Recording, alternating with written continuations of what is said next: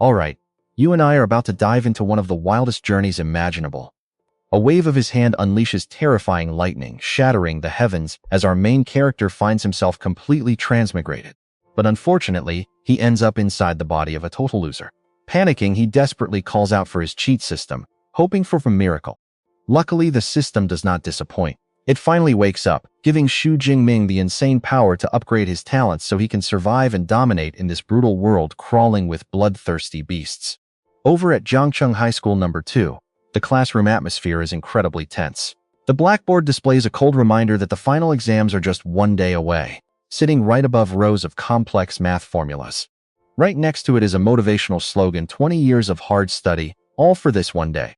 Their homeroom teacher, Teacher Chen, stands at the front with a serious face. Leaning against his desk, he announces firmly, for those taking the academic exam, go home tonight and double-check your study supplies. Scanning the room, his voice drops to a much heavier tone. As for those taking the martial exam, prepare your armor and weapons. Teacher Chen looks directly at his students, making sure every word hits hard. Let me be absolutely clear, the martial exam carries a high risk of death. Anyone with an awakened ability below grade D should stay far away. The chilling warning leaves the room in dead silence. In the quiet, a black-haired boy with deep blue eyes smirks to himself. He wonders if the teacher is talking about him. Yes, this is Xu Jingming, our transmigrated hero. He begins to remember.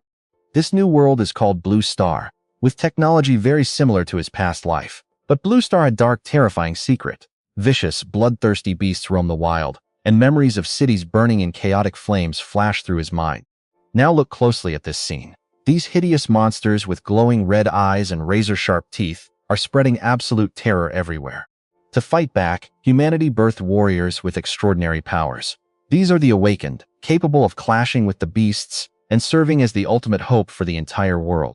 Amazingly, everyone gets the chance to awaken a unique ability between the ages of 5 and 6, with endless varieties existing. However, not all powers are created equal. The strength of these abilities is strictly measured, divided into 9 distinct grades under Blue Star ranking system.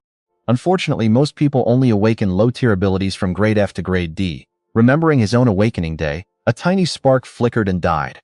Xu Jingming power is just a grade E weak electricity. A pathetic little spark dances on his fingertips. Its actual lethality is barely any stronger than a cheap stun gun. Suddenly, a mocking voice sneers from right behind him. Hey Xu Jingming, after everything Teacher Chen just said, are you seriously still planning to take the martial exam? A muscular blonde kid with a smug face leans in, whispering maliciously in his ear. With a trash grade E ability like yours, you are only going to embarrass our entire school. Why not just take the academic path, join your family company, and live a peaceful, boring office life instead? Right then, a stunning girl with short purple hair stands up. She points directly at the blonde jerk and snaps, Huang Tian, why don't you mind your own business? Huang Tian scoffs and turns around, but not before throwing her a mocking look. Lin Jingying, I will show you exactly who the real genius is during this exam. Walking away, he glares back maliciously at Xu Jingming and sneers to Lin Jingying. As for this pretty boy, he will end up dead in the exam arena. Once Huang Tian leaves, Lin Jingying gently comforts Xu Jingming. Don't listen to him, Jingming. Everyone has their own worth in this world. I know what you are thinking, but giving up is not an option. Xingming stays silent, his eyes locked onto his registration form. In the Great Xia Kingdom, college education is split into 2 paths, the academic branch and the martial branch. The form displays his details clearly. Name Xu Jingmale, age 18, ability grade E-type elemental. With such a low ability level, most people would take the safe academic route to live a normal life. But those choosing the martial exam must enter a designated danger zone to fight deadly beasts to the death. It is a path paved with blood and tears. Only those who survive and score high enough can enter the prestigious academies for the Awakened. Only after years of brutal training under elite masters can they break through their limits and claim true power. Xu Jingming reflects deeply. He knows his teacher and Lin Jingying genuinely care about his safety. But in this monster-filled world, avoiding a dangerous exam won't protect him from a sudden brutal attack by wild beasts. A tragic memory suddenly flashes back, the horrific image of his parents lying in a pool of blood during a beast tide.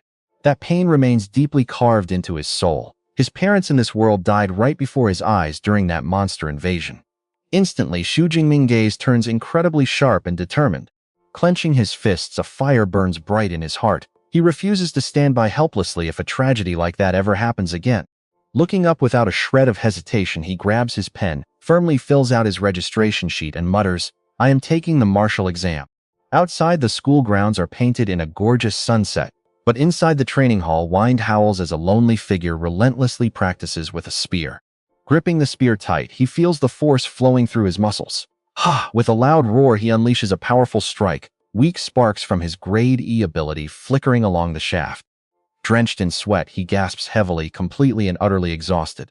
Collapsing onto the floor, he cannot push any further. Lying flat on his back, he catches his breath, reflecting on his journey. Ever since my ability awakened, I chose the spear as my weapon, practicing relentlessly for 2 long years. Yet my mastery remains at the basic level, he notes bitterly. Luckily, spending 300,000 on the lightning wind strike spear technique helps, making me slightly stronger than the average Grade E awakened. But reality is harsh. Reaching his hand out into the air, a grim truth weighs heavily on his mind. The death rate for martial students below Grade D rises every year. Even so, his determination does not waver. Clenching his fists, his eyes burn with unyielding resolve.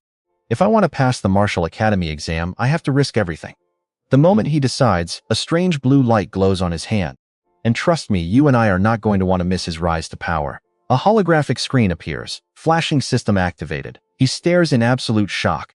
Stick with me here as Hua Jingming sits up to a sudden screen announcing his system is active, offering a starter pack. He freezes in shock as a wild thought flashes through his mind. Could this be the legendary cheat system for transmigrators? His confusion instantly melts away into pure, unadulterated joy.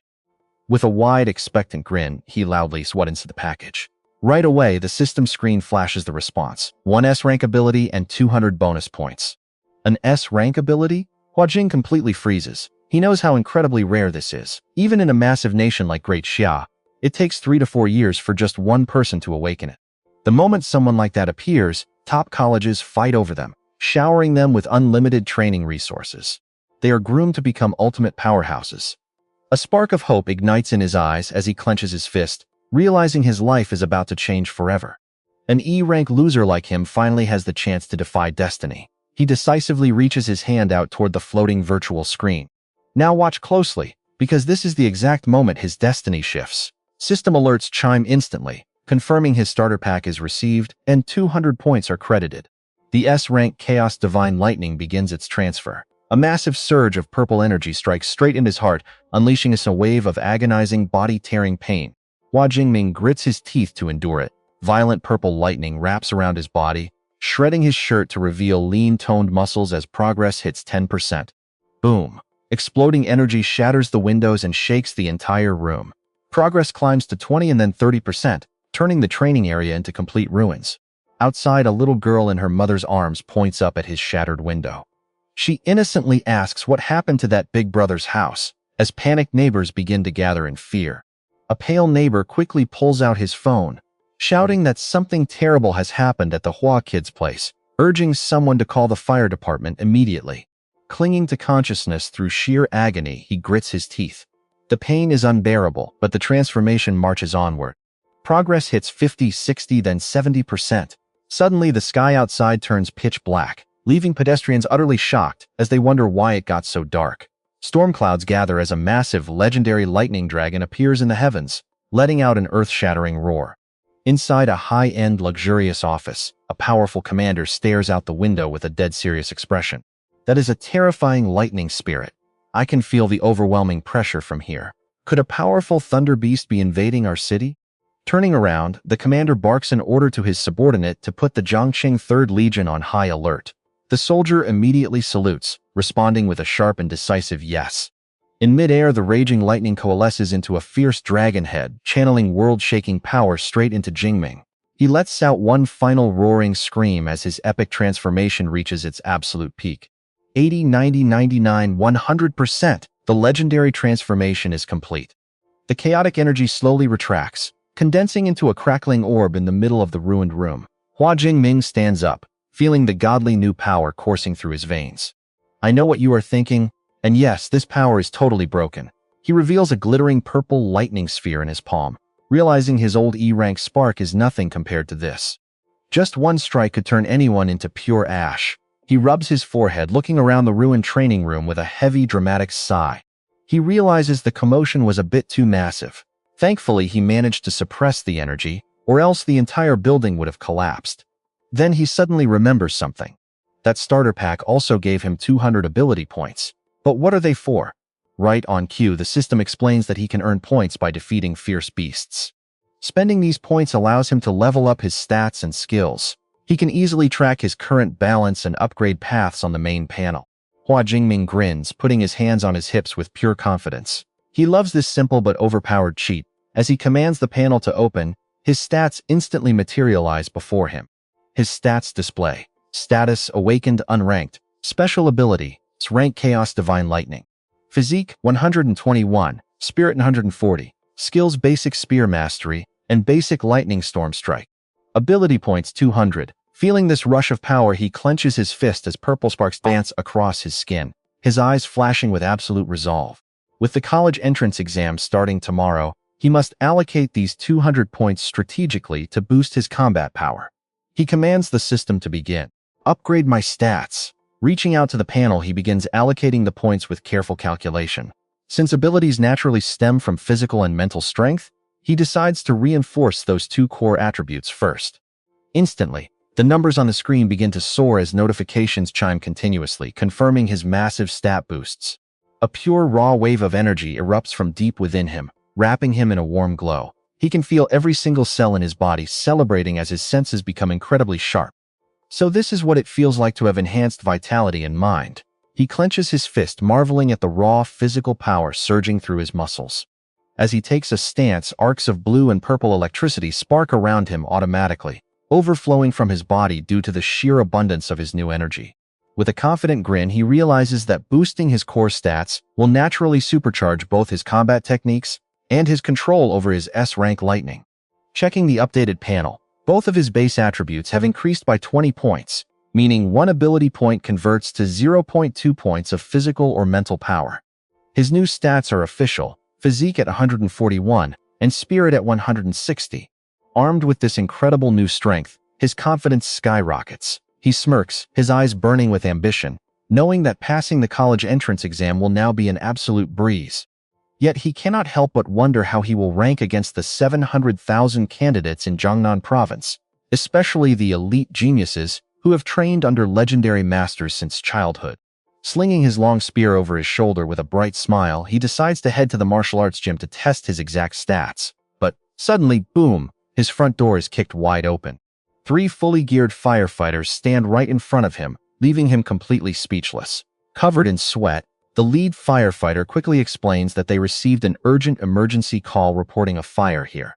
Hua Jingming looks back at the absolute disaster zone of a room.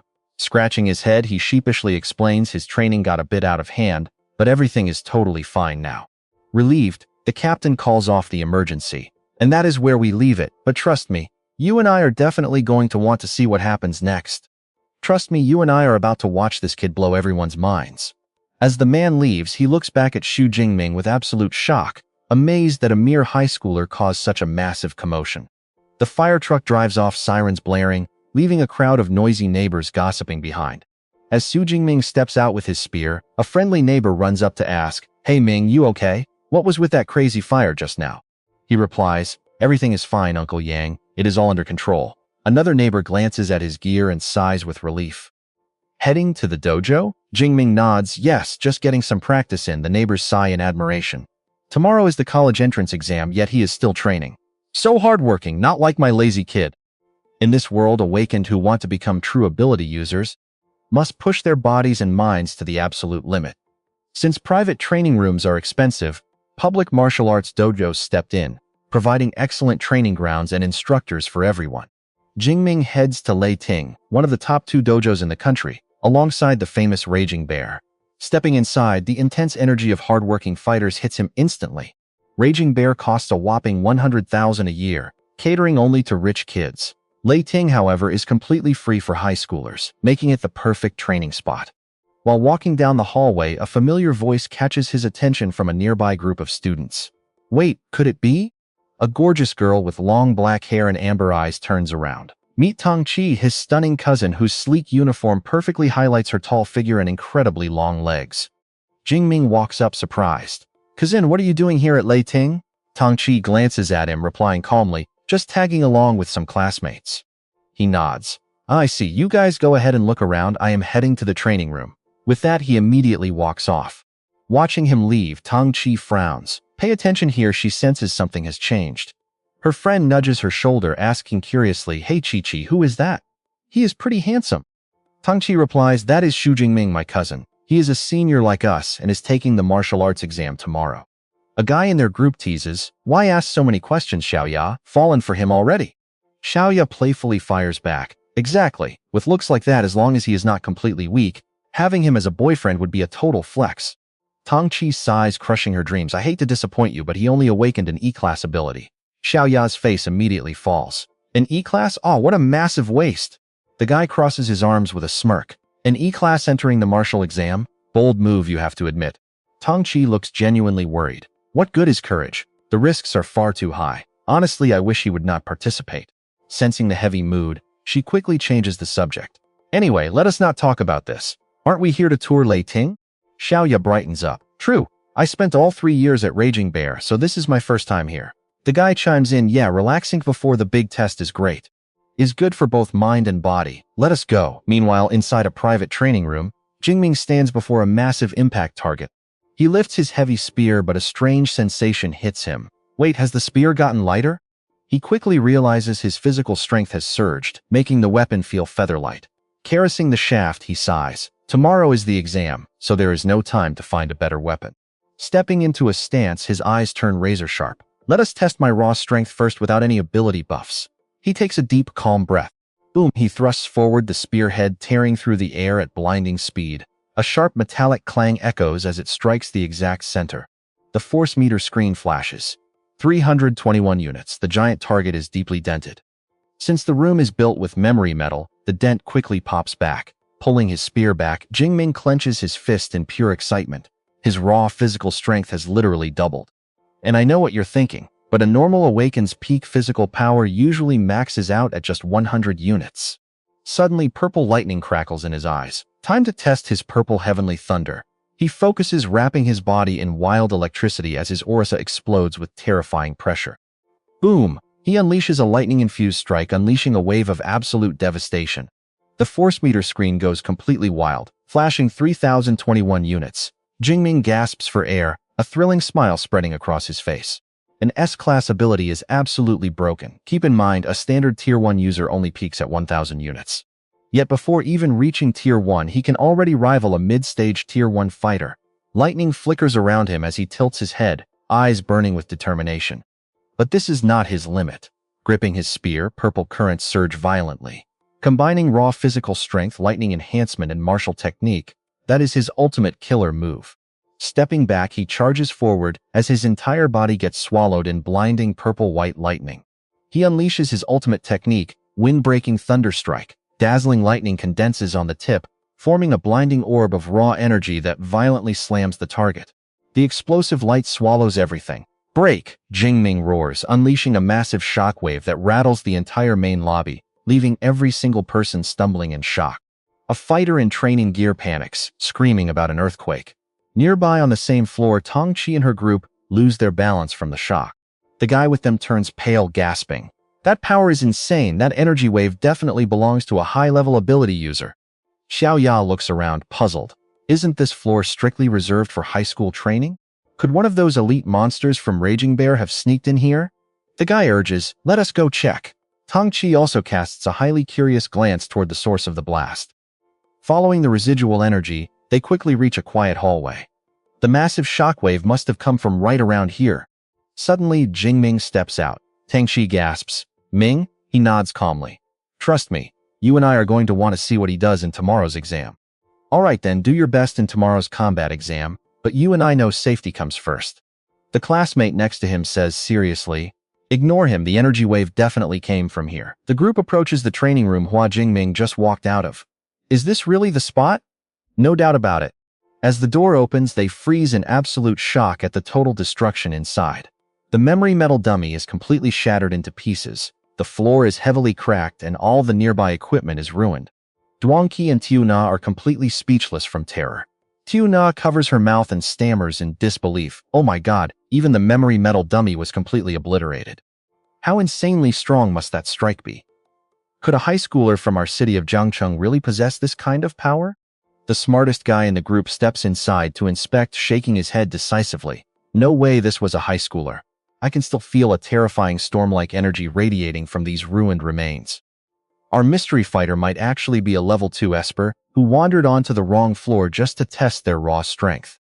Another classmate nods along in agreement. See, I told you there is absolutely no way this kind of destructive power belongs to a high school student. Exactly, even capital city geniuses cannot pull this off, let alone someone from our small city of Jiangcheng. Tu Na suddenly gets an idea, playfully resting her hand on her chin. Hey, only Hua Jingming walked out of this room just now. Do you guys think this insane attack could have actually been done by him? Maybe he is a hidden super genius who is just waiting for tomorrow's combat exam to shock everyone. The other two boys burst out laughing, with one mocking, "Have you been reading too many of those web novels about playing weak to beat the strong? How could you believe something so ridiculous? Hiding your strength requires actual talent first. He is just an E-rank awakened. Hitting 100 points of force is already a miracle for him." The group leader points down the hallway, analyzing both sides of this corridor lead directly to the exits. That powerful Esper must have left through the other side, which is why we missed him. He turns to look at Duang Qi, who is standing there completely silent with a complicated expression. Duang Qi does not reply immediately, her eyes glued to the deep cracks on the wall showing the immense devastation. She answers half-heartedly, "Yeah, maybe so." She gently traces her fingers along a deep, perfectly round puncture mark where the metal was completely pierced through. A sudden suspicion flashes in her mind. These clean punctures look exactly like spear marks. The image of her cousin walking away carrying his spear immediately comes rushing back.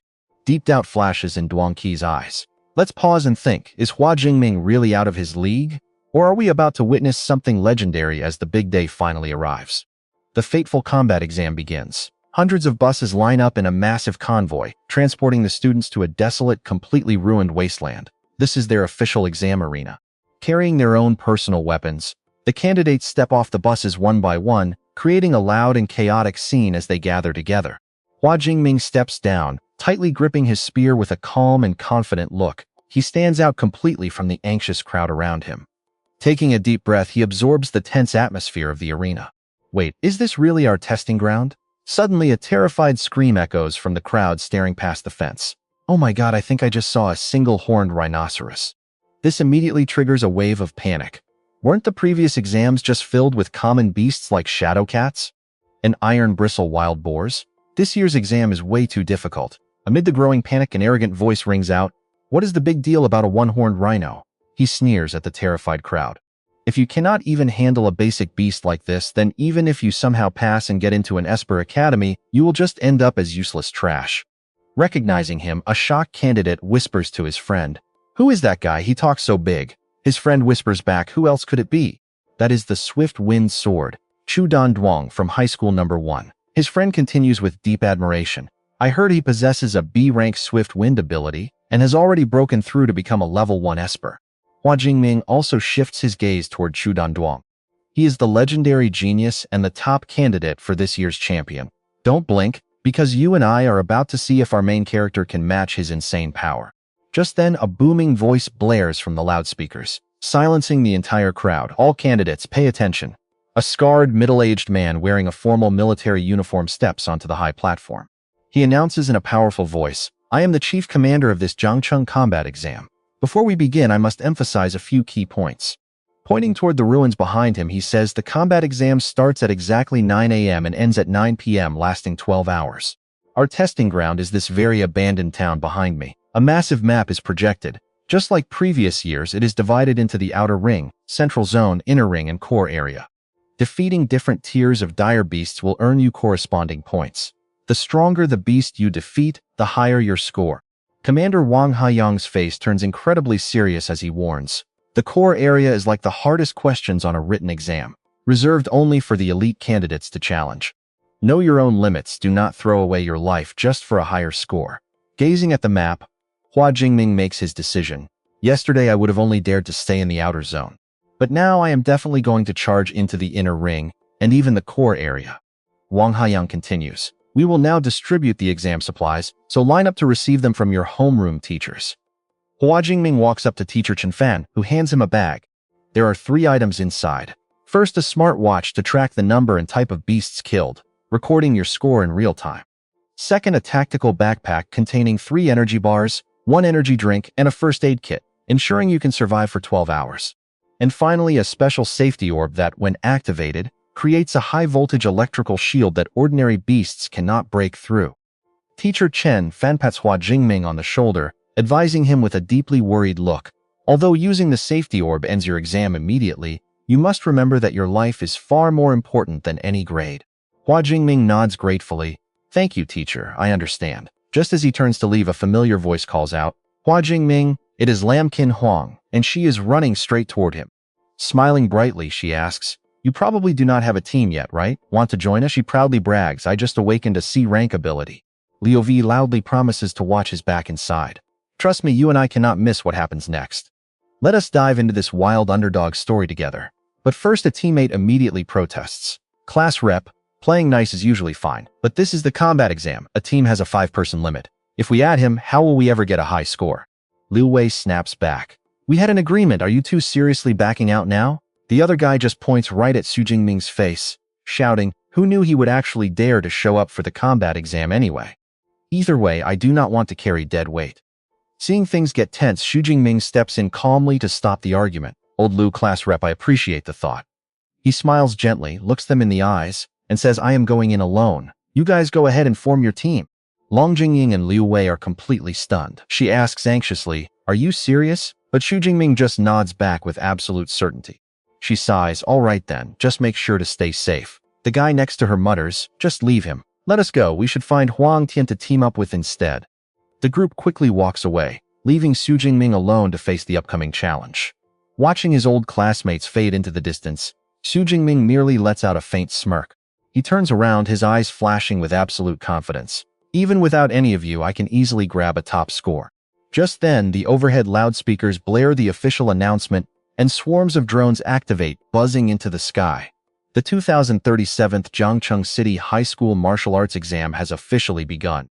Cameras activate across all zones, and the drones follow closely, preparing to broadcast the entire exam live.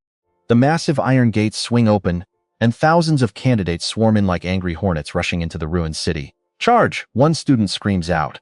My goal is the Jiangnan Awakened Academy. This time I will shock everyone. The massive crowd pours in, signaling the start of a brutal life or death struggle. The candidates have entered the arena. But the cruelty of the exam strikes faster than anyone imagined. Right at the start, a candidate has already collapsed. Passing by, Su Jingming hears a faint distress call, beep, from the victim's smart watch. Calling support staff. He walks past calmly, thinking himself, as they say, opportunity always comes with risk. Not everyone gets a lucky break to rewrite their destiny. Suddenly, Su Jingming's gaze turns ice cold. A deep footprint with razor-sharp claws is clearly pressed into the dirt. Out of the shadows, a beast resembling a wildcat with jet-black fur and glowing eyes leaps out. Su Jingming immediately realizes it purposely left that survivor alive to bait other targets in. It is a trap. Watch closely as this shadow cat lunges. But our guy calmly stands his ground. Facing the incoming beast head-on, the creature pounces with terrifying speed. But Su Jingming is faster, dodging smoothly. In the blink of an eye, he completely evades the deadly strike. The shadow cat lands. It is an incredibly agile beast with sharp claws and a bite force of thousands of kilograms, making it a notorious rookie killer in this exam. It spins around, letting out a savage growl. Gripping his spear tightly, Su Jingming calmly analyzes the threat. The reason these beasts are called dire beasts is that they possess a unique, terrifying aura that can paralyze their prey. Word is, most newly awakened people freeze up when facing a dire beast's aura. They cannot even use 30% of their power, and some just stand there waiting to die. That is why wealthy families hire professional awakened guards, sending their kids straight into the wilderness to get used to fighting beasts early on. I obviously never had that luxury. This is actually my very first time facing a real dire beast. The shadow cat does not give him any time to think. It springs forward with a fierce leap, jaws wide open, aiming directly for Jingming's throat. Slash! Blood splatter. Su Jingming does not even flinch. He unleashes a lightning-fast thrust, his spear tip wrapped in purple electricity, piercing straight through the beast's skull. Pulling his spear back, his gaze does not waver. It seems that for me, this aura has absolutely no effect. A notification pops up on his watch, unranked shadow cat slain plus 3 ability points. Below is a small note, dire beasts are classified from tier 1 to tier 9. Beasts below tier 1 are unranked, matching the level of human awakeners. Looking at the virtual screen on his wrist, Xu Jingming realizes that hunting dire beasts is how you get ability points. This is how we will watch him power up, but these unranked beasts give too few points. He looks toward the ruined town center. Since I am not affected by their terrifying aura, staying out here in the periphery makes no sense. I should head straight for the central zone instead. No sooner said than done, Xu Jingming begins sweeping the outer perimeter. The long spear in his hand carves lethal arcs, easily taking down one beast after another. Ability points keep rolling in, +3, +5, +6. He plans as he runs. I have gathered quite a few points. But right now what I lack is actual combat experience. Using Purple Heavenly Thunder can instantly kill unranked beasts, but that won't help me improve my skills effectively. Besides, the higher the ability tier, the more energy it consumes. If I use my Purple Heavenly Thunder at full power, I will not even last an hour.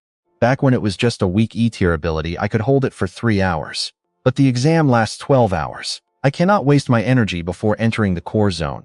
For the rest of this path, I will stick to this strategy, relying solely on my spear technique to slay beasts and gain battle experience. Up ahead, a massive one-horned Tezok appears, blocking his path. It roars, stamping its heavy legs on the ground and charging at Xu Jingming like a massive tank. Showing absolutely zero fear, Xu Jingming charges right back at it.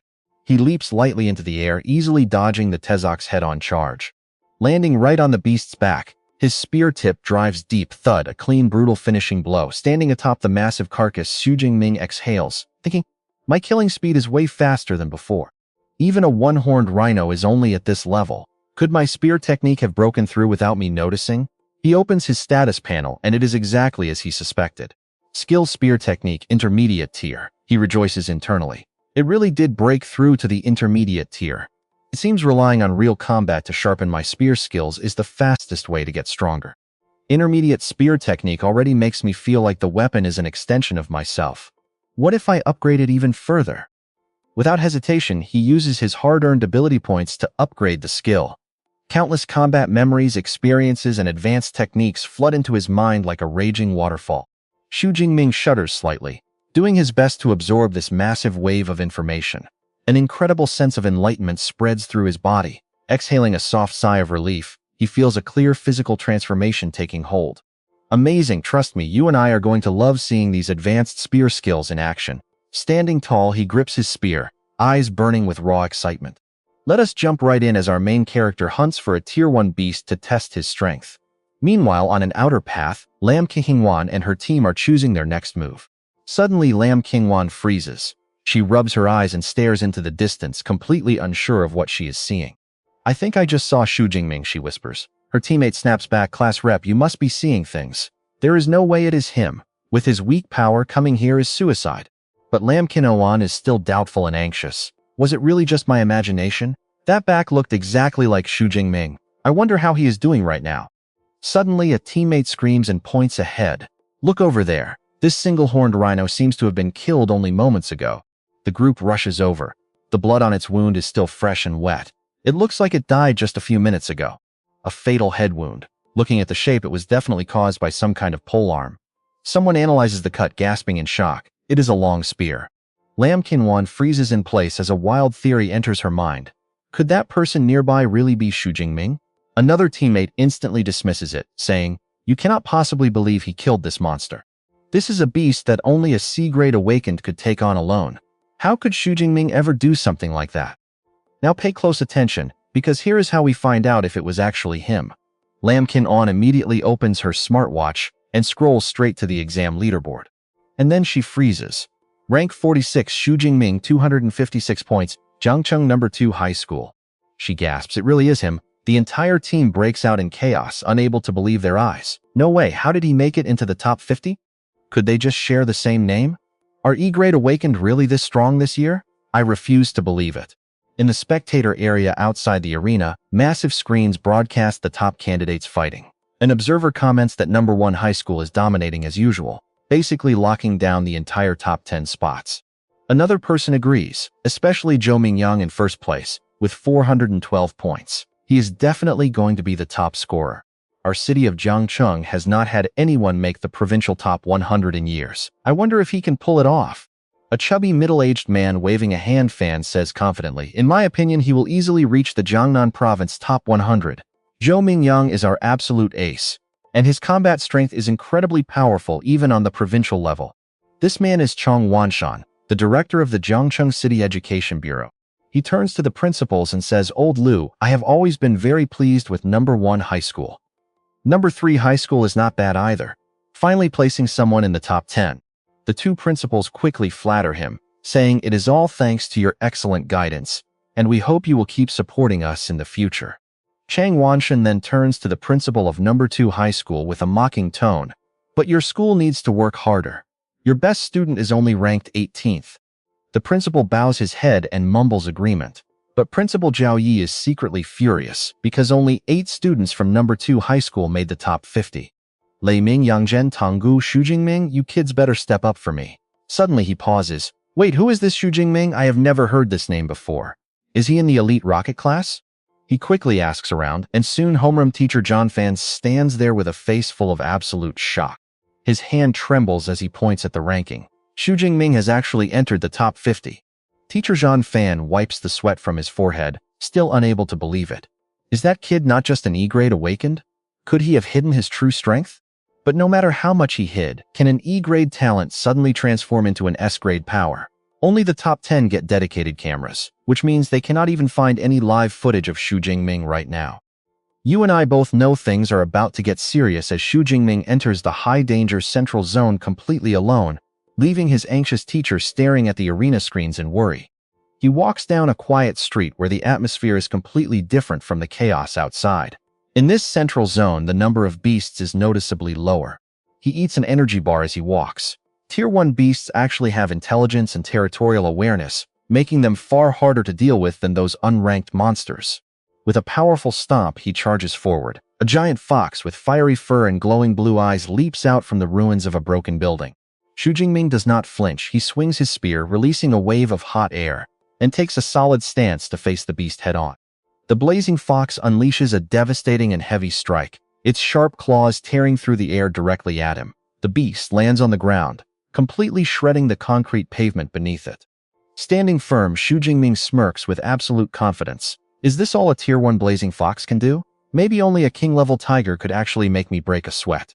He swings his spear, shouting a final farewell, and charges. With a single clean strike, he flashes past the beast, leaving a deep bloody slash right across its body. The blazing fox howls in agony as blood sprays everywhere. Xu Jingming turns back with a steady stance, his spear held firmly without a single tremor. His gaze turns sharp and highly focused. The blazing fox is heavily injured, but its wild instincts take over as its eyes flare with pure rage. It lets out an earth-shattering roar, its body erupting in blazing flames as it charges Xu Jingming in a desperate final suicide attack. Yet Xu Jingming remains incredibly calm, easily dodging the beast's frantic strikes. He moves as light as the wind, evading every swipe. He mutters, as expected of a Tier 1 beast, "Your life force is tough, but you are just struggling in vain." He takes his stance, facing down the raging beast's onslaught. But no matter how hard it struggles, it is useless. This time, Xu Jingming stops evading and goes on the offensive. Swirling blue energy wraps around his spear as his strikes slash and tear the ground to pieces. Each strike is cloaked in a violet-blue aura, aiming straight for the beast's head. Squish! A perfect finishing blow sends blood splattering as the blazing fox collapses onto the stained ground. Alert: you have defeated one Tier 1 blazing fox plus 14 ability points. Xu Jingming looks at the notification, pleased that the points from a Tier 1 beast are nearly double those of an unranked one. He shoulders his spear and looks down at the corpse with a grin. And that is where we leave him. This dangerous exam is just a perfect playground for him to level up, and we cannot wait to see how strong he gets. You and I are about to watch him run like the wind, desperate to make the most of this rare chance and farm as many ability points as possible. Over in the spectator stands, the leaderboard shifts once again. Another teacher gasps in utter shock, realizing that this Hua Jingming actually belongs to Chen Fan's 5th class. The other teachers crowd around, whispering in excitement. With so many ordinary classes, only a student from Chen Fan's class broke into the top 50. He really knows how to teach. Exactly. In a few months, we should invite him to host a seminar and share his brilliant teaching methods. Chen Fan is both thrilled and anxious, quickly waving his hands to deny it, saying it is all the student's own effort. Suddenly, someone screams, telling the teachers to look closely at the screen because Hua Jingming's rank is rising again. All eyes snap to the massive screen. Ranking 25th is Hua Jingming, and his score just jumped by 44 points in an instant. Director Zhang Wanshan strokes his chin, analyzing that under the combat exam rules, killing an unrated peak-tier beast awards 6 to 8 points, and slaying a Tier 1 low-grade beast gives 14 to 16 points. Another shocked expert adds that since the smartwatch only updates kill counts every 4 seconds, it essentially means. The director concludes with an utterly disbelief-filled expression, saying that in other words, Hua Jingming, in a span of just 4 short seconds, has managed to slaughter 5 unrated peak-tier beasts, or perhaps 3 Tier 1 low-grade beasts. Such a stellar performance hasn't been seen in many years. The director turns to ask Principal Zhao why they never once mentioned this incredible prodigy, leaving the principal just as confused, admitting he honestly had absolutely no idea either. I only just found out myself, so we must ask his homeroom teacher. Now pay attention, because everyone immediately turns their shocked eyes toward the completely frozen Chen Fan. Principal Zhao quickly pulls Chen Fan forward, urging him to explain the situation of Hua Jingming to the leaders, specifically what kind of raw talent the boy possesses. Backed into a corner and sweating buckets, Chen Fan stammers nervously, explaining to the director and principal that the superpower Hua Jingming Awakened is actually just weak electricity E-tier. Principal Zhao's eyes widen in disbelief, asking if he is mistaken about the E-tier rating. Chen Fan miserably replies that there is absolutely no mistake. Before the exam, I even specifically warned him not to participate in combat. I never expected this. Director Zhang Wanshan falls silent, slowly stroking his thermos. He notes that to reach this stage with only a weak E-tier ability, this student must have extraordinary qualities in other areas, which only makes everyone here even more curious. He takes a sip of tea and tells Principal Zhao to wait and see, predicting that at this rate the boy will easily break into the top 10. His gaze turns sharp. By then, we will clearly understand exactly how he managed to pull off such an incredible feat. If he cheated, suddenly a loud scream cuts the director off. Both Chen Fan and Principal Zhao gasp in utter horror as the leaderboard updates again. Ranking 9th, Hua Jingming. Inside the testing grounds, Tang Qi finishes off a beast and looks up at the leaderboard, muttering to herself that she is ranked 12th. Now she is certain that the commotion at the martial arts gym yesterday was his doing. Meanwhile, elsewhere, the first plus ranker Zhou Mingyang is also staring at the screen. With 6 hours remaining, a total stranger named Hua Jingming has suddenly entered the top 10. Let's watch closely, because a surveillance drone has just located him and is now broadcasting his live feed. On screen, Hua Jingming faces off against a Tier 1 beast, effortlessly taking it down with a single devastating strike. The system pings, confirming the death of a Tier 1 Shadow Cat and awarding 14 ability points. He smiles, realizing hunting in the central zone is far more efficient. Looking up, he spots the surveillance drone tracking his movements, realizing that he must have already broken into the top 10 to deserve this attention. Standing over the beast's corpse, he dusts off his clothes. The combat exam is meant to test strength and potential, and a better rank earns more resources. He never planned to hide his true power anyway, and the top 10 is just the beginning. However, before entering the core zone, he needs to boost his stats. With 312 ability points accumulated, his overall tier level still shows no option for a direct upgrade. It seems transitioning from an awakened to an adept requires learning a proper cultivation method. Until then, he decisively chooses to dump his points into his basic attributes. A wave of warm energy wraps around his body as he allocates 40 points to physique and 22 to spirit. With his strength boosted, he prepares to enter the highly dangerous core zone. There, a pack of wave-tearing tigers is ripping apart a massive beast. One tiger steps onto the carcass, roaring with sheer dominance, while Hua Jingming watches quietly from behind a wall. Among the 9 tigers, one stands out with an overwhelming aura and a much larger physical build. With its incredibly long claws, this monster is definitely the Tiger King. A thrilled smirk plays on his lips as he anticipates a massive harvest of points. Suddenly, his gaze sharpens as he demands the hidden watcher to step out. From behind a nearby building, a figure slowly emerges, praising his keen perception. The stranger smiles, surprised that this newcomer is none other than the newly ranked top 10 player Hua Jingming. Taken aback, Jingming asks if Zhou Mingyang actually knows him. Zhou Mingyang explains that he knows everyone strong enough to enter the core zone except for him, so seeing a completely fresh face made it easy to identify the dark horse. Hua Jingming nods in understanding, Zhou Mingyang points toward the pack of tigers, his eyes gleaming with intense focus. He admits he has been eyeing this pack for a while now. Instantly on guard, Hua Jingming asks if he wants to steal his prey, but Zhou quickly waves it off. The Tiger King is a Tier 1 mid-grade beast, surrounded by 9 regular tigers.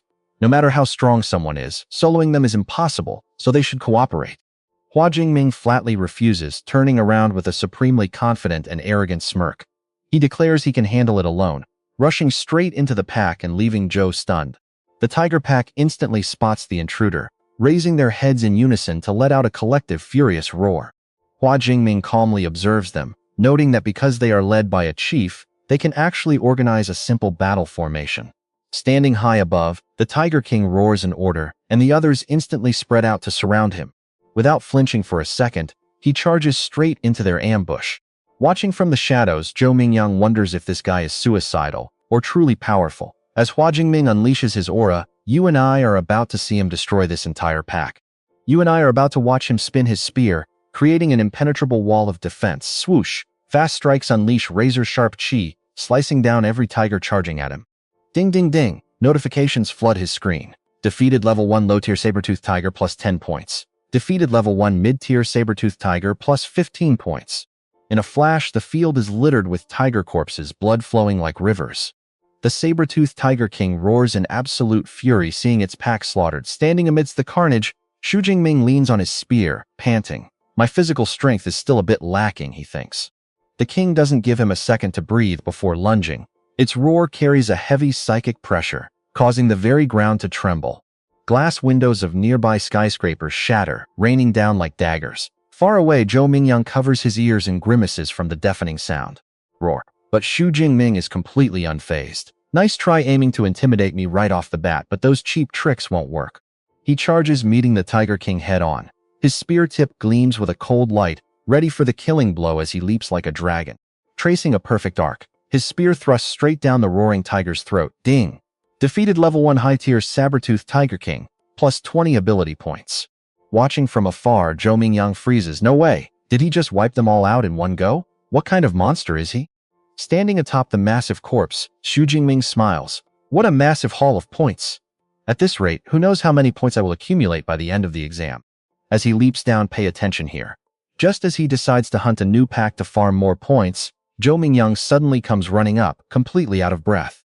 Hold on! How on earth did you overpower an entire pack of saber-toothed tigers with just a spear? Are you some kind of physical enhancement type user? Walking away, Xu Jingming replies casually. No, I am a lightning type. He leaps onto a building and vanishes, leaving Zhou Mingyang staring in pure shock. Lightning? You've got to be kidding me. Even if you want to hide your power, there is no need to lie like that. What an annoying guy. Anxiously, he pulls up the leaderboard. With all those kills, could he have caught up to my score? Suddenly, he lets out a terrified scream. Rank 1 Xu Jingming 1122 points. Rank 2 Zhou Mingyang 985 points. Zhou Mingyang yells in absolute frustration.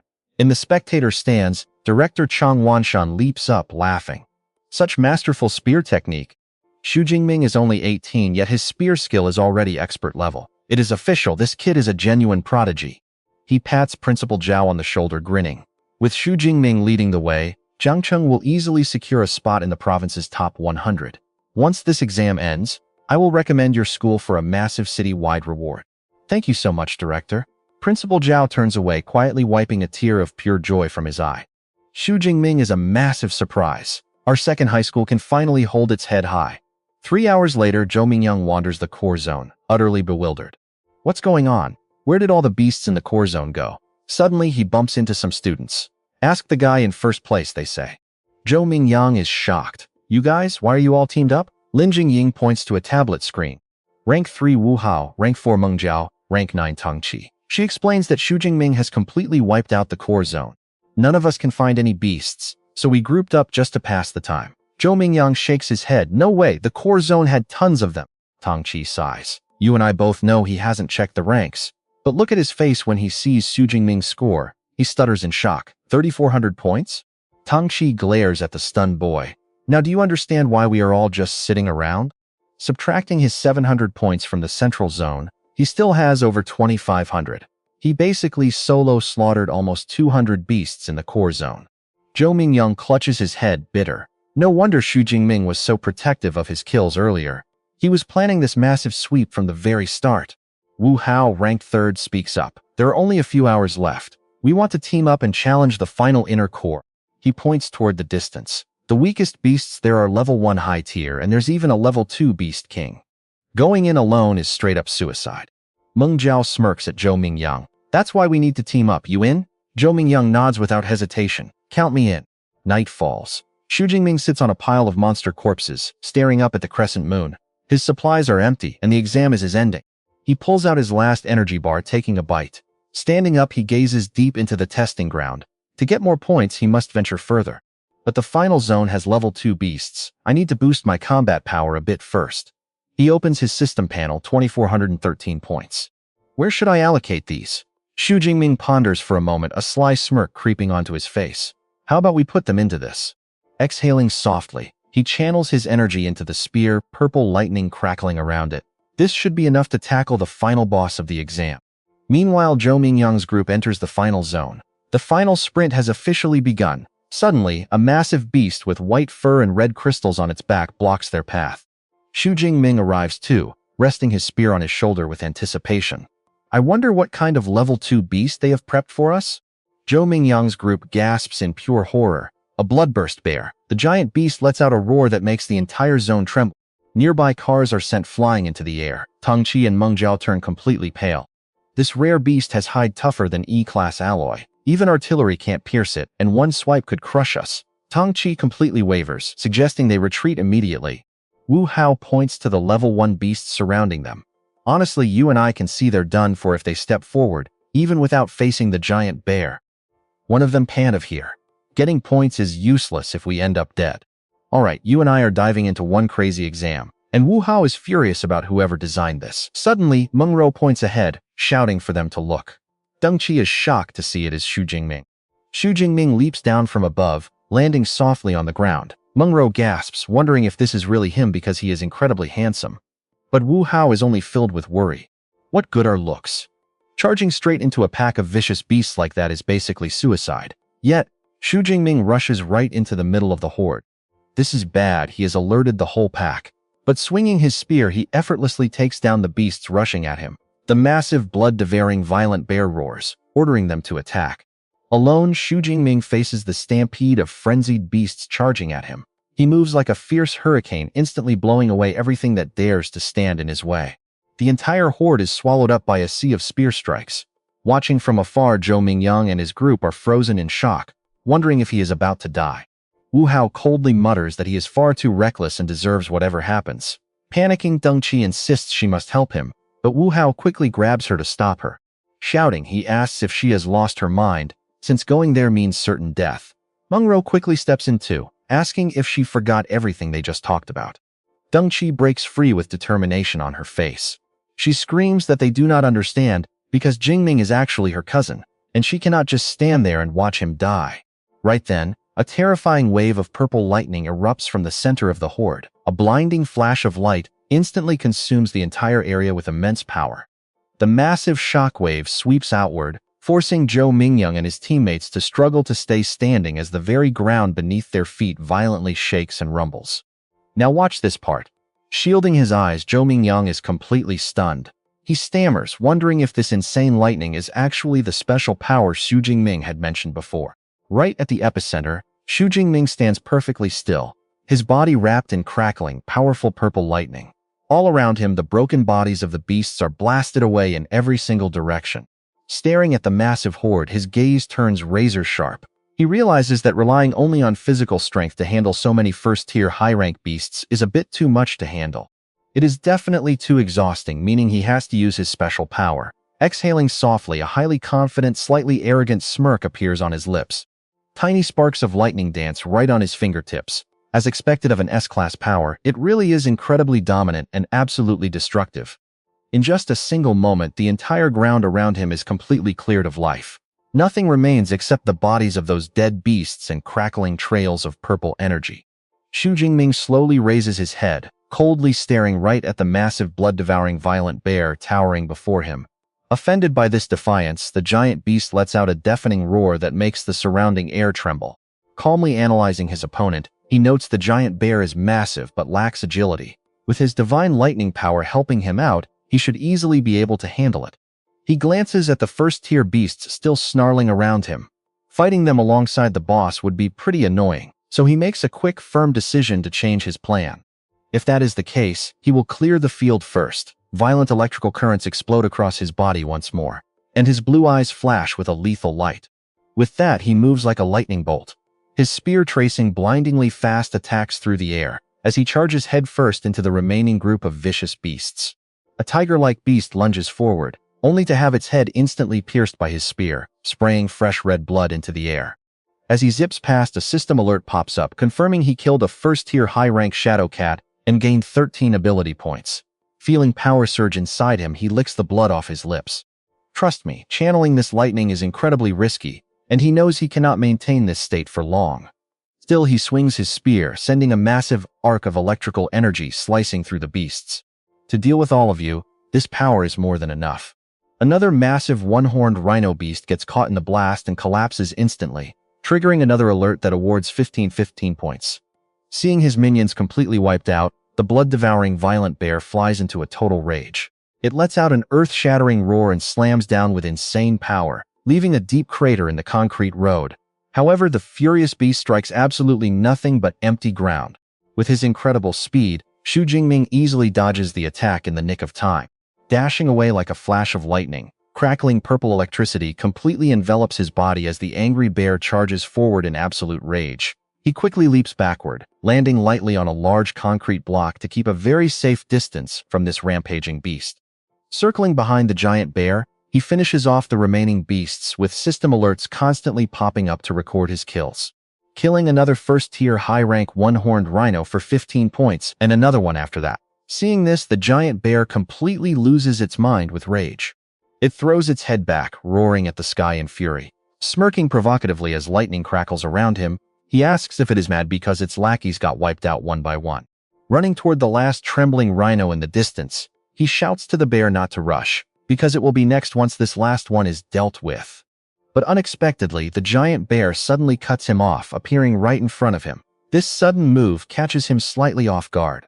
Thinking that the beast is clever for predicting his moves, he watches as the bear swings its massive paw, shaking the area and instantly crushing the unfortunate rhino to pieces. Leaping high into the air, he looks down with a sharp gaze and a battle-ready smirk, happy that the annoying trash beasts are finally out of the way. Let me see if that copper-hard hide of yours can actually withstand my ultimate 10,000 lightning strike. Turning into a streak of brilliant purple light, his spear carrying the full force of his S-class power strikes the bear head-on. A massive sphere of lightning explodes, swallowing everything in blinding purple light. The massive blast creates a terrifying shockwave that ripples outward. The energy wave is so intense that even the recording drone flying overhead shakes violently from the sheer impact. Far away, Zhou Mingyang and his group quickly cover their faces to shield themselves from the terrifying pressure rushing toward them. Meanwhile, back in the central monitoring room, every single examiner stands up in absolute shock, staring at the giant screen now completely covered in blinding purple lightning. Sweating profusely, a chubby examiner cannot contain his terror and turns to scream right into the face of Principal Zhao. "You called this an E-class power? You have got to be kidding me right now." Another examiner in a gray suit speaks up next with a completely unbelievable look. "Clearing an entire high-rank horde and matching the boss with just one burst? Trust me, even an A-class power would struggle with that. And that is where we leave it for now. Alright, you and I are about to watch this entire building shake after today because of our main character, Hua Jingming. Even the proud principal is introducing him like a superstar, while the elderly judge just scratches his head in utter disbelief. Back on the battlefield, the purple smoke slowly starts to clear, and the blood-feasting violent bear staggers out with a charred lightning wound on its head, but it still has not fallen. Seeing this, the massive beast lets out a furious roar. The sheer shockwave of that roar blasts Hua Jingming backward. Skidding to a halt, he thinks in shock, was that blast really just a flesh wound? Hua Jingming flips mid-air and lands on his feet. His eyes turn serious as he analyzes this rare Tier 2 beast. It has absolute defense and worse, it is completely immune to electricity. With his current power, trying to skip 2 levels and one-shot this monster is honestly a bit of a stretch. Sensing the challenge, the bear starts radiating a swirling dark energy, its glowing red eyes burning with pure primal rage. The dark aura wraps around its giant body, boosting its raw physical strength. Hua Jingming gasps in absolute shock at this transformation. What is this? Wrapped in dark energy, the giant beast charges forward like a runaway truck, flattening absolutely everything in its path. Its speed is insane, shattering the ground beneath. Hua Jingming retreats rapidly to avoid a direct hit, planting his spear into the dirt just to keep his balance. He stares at the raging beast, his lips curling into an excited smirk. It already activated its frenzy skill? Wow, this monster must really hate my guts. By the way, frenzy is a beast skill, just like a human combat technique. The bear stomps its massive paws, triggering a mini earthquake. It throws its head back, roaring like mad. Charging forward like a moving mountain, it aims to crush Hua Jingming into a bloody pulp. Remaining perfectly calm, Hua Jingming quickly analyzes the situation. Incredible. In this frenzied state, its physical stats are boosted to the absolute max. But in exchange, its brain is totally fried. It is turned into a mindless killing machine operating purely on instinct. Instead of clashing head-on, Hua Jingming ducks low, utilizing his insane speed and agility to dodge every single one of those deadly claws. Gripping his spear tightly, purple lightning crackles across his hands. He just needs to find one opening to paralyze this massive beast. Sliding right under the beast's belly, his spear sparks against its thick fur. Finding a gap, he concentrates his lightning into a small orb and slams it into its hind leg. The giant bear loses its balance and face plants hard into the dirt with a massive crash. Hua Jingming's eyes flash with lethal intent as he unleashes the purple flame divine thunder, summoning a colossal lightning bolt from the heavens to strike. A massive pillar of purple lightning crashes down, completely engulfing the fallen monster, its destructive energy shaking the entire virtual arena. The entire zone turns into a raging sea of wild purple sparks. As the blinding light slowly fades, the giant bear lies totally motionless, its charred body smoking as Hua Jingming looks on with absolute calm. Looking at the residual sparks dancing on his fingertips, a confident smirk plays on his lips. After taking half a minute of divine thunder, no defense could possibly survive. But suddenly, a terrifying red light flares up in the beast's eyes. You and I both thought it was over, but it lets out a desperate roar. Though this final strike has lost all power, the beast freezes up, completely paralyzed. Hua Jingming smirks as he looks down at his helpless prey. It is finally time to end this. Raising his spear as lightning erupts, he channels his ultimate finishing move, Swift Wind Lightning. Pure energy envelops him, his eyes glowing with power as he prepares to strike. Leaping into the air, he forces all his energy into the spear tip and fires a devastating orb of lightning straight into the bear's skull. A massive explosion erupts, leaving nothing but sheer destruction in its wake. As the smoke clears, the giant beast lies totally lifeless with a massive scorched crater blasted into its chest. A system notification pops up to confirm his victory. Killed a Tier 2 beast, earning 24 energy points. Exhaling in relief, Hua Jingming leans on his spear. He specially upgraded his Swift Wind Lightning skill from basic to advanced for this fight, and the results did not disappoint. Wiping the sweat from his forehead, he smiles. It only lasted 2 short minutes, but it was the most thrilling battle of his life. Standing tall amidst the wreckage, he looks thoughtful. He wonders what his score is after clearing out the entire core zone. As dawn breaks, the exam finally ends. Inside the monitoring room, the final leaderboard pops up, leaving everyone speechless. In first place, Hua Jingming with 10,835 points. Second place, Chu Duong with 1,103 points from high school number 1. Third place, Ngo Hao with 945 points. The entire hall instantly explodes. Over 10,000 points is absolutely unbelievable. The judges and the principal cannot hide their excitement. A score of 10,000 does not just break the city record, it shatters the provincial record. He is a genius among geniuses. Last year's top scorer only had 8,000 points. A judge loudly declares that Hua Jingming has already locked in the top spot this year. Back on the ruined battlefield, Hua Jingming checks his watch, realizing that time is quickly running out. He smirks. Since he cleared out the core zone, he decides to head back to the middle area. Even small points can add up if he hunts enough of them. He dashes off like the wind, leaving the ruined battlefield behind. Meanwhile, Chu Duong's squad is still frozen in absolute shock. Duong Qi stutters, unable to believe Jingming killed a Tier 2 Beast King. Chu Duong wonders why on earth he is coming back. His score already crushed everyone. Why not just finish the exam early? What is he trying to do? So what do you and I make of this crazy monster? Manjiao can only watch as he heads right back into the center zone. Let's jump right into the terror. A horrifying thought flashes in her mind, making her shudder. Is he coming back to sweep the battlefield? Zhou Danyang's group pales as he mutters in sheer horror. He's hunting us to the end. Looking at his team, Zhou Danyang speaks with panic and urgency. With Xu Jingming's sheer speed, I'm terrified he might actually be able to pull that off. If we don't run right now, we won't earn a single point in this final hour. Our team-up ends right here. Hearing those chilling words, the group instantly scatters in panic. One of them screams, "Guys, I'm saving myself first." "Faster, faster, faster," Meng Zhao screams, looking back as she flees. "At least leave me some points." An hour later, drone speakers echo across the ruined city. The 2037 Zhang City Martial Arts exam has officially ended. Beast kills will no longer award points. All examines please return immediately. Hearing the announced gasps for breath, wiping sweat from her forehead, she sighs in relief. Is it finally over? Elsewhere, other exhausted candidates collapse, crying out, "Why is it over already? I only needed one more beast to pass. Just one." Meanwhile, others celebrate their survival, shouting, "That was too close. I survived, I actually made it." But in stark contrast, Xu Jingming stands in a sea of beast corpses, looking disappointed. Over so soon? What a pity, I was just getting started. At the exam gate, students gather under the watchful eyes of security and drones. Amidst the exhausted crowd, Meng Zhao scans the area, her eyes locking onto a specific spot. She quickly grabs Dongqing in a rush. "Qi. Is that Xu Jingming really your cousin?" Dongqi sighs helplessly. "My goodness, you've asked 3 times. Yes, it's him." Meng Zhao immediately puts on a whiny voice, shaking Dongqi's arm. "Then my sweet bestie, please give me his contact info. I'm begging you." Dongqi crosses her arms, acting annoyed. "Didn't you say yesterday you weren't interested? Now I will have to think about it." Meng Zhao begs her. "That was then. Today he is the top scorer. Now watch this, because things get wild," as someone screams from the gates. "Look, Xu Jingming is out." Instantly, the crowd of students pushes and shoves to catch a glimpse of the top scorer. Where is he?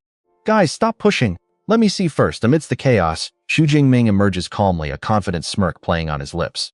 As he steps out, the crowd swarms him, cheering. "Congratulations! Look over here. Can you share 100 points with me?"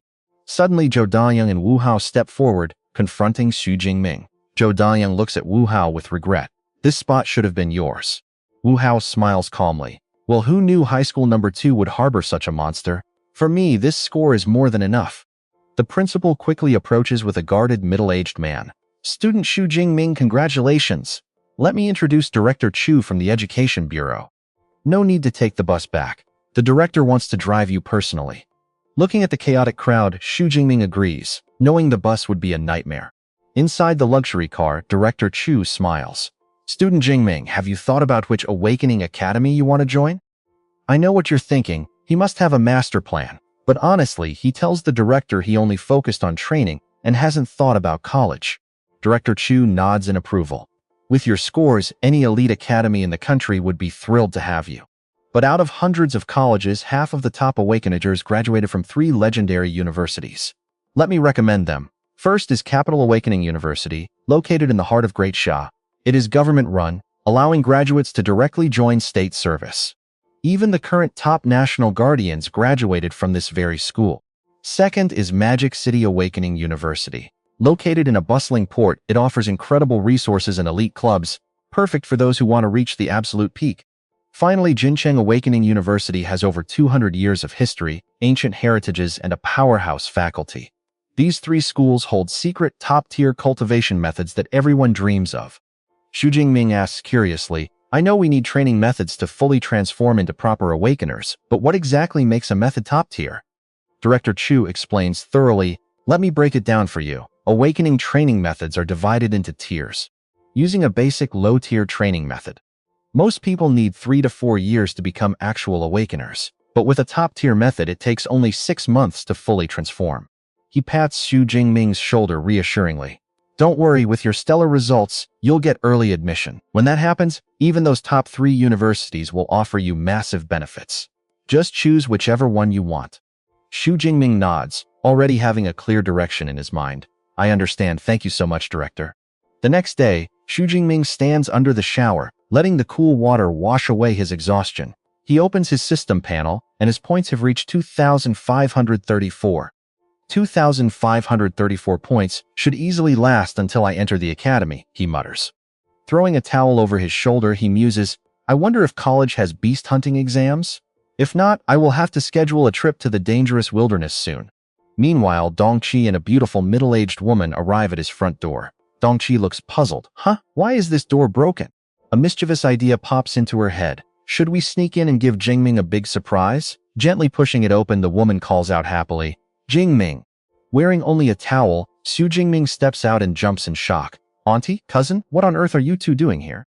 Xu Qingwan and Dongqi freeze, turning away with bright red faces. Dongqi stammers, pointing, Xu Jingming, what are you doing?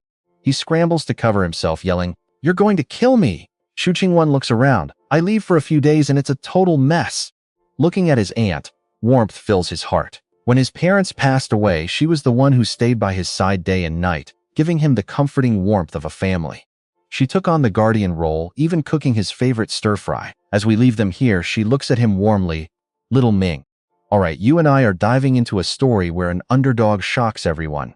It starts with Aunt Xu Qingwan sitting down, deeply worried about his martial arts exam. Seeing him safe finally lets her breathe a sigh of relief. To her, his scores do not matter at all, even if he fails the exam.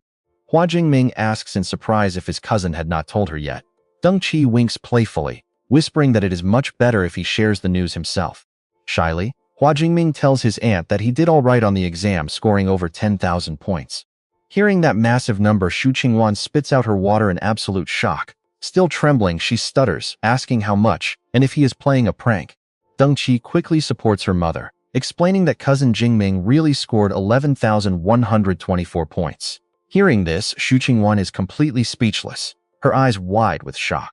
Moment later, she bursts into tears of pure joy, tightly hugging Hua Jingming, crying that their family finally has an heir to carry their legacy, and his parents in heaven must be incredibly proud. Meanwhile, in an elite university meeting room, a woman presents a report on an unusual candidate, 18-year-old Hua Jingming, officially registered as a weak E-class lightning awakener. An examiner immediately claims that if these results are real, their school absolutely must recruit this student. But another officer remains highly skeptical, arguing that his raw talent and official rank make this high score completely impossible. In another room, a much hotter argument erupts. Looking closely at his battle footage, you and I can feel the rising tension. This cannot be an E-class power, because this level of destruction is at least A-class, or maybe even S-class. Another argues that Zhangsheng is just a remote town, incapable of producing a top champion. They suspect he used illegal methods to cheat, like hiring a proxy or taking enhancing drugs, which are highly possible. Right at the peak of their heated argument, a powerful, commanding voice rings out, telling everyone to quiet down. The leading woman slams her hand on the table, making the final decision to temporarily place Hua Jingming on the special S-class direct admission list, promising to personally visit Jiangcheng to investigate the truth. A few days later, Hua Jingming receives an official text stating that the martial exam rankings are out, declaring him the #1 champion of Jiangnam province with 11,124 points. Seeing the final score on his screen, he breathes a deep sigh of relief. Sitting inside the training room, he clenches his fists, shouting happily that he actually became the top scorer. Right after, the news about his unbelievable victory explodes across social media, calling him the ultimate dark horse. The first champion from Jiangcheng, an unprecedented weak awakener, leaving everyone to wonder if his E-class talent was pure luck or endless sweat. You and I both know how toxic the internet can get, and immediately waves of angry comments flood in, refusing to believe an E-class rookie could beat high-tier elites, with some even demanding to see his combat video. Facing immense public pressure, reporters immediately shove their microphones in the principal's face. They demand to know if Principal Zhao has any statement regarding the massive online cheating allegations against Hua Jingming, pleading for a clear explanation to prove the authenticity of his unbelievable score. Principal Zhao confidently announces to the cameras that their official school website has already uploaded Hua Jingming's complete exam video. He invites everyone to verify the truth immediately, stating that the exam's fairness is absolute. Instantly, the reporters pull out their phones to watch, gasping in shock as a single spear strike pierces a dangerous level 1 beast. This raw power easily surpasses a level 1 enhancement-type warrior, but wait, his profile says he actually uses lightning elements. They wonder how anyone could call this destructive power an E-class ability, especially since he is still just a student. Standing proudly on the stage, Principal Zhao declares that the combat footage is absolute proof that Hua Jingming's score is real.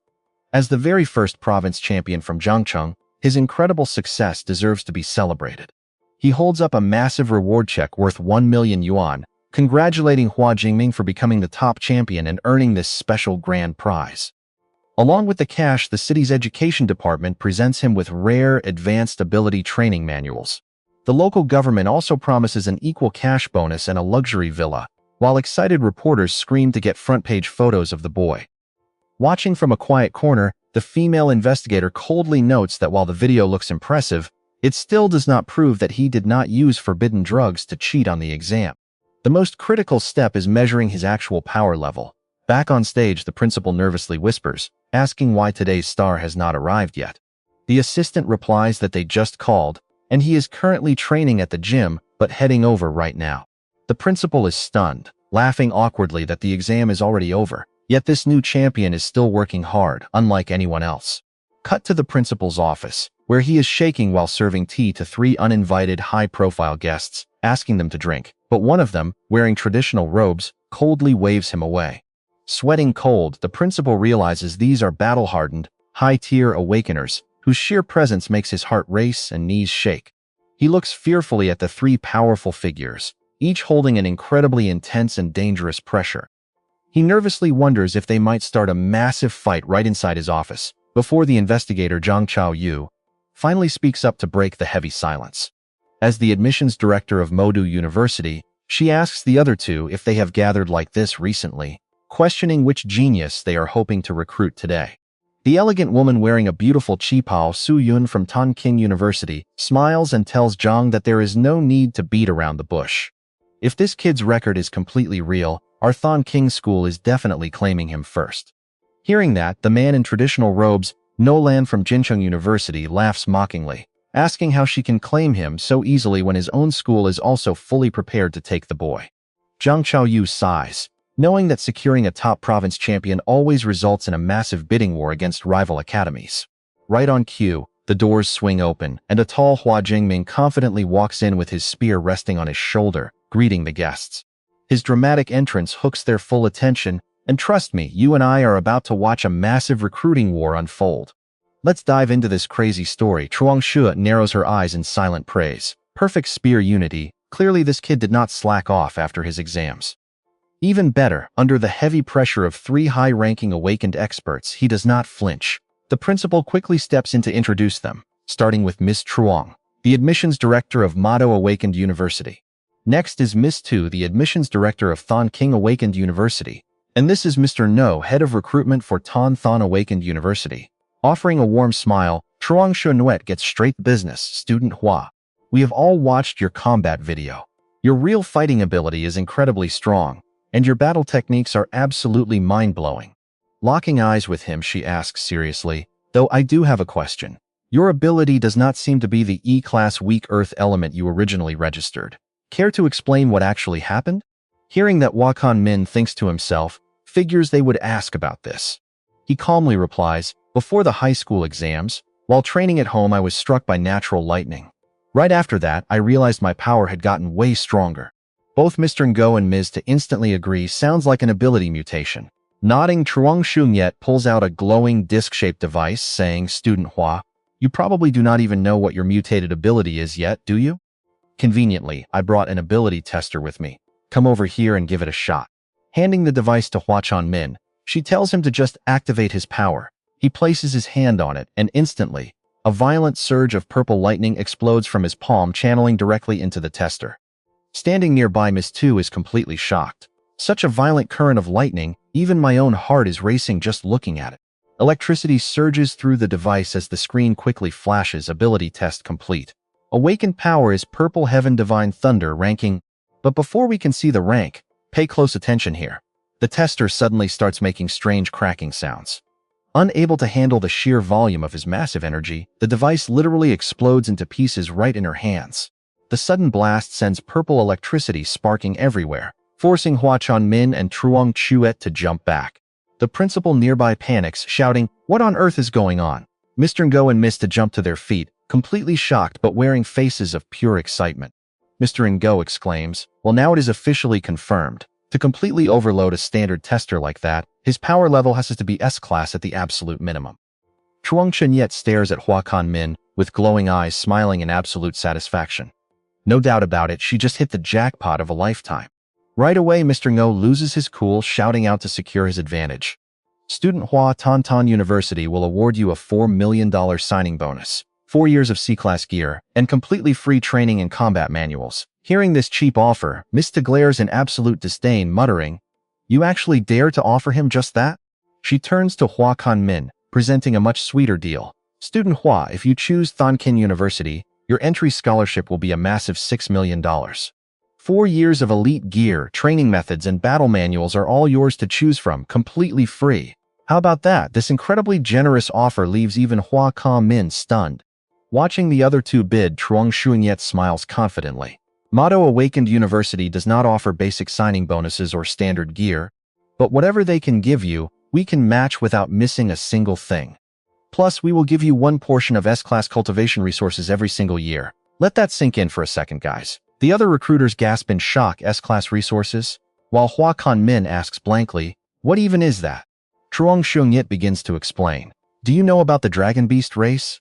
Monsters born with godlike power and dragon-like shapes are all collectively known as the dragon species. She continues, these beasts are born at rank 4 or 5, completely outclassing other monster races. Finally, she drops her ultimate trump card. Our S-class package includes the sacred heart blood harvested from an 80% mature dragon beast. Drink this dragon blood and your physical body will gain the raw, monstrous strength of an actual dragon. Every single S-class resource we offer is on that legendary dragon blood level. Hearing this, even Mista gasps in pure envy, confessing that even she is tempted by the offer. Mado University really is filthy rich. Meanwhile, Mr. Ngo looks completely and utterly defeated. S-class resources are usually reserved only for elite senior students, yet she is throwing them at a brand new freshman. There is absolutely zero room for competition here. With that, all 3 recruiters turn their eyes to Hua Chonmin. Mista says, all right, it is time for you to decide. We represent 3 elite universities, so which do you choose? Without a single second of hesitation, Hua Chonmin smiles confidently and proudly declares, I choose Mado Awakened University. He thinks to himself, Mado did not just offer the best package. From what I have researched, their actual combat training program is easily the best in the country. In recent University League tournaments, at least half of the grand champions came from Mado.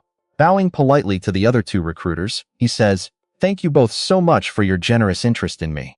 As Mr. Ngo and Ms. to leave in disappointment, Truong Xuanyet smiles. A crimson invitation card decorated with golden dragon patterns glides out from her hand.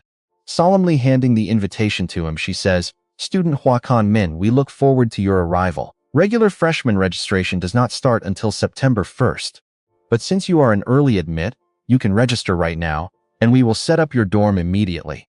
Accepting the invitation with eager shining eyes, he asks, can I study the training methods and battle manuals in the school library early? Truong Xuanyet replies without a single second of hesitation, absolutely no problem. Handing him her business card, she adds, our library can even set you up with a private study room so nobody disturbs you. Here is my personal contact info. Just call me when you reach Mado. Holding the invitation, Hua Chonmin cannot contain his absolute excitement. Mado Awakened University. I cannot wait to get there. A few days later at the train station, the loudspeaker echoes, Train G91 to Mado is about to depart. Train G91 to Mado is departing. Standing on the platform, his uncle, Mr. Duong Dao Lam, hugs his wife tightly and says emotionally, our boy has finally grown up. His aunt, tears welling in her eyes, whispers, after this journey, our little Ming is going to soar straight to the heavens. Uncle Duong turns to his daughter saying, Kiki, aren't you submitting your college application soon? Since your cousin Kan Min is heading to Mado, try to choose a university that is close to him. That way you can protect each other. Kiki nods, feeling conflicted. Trust me, you and I are going to want to see what happens next. She bowed her head, replying to her parents. On the high-speed train, Xu Jingming stared out the window, thinking there were 6 hours left before arrival, a perfect time to review his special ability training method. Let us dive in. Among the rewards from his high school exam, the most crucial one was this sky-shattering method, a dedicated manual for training special abilities. He recalled his knowledge. Just like special abilities, these training methods were divided into different tiers, ranging from basic, intermediate, and advanced, all the way up to peak level. The higher the tier, the faster the cultivation speed. He picked up the manual and focused, noting that the technique in his hands was an intermediate tier training method. With his current 180 points of mental power, it would only take him half a day to memorize it. He closed his eyes, sensing the energy flowing in the air. According to the manual, a unique energy existed between heaven and earth. Following the instructions, he was already able to feel this special energy on his very first day of training. He kept meditating as the train sped along. Meanwhile, an upgrade notification popped up on his system interface. However, he had no intention of upgrading right now based on the manual's instructions. To break through from an awakened into a true ability user, using a higher-tier training method for the breakthrough was key. Once I enter university, I will gain access to peak-tier training methods, so there is no point in wasting my breakthrough opportunity on this intermediate technique. 6 hours later, arriving at Mado, Xu Jingming was stunned by the school's massive scale. Good grief, the main gate alone was over 100 meters wide. The interior must be incredibly grand. A red sports car pulled up beside him and Zhang Changye poked her head out. "Welcome to registration, student Xu Jingming." "Hello, Instructor Zhang," he replied. "Get in, I will take you to register first." As she drove, she introduced the campus, asking if their Mado Special Ability University was impressive enough for him. It covers 40,000 acres, totaling 26 square kilometers. That is over 2,600 square meters per person. Visiting students could walk all day and still not see it all. Staring at the breathtaking scenery outside, Xu Jingming could not help but admire it. Truly, seeing is believing. After finishing the paperwork, she handed him a card, explaining it was his multi-purpose student ID to access the dorms. Looking at it, he recalled his past life where he studied up to a doctorate degree and saw plenty of university dormitories. From 4-person rooms to single rooms, and even 3-bedroom suites with a living room for doctoral candidates, he had seen them all. But standing before a luxury villa, he was utterly stunned. Now here is where we need to pay attention, because using a whole luxury villa as a student dorm was something he had never witnessed before. Zhang Shangyu smiled and explained that every student here gets a villa, though the number of rooms and levels of luxury vary. As the top provincial scorer, you get the absolute most luxurious tier, spanning over 800 square meters. But do not worry about being lonely. It is designed for 2 people with 2 separate floors. With 1 floor per person, Xu Jingming dragged his suitcase up the steps, thinking a 2-person setup was not bad at all and certainly better than living alone. Both before and after his reincarnation, he was an orphan, so he preferred a warm, lively atmosphere. Stepping inside, he sat on the sofa as Zhang Shangyi announced that all enrollment procedures were complete. "Next, I will highlight a few key things you need to pay close attention to." "Please go ahead," he said. She held up 2 fingers, explaining that there were 2 main points to remember: the credit system and the personal mentor system. Starting with the first one, at Mado University, credits are absolutely everything. Whether you are buying meals, upgrading gear, or purchasing rare spiritual treasures, you will need credits. The purchasing power of a single credit is practically equivalent to 10,000 great Xia dollars. She continued, explaining there were many ways to earn credits. One method was a fixed allocation based on your ranking each semester. For example, with your S-grade admission rank, you receive 100 credits this year. With that, she called out, "Yinu, come out and receive this." A metal sphere floated out, speaking in a mechanical voice, "Student Xu Jingming, current credits 100. She introduced the sphere as Yinu, the artificial intelligence assigned to each villa. While Yinu's true form is the school's advanced artificial intelligence, the one in your villa is merely a copy. Even as a copy, it meets level 4 artificial intelligence standards, which is plenty for daily life." You and I can see how shocked Xu Jingming was, realizing a mere clone possessed level 4 artificial intelligence. The progress of artificial intelligence on this blue planet was far more advanced than in his previous life. Moving on, Zhang Changyu highlighted the second critical point, which was their exclusive personal mentor system. Under this system, every student can choose a teacher they like to apprentice under, requesting them to become their private mentor. Of course, this requires the teacher's consent. Xu Jingming wondered if a freshman like him could really receive one-on-one guidance from such esteemed mentors.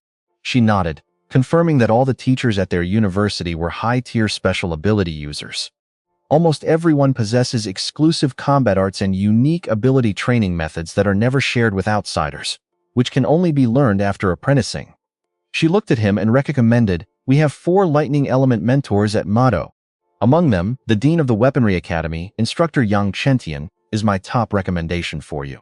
The moment she finished speaking, Xu Jingming ordered his artificial intelligence, Yinu, to search for information on Instructor Yang Chentian. Instantly, a holographic blue screen projected from the metal sphere, displaying the instructor's detailed profile. Age 52, Dean of the Weaponry Academy at Mado Special Ability University. a C-rank ability user with an A-grade wind fire lightning element ability, proficient in spear techniques, great sabers, longswords, and other weapons, with the spear being his absolute specialty, earning him the nickname Thunder Spear. He once fought an 8th-grade beast in the wilderness for 3 days and 3 nights, ultimately completing the hunt entirely on his own. At the same time, Instructor Zhang displayed the details of the other 3 potential mentors on another screen, explaining that their information was listed right there, with 2 of them belonging to the Element Academy. The other is also in the Weaponry Academy, but primarily uses the longsword. The final choice is entirely up to you. Xu Jingming smiled with absolute confidence, his gaze locked onto Yang Chentian's profile. He thought to himself that with a lightning element and a spear specialty, this dean was undeniably his absolute best option. The following morning, following the directions, Xu Jingming made his way to the faculty residential area. Just as he was about to knock, a voice spoke from behind asking if he was there to apprentice. "Wait, you are just an awakened, specially recruited student?" Xu Jingming calmly nodded in response. The young man's shock grew deeper, since specially recruited students were usually high or mid-tier rank 1, not simple, awakened. "Trust me, you and I are going to want to see how this unfolds. Alright, let's follow this friendly senior as he steps down, introducing himself as a Weapon Academy student. Wait, actually, a 3rd year now. Meet the 3rd year, Dam Min Duong." Our main character politely replies in turn, Hua Jingming, a freshman who literally just registered today. Hearing this, Dam Min Duong looks totally shocked. He praises the kid for being so quick, since freshmen usually wait until after the big assembly to seek out a master. With Jingming looking completely confused, he curiously asks, "What exactly is this freshman assembly?" Duong holds up one finger and patiently explains that this assembly is a school tradition held 3 to 4 days after registration, where absolutely all the faculty members in the school will gather to observe them. Freshmen who perform well get fought over by different academies, or even taken in directly as personal disciples by top instructors. He looks at Jingming with a bit of pity. Sure, as a specially recruited student, you can try to find a master early, but even for a prodigy, trying to get the dean as your master on day 1 is like winning the lottery. I am afraid this is going to be a completely wasted trip for you. Jingming just smiles politely, thanking his senior for the explanation before asking if he is also here to beg Master Duong for discipleship. At that question, Duong's face instantly drops as he spreads his arms in pure, helpless frustration, letting out a heavy sigh. "Yeah, I have run here countless times over the last 6 months, only to get blocked at the gate. I am ready to quit, but my pride just won't let me." Now pay attention here, because right at that second, a heavy creak echoes as the giant wooden gates slowly swing wide open. A middle-aged man in a butler uniform steps out with a warm smile, welcoming them both by saying Master Duong is already waiting inside, so please follow him.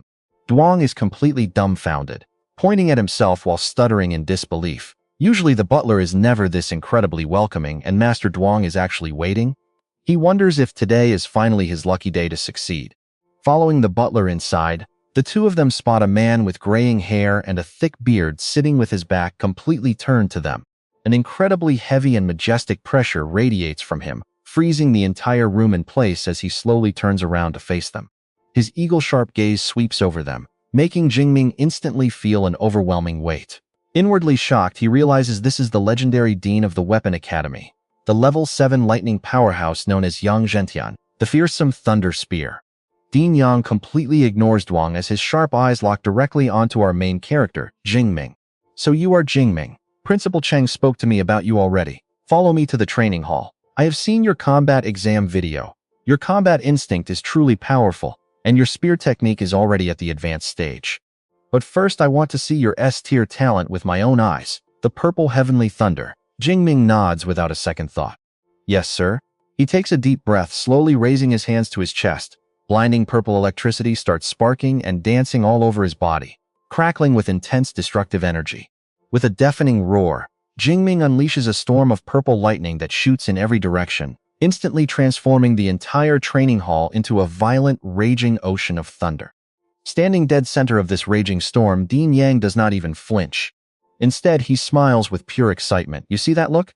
He is witnessing the S-tier purple heavenly thunder firsthand. He silently analyzes the raw power, feeling the massive qualitative difference. Even though he has a strong lightning ability, the gap between A-tier and S-tier is simply unbridgeable. He thinks that if this boy gets polished correctly, his future will be completely limitless. As the lightning sparks slowly fade away, Dean Yang stares straight at the boy with an incredibly booming voice. Jingming, with your raw potential, becoming my personal disciple is absolutely not an issue. But then his eyes turn dead serious, raising a finger to warn him that roaming the world for half his life has earned him plenty of friends, but just as many deadly enemies. If you accept, you will inevitably inherit these dangers, and my enemies might target you too.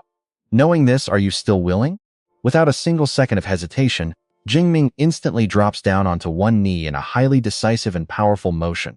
He looks up, eyes burning with resolve as he bows to show deep respect, declaring that he is absolutely willing because what he wants most is to become a high-tier esper forged in blood and battles.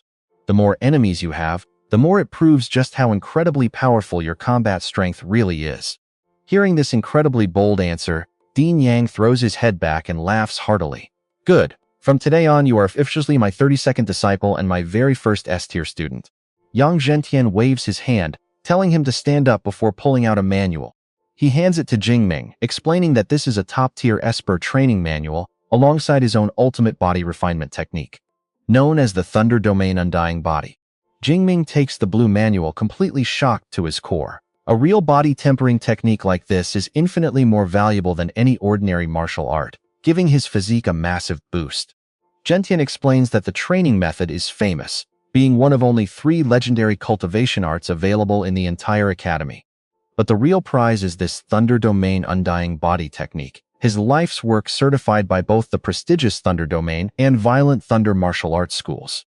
He looks at Jingming, adding that it is ranked S-tier. Jingming immediately gasps in shock as the entire grading system flashes right before his eyes.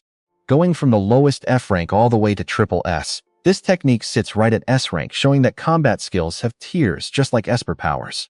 He stares at his new master in sheer disbelief, knowing most level 7 Espers are considered geniuses just for creating an A-tier skill. Yet Master Yang not only created an S-tier technique, but it's also a physical refinement style, the most complex kind. His martial talent is honestly terrifying. Yang Zhentian then explains the strict training conditions. This style is strictly for lightning element Espers to cultivate, containing 13 full levels that trigger a total physical rebirth at each breakthrough. However, you must become a certified Esper to even begin. Crossing his arms, he gives his first official command, telling him to go train with the refinement method and return once he breaks through. Once that happens, I will personally help you lay the foundation for this undying body. Jingming bows low, expressing his deepest gratitude. He silently realized that having a master is a cheat code. Trust me, without one, he would have wasted so much time taking useless detours. Let us dive into this crucial moment. As Su Jingming turns, Yang Zhentian watches with deep hope, revealing he only reached level 10 of the indestructible Thunder Body, with the final 3 levels still out of reach. If I cannot reach the peak of a level 9 martial saint in this lifetime, then you are my greatest hope to test this technique. His eyes turn solemn, predicting that when the final level is fully mastered, one's body can reach absolute, eternal immortality. Determined, Su Jingming leaves the room. At the door, he spots Dan Mingyang slumped on the steps holding his head and asks, "Senior, what is wrong?" Dan Mingyang lifts his bruised face, sighing in defeat. "Do not ask. Did you see that student in the parlor? That is Dean Yang's disciple, Senior Liao. Even if I try my absolute best, I cannot match even a fraction of his power. I fear all hope is lost for me." Assuming the same happened to his junior, he asks, "You failed too, right? The dean is not easy to please. Do you want me to share some of my experience?" Su Jingming calmly replies. Dan Mingyang's eyes go wide as he stutters in shock. "What, you actually succeeded?" He had never heard of a dean-level master accepting a fresh student before the official freshman tournament even began. Standing up, he watches Su Jingming walk away, filled with questions. Is he the dean's son? No, they do not look alike. Just who is this guy? We cut to the second-floor training room in Su Jingming's dorm, where he is sitting cross-legged, circulating his inner energy. Opening his eyes, he senses a massive difference. This top-tier training method connects him to the elements far better than mid-tier ones ever could. With a look of sharp determination, he realizes there is no need for slow step-by-step training anymore. He can just directly spend his system points to level up.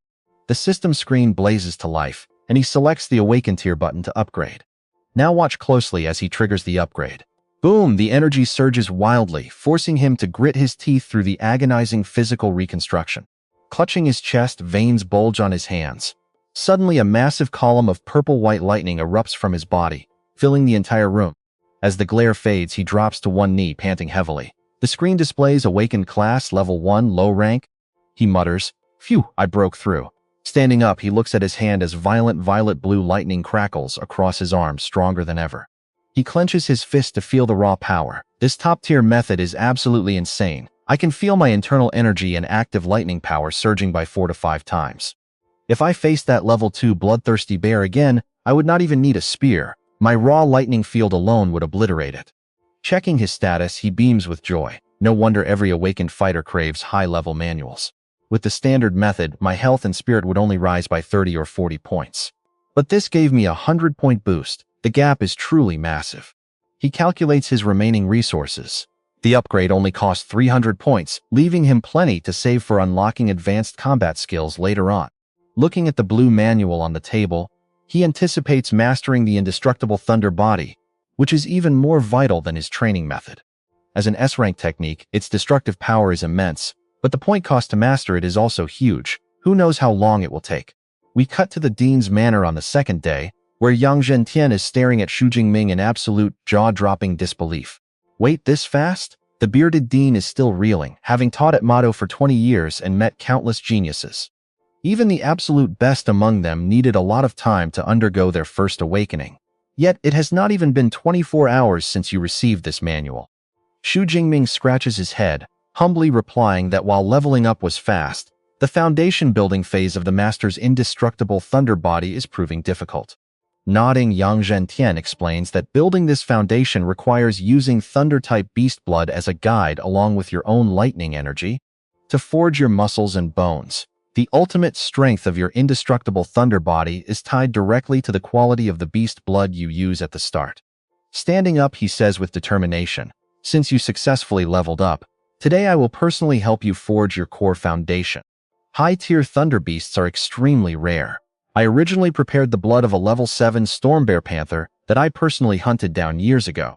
However, hearing from Zhang Chuyue that you receive an S-rank resource package annually, I made a bold decision on your behalf. I combined both resources and traded with the headmaster to get you a double S-rank resource. Behold, the blood of a level 8 savage thunder dragon. Accepting the vial, Xu Jingming is deeply moved. "Master, you and the headmaster have gone to such lengths just for my sake. I will repay this immense kindness tenfold."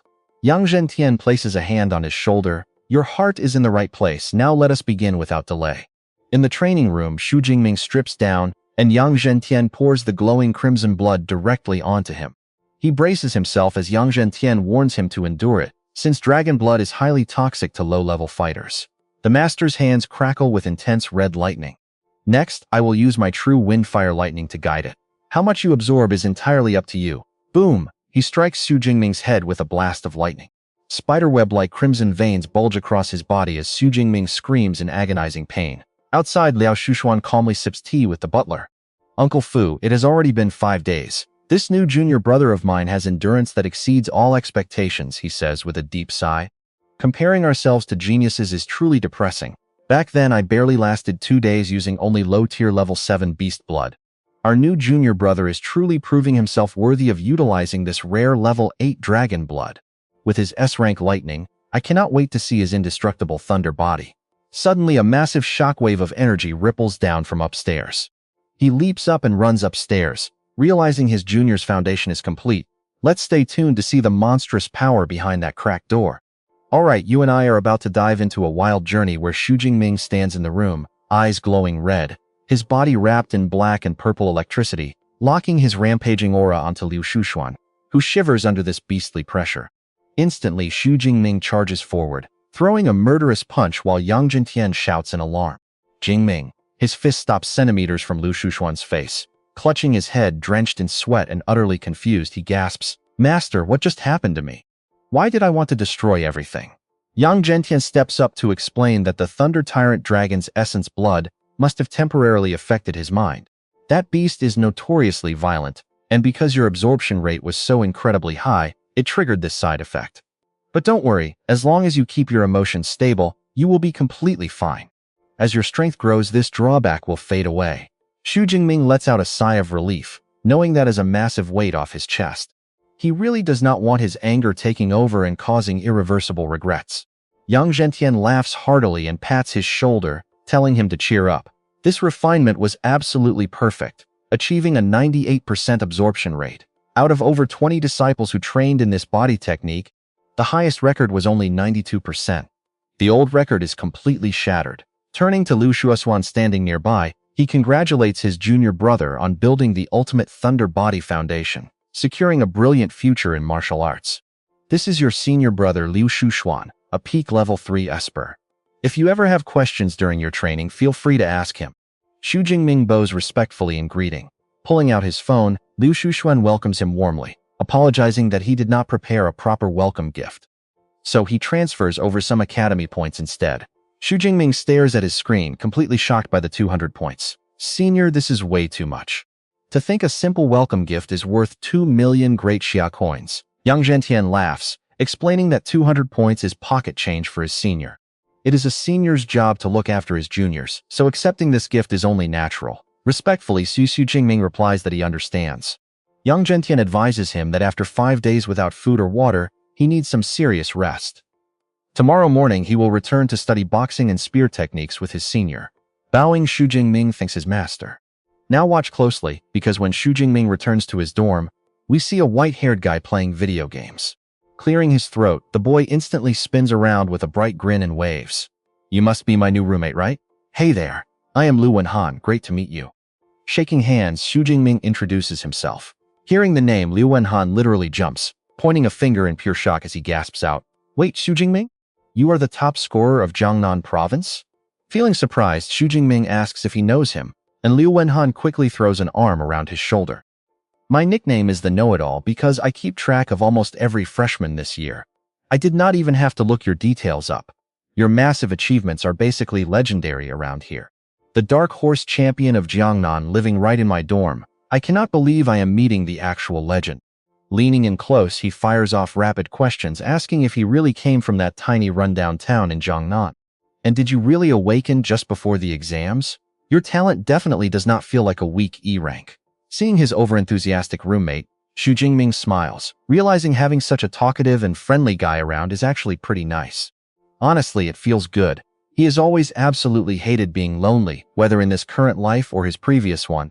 Memories drift back to his past life. Raised in an orphanage with no family, he never truly felt like he belonged anywhere. School was his only escape, surrounded by close childhood friends. Those old college days were by far his absolute favorite memories, spending every single night joking around and staying up late gaming with his roommates. Later, he pursued his master's and doctorate, but drank way too much at graduation and woke up here. Back to reality, looking at Liu Wenhan chatting away, he realizes that even after reincarnating, he is still an orphan. But you and I can see that with a roommate like this, he won't ever be lonely again. Liu Wenhan proudly declares that he is in the top 11 of Sichuan province, an A-rank spirit type, currently at level 1 intermediate, studying tactical command to lead millions of troops to wipe out every single beast on Earth. Standing up, Liu Wenhan says he needs to wrap it up and head over to the martial arts hall.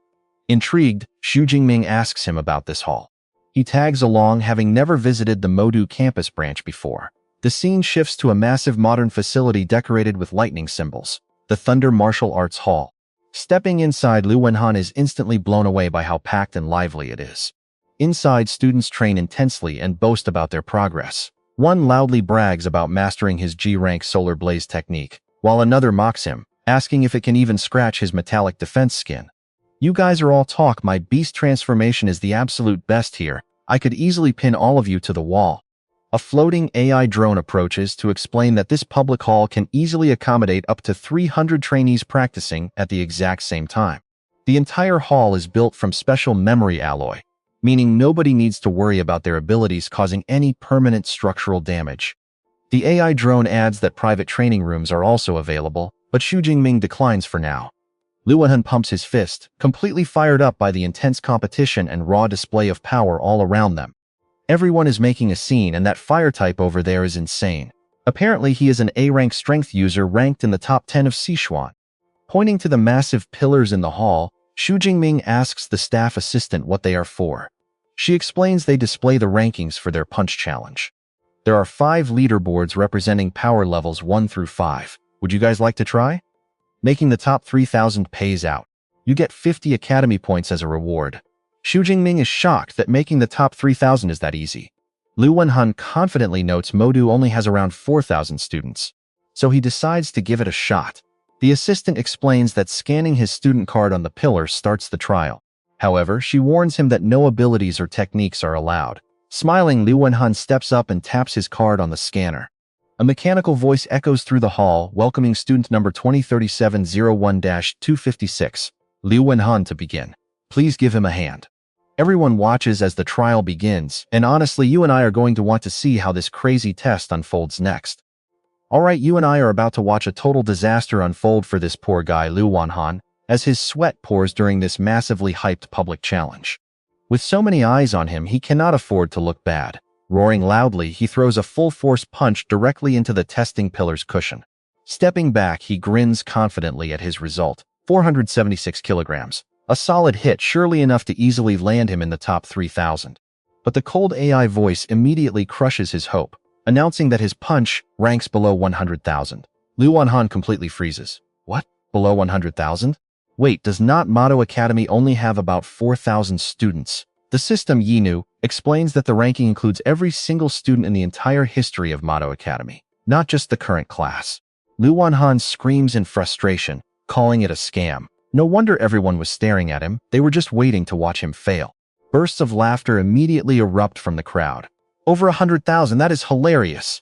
Even as a freshman, my score was never that low. Look at that kid, his face is red as a beet, definitely a fresh freshman.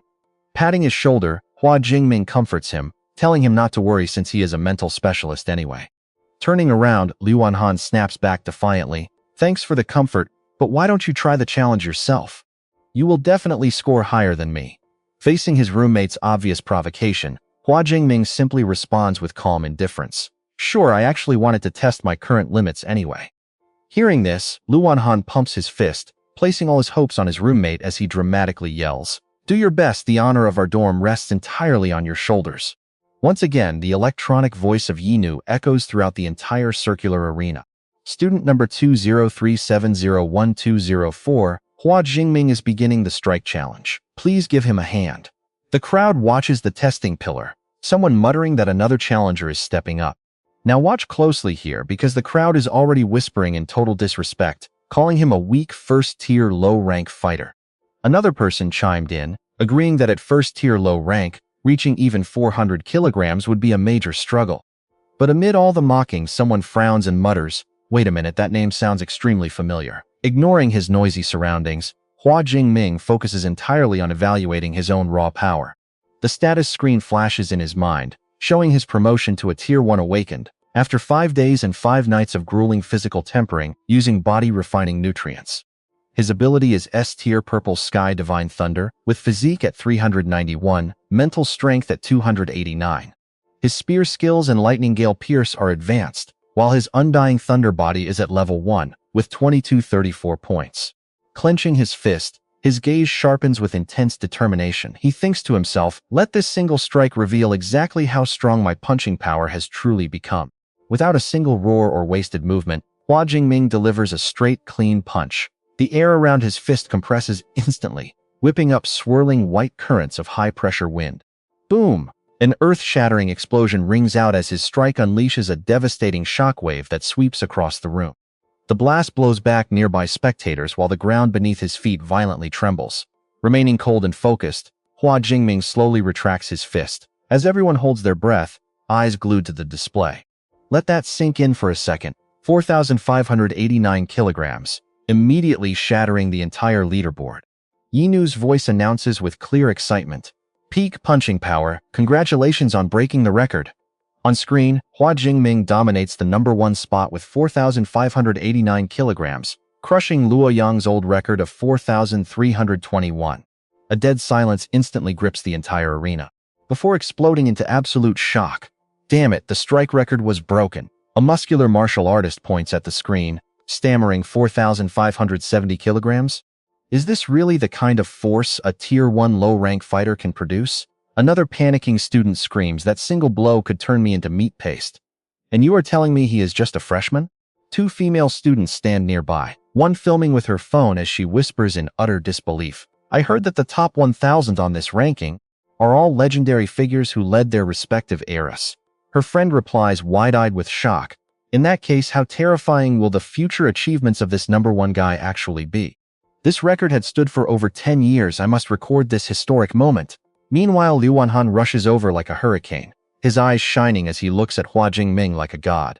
Squealing with excitement, he yells, "Boss, you are my absolute hero. From now on, I am your loyal underling. Just say the word and I will follow you anywhere." Hua Jingming chuckles softly, replying, "Do not exaggerate." Staring at his fist, he thinks, the result is better than expected. The Thunder Dragon and I really suit each other. The strengthening effect is incredibly instantaneous. Yinu's spherical drone hovers over to announce, "Congratulations, student Hua Jingming, on breaking the record. A reward of 400 academic credits has been sent to your account." Turning to Yinu with genuine interest, Hua Jing asks, "Not bad at all, but if I break the record again next time, will I still receive more credits?" Yinu replies, "For the same rank, you only get credits for your first record-breaking run, but you can always challenge other testing groups to earn more rewards." Hua Jingming glances at the other testing pillars, his eyes flashing with anticipation. Those 4 remaining pillars correspond to Tier 2 through Tier 5 Awakened. So I will just wait until I get stronger to shatter those records too.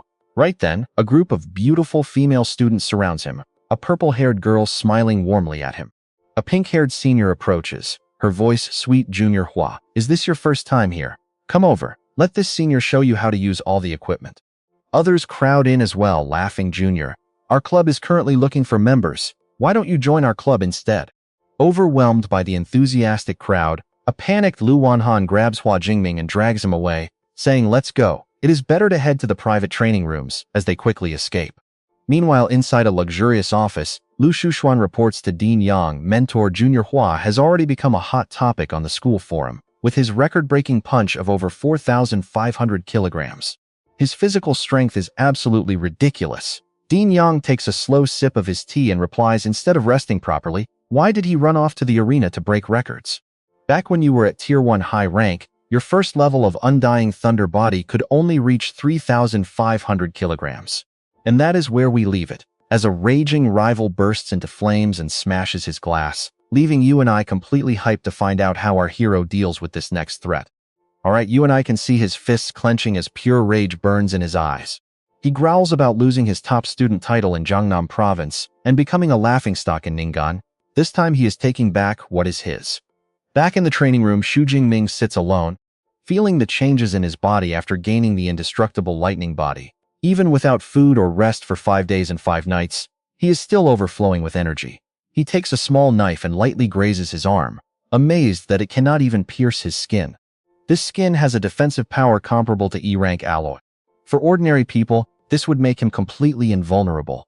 Truly a worthy S-rank body tempering technique. Right then, Liu Wenhan bursts through the door, shouting, "Brother Ming, Brother Ming!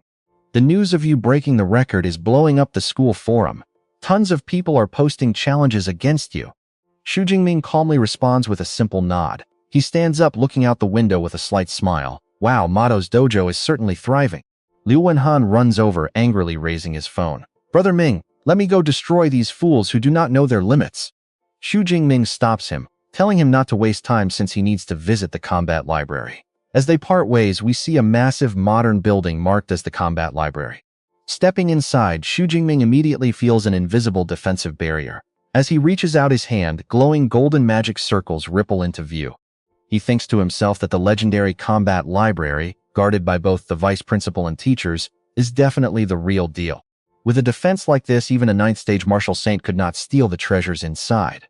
Impressive. Reaching the gate, Xu Jingming swipes his student ID on the scanner, producing a soft beep. Now pay attention here. The magical barrier actually ripples with golden rings and opens up a path for him. He strolls right through. Once inside, he is greeted by 3 female librarians wearing sharp business suits. The librarian in the middle, wearing smart glasses, gives a professional smile. "Welcome to the Combat Library S-rank student Xu Jingming. How can we help you today?" Xu Jingming is surprised she knows him. She politely explains with a gesture that students with S-rank clearance hold special privileges, allowing them to view any technique in the entire library. "We were notified the moment you scanned your card." She smiles, secretly calculating in her mind that S-rank clearance means his potential is absolutely limitless. He is bound to become at least a Grandmaster level Esper. She must make friends with him. Understanding the situation, Xu Jingming gets straight to the point, asking for lightning-type techniques. She guides him, saying techniques below B rank are on floors 1 and 2. But the truly rare ones require a visit to the 4th floor reading room. She gracefully gestures, inviting him to follow her this way. Xu Jingming nods in appreciation. Thank you. In the 4th floor room, a floating robotic sphere approaches him, announcing that once he selects his techniques online, the physical manuals will be delivered. Since original manuals above B rank are incredibly precious, we ask that you please handle them with the utmost care while reading. Xu Jingming commands the sphere to display all lightning-type combat techniques of B rank and above. The device immediately responds with a polite yes. A series of blue holographic screens instantly pop up. 2 of them stand out, including the SSS-Rank Myriad Thunderstorm, which creates a massive lightning storm domain spanning 80 kilometers. Note, this technique is only for lightning espers of B rank or higher and tier 5 or above. And Wrath of the Thunder God, another SSS rank skill with devastating destructive power. Required for B rank, tier 4 espers. Staring at these legendary top-tier techniques, Xu Jingming's eyes light up with pure amazement. SS rank and even SSS rank skills. I know what you are thinking. Getting access to these elite school techniques for free is absolutely crazy. He quickly regains his composure, thinking realistically. Unfortunately, training has strict rank and level requirements. Right now, he can only learn a rank techniques. Looking at the endless options, he gets a massive headache sorting through attack, defense, and movement types. There are countless rank body tempering techniques. Luckily, he has a great teacher, otherwise making a choice would be impossible. Smiling, he pulls a paper from his pocket. Fortunately, his teacher already prepared a recommended list to save him time. Holding it, he compares it with the holograms and quickly selects the perfect matches. After careful consideration, Xu Jingming points to 4 screens and makes his final choice, picking these 4. The 4 chosen skills are Lightning Spear, an A-rank technique that condenses lightning into a throwable lance, and Continuous Lightning Spear, which repeatedly strikes the enemy's vital spots with lightning energy. It continuously builds lightning in the enemy's body, exploding at the end. He also selects Lightning Flash, an A-rank movement skill. Finally, Lightning Prison, an A-rank control skill. He confidently analyzes his choices. Lightning Spear is long range, the Continuous Spear is heavy attack, Flash is movement, and Prison is control. Combining these 4 with his indestructible lightning body leaves him with 0 weaknesses. The sphere advises him, noting that mastering 4 rank skills to a basic level normally takes 6 months each. It suggests mixing them with lower rank skills, but Xu Jingming simply shakes his head. He flatly refuses, saying this is enough. Soon the librarian returns with a thick stack of books, placing them down as she greets him. Xu Jingming stares at the 4 manuals, eyes sparkling. While C and B rank skills cost millions, these are priceless. A rank skills are completely unavailable. Getting 4 at once is a dream come true.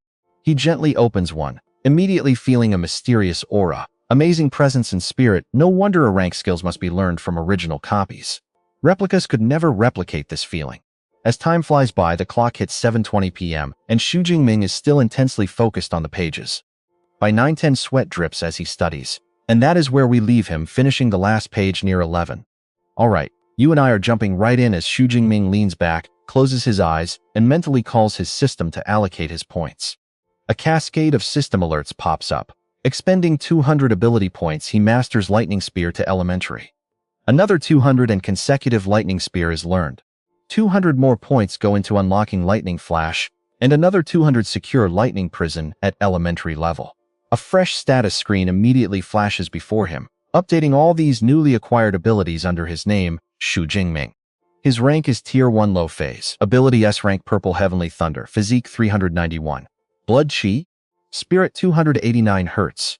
Skills: Advanced Spear Technique, Elementary Lightning Spear, Consecutive Lightning Spear, and Lightning Flash are all upgraded, plus Elementary Lightning Prison, Advanced Tempest Pierce, and the first tier of his Indestructible Thunder Body. His remaining ability points are 1,434. Clenching his fists tightly, Xu Jingming feels a terrifying surge of raw energy rushing through his veins. He wonders which unfortunate soul will be the first to taste the power of this upgraded skill set. As night falls, silvery moonlight gently drapes over the quiet dormitory area. The moment he returns, Liu Wanhan delivers the news. Hey Jingming, the system assistant just announced that the freshman ceremony is tomorrow at 9 a.m. in Stadium Number 1. They also set up a giant group chat, so you should definitely join. Xu Jingming nods in agreement. Noticing his roommate scrolling through his phone, Liu Wanhan asks, curiously, by the way, Jingming, which tier of combat techniques did you end up choosing? Xu Jingming casually replies 4A rank techniques. Hearing this, Liu Wanhan freezes, his jaw dropping in absolute disbelief. 4A rank techniques. Mastering all of those would take most students until their second or third year. He stares at Xu Jingming with pure awe, realizing his friend never plays by the rules. Asking, wait, to access A-rank skills, does that mean your clearance level is actually A-rank? Turning around, Xu Jingming calmly corrects him. Not A-rank, it is S-rank. Liu Wanhan leaps off the sofa yelling, S-rank. Does our school even have a clearance level higher than A-rank? How on earth do you have S-rank clearance? He suddenly pauses, a shocking realization flashing through his mind. Wait, does that mean the rumored E-class ability of yours is actually? Now don't blink, because this is where the truth drops. Xu Jingming smiles at his stunned roommate and admits it is actually S-rank. Looks like the campus know-it-all gets some exclusive gossip. Liu Wanhan erupts in a stream of pure, ecstatic screams, screaming, wow! Even if I suspected you had special clearance, I never imagined S-rank. Even the top provincial scorers only got A-rank. Giving a big thumbs up, he grins from ear to ear, looking completely satisfied. Teaming up with you is definitely the right choice. Consider me your #1 fan from now on. The scene shifts to the training room upstairs, where Xu Jingming sits holding a practice spear. He thinks, now that I have combat skills, my gear needs to match. My F-rank obsidian stone spear is broken, and I did not even bring it along. Even if it was not broken, it could never keep pace with my current power level. He summons his hovering AI sphere, saying, assistant, open the campus shop and search for spear-type weapons. The AI assistant complies immediately. A vast selection of spears quickly fills his screen, ranging from F-rank to E-rank and D-rank, all featuring fully customizable lengths and adjustable weights. He scrolls through the options, quickly realizing that the higher the tier, and the heavier the weapon, the pricier it gets. Let's settle on a 210 kilogram E-rank spear along with E-rank armor and combat boots. He stares at his phone screen as the transaction processes. The notification confirms his purchase of an E-rank spear, combat suit and boots, costing 237 credits and leaving him with 382.6. Successful purchase. And trust me, you and I can't wait to see this gear arrive tomorrow morning. He sighs softly, realizing how fast his school credits evaporate, almost cut in half already. Standing up, he grabs a simple practice spear and gives it a light swing, letting out a sharp whistle through the air. Staring at the weapon with excitement, he smiles, saying, until my new spear arrives, I will be relying on you to hold the line. Let's practice those 4 newly learned A-rank combat techniques tonight.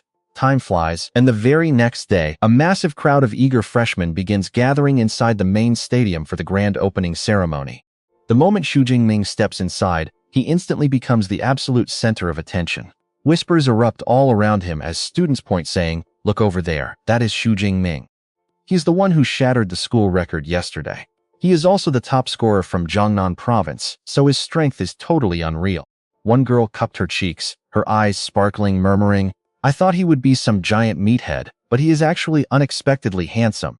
Out of nowhere, a massive figure blocks Xu Jingming's path, his voice dripping with arrogance. Xu Jingming, I, Lei Zhen, challenge you. The crowd instantly recognizes the challenger, whispering, look, that is the runner-up of the Jiangnan exam. Lei Zhen scored over 9,300 points. Another student adds, I heard he comes from an elite family, and both his parents are tier 4 ability users. Standing there with a resentful glare, Lei Zhen bitterly reflects that nobody ever remembers the runner-up, and he refuses to accept it. Xu Jingming casts a cold, indifferent glance at him before calmly replying, sorry, but I am not interested. Smirking, Lei Zhen steps closer, whispering in a low, threatening tone, do not refuse so quickly. I believe your aunt runs a rare plants business, right? Xu Jingming's expression instantly darkens. Leaning close to his ear, his voice turns sinister as he taps Xu Jingming's chin. What a coincidence! My family is her largest supplier, and she currently owes us a massive sum of money. If she cannot pay up on time, I am afraid your aunt will be in serious trouble. Instantly, Xu Jingming's gaze turns ice-cold as a suffocating, invisible pressure erupts from his body. He growls, emphasizing every single word, are you threatening me? The overwhelming pressure forces Lei Zhen to take a step back, feeling as though he is facing a ferocious beast. Breaking into a cold sweat, he panics inwardly, wondering how on earth this guy can unleash such a savage, monstrous aura.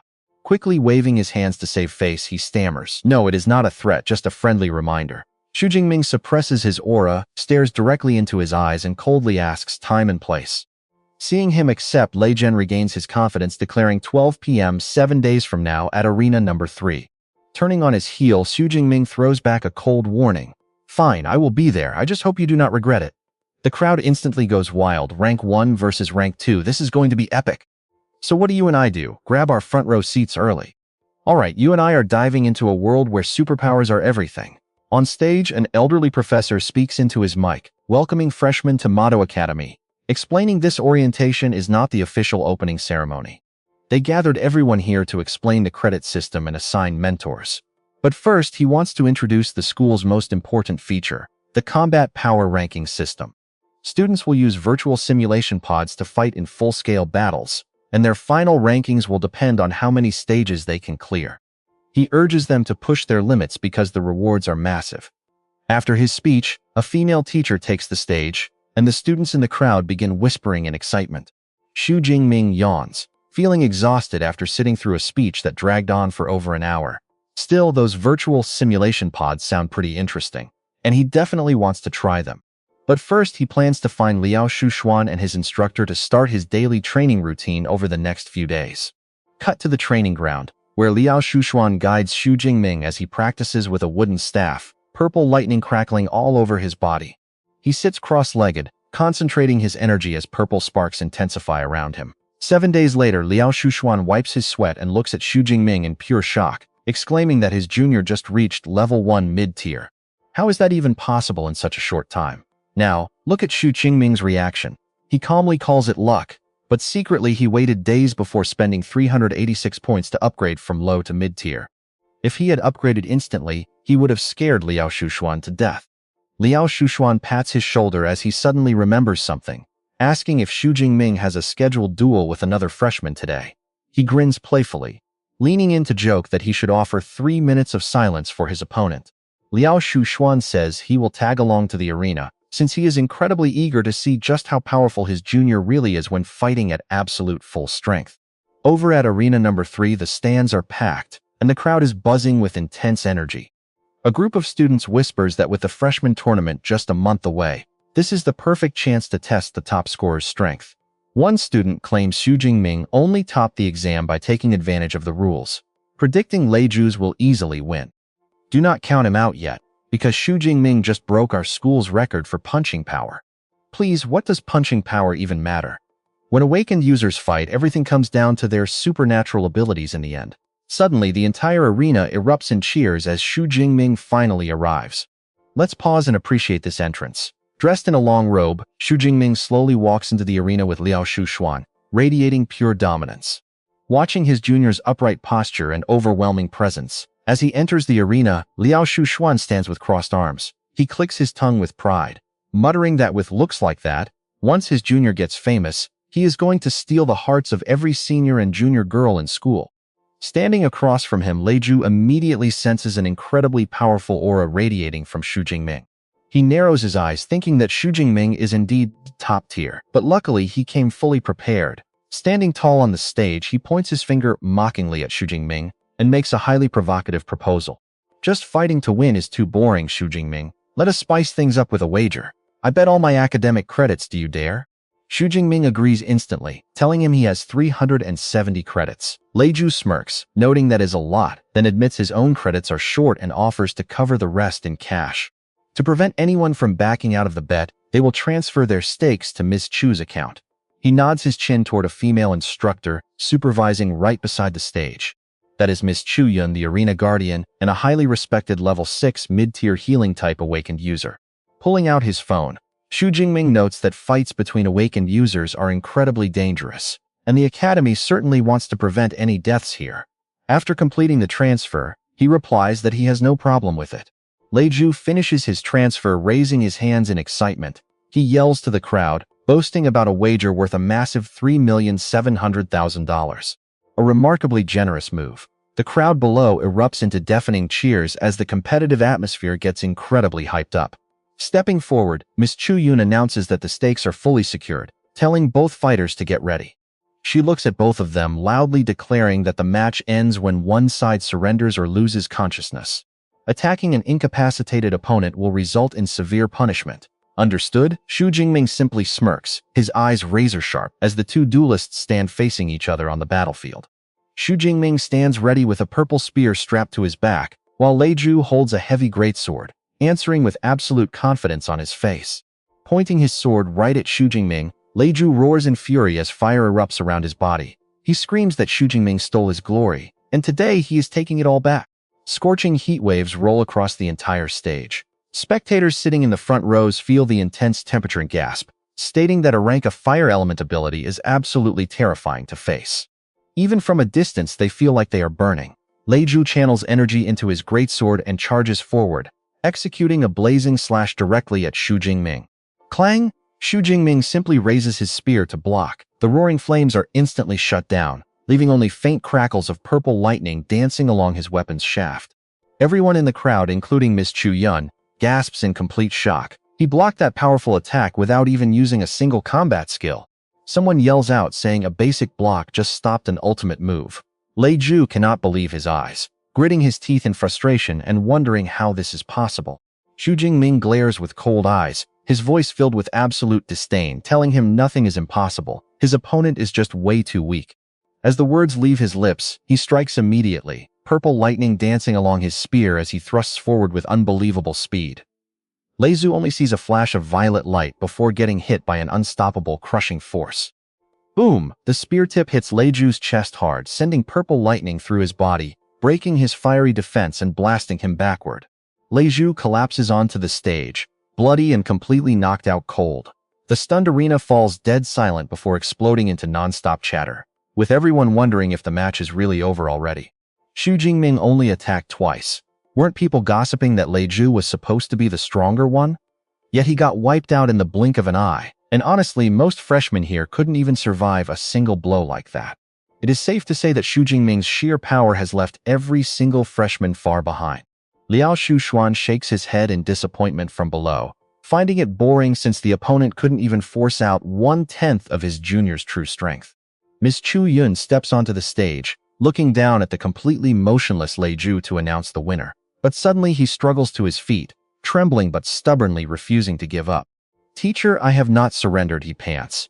"And trust me, you and I do not want to miss what happens next," as he pulls a blood-red pill from his pocket. Teacher Chu Yun immediately recognizes it and screams in sheer horror, "Bloodburst pill? Have you lost your mind? This is just a sparring match, not a fight to the death. Alright, you and I are diving into a crazy clash because the crowd just spotted that forbidden pill. Oh my god, Lei Zhu actually brought out a bloodburst pill, an insane booster with devastating side effects. He will be bedridden for 1 or 2 months after this. Is it really worth it? Especially with the freshman tournament just over a month away. It is not worth it at all." Ignoring his teacher's warning, Lei Zhu grits his teeth and speaks with trembling determination. "No, it is fine. I will take responsibility for whatever happens." He glares at the pill in his palm, eyes burning with madness for one final gamble. "If I lose, I will accept it." His reckless move immediately sparks outrage in the arena. One spectator leaps up and screams, "Unbelievable, using pills in a duel? How is this any different from cheating on an exam?" Another agrees, "Yeah, that is a foul."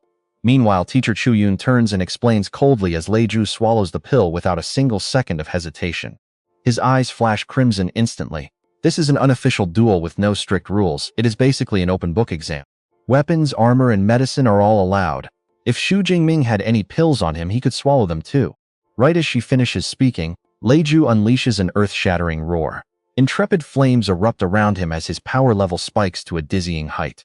Now watch closely because this high-tier pill pushes Lei Zhu straight into Tier 2 lower rank.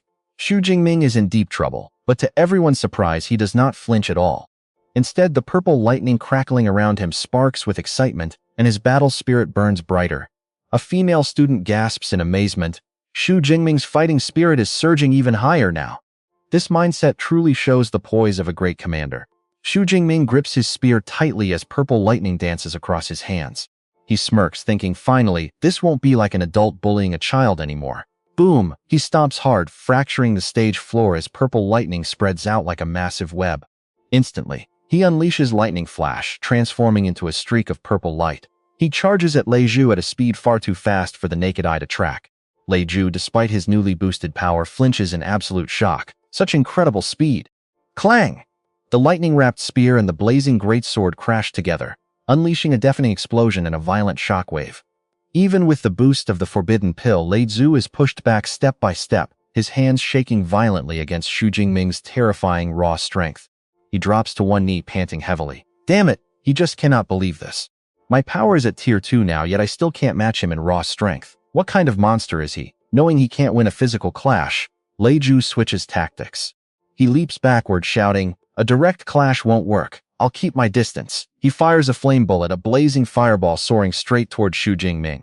Xu Jingming calmly spins his spear, easily shattering the fireball to pieces. He looks at his opponent with a mocking gaze. Is this the best you can do? Cold sweat pours down Lei Zhu's face as he tries to calculate. Damn it, what kind of lightning ability does this guy have? Is he completely untouchable? He is hoping to keep his distance and stall until the drug wears off. But you and I both know Xu Jingming has absolutely zero intention of giving him that chance. Gathering his energy, he hurls his spear. It is Lightning Lance, a deadly projectile forged entirely from crackling thunder. Instantly, Xu Jingming uses Lightning Flash again, vanishing and reappearing in a flash to dodge Lei Zhu's counterattack while priming his next deadly move. Arg! Lei Zhu screams in pain as the lance grazes right past his shoulder. He realizes with sheer panic that his opponent also possesses long-range attacks. Before he can even recover, he looks up, terrified. What on earth is this technique? Standing at a distance, Xu Jingming forms a hand seal and coldly declares lightning prison. Lei Zhu is bound tightly, struggling in vain to break free. He grits his teeth. Damn it, a crowd control skill. Hanging by a thread, he unleashes all his remaining energy to conjure a protective flame barrier around himself. He roars defiantly, "If I can't get out, let's see who lasts longer." Xu Jingming looks at the barrier, his eyes completely calm. A shield of fire? Decent defense, but let's see how many strikes it can take. He leaps high into the air, his spear condensing a massive crackling surge of lightning. He unleashes his ultimate attack, continuous lightning strikes. Countless lightning spears rain down like a purple meteor shower, slamming directly into the flame shield. Staring at the absolute destruction before him, Lei Zhu feels the icy grip of death. In pure panic, he screams inside, "I am going to die. If those hit me, I am absolutely dead." Right before the torrential spears make impact, he screams with all his remaining strength, "I surrender." Clang! The main spearhead halts just millimeters from his forehead, its raw pressure sending his hair standing on end. Calmly, Xu Jingming absorbs the lightning back into his palm. Lei Zhu collapses onto the floor, trembling violently, his face completely pale. Xu Jingming coldly retracts his weapon and stands tall. Teacher Chu Yun raises her hand and announces proudly, "The winner of this match is Xu Jingming." The arena falls dead silent before exploding in wild cheers. Absolute dominance. Unleashing 4 consecutive combat skills in just 40 seconds is beyond ridiculous. The transition between his skills is incredibly smooth. This is definitely not the level of a typical freshman. Another student analyzes, "By the way, all of Xu Jingming's skills pack a serious punch. They feel like B-rank combat techniques, don't they?" The person next to him, "Skills? Incredible. The best skill I have is only C-rank." Hearing this, Lu Shuan shakes his head below the stage and mumbles, "B-rank? You guys are seriously underestimating my junior. Those are 4 rank skills. He actually dared to choose them. And what is even more insane is that he can use them all in actual combat." Looking back at his own past, his eyes flicker with mixed emotions. "Back then, I only dared to choose one A-rank skill, Lightning Flash. Even so, it took me over 4 months to master." He sighs softly, thinking having a junior like him sure puts on a ton of pressure. Once the battle finally ends, Lei Zhu, still trembling, stands up and approaches Xu Jingming. He bows his head, his voice filled with deep respect and genuine gratitude. "Xu Jingming, thank you for sparing my life back there. I completely accept my defeat. The credits and the currency now belong to you. I will also pay my debt as promised." And that is where we leave it, with 50 credits and 3.2 million transferred straight into his student account. Alright, you and I are about to watch our main character Xu Jingming make some seriously easy money. As he nods and prepares to leave the arena, he realizes betting pays off crazy fast. His classmate, the stylish silver-haired Liu Wanhan, excitedly shouts down from the spectator stands, saying it was an amazing match and calling Jingming a newly made millionaire.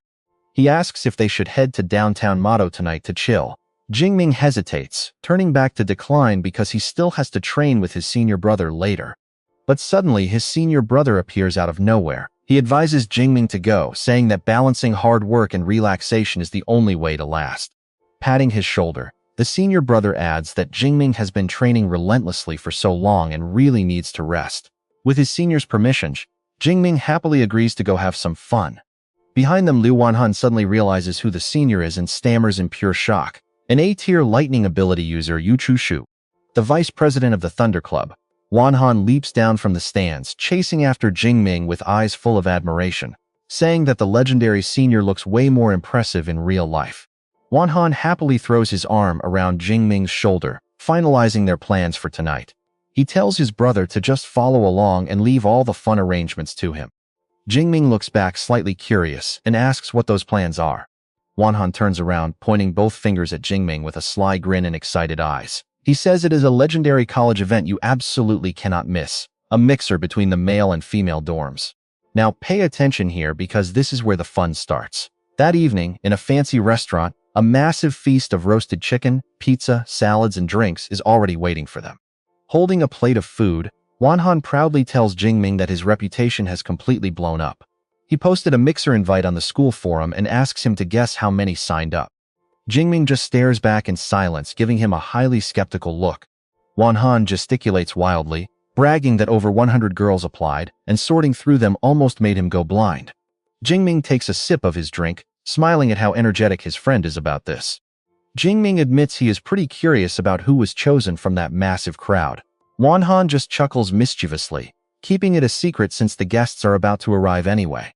Just then, Wanhan spots them at the entrance and waves frantically, shouting that they have finally arrived. He waves them over to the table.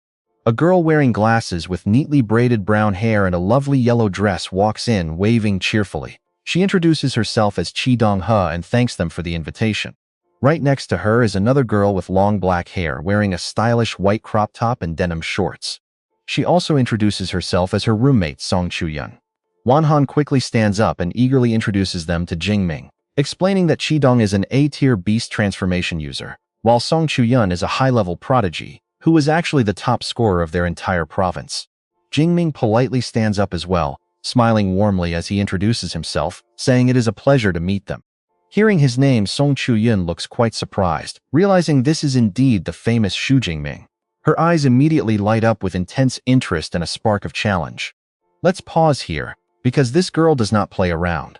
She stares straight at him and challenges him to a duel, letting him choose the time and place while Dong-he pulls her back. She scolds Chuyun for being such a battle maniac, demanding a fight the second they meet when they are just supposed to be hanging out. Jingming chuckles, trying to ease the tension. He admits he thought they were here to learn from each other today. He quickly invites them to take a seat, calling it a simple misunderstanding, and telling everyone to sit down. Wanhan agrees that they are here to have fun, suggesting they eat some delicious food first before heading out to explore the bustling commercial district together. After dinner, the group strolls through the heart of Mado's commercial street. Chuyun gazes up at the glittering, bright skyscrapers, completely amazed by how incredibly vibrant and prosperous the city is. As they pass by a trendy shop, Dong-he squeals at a highly fashionable outfit on display. Inside, they also showcase premium gear, including a legendary A-tier moonlight blade weapon. Jingming looks at the luxury shops, showcasing all kinds of armor, weapons, and spiritual elixirs, feeling deeply impressed. He thinks it deserves its reputation as a top shopping hub, with far better gear and elixirs than his hometown. The four of them enjoy the street food together in a joyful, relaxed atmosphere. Soon the girls go back to shopping for clothes. When Dong-he struggles with a heavy shopping bag, Jingming thoughtfully steps in to help her. He gently takes the bag from her hand, quietly walking behind them while watching the two girls happily pick out sparkling jewelry. A short while later, Jingming and Wanhan are completely loaded down with shopping bags. Jingming gasps in shock, realizing they spent millions of credits in just one evening. Wanhan leans in and whispers that despite her simple clothes, Chuyun is secretly a crazy rich heiress. Seeing Jingming's deeply confused look, Wanhan explains that this girl is not just loaded with cash, but her family background is also incredibly powerful and influential. But their shopping spree is far from over, as Dong-he eagerly calls out to them from yet another store. She asks the two gentlemen to carry this one last bag for her, while Chuyun stands nearby looking quite exhausted, murmuring that it is finally time to head home. Eventually, Jingming and Wanhan walk the girls all the way back to their dormitory, stopping at the path leading to the entrance. Chuyun smiles warmly and tells them they can stop right here. She thanks them for a wonderful time tonight. Jingming smiles and waves, telling her it was nothing before saying goodbye. Wanhan excitedly waves goodbye as well. But just as they turn to walk away, Chuyun suddenly freezes and looks back, her face shrouded in the shadows while her voice sounds incredibly serious. She warns Jingming that she meant every word she said earlier, and that she will absolutely find him for a real duel in the future. Hearing her fierce and determined declaration, Jingming is slightly taken aback, but he quickly recovers his composure, a highly confident, eager smile spreading across his face as he replies that he is definitely looking forward to it. Seeing his confident smile, Chuyun lets out a small smirk of her own before turning around to walk away. Once they are safely out of the boy's sight, Dong immediately begins teasing her friend. She points out that Chuyun has never shown such a positive attitude toward any guy since they started college together. She adds that Chuyun's attitude toward Jingming was actually pretty good, making this entire double-date mixer a great decision. Chuyun crosses her arms, explaining seriously that her rare Dawn Eye ability allows her to sense people's true intentions. Specifically, she can see right through any impure and dirty thoughts that guys have whenever they look at her. Images of guys with dirty thoughts about her body flash around her, and that is where we leave it for today. Trust me, you and I are going to want to see the epic clash between these two prodigies. Alright, you and I are diving back into the story where her gaze softens as she looks away, but Xu Jingming is different. He only shows pure admiration, free from any hidden motives. He really is special. Hearing this, Bitong rests his chin on his hand with a knowing smile, teasing that it looks like our Miss Song's heart has finally started to flutter. Meanwhile, on the journey back, Liu Wenhan stretches his arms comfortably, sighing that going out for a casual stroll once in a while is actually not bad at all. Xu Jingming walks right beside him and softly agrees. A smile slips onto his face as the lovely image of Song Chuyun suddenly drifts back into his mind. Song Chuyun is already a Tier 1 high grade. Looks like I need to keep pushing myself. 15 days later, inside the training room, Xu Jingming sits cross-legged as raw lightning energy crackles around him. Opening his eyes with a sharp glare, he realizes he is ready to level up again. Deep Blue add the points. Instantly, a massive wave of energy explodes from deep within his body. The system screen blinks, deducting 456 ability points, raising him from Tier 1 mid-grade to high grade. At the same exact time, another power gets enhanced, deducting 354 points to upgrade his lightning indestructible body from Stage 1 to Stage 2. Letting out a deep breath, he feels his overall power spike. Reaching Stage 2 of his physical training technique targets his bones and muscles directly, reinforcing them to an insane degree. He flips open a manual titled Lightning Limit State, thinking that if he can somehow break through the third stage, he will unlock an incredibly powerful and rare special form. This state can boost his raw strength and speed to their absolute limits in short bursts. Checking his status panel, it reads, Name, Xu Jingming. Level Tier 1 High Grade. Ability, Purple Heavens Divine Lightning S Tier. Physique 520. Spirit 421. Skills, Advanced Spearmanship and Fist Technique. Lightning Indestructible Body Stage 2. Ability points 62. He mutters that Lightning Limit State is definitely worth waiting for. But pay attention here. His ability points are almost completely dried up. It is definitely time to ask his master for permission to head into the wilderness. Right then, his master suddenly appears, his face completely painted with shock as he asks, Jingming, did you seriously break through once again? Xu Jingming stands up, calmly replying that he was just about to report it.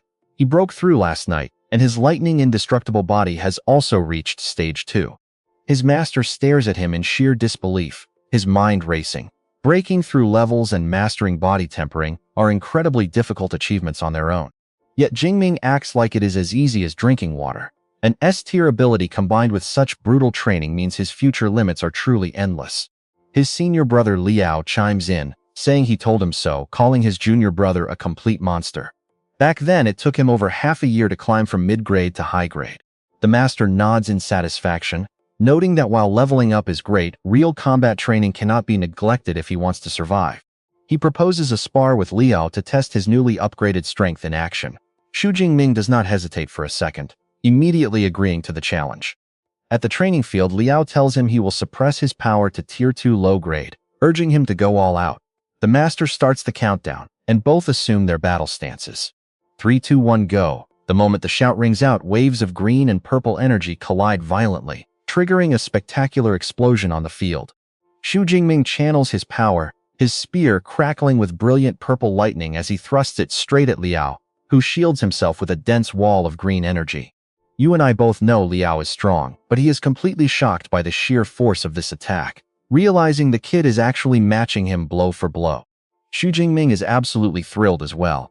Ever since acquiring his system, his eyes have never burned with this much excitement. He finally found a worthy opponent. Taking a quick step back, he gathers crackling lightning in his palm to unleash a devastating skill, Lightning Prison. A massive sphere of electric energy shoots directly at his senior brother. Xu Jingming remains completely unfazed, instantly unleashing another of his most powerful signature moves, the devastating continuous lightning spear storm. His senior brother smirks, eyes flashing with absolute confidence. He acknowledges that it is the very combo that defeated Lu Chu, but declares he is no ordinary freshman. With a loud roar, he unleashes his signature technique, the Jade Void Tribulation Lightning. A wave of emerald lightning erupts, easily obliterating Xu Jingming's relentless storm of spears. 20 minutes later, the intense duel finally ends. Xu Jingming is panting heavily, drenched in sweat, leaning heavily on his spear just to keep himself upright. Gasping for breath, he admits his lightning energy is completely depleted and accepts defeat. Patting his shoulder, Liao assures him that skill-wise, it was a tie, he only lost on energy reserves. Their master approaches them with a broad, proud smile, praising both of them for putting on such an outstanding and thrilling battle. He admits Jingming completely blew past his expectations. He originally thought Liao would win easily, but they were so evenly matched that it ultimately came down to a battle of pure attrition. Liao looks at Xu Jingming with deep admiration, asking if he has any idea what kind of combat level he just displayed. Xu Jingming asks in confusion, and Liao proudly declares him as Tier 2 invincible. Hearing those words, Xu Jingming stands completely frozen, unable to believe his ears. The master calls an end to the session, telling them to rest. Right on cue, a server brings over a plate of exotic-looking fruits. These are cleansing soul fruits, perfect for quickly melting away physical fatigue after an intense training session. Seizing the moment, Xu Jingming steps forward to ask his master for permission regarding a serious matter. The master encourages him to speak. With absolute determination on his face, Xingming announces his plan to leave the academy and head out to the wild lands. Surprised, his master asks how long he intends to stay there. Xu Jingming replies that he will be gone for over a month, returning just before the big freshman tournament. His master frowns at the lengthy duration. He solemnly warns him that the wilderness is nothing like the exam grounds, as there is absolutely no military protection out there. Fierce beasts roam freely with absolutely no patterns, and a single careless mistake could land him right in front of high-tier monsters. Spending over a month out there carries an unimaginable level of danger. Yet after weighing it over, a warm smile returns to his face as he pats his student. Fine, if your mind is made up, then go ahead. Just remember to flee immediately if things get ugly. Every legendary powerhouse must face life or death struggles to grow. Since you possess the drive to advance, I will not stand in your way. Xu Jingming bows with deep gratitude. As his master asks which zone he is heading to and hands him a fruit, we have to wonder what deadly threats await him next. Alright, you and I are about to watch Xu Jingming head to the dangerous outskirts of Primordial City, making his master sigh with relief. Right next to Mado, the beasts inside are only Tier 4 or 5, making it relatively safe. His master promises to have Lu Ming share some wilderness experience later, nodding as he adds that since he cannot join him, he will prepare a real weapon instead. Saying so, the old master raises his hand, making a ring on his finger glow with bright light. He places a brand new spear into Jingming's hands, leaving him in absolute shock before he heads back to his dorm to pack up his gear. With his backpack fully ready, he sits down at his desk and commands his artificial intelligence system, Yehowa, to open the university's mission board. A virtual screen pops up as he recalls the golden rule of senior students. Always secure enough quests to earn credits before venturing out. He scrolls through gathering materials, harvesting rare herbs and active combat campaigns, spotting a request to hunt 32 saber-toothed tigers. The reward is a solid 60 Academy credits for completing this standard C-rank mission. Mission 2 asks for 30 high-grade spiritual herbs over 20 years old for 43 credits. While Mission 3 is a Southwest campaign rewarding 600 credits for Tier 4 fighters. Now pay attention to these brutal tasks. They basically send students straight to their deaths, forcing our main character to make a choice. This is the ruthless training style of Mado Awakened University, making him realize why the elite students are always out in the field instead of classrooms. He quickly selects one high-risk A-rank and 3 B-rank mission. Grabbing his heavy backpack and weapon, he stands up, knowing there is no time to waste and heads out immediately. The smart artificial intelligence wishes him luck as he arrives at a vast mountain range, standing right before the bustling primordial city replenishment base filled with life. Shouts echo everywhere as hunter teams recruit ranged attackers, high-tier squads look for new members, and merchants promote dangerous exploration quests to anyone listening. Jingming shoulders his heavy pack, grips his spear, and confidently steps inside the base. Looking at the chaotic, lively scene, determination burns in his chest as he officially enters the main lounge packed with elite veterans. A gorgeous female clerk in a red dress steps up, bowing gracefully to welcome him and asking how she can help. Jingming hands over his official student identification, wanting to register as an adventurer since he needs a verified national license before stepping into the dangerous wild. The clerk looks surprised, noting that it is incredibly rare for a Tier 1 rookie from Mado University to brave the wilderness so early. She asks him to wait while processing the paperwork, and he calmly sits down to rest. But let's pause here because the lobby suddenly goes wild as the legendary campus goddess Jiang Chushuan walks in, drawing amazed gasps from everyone around. The stunning girl with platinum hair and stylish sunglasses enters, surrounded by heavy security guards and a camera crew. An on-screen profile reveals her name as Jiang Chushuan, a sophomore at Mado University. The crowd whispers that the famous goddess is back to film high-quality content with her personal crew, noting she already has an insane following of tens of millions of fans online. 15 million, actually. Some guys even joke they would trade 10 years of life to date her. Jingming glances over, quietly comparing her striking beauty to his schoolmate Tong Chuan as the clerk returns. She hands him a satellite smartwatch and license, explaining that the pre-installed maps detail all local beast activities and danger levels in each territory. Thanking her, Jingming takes his gear and turns around, fully prepared to leave the lobby and begin his first real trial. Suddenly, a shady-looking merchant in a ragged coat approaches with a sly grin, asking if the rookie needs any survival pills. Jingming locks his sharp eyes onto the stranger, asking in a calm, flat tone about the pricing. Thinking he found an easy target, the merchant lists first-tier healing pills for 20,000 and detox pills for 15,000. Adding that superior second-tier versions cost 40 and 30,000, Jingming softly remarks that the price actually sounds pretty cheap, making the scammer grin widely. Patting his chest proudly, the man claims his medicine is famous for being incredibly cheap and effective. But inside, Jingming is calculating coldly, knowing standard first-tier pills cost way more than that, which means this cheap deal is definitely too good to be true. He realizes it is a classic scam targeting clueless rookies, smiling coldly as he asks the man how many newbies he has tricked so far. The merchant's expression turns ugly as he points a finger at Jingming's chest, realizing he was being mocked.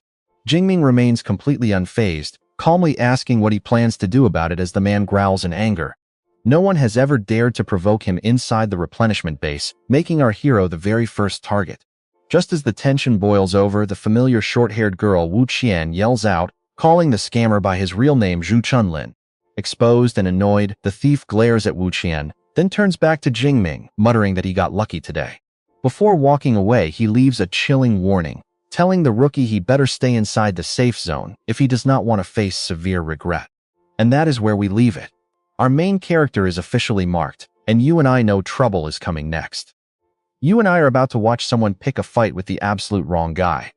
This bully just reached rank 2, so how could a level 1 rookie like our main character ever hope to survive? Wang Tian walks over, warning Hua Chanmin with deep worry. That guy is incredibly petty and holds massive grudges, so you really should stay inside the supply base for now. Hua Chanmin thanks her but wonders why no one stops a scammer like him. Wang Tian sighs and shakes her head, explaining that his underworld background keeps everyone too terrified to interfere. If you need supplies, just buy them from the official counter, she reminds him, begging him not to leave.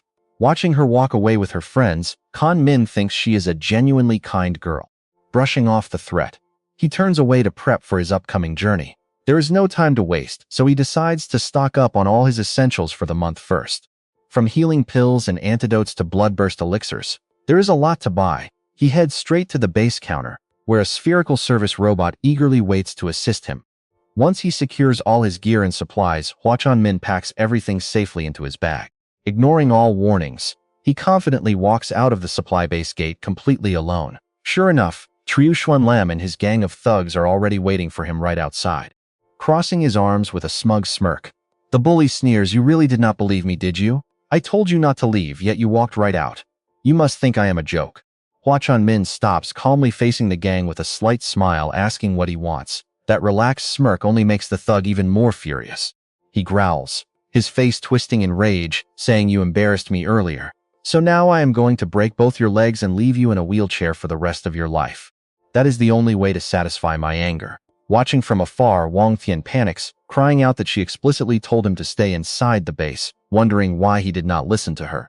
She wants to help, but her teammate holds her back, telling her to let him learn a harsh lesson because of his arrogance and refusal to listen to advice.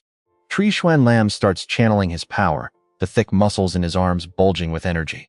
Now pay attention here, because his skin suddenly turns into a shiny metallic silver as he mocks. "If I cannot even teach a stupid rookie a lesson, I have no right to be here. My C-grade ability, metallic skin, combined with my custom CUBD battle armor means you will not even scratch my defense." He demands 1 million in compensation and a public apology on his knees. But before he can finish, purple lightning crackles around Hua Chunmin as he snaps, "Shut up." Tri Xuan Lam freezes in absolute shock. In a flash, Hua Chunmin blurs, tearing through the air with terrifying lightning-fast speed. A devastating kick, cloaked in crackling purple lightning, slams directly into the bully's face before he can even blink. Boom. The insane force sends Tri Xuan Lam flying backward like a broken doll, spitting a massive fountain of blood into the air. His body crashes violently into the pavement, leaving a deep crater with cracks spider webbing out as dust and debris erupt everywhere. Wang Tian and the distant crowd gasp in pure shock, completely unable to process what they just witnessed. Amidst the swirling dust, Hua Chunmin casually brushes off his clothes and walks away, leaving the bully unconscious in a pool of blood. The crowd finally snaps out of it, whispering in disbelief. What on earth just happened? A one-shot defeat? How is he this terrifyingly fast? I could not even see it clearly. Well, you and I can agree the bully hit a steel wall, making all our worries for the kid completely pointless. Still completely stunned, Wang Tian turns to her captain and asks, "How did he do that? I could not see a thing." The captain replies grimly, "It was a low kick. His pelvis is completely shattered, and even if he survives, he will spend the rest of his days paralyzed in a wheelchair." The captain continues with deep respect, "He must be from Mado University. He has incredible strength, and he is absolutely ruthless when he fights." Wang Tian asks how he knows. The captain explains that he only ever saw that special battle armor on Mado students, designed exclusively by their elite research department. Wang Tian suddenly gets a brilliant idea, thinking that only their school could produce such a complete monster. What if we recruit him? Our team is still missing a heavy attacker anyway. Another teammate protests, reminding her they agreed on an all-female squad. But a blonde girl hugs a blushing Wang Tian, teasing, "Oh, do you have a crush on him already? And honestly, that guy is extremely handsome, so I actually would not mind him joining our squad." Wang Tian can only stay silent in sheer embarrassment. Meanwhile, Hua Chunmin arrives at the border checkpoint, presenting his adventurer pass to the scanner. A robotic voice sounds, confirming his details and granting entry. The massive gates slide open, and our main character steps directly into the dangerous wilderness. He is surrounded by a dense, gloomy forest dripping with hidden threats. As he warily scans his surroundings, a sudden piercing screech echoes throughout the trees. Looking up, he spots a flock of birds fleeing a ruined building in the distance. He notes that the cry is a territorial warning, likely from a rank 4 beast. Fortunately, they are not his target today. Checking the 3D map on his smartwatch, he plans his route through the wilderness, which is split into ruins and mountains. The beasts lurking in the ruins are slightly weaker, making it the perfect spot to start farming his ability points. Zooming in, he picks Pingan Town ahead. It is mostly populated by rank 2 beasts with almost no rank 1s and 0 ranks 3 or 4. Plus, the ruins hold at least 500 beasts. With his target set, he accelerates into a blur, racing through the woods towards Pingan Town. The moment he steps onto the town's ruined streets, a dark shadow suddenly leaps from the corners. Attacking with insane speed, Kanmin calmly turns to face a rank 2 Shadow Cat, smiling as free points walk right to him. Clenching his fists, purple lightning crackles. Lately influenced by the violent instincts of the Thunder Dragon, his urge to fight has grown incredibly intense and hard to control. An excited, sinister grin spreads across his face as his eyes glow purple, and trust me, he is done holding back. Sensing his terrifying murderous aura, the Shadow Cat suddenly freezes mid-air, its purple eyes filled with absolute paralyzing dread. Alright, you and I are jumping forward 1 month, where another adventurer team is patrolling the eerily quiet streets of Binan Town. One member asks, "Captain, what is wrong with this place? We have been wandering around all day, so why have we not run into a single beast? The tall, bald captain snaps back. How should I know? Bin in town should have at least 500 to 600 beasts. Even if a massive horde like that migrated, they could not have vanished this cleanly. Suddenly, a giant saber-toothed tiger leaps out from a ruined building, roaring fiercely. The startled team immediately enters a combat stance. Their faces a mix of intense tension and pure excitement. It is a saber-toothed tiger. Finally, we found a beast. Let us take it down together. Kill it. But before they can move, a purple lightning spear tears through the air from nowhere at terrifying speed. The thunder spear pierces straight through the tiger, triggering a devastating explosion of raw energy. Without even a chance to whimper, the beast is completely vaporized by the purple lightning. Two of the team members stare blankly at the scene in absolute shock. What on earth was that? Some kind of new laser weapon? The captain shakes his head, eyes wide with awe, saying no, that was faster than any laser. This looks like a high-level lightning combat technique. The bald captain, his face turning pale with sheer terror, quickly orders a retreat. Some legendary powerhouse must have completely claimed this entire town. That strike was likely a warning. Not daring to hesitate for even a single second, the team turns and flees immediately. One member gasps as he runs, no wonder we could not find any beasts. They must have all been wiped out by that lightning master. Another shivers, whispering that the power of that spear was too terrifying, leaving his legs shaking. The captain snaps back, stop talking nonsense and move. If we anger that powerhouse, we are in deep trouble. Up on a high rooftop, Xu Jingming coldly lowers his hand as a virtual screen pops up, showing he just defeated a Tier 2 lower-ranked tiger beast and earned 19 ability points. He thinks with satisfaction, my lightning spear reached advanced mastery, boosting my attack range over 1,000 meters. Not bad at all. Now watch this. Looking at his status, he sums up his insane one-month gains. Over 8,000 points, reaching Tier 2 high rank, while his indestructible body broke through Tier 3. His detailed panel shows his name, rank Tier 2 high rank, superpower, class Purple Sky Divine Thunder, physique 1310, spirit 972 with master spearmanship and martial arts. Intermediate lightning net, advanced chain lightning spear, intermediate lightning flash, advanced lightning prison, intermediate lightning storm, advanced, and Tier 3 body tempering. With 112 points left, he smiles. Having this many A-class skills at intermediate mastery, who else can match him? Xu Jingming stands and looks down at the completely cleared town. This place is finally cleaned up. Time to pack up. Tomorrow I will head back to base to resupply, then dive deeper into the wilderness. The next day at the primal supply base, Xu Jingming returns with an absurdly bloated tactical backpack. Passersby cannot help but stare and mock him, laughing and asking what is going on. Did his backpack grow legs? Is he dragging an entire horned rhino carcass in there? That looks pathetic. But Xu Jingming simply ignores their gossip. Thinking to himself, thank goodness I bought the reinforced tactical backpack. Otherwise, it could never hold 400 kilograms of beast materials. Entering the trading hall, he drops the massive bag right in front of the female clerk. She gives a professional smile, asking what materials he wishes to sell, and inviting him to place them on the nearby scale first. Let us watch her reaction here. He unzips his backpack and dumps the entire loot. A literal mountain of beast materials piles up, leaving the clerk completely breathless. Xu Jingming calmly says these are Tier 2 beast materials, around 400 kilograms. Please check how much they are worth. The female clerk stares at the valuable hoard, eyes shining as she spots tiger sinews, beast fangs, and rhino horns, all top-grade materials. Realizing she cannot handle this massive amount alone, she stammers, please wait a moment, sir. You have too many beast materials here. I need to call some backup to count everything. Quickly contacting the purchasing department, a well-dressed man in a suit soon arrives with two beautiful female assistants, introducing himself politely. I am Zhao Yi, the purchasing manager. Xu Jingming politely shakes his hand and introduces himself in return. Zhao Yi looks at the pile of loot, unable to hide his admiration. Mr. Xu, you are incredibly young and talented to hunt down so many beasts at your age. This is truly an eye-opening sight. I will have my staff arrange the inventory check immediately. Would you care to sit down? Staff members quickly use flying drones to scan and appraise each item. Once finished, Zhao Yi sits opposite Xingming and offers a gold card. This is our base platinum membership card, which gives you a 5% discount on any purchase. Please accept it. For such a young Tier 2 high-rank expert, the base must build good relations. Accepting the card, he thanks Manager Rao.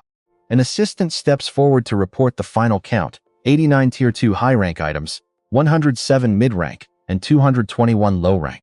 Zhao Yi cannot hide his shock, wondering if this kid raided an entire beast nest. He then calculates the total value, bringing it to 24,740,000, but let us round it up to 25 million. Xu Jingming happily nods, thanking Manager Zhao for being so incredibly generous with the price. Immediately, Xu Jingming's phone buzzes with a notification. His bank account ending in 7043 has received 25 million, bringing his balance to 29 million. Looking at the screen, he cannot help but celebrate, whispering 29 million, meaning he has officially become incredibly rich overnight. With the transaction completed, Xu Jingming stands up to say goodbye, as Manager Zhao offers him a business card. "Here is my business card, please let me treat you to tea sometime." As Xu Jingming walks away, Zhao Yi watches him with deep admiration, knowing this kid has limitless potential. But trust me, you and I know this peace will not last long as his phone suddenly rings. He answers with a hint of impatience, asking Zhao Xinlin why he is calling. On the other end, a voice filled with pure hatred speaks. "Supervisor, I saw the guy who ruined me return to the supply base. You absolutely have to get revenge for me." Chung Yi indifferently replies, "Oh, is that the level 1 peak kid you mentioned? How do you want your revenge?" Covered in bandages in his wheelchair, Triu Xuanlam screams into the phone, "Send the Huki squad to strike. I want him to suffer a fate worse than death itself." Chung Yi ponders for a moment before agreeing, "Fine, I will lend you the Huki squad. But after this, we do not owe each other anything." Triu Xuanlam replies, "Do not worry, once this job is done, I will leave the primordial city immediately." Hanging up, Chung Yi feels a sudden wave of uneasiness. Why does something feel off? Am I just overthinking this entire thing? The Huki squad is an elite level 2 awakened team, so dealing with a level 1 peak kid should be effortless. Meanwhile, as Hua Chunmin walks down the street, he suddenly lets out a loud sneeze. Rubbing his nose, he finds it strange and wonders why. Could someone be talking trash about him? Stick with me here because in a luxury office, Chung Yi is calling Director Wang. "I just discovered an absolutely incredible awakened named Hua Chunmin. Believe it or not, he single-handedly brought back more loot than dozens of entire teams combined." On the other end, the base head supervisor Wang Yan sits at his computer and says, "Hua Chunmin, let me check his database file." As the files load on his screen, Wang Yan's eyes widen in sheer shock. He immediately barks orders into the phone. "Supervisor Chu, this Hua Chunmin you mentioned is extremely important to me. The second he shows up again, you must notify me immediately."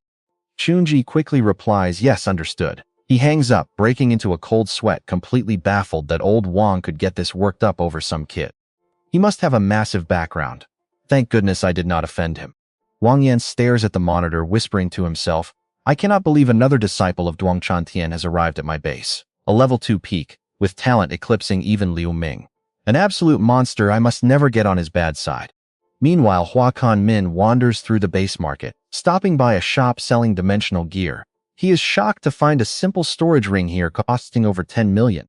Seriously, it is only the size of a suitcase, making it insanely expensive. Let us pause here. Those storage rings are so convenient. Even he desperately wants to buy one. He wonders how large a storage ring needs to be to hold his long spear. Suddenly, his phone rings again.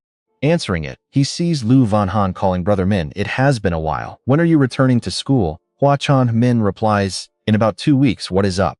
While he is chatting on the phone, Hua Chunmin has absolutely no idea that a group is stalking him from a dark alleyway. Leading them is Triu Xuanlam in his wheelchair, flanked by the elite Huki squad. Still wrapped entirely in bandages inside the alley, Triu Xuanlam barks orders to the squad with a voice dripping with pure hatred. "Your target is him, break his arms and legs, then bring him directly to me." The blonde squad captain coldly replies, "Got it." Meanwhile, Hua Chunmin is still completely engrossed in his phone call with Lu Vanhan. He has no clue a Huki squad member is silently creeping up behind him. On the other end of the line, Lu Vanhan mentions that during his month away, an incredibly arrogant freshman enrolled. Hua Chunmin hums softly in response. Sensing something off, he abruptly stops in his tracks, startling his stalker. He asks into the phone, "What is wrong?" but quickly reassures his friend, "Nothing, go on." His gaze instantly sharpens as he cautiously scans his surroundings. "Pay attention here in the alley," the captain signals, "Get ready." The target has entered the alley. He then turns to the silver-haired girl, Hathian, ordering her to analyze the target's strength. Hathian replies, "Understood." Another male member sneers dismissively, "Captain, no offense, but you are being way too cautious. He is just a level 1 peak kid. What kind of trouble could he possibly cause?" Meanwhile, as Hathian activates her ability, She suddenly gasps in absolute horror. How is this possible? The captain instantly detects the sheer panic in her voice. He turns to ask, what is wrong? Is something off? With a grim expression, Ha Tian replies, let me share the vision, see for yourselves. Immediately, a spiritual eye manifests on all three of their foreheads. For this mental perception ability, the stronger the target, the more terrifying their radiating aura. Through this spiritual vision, their own auras are nothing but tiny, weak blue sparks, while Hua Chunmin is a colossal pillar of roaring purple energy, utterly overwhelming and absolutely terrifying. One member stammers in pure panic, how is this possible? This aura is literally several times stronger than my own level 2 peak tier, and powerhouse of this scale could easily wipe out our entire squad in an instant. Realizing they have been completely set up, the captain grinds his teeth and roars, that bastard Triu Xuan Lam set us up to die.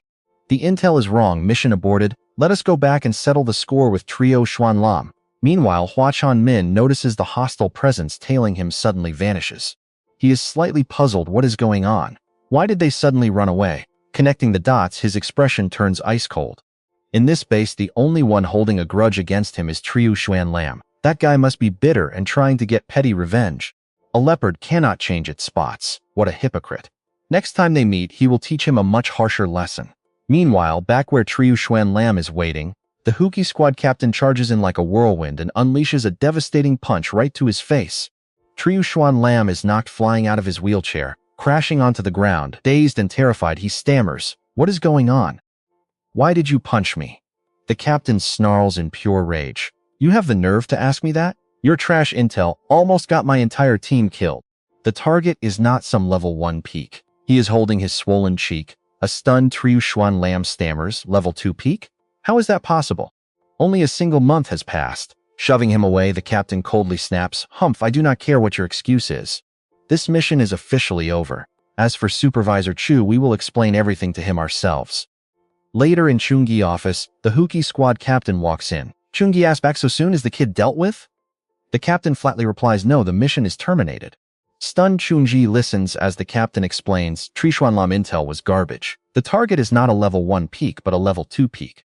Even worse, according to Ha Tian evaluation, his actual combat strength is at least level 3 or higher, which is why we abandoned the mission. Hearing this, Chuningi furiously slams the table, shocked by a level 2 peak with level 3 power. And that is where we leave it. Trust me, Trio Xuan Lam messed with the wrong monster. Alright, let's jump right into a massive panic. He suddenly freezes, realizing something is terribly wrong, and asks, wait, what's the name of Zhao Xuanlin's target? The captain replies, Zhao did not give a name, but he is about 1.9 meters tall, incredibly muscular, with a long spear strapped to his back.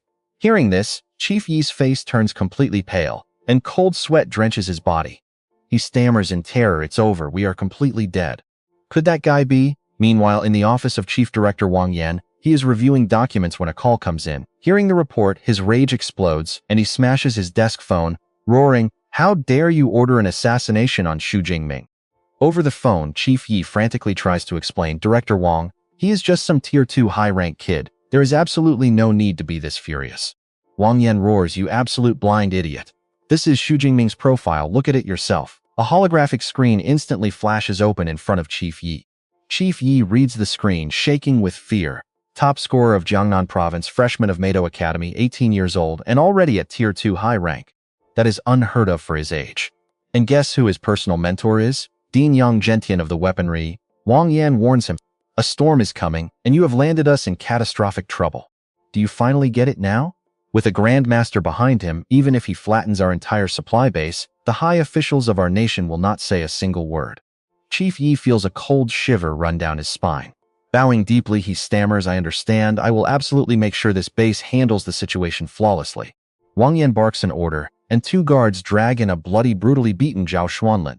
Watch closely because this is where things get incredibly dark. Zhao Xuanlin grovels on the floor covered in blood, begging for mercy. Chief Yi grabs his hair with icy eyes, declaring a simple beating cannot fix this mess. The penalty is death. If you want to blame anyone, blame yourself for kicking an absolute steel wall. Crack. With a sickening bone-snapping sound, Chief Yi finishes the job, blood splattering the floor. He slowly turns around, looking at Director Wang Yan to see if he is satisfied. Director, is this sufficient? Wang Yan coldly replies, you do not think this alone cleans your slate, do you? Chief Yi freezes in panic, and Wang Yan glares at him with eyes like razor-sharp daggers. Listen, I have ignored your shady black market deals at this base for years, but the disaster you just dragged us into is simply unforgivable. Wang Yan turns around, his commanding voice echoing, every single person connected to this mess will be dealt with ruthlessly. Not just you, but the entire corrupt squad. We cannot leave a single loose end that might offend our guest. Left with nothing but dread, Chief Yi calls out in absolute despair Director Wang. A bit later, right at the front gate, Wang Yan leads a crowd of high-ranking base directors standing in absolute silence, waiting to welcome an incredibly important guest. The watching crowd of adventurers starts whispering, "Is that guy at the front the legendary Chief Director Wang Yan?" Every department head is standing there, except for the purchasing director who mysteriously vanished. Wow, with a welcoming committee like this, some supreme powerhouse is definitely arriving. Over in the crowd, Wang Chen and her team are watching this unfold. Suddenly, one of her teammates spots someone in the distance and gasps, "Is not that the guy we met earlier from Mado Academy?" She blinks, "Wait, where?" Xu Jingming walks back from the dangerous wilderness, completely baffled to see the massive crowd and the entire board of high-ranking directors staring straight at him. Wang Yan rushes forward, bowing deeply with utmost respect. "Young Master Xu, you have finally returned. I am the chief director of this base, Wang Yan. You and I both know he is strong, but look at Wang Chen and her team gaping in total shock. This confirms his background is way more terrifying than just a normal student." Wang Yan immediately explains how Zhao Xuanlin dared to offend him, stating, "Our base takes absolute responsibility for this disgrace, and we have already brought him to justice. All of his accomplices are locked up too, and they will spend the rest of their lives rotting behind bars. To prove our sincerity, we have prepared a special gift of apology." Xu Jingming notes his decisive actions, thinking, no wonder this man is the chief director. He is completely ruthless, cleaning up his own subordinates without hesitating. A beautiful assistant steps up, holding a luxurious red velvet box. Wang Yan presents it. "This is our highest-tier platinum membership card, making your stays at our base entirely free. Any items you buy here will also get a massive discount of at least 20%. Another assistant opens an elegant case revealing a glittering ring. Wang Yan adds, "We also offer this spatial ring containing 1 cubic meter of storage space as part of our deepest apologies." Xu Jingming is genuinely shocked. 1 cubic meter, he takes the spatial ring, his heart racing with excitement. A storage ring of this capacity usually sells for at least 50 million great Xia coins. Wang Yan is certainly sincere. "Since you are being so generous, Director Wang, I will gladly accept this." Wang Yan smiles warmly, saying, "As expected of Master Yang's disciple, you are incredibly straightforward. By the way, your senior brother Liu Ming also came to this wilderness base to train years ago." Jingming replies, "Ah, indeed." The two keep chatting as Jingming is personally escorted to a highly luxurious VIP suite. Looking out from the massive window, Jingming feels satisfied. This top-tier suite unlocked by his platinum card is incredible, way more luxurious than his own university dorm villa. After a whole month of brutal training in the wild, he can finally relax for a day. Wang Yan escorts him all the way to the door, advising, "Contact me directly if you ever need anything." In this wilderness outpost, my word still holds a lot of weight. Looking at his new spatial ring, Jingming realizes this is the true power of having a massive backer. A normal Tier 2 high-rank genius would never receive this kind of royal treatment. He sits down to bind the ring, focusing his energy since a spatial ring requires a spiritual imprint before it can be used. With his spiritual force sitting at a massive 972, far exceeding the usual 600 of Tier 2 elites, this process should be a walk in the park. He focuses his mind, and in a mere split second the ring binds to him. He excitedly tests it at work. He can now retrieve items with a simple thought or store them away just by touching them. Aside from not holding living creatures, this spatial ring is incredibly useful. Suddenly his phone buzzes with an incoming call from his master. "Hey master, yes, I just got back from the wasteland. Yes, everything went perfectly. Actually, there is something I should report to you." Upon hearing what happened, his master flies into an absolute rage, roaring, "They dared to send assassins after you? A spatial ring is far too light of a punishment. If anything happened to you, I would have flattened their entire base. Trust me, he definitely would have done it." "So you and I are joining right as the teacher asks why that elite Tier 2 squad suddenly backed off and gave up the chase." Xu Jingming replies that they probably realized he is also at high Tier 2, which ruined their plans, so they went back to confirm. Hearing this, his master is so shocked he nearly drops his phone. "What? You? You have already reached high Tier 2? And you have only been training in the wilderness for a single month?" Xu Jingming calmly replies, "Yes, master, I just broke through a few days ago." His teacher bursts into hearty laughter. Ha ha ha! Worthy of being the student of me, Yang Zhentian. Your training speed is even faster than mine back in the day. When do you plan to return? I will personally celebrate your success. Xu Jingming answers. I will be back before the school semester starts. For now, I am heading to the high-level zone. You have master-level lightning flash, so Tier 4 beasts cannot catch you. Even if you encounter a Tier 5 beast, you can use the blood surge pill to survive. Go test your luck. Broadening your horizons is always good. Hearing this, his master feels highly satisfied. Good kid, I can hear how confident you are from your tone. Still, stay cautious. Xu Jingming respectfully replies. I understand, master. Meanwhile, an assistant sees Yang Zhentian laughing happily and says, Old master, I have not seen you this happy in a very long time. Replying with another booming laugh, Yang Zhentian is overjoyed. The assistant continues with a proud tone. Jingming not only has outstanding training records, but his real combat skills are proven. His breakthrough speed is just unheard of. They say life or death crises are the catalyst for the strong, but when applied to Jingming, he is basically a cheat code. Meanwhile, in a distant land, Xu Jingming enters the wilderness, a vast mountain forest where the wind rustles loudly through the leaves. He listens closely to his surroundings as beastly roars echo through the air. He thinks to himself, beast roars are everywhere here.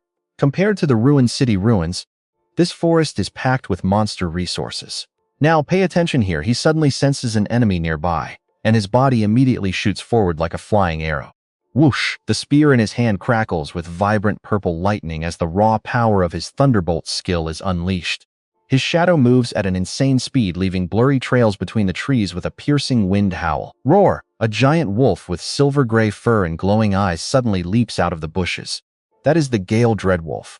Having fought these monsters for a month, Xu Jingming steps back to analyze, thinking that ordinary Tier 3 beasts usually possess some unique supernatural abilities. The Gale Dreadwolf is a wind attribute beast. Judging by the strength of that last wind blade, it must be a mid-Tier 3. I wonder how many ability points I will get for slaying it. Just as he prepares to strike the final blow, a distant voice calls out, Look, a Gale Dreadwolf! A group appears, led by a stunning woman with platinum hair. One of the squad members speaks up, saying the wind power surrounding this Gale Dreadwolf is extremely strong. It should be mid-Tier 3. A beast of this level is perfect footage for Miss Zhang's video. The captain commands, same old rules, block its escape route first. Seeing this, Xu Jingming frowns. Aside from Jiang Chushuan, the rest of them are only Tier 3. They want to steal his kill. He recalls the unspoken rules of this wilderness. Wilderness rules state that resources belong to the first discoverer. Otherwise, it is considered a direct provocation. Suddenly, the woman named Jiang Chushuan speaks up in protest. Captain Wang, I told you last time, I do not like stealing other people's prey just for video footage. Understood? The captain laughs it off and tries to convince her. Miss Jiang, do not put it so harshly. This is not stealing. We are just helping someone out. A Tier 3 adventurer encounters a Tier 3 beast. Then, a goddess swoops in to save him.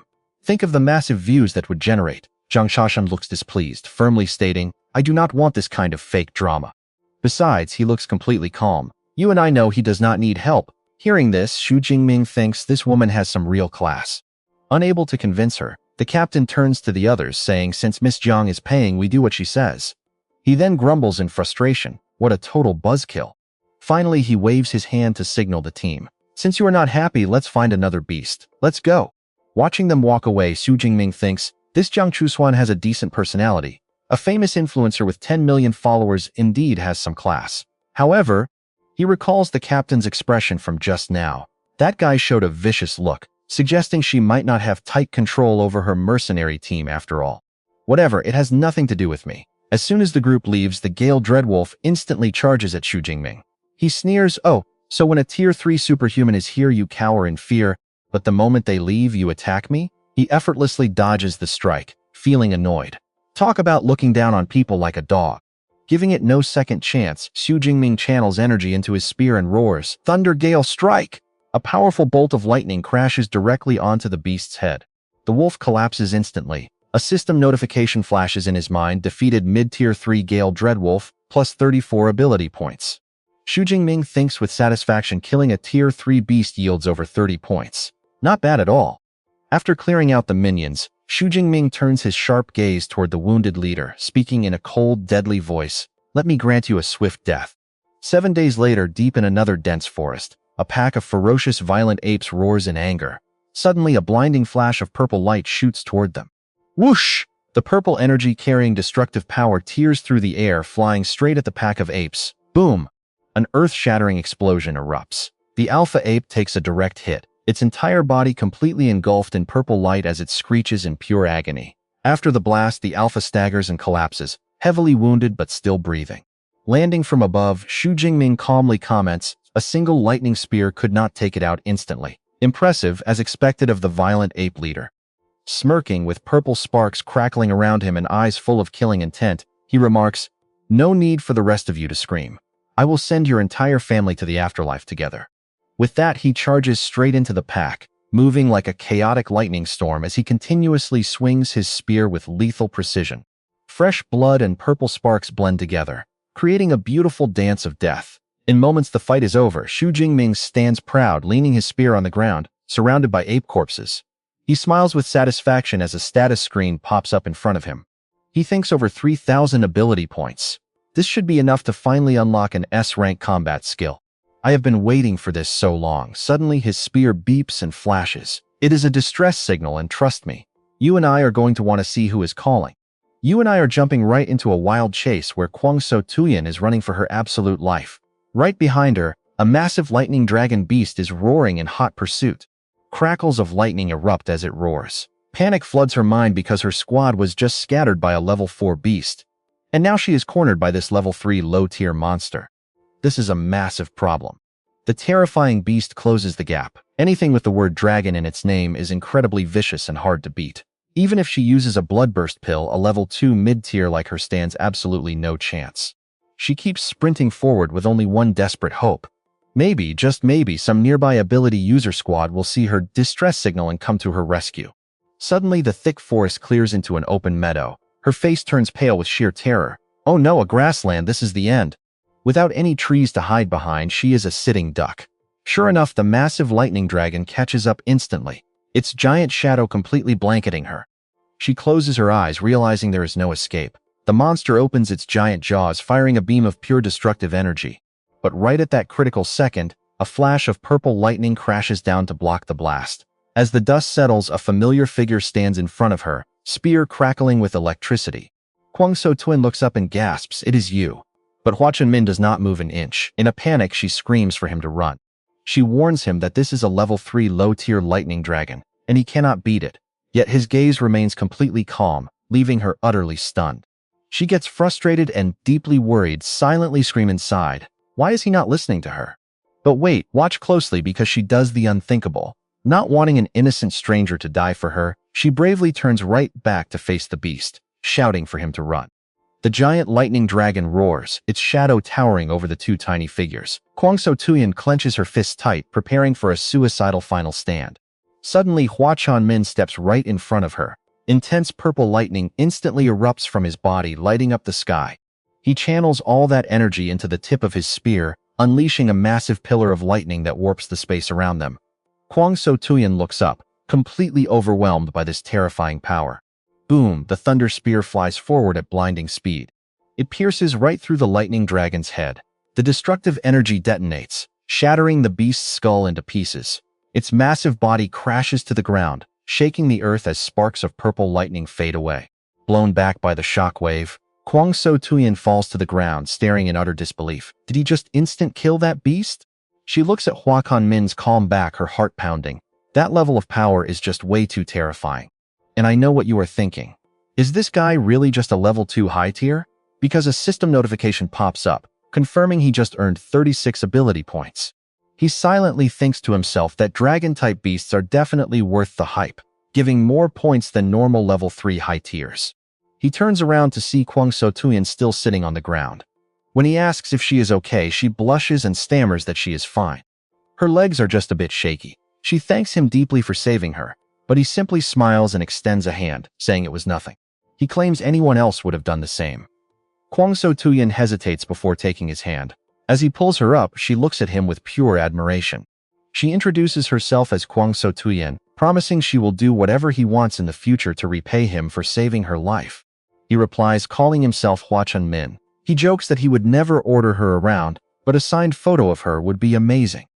He immediately thinks of his friend Lu Van Thao, who is a massive fan of hers and has been begging for an autograph forever.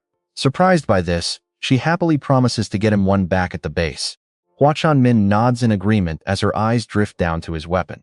Recognizing it, she asks if that is the legendary Shadow Cloud Storm Spear, and if he also attends Mado University. Surprised, he explains his teacher gave it to him. She happily replies that the weapon is famous for being too heavy for lower tiers, while higher tiers use grade C gear. She introduces herself again as a sophomore from the Elemental Academy's Ice Department, politely greeting him as her senior. She wonders why she has never heard of him, figuring this powerful senior must be extremely low-key. Hearing her call him senior, he realizes that normal students here only reach level 2 high tier by their 3rd year. Deciding not to crush her admiration, he just smiles. He welcomes his junior, and her eyes spark with even more awe at his incredible strength. She points out that even though the dragon was only a level 3 low tier, it was as strong as a high tier beast, yet he defeated it instantly. As he prepares to leave, she quickly asks if she can tag along, explaining she lost her guards and cannot survive out here alone. He agrees to take her as far as the city ruins so she can safely head back on her own.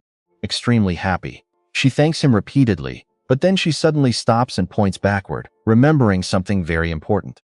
She asks if he wants to check out the dragon's lair, suggesting there might be valuable loot inside since the beast chased her so aggressively. He agrees to take a look, and as they walk, she curiously asks which academy department he belongs to. He tells her the weapons department, and she eagerly mentions a notoriously fierce instructor there named Duong Tran Tian, known as King Yama. When he calmly replies that King Yama is actually his personal master, Kwang So Tuyen instantly freezes in absolute shock. With the fight over, Hua Chunmin looks at her and wonders. You and I know her livestream persona is a cold goddess, so why is she sweating and acting so differently? In reality, she is just a massive chatterbox. Alright, you and I are about to watch a simple cave trip turn into an absolute battle. Kwang So Tuyen leads Hua Chunmin to a dark cavern. He immediately steps up, spear ready, shielding her. He warns her that it might be dangerous inside and tells her to stay behind him. Kwang So Tuyen obediently nods as they both cautiously step into the dark cave. Hua Chunmin takes the lead, purple lightning crackling around his spear tip, ready for a fight while Kwang So Tuyen follows close behind. Stepping deeper, they are stunned by the sight. Before them lies a massive cavern with a crystal clear pool, surrounded by countless glowing exotic plants. Kwang So Tuyen cannot help but whisper how sweet it smells. They gaze around in awe, the air thick with an incredible fragrance and pure energy. Hua Chunmin instantly recognizes the value of this place. Rank B spirit herbs, Rank A burning lotus, and Rank C hypnosis grass. Why on earth are so many rare resources growing together in a place like this? Then his eyes lock onto the pool, his voice trembling slightly with excitement. He recognizes the ultimate treasure here. His voice is filled with pure shock as he realizes it is the Earth Spirit Spring, an S-rank legendary healing medicine. Kwang So Tuyen is utterly stunned, looking at him in disbelief. She gently kneels down, plucking a flower to breathe in its scent.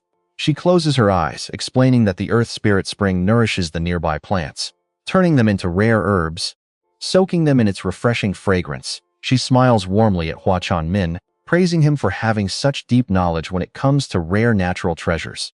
She proudly adds that she even passed her 2nd rank pharmacist certificate at school. Hua Chunmin is highly impressed, realizing she is a top-tier student since that exam is famously brutal. She laughs happily, telling him he is overpraising her. She then generously suggests that since this spring can easily make at least 5 S-rank healing potions, Hua Chunmin should take the entire spring for himself. Hua Chunmin shakes his head, offering a much fairer split of 80% to 20%. On top of that, they will split the rare herbs right down the middle. Hearing this, Kwang So Tuyen beams, thanking him endlessly. Just then, Kwang So Tuyen's mercenary team appears at the cave entrance. One of them grumbles, complaining that there are no monsters here, so there cannot be anything valuable.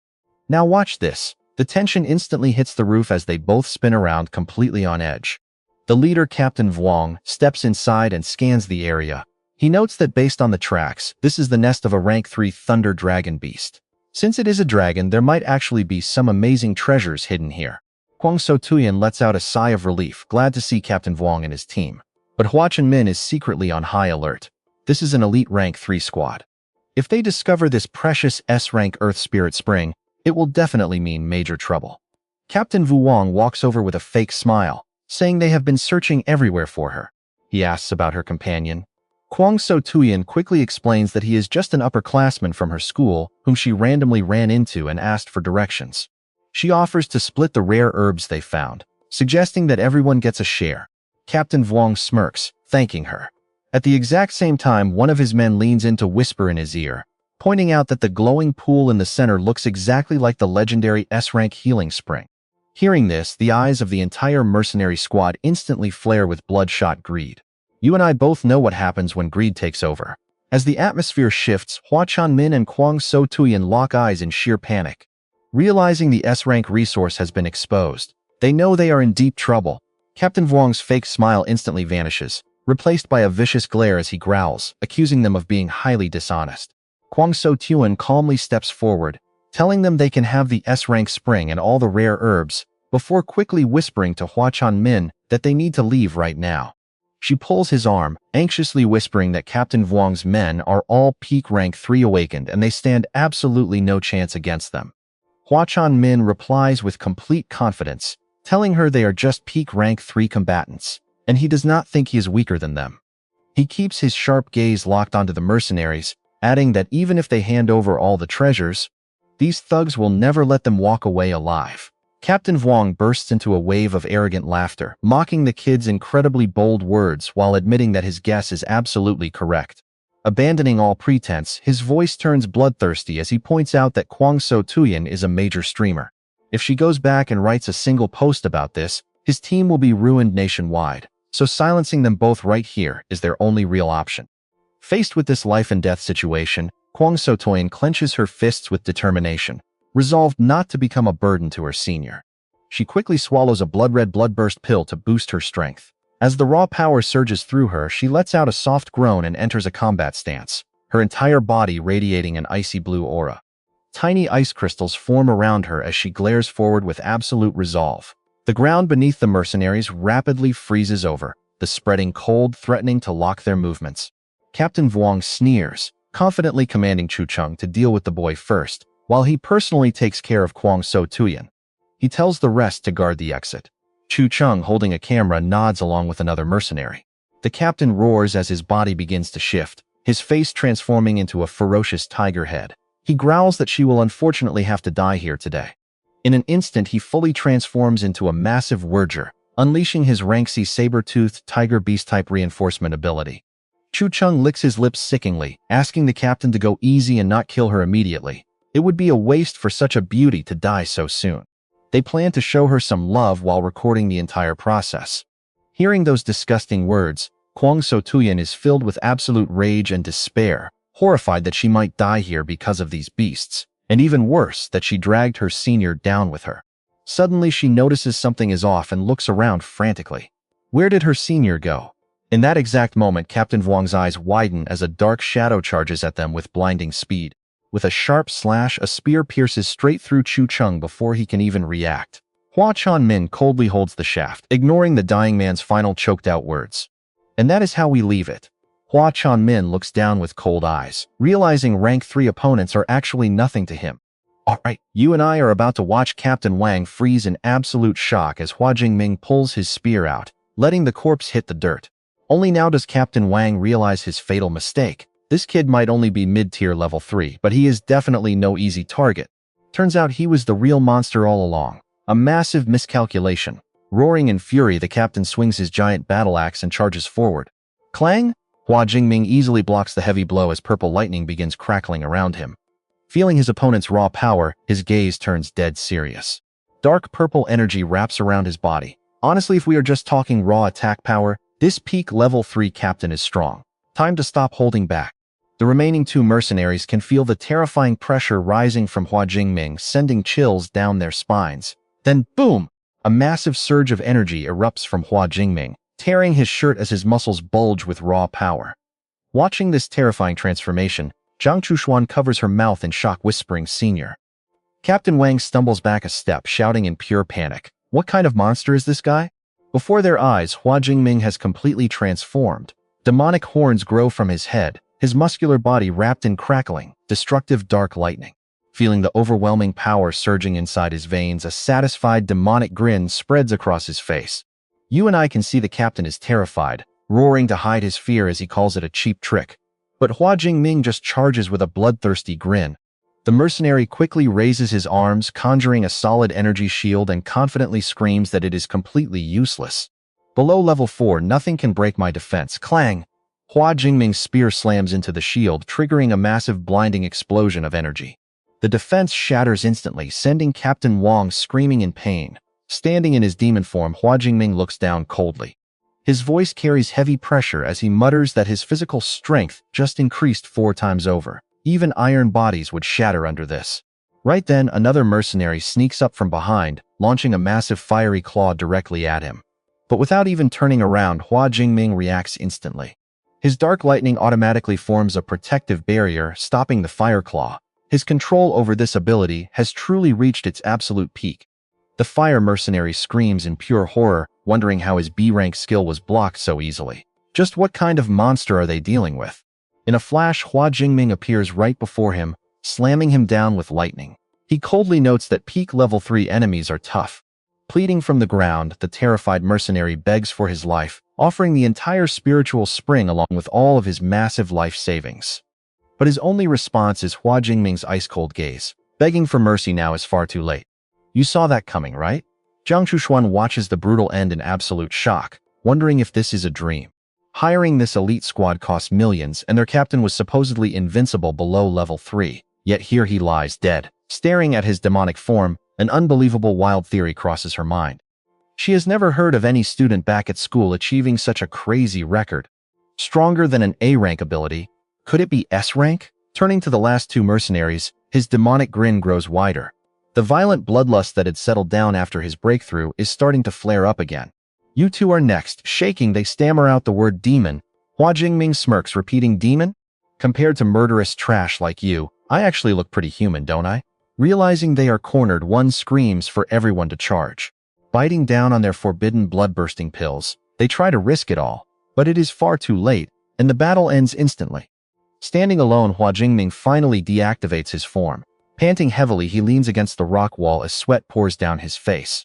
He sighs, realizing this ultimate state drains way too much energy. Using it for just 10 minutes is more exhausting than battling wild beasts for 3 hours. Seeing him struggle, Jiang Chushuan runs over anxiously to check on him. He turns around, trying to play it cool, saying he is just a little tired. He suggests gathering the spiritual spring and rare herbs first. Walking over, they find the water perfectly clear. She sighs in relief that the blood did not ruin it. Squatting down, Hua Jingming carefully uses his prepared glass jars to collect the precious spring water. Filling them up, he smiles, noting they got even more than expected. Handing a bottle to Jiang Chushuan, he tells her she earned it for her help during the fight. Deeply grateful, she happily thanks him, but suddenly she lets out a soft gasp as her legs give out and she stumbles. He turns back in surprise as her face flushes red, her weak body collapsing forward. She instantly realizes the severe side effects are kicking in. The side effects of that blood-bursting pill are finally hitting her. Falling helplessly into his arms, she lets out a soft gasp. Limp, powerless, and blushing furiously, she panics in complete embarrassment. She is too weak to even use her spatial ring to grab some spare clothes. It is absolutely mortifying, and she is dying of embarrassment. Peeking up at him, her mind races, worrying he might totally misunderstand her current behavior. Worried she will leave a terrible impression, she is almost in tears. Noticing her distress, he gently tells her the pill's side effects are severe and offers to carry her. With that, he carefully scoops her up. Held tightly in his strong arms, her heart starts racing like crazy. Thump, thump. Burying her face in his chest, she wonders why her heart is beating so fast. Is it because she has never been this close to a guy? Carefully leaning her against a large rock, he softly tells her to rest there for a moment. He takes off his t-shirt to cover her before heading out to gather the remaining herbs. Wrapping herself in it, she feels incredibly warm, thinking how kind he is. As she watches his muscular back, he starts looting the fallen mercenaries. Trust me, you and I are definitely going to want to see what comes next. Let's dive into this wild story as our main character checks a looted spatial ring, only to realize this tier 3 elite squad carried nothing of real value, just cash, herbs, and low-grade skills. He holds 2 spatial rings in his hands, hoping he can trade these 1 cubic meter rings for a single 2 cubic meter version. Otherwise, dragging this massive spear around is going to be a total pain. Suddenly, Jiang Chushuan calls out weakly, explaining that the Earth Spirit Spring can actually relieve her exhaustion from the bloodburst pill. Xu Jingming looks up, completely surprised by this. She asks if she can have just a small sip of it. Hearing this, Xu Jingming immediately grabs a bottle of the spring water and carefully holds it up to her lips. After taking a drink, Jiang Chuxuan lets out a relieved sigh. Color quickly returns to her pale cheeks, and she happily declares that she feels much better already. But to fully recover, she needs to rest for 3 or 4 hours. Sitting down beside her, Xu Jingming takes a sip of the spring water, amazed that the pill's side effects can be cured. This S-Rank Earth Spirit Spring is truly miraculous. Looking up at the sky, he realizes it will be dark in another 3 or 4 hours. He suggests they rest here for the night since it is relatively safe. Hearing his words, Jiang Chuxuan's face instantly turns beet red as her heart beats rapidly. Her mind races wildly at the thought of spending the night alone with him in a dark cave. Seeing her silence, Xu Jingming asks for her opinion. Flustered, she quickly nods and mutters that she will follow his lead. Night falls, and the forest grows quiet. The next morning, Jiang Chuxuan wakes up and stretches her arms with a refreshed smile. She enjoys the clean forest air, thinking she could stay here for a month if there were no beasts around. Then she glances over at Xu Jingming meditating nearby. Feeling a bit embarrassed, she laughs at her wild thoughts from last night, knowing her senior is a perfect gentleman. Yet, why does she feel a tiny bit disappointed? Suddenly, Xu Jingming opens his eyes and tells her, it is time to head to the forest boundary. Startled, she stammers in agreement. Right after, the two of them begin dashing through the dense forest at an incredible speed. While sprinting, Xu Jingming suddenly senses an overwhelming aura of danger. He immediately reaches out and pulls Jiang Chuxuan behind him to protect her. Right then, a massive blazing tiger leaps clean over their heads, radiating such intense heat that the surrounding air literally warps around it. Xu Jingming gasps in shock. It is a level 5 blazing tiger. The giant beast crashes onto the ground with a massive boom, but immediately bolts away without even glancing in their direction. Hiding behind a massive tree, Xu Jingming whispers, wondering if the beast somehow missed them. Jiang Chuxuan is just as surprised, noting that the powerful monster looked like it was desperately running away from something. But pay attention here, because Jiang Chuxuan suddenly senses an even more terrifying aura closing in from behind, leaving her completely frozen in pure terror. A pack of gray wolves with glowing red eyes dashes past, their savage growls echoing through the forest. Terrified, Jiang Chuxuan explains that these steel-eating rats are only level 1 beasts. However, once they form a massive swarm, even a powerful level 6 expert would be torn to pieces. No wonder even that level 5 beast was running for its life. Sensing the extreme danger, Xu Jingming grabs her hand and shouts that they need to run immediately. Both of them sprint with all their might, trying to escape the relentless swarm chasing right behind them. As they run, Xu Jingming analyzes their situation. Knowing these steel-eating rats have insane stamina and can sprint for 5 or 6 hours without stopping. Can they actually escape? Only reaching the supply base will keep them safe, but it is at least 90 kilometers away. He needs to find a way to speed up. Glancing at his spear, he decisively claims it is too heavy and must be abandoned. Jiang Chuxuan quickly replies, telling him her spatial ring has plenty of room to store it. She reaches out, her spatial ring flashes, and the heavy spear instantly vanishes inside. Xu Jingming exhales, noting that he feels much lighter now. Still, running like this is too slow. Carrying her on his back would be much faster. Before she can even react, he ducks down, catching her completely off guard. With a grin, he lifts her onto his back and takes off like a rocket. Moving at an unbelievable pace, he easily outruns the swarm, crossing the vast green fields. Now I know what you are thinking. They should be safe in the ruins, right? But the absolute worst-case scenario unfolds as those steel-eating rats are already swarming the city ruins too. With their path completely blocked, he realizes he has to fight. The familiar black lightning crackles and erupts across his entire body. Activating his demonic lightning form, he roars to Jiang Chuxuan, who is clinging tightly to his back, telling her to hold on tight as he prepares to accelerate. She can only scream in shock as he dashes forward like a bolt of lightning. Arcs of purple electricity blast from his body, obliterating any rats blocking their path. Notifications flood his vision, showing he defeated a low-tier level 1 steel-eating rat for 2 ability points, and a mid-tier level 1 rat for 3 ability points. Meanwhile, back at the primitive base, Wang Yan is receiving an urgent report from his subordinate. With an incredibly grim expression, the assistant reports that the scale of this rat tide is massive, consisting of at least 300,000 steel-eating rats. This sudden wave will heavily devastate the delicate ecological balance of the wilderness. This zone will suffer a severe decline for months.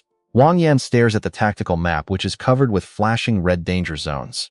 He mutters anxiously that the ability users deep in the wilderness are likely doomed to be eaten. Privately, he prays that Xu Jingming did not venture too deep into the danger zone. Otherwise, unless his own mentor Yang Zhentian steps in personally, absolutely no one can save him. Suddenly, a nearby sentry points to the distance and screams, asking what that is. Everyone looks toward the horizon to see a colossal ball of lightning charging straight at them. Another soldier gasps in terror at the sheer power. Could it be a lightning-controlling beast? Wang Yan immediately barks orders, telling them not to panic, to assess the threat level, and authorizing Squad 1 to open fire. But it is too late. A frantic voice crackles over the radio, warning that the target is breaching the base at 80 meters per second, and interception has failed. The massive lightning sphere slams directly into the defensive barrier. Purple thunderbolts explode outward, clearing every obstacle in sight. The sphere finally stops right at the base gates, with Jiang Chushuan's terrified screams still echoing. As the blinding lightning fades, Xu Jingming touches down and gently sets the trembling Jiang Chushuan onto her feet. The surrounding soldiers stare in absolute disbelief, with one muttering that it is actually a human, even though he completely mistook him for a lightning beast. Honestly, his energy is terrifying. Wait, doesn't his back look incredibly familiar? Meanwhile, a heavily panting Xu Jingming stands there, his bare back completely drenched in sweat. And that's where we leave them, with Jiang Chushuan holding his arm in pure heartfelt gratitude. Let's dive into an insane journey that'll keep you on the edge. Just as our hero survives, Wang Yan rushes over in absolute shock, asking, "Are you really classmate Xu? You actually made it through the beast tide? Do you need any help?" Xu Jingming replied wearily, "I ran from the mountains for over 40 minutes to get here. I am exhausted. Just get me a room to rest." Hearing his answer, Wang Yan froze in place, completely terrified. The mountain range? That place is over 90 kilometers away. Even a Tier 4 Awakened might not survive that escape route. How on earth did Xu Jingming pull this off? He quickly signaled his men to arrange a room and help classmate Xu. But Jiang Chushuan gently grabbed Xu Jingming by the arm, saying, "No need, I can support Senior myself." As they walked away supporting each other, the soldiers around them began whispering. "Isn't that girl walking with him the goddess Zhang?" "Yes, that is definitely her. That kid is incredibly lucky." Another soldier sighed in despair. "What is their relationship anyway? Don't tell me my beloved goddess has just been stolen from me." After that, Xu Jingming fell into a deep sleep. When he slowly opened his eyes and woke up, the very first person he saw was Jiang Chushuan sitting by his bed. She joyfully exclaimed, "Senior, you are finally awake. You slept for 2 whole days and nights. I was almost forced to feed you the Earth Spirit Elixir." Xu Jingming sat up, feeling his body completely recovered. He asked, "Did I really sleep that long? By the way, what is the situation in the wilderness area now?" Jiang Chushuan replied, "The beast tide still has not retreated, and the wilderness remains completely locked down. Even if they do withdraw, no wild beasts will appear there anytime soon." Xu Jingming nodded. "There are only a few days left before classes officially start. It seems like it is time to return to school." Hearing this, Jiang Chushuan excitedly asked, "Senior, are you heading back?" "What a coincidence, I am about to head back to campus too." Xu Jingming smiled and said, "All right then." Jiang Chushuan suddenly remembered something. "Now watch this, because things are about to get hilarious." She suddenly pulls out a signed photo showing her in incredibly seductive pajamas on a bed. "Here is that signed picture you wanted before." Xu Jingming froze. He awkwardly scratched his head, his face turning bright red. "That signed photo is actually for my friend. Is this one perhaps a bit too inappropriate? Do you have a more normal photo?" Hearing this, Jiang Chushuan gasped in shock. "Oh, so it was for a friend? It seems I completely misunderstood." Embarrassed, she covered her face and screamed internally, "This is so humiliating. How could I think Senior actually had feelings for me?" She quickly snatched the photo back and handed him another one. "Take this new one instead, and return that last photo to me." But Xu Jingming held onto it tightly, hesitatingly asking, "Can I keep this one for myself?" Hearing that, Jiang Chushuan was stunned for a moment, before flashing a deeply meaningful smile. "Of course you can, tee-hee!" Xu Jingming quickly stood up, his heart racing. "Right. I have slept for 2 days, and there are many things to handle. Let me take care of them. Also, I need to book a high-speed train ticket back." Jiang Chushuan crossed her arms, saying confidently, "A train? No need, I drove here myself. When the time comes, you can just ride back with me." Soon the two of them were sitting in a sleek yellow convertible supercar, speeding down the road. Xu Jingming could not help but admire. A famous influencer indeed, owning a limited edition sports car worth tens of millions. "This is actually my very first time experiencing a self-driving car." Jiang Chushuan smiled and explained, "Although it only has a level 5 artificial intelligence, Self-driving is still incredibly simple. Soon, the car pulled up right in front of the Mado Awakened Academy. Both stepped out of the vehicle. Xu Jingming slung his long spear over his shoulder, while Jiang Chushuan had changed into an active, casual outfit. Their sudden arrival immediately caught the eyes of nearby students. Wow, that guy is so handsome! Tall, perfectly straight, with a dangerous vibe that is incredibly attractive. Too bad he seems to have a girlfriend and a gorgeous one at that. Xu Jingming stretched, feeling refreshed. Finally back. After a month of training, my strength has truly transformed. He turned and asked Senior, which dorm area is yours? Pointing, he said. I am in Area 3, Jiang Chushuan replied. I am in Area 2, so let us part ways here. Xu Jingming nodded. If you ever need any help in the future, just let me know. She smiled and replied, all right, I will definitely trouble you next time. You saw that coming, right? Just as he turns to leave, she suddenly tips up her toes and plants a soft kiss on his cheek, leaving our hero frozen solid and blushing. She smiled sweetly and said, consider this a tiny thank you for saving my life. With that, she gracefully turned and walked away, waving, see you next time, Senior. Xu Jingming stood there in a daze, touching his cheek. His mind raced with a single thought, did I just get kissed by force? Back in her room, Jiang Chushuan sat before her computer. Someone as strong as Senior cannot be a nobody. Let me look up his file and see. She began searching, muttering to herself, record-breaking freshman, strongest tier 1. How strange. Why are all these search results talking about freshmen? Suddenly her eyes lit up. Here it is, Senior's detailed profile. As she read, her face flushed red with absolute embarrassment and anger. Xu Jingming is actually a freshman? A high tier 2 freshman. And here I was, calling him Senior this whole time. That lying scoundrel. Just wait until I see you again, Junior. I will teach you a lesson. Meanwhile, back in his dorm, Xu Jingming was sorting through his spoils. Blazing flowers, dinosaur hides, everything looks complete. All the quest items are gathered, and with 2 spatial rings, his bank account boasts over 25 million. He opened his status screen to check. Name, Xu Jingming. Rank, High Tier 2. Ability, Purple Heavenly Thunder, S-Rank. Ability points, 3,712. He thought with satisfaction. It is a pity the beast tide hit. Otherwise, I could have gathered even more ability points. But with over 3,700 points, it should be enough to learn 2 S-Rank combat skills, right? Suddenly, the door swung open and his roommate Lu Wanhan walked in. Brother Ming, you are finally back. You left without saying a single word. We heard a beast tide broke out in the wilderness, and we were so worried about you.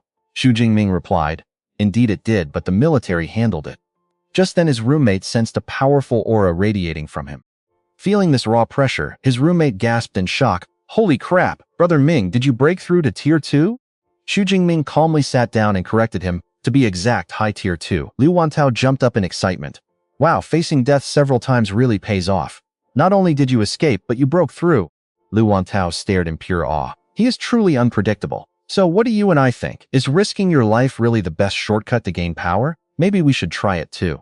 You and I are diving into a wild journey, as Xu Jingming warns. Stop, I'm a special case. The wilderness is dangerous. Wait until you reach level 2. Liu Wentao chuckles, saying he's just kidding, and definitely won't be heading to the wilderness anytime soon. He also mentions that Song Shuyun came looking for him several times during his absence, advising him to contact her. Jingming simply nods in response. Oh, I'll contact her once I finish up here, Jingming replies. He then pulls out a photo and hands it to Wentao, adding, by the way, I brought you a gift from the wilderness. Wentao looks at it curiously, and his eyes immediately turn into hearts. Drooling in pure ecstasy, he screams out in joy, oh my god, it's a signed photo of Goddess Jiang. After that, Xu Jingming heads to the university's martial arts library, an ancient and solemn place. Sitting down, he thinks happily that 4 missions earned him 871 credits. Grabbing credits this way is fast. He commands his system, filter out all S-Rank lightning combat skills. Virtual screens instantly pop up before his eyes, displaying details of the S-Rank skill, Thunderstrike Mark. It condenses lightning energy into a mark, causing massive elemental damage. Note, this technique is restricted to lightning users at rank C or above and level 2 or higher. Next is Thunder Fist, an S-Rank skill that channels maximum lightning energy directly into the user's fist. Note, this requires B-Rank lightning capability and a level 3 tier to learn. Then Lightning Barrier, S-Rank. It creates an unbreakable electric dome around enemies, continuously striking them with thunder from within. Note, this technique is only available for lightning users of rank B and above, at level 3 or higher. Resting his chin on his hand, he muses that even a top academy like Mado University only has about 20's rank lightning skills. Alright, pay attention here because his next skill choices are going to shape his entire future. Countless holographic screens fly past his eyes, displaying various options. Finally, he points at the last two options. S-Rank Heavenly Lightning, which uses one's own power to trigger natural lightning, summoning thunder strikes onto target areas. Note, those at level 2 or above with rank a talent can learn this to boost its power. Then there is the S-Rank Thunder Prison Shield, which weaves the user's energy into an electric defense barrier. Note, this is also restricted to level 2 users with rank a talent. He decides on these two, combining long-range offense with a rock-solid defense for absolute balance. Smirking confidently, he thinks to himself that while other students have to specialize in either magic spells or close combat, I have a cheat code, so I choose. I will just take them all. He begins studying Heavenly Lightning closely as his face grows dead serious. This skill is actually the only prerequisite for the legendary SSS-Rank lightning technique of Mado University, the 10,000 Thunderbolts. It's incredibly profound, far more complex than his S-Rank Thunderbone tempering skill. As he reads on, his head starts to throb. How is this technique so complicated?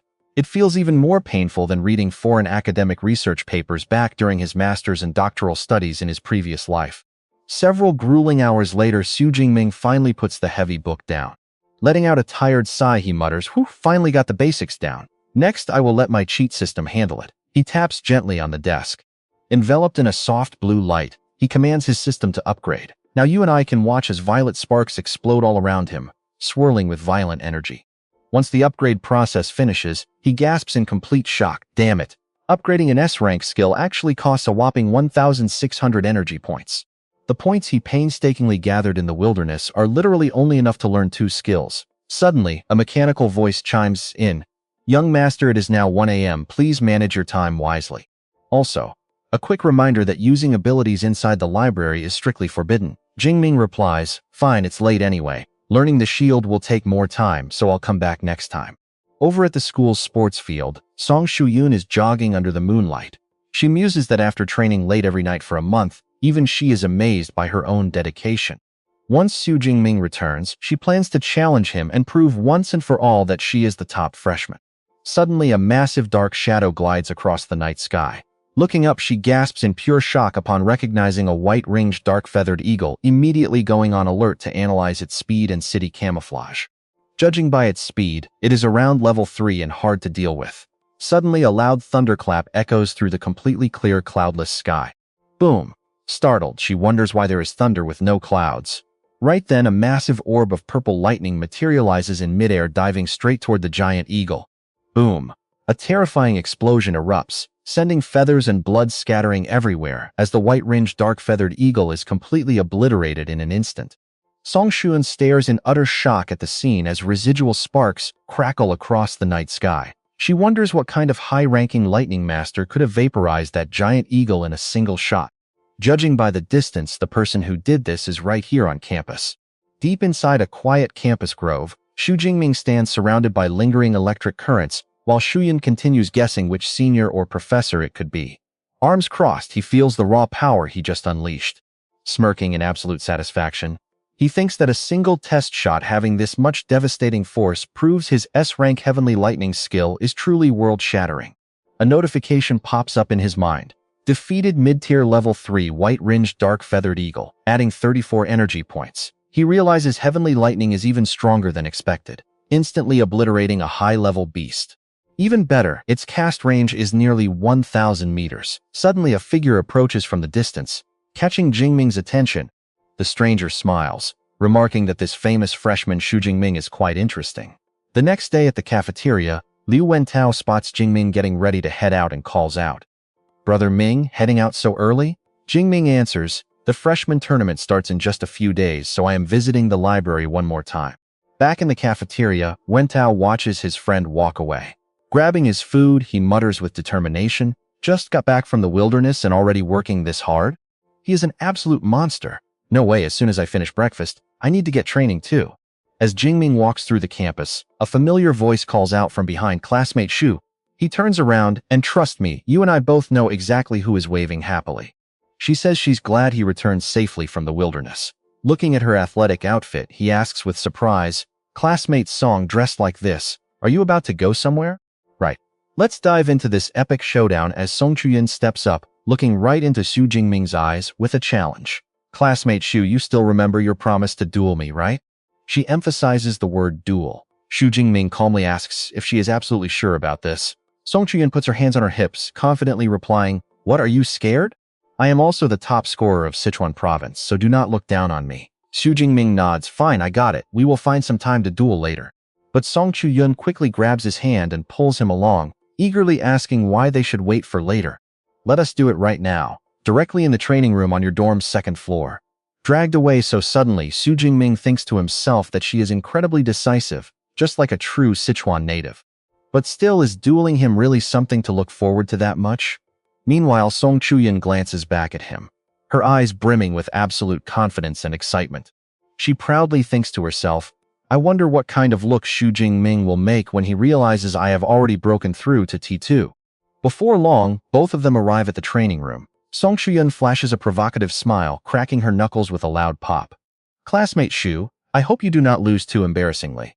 Xu Jingming stares at her and calmly points out that without a weapon, she has absolutely no chance of beating him. Now pay attention to this next part, because light energy begins gathering in her hands. She raises her palm as a blinding white glow condenses, forming a swirling vortex of raw energy. Out of that brilliant light, a Fangshan halberd slowly emerges. Grabbing it firmly in her grip, Song Chuyin spins around with flawless precision. The halberd carves a powerful arc through the air, looking incredibly majestic. Xu Jingming is slightly surprised. A Fangshan halberd. He never expected a girl to wield such a rare and heavy weapon. Song Chuyin points the halberd tip directly at him, declaring with heavy momentum, "Classmate Xu, get ready. This time, I am going to defeat you completely." Xu Jingming simply replies with a calm "sure." In the spectator stands, Liu Wantao and Song Chuyin's friend are watching the scene unfold closely. Liu Wantao excitedly declares that Brother Ming is a guaranteed winner, while the friend covers her mouth, calling out Chuyin's name in pure worry. Sensing Song Chuyin's aura, Xu Jingming smirks as crackling purple electricity begins to surge from his body. Tier 2, so she has actually broken through. No wonder she is so confident about defeating me. He continues, but I have not been standing still either. Song Chuyin's friend is utterly shocked when she feels the overwhelming pressure coming from Xu Jingming, stammering high tier 2. How is that even possible? Liu Wantao laughs triumphantly beside her. "Hey, I told you so. Your Chuyin stands absolutely no chance against our brother Ming." Song Chuyin freezes too, sweat dripping down her face. High tier 2, she wanted to use her rank to suppress him, but she got completely suppressed instead. She grits her teeth, thinking, we are both provincial top scorers, so how is his leveling speed so much faster? Xu Jingming calmly asks, well, do you still want to continue? Although shocked, Song Chuyin refuses to back down. She bites her lip and replies, of course we are continuing, but hey, do not use too much force on me. Xu Jingming smiles appreciatively, as expected of a Sichuan top scorer, highly adaptable. Do not worry, I will not make the first move, so feel free to attack. I know what you are thinking, this is about to get intense. Song Chuyin takes a deep breath, her eyes turning sharp as she raises her halberd. Light energy. Classmate Xu, do not regret this. Dawn Light. Xu Jingming observes that blinding radiance. He thinks, so this is the light type ability. Dawn Light, just like my lightning. It is a natural element. Let us see how powerful it really is. Song Chuyin lets out a loud shout, charging forward with her halberd cloaked in a brilliant blazing light, slicing straight down toward Xu Jingming. He notes that this is a weapon reinforcement combat technique, his first time seeing one. The halberd radiates intense light and heat like a mini sun, hurtling straight toward Xu Jingming. This move is the light flame slash. Xu Jingming remains completely still as the purple sparks around him grow more violent, forming a solid armor of crackling electricity. He raises his long spear, without evading, blocking her heavy strike head-on. A deafening metallic clash rings out as the blazing halberd is effortlessly stopped by his spear. He remarks, using light energy to channel fire is a decent technique, but too bad the destructive power is still a bit lacking. Watching from the side, Liu Wantao excitedly shouts, beautiful. He keeps commentating. This skill of hers defeated countless people back in Sichuan, yet Brother Ming blocks it so easily. Unwilling to accept defeat, Song Chuyin grits her teeth, recovers her stance, her eyes blazing with fierce battle spirit as she roars, come on! Gathering all her remaining strength, she unleashes her ultimate move, Light Tempest Slash, creating countless halberd strikes that rain down like a storm on her opponent. Xu Jingming casually blocks every single blow, shaking his head. No, this won't do. The speed of this combat technique is way too slow. The power is lacking too, you still need a lot more practice. Song Chu-yun grows increasingly terrified as she fights drenched in sweat, her face showing pure panic as every single attack is perfectly blocked. Exhausted, she pants heavily. Sigh, I am completely exhausted. I quit. You countered my A-grade skill and 100 strikes, without even using a single combat technique. She asks in utter disbelief. Your spear mastery must be way past the advanced level, right? Xu Jingming chuckles, you guessed it. My spear technique is actually at the master level. Hearing this, Song Chu-yun's eyes widen as she gasps, master level? Just how old are you? I practiced for 10 years to reach advanced level. You are a complete monster. She lowers her head in total defeat, admitting she cannot beat him. With an S-grade ability and this freakish talent, who could ever hope to surpass him? Xu Jingming pulls back his spear. Raising an eyebrow, he suggests, why not try your other combat techniques? Song Chu-yun shakes her head with a bitter smile. Your mental strength is higher, my spells are useless. Thanks for sparring with me. Let me treat you to lunch today, how about it? Xu Jingming gladly agrees, and Song Chu-yun turns to her friend. All right, let us meet up at noon. Let us go, she says. Her friend thinks to herself, what a shame, but it seems classmate Xu is just on a completely different level. As soon as she leaves, Lu Wantao runs over in awe. Brother Ming, you are a beast. You are clearly the strongest, even among all the provincial top scorers. Xu Jingming modestly replies, it was okay, her strength is not that crazy, but her level rose incredibly fast. Lu Wantao thinks her strength is not that crazy? Only Brother Ming would think that. He leans in and whispers, did you not know she is actually the granddaughter of SCC's Tier 8 light ability, Grandmaster Song Da-yuan, the legend in our history textbooks? Xu Jingming pauses, remembering the legend from 80 years ago. And trust me, you and I are about to see how far this connection takes him. Alright, let's jump right in as Lu Wantao explains that in Sichuan province, Great Grandmaster Song Da-yuan is a household name. Since Song Chu-yun is his favorite, her rapid level up makes perfect sense. It finally clicked for Xu Jingming. No wonder she spent like crazy at the mixer and owned a spatial ring big enough for her 2-meter Skyfire halberd. Her family background is insane. Having figured it out, Xu Jingming waves goodbye, saying he needs to get back to martial arts practice. Outside the academy building, under the blue sky, time quietly slips away. Inside the training room, Xu Jingming activates his lightning, murmuring in satisfaction as he condenses the underworld thunder armor. It consumes some energy to maintain for half an hour, but it reduces shockwaves by 90% and even triggers automatic counterattacks, basically a spiked armor system. Not bad at all. 4 hours later, the system alerts him. Xu Jingming checks his status panel and his hands to see how many points are left after upgrading his armor. He quietly plans his next move. With over 700 points left, he needs to find a chance to visit Yangcheng soon. He needs the wilderness area to farm more points. Leaving the gym, Xu Jingming walks into the sunset with absolute determination, telling himself to go all out for the upcoming freshman tournament. Time flies. Soon September 1st arrives, marking the start of the Grand Freshman Tournament as they head to the arena. Xu Jingming notes that their weapons are quite unusual for girls. The bespectacled girl brandishing sharp claws replies that a wilder design ensures a quicker victory, asking if he has never heard of it. My goal is the top 50, she says. Beside them, Song Chu-yun shares her plan, and here is where it gets interesting. Her goal is slightly higher than Xiaowan's. She wants second place in the tournament. Surprised, Xu Jingming turns and asks why she only wants second, wondering if she wants a rematch with him. Song Chu-yun shrugs realistically, admitting she cannot beat him anyway, so why look for trouble? Then she warns him seriously.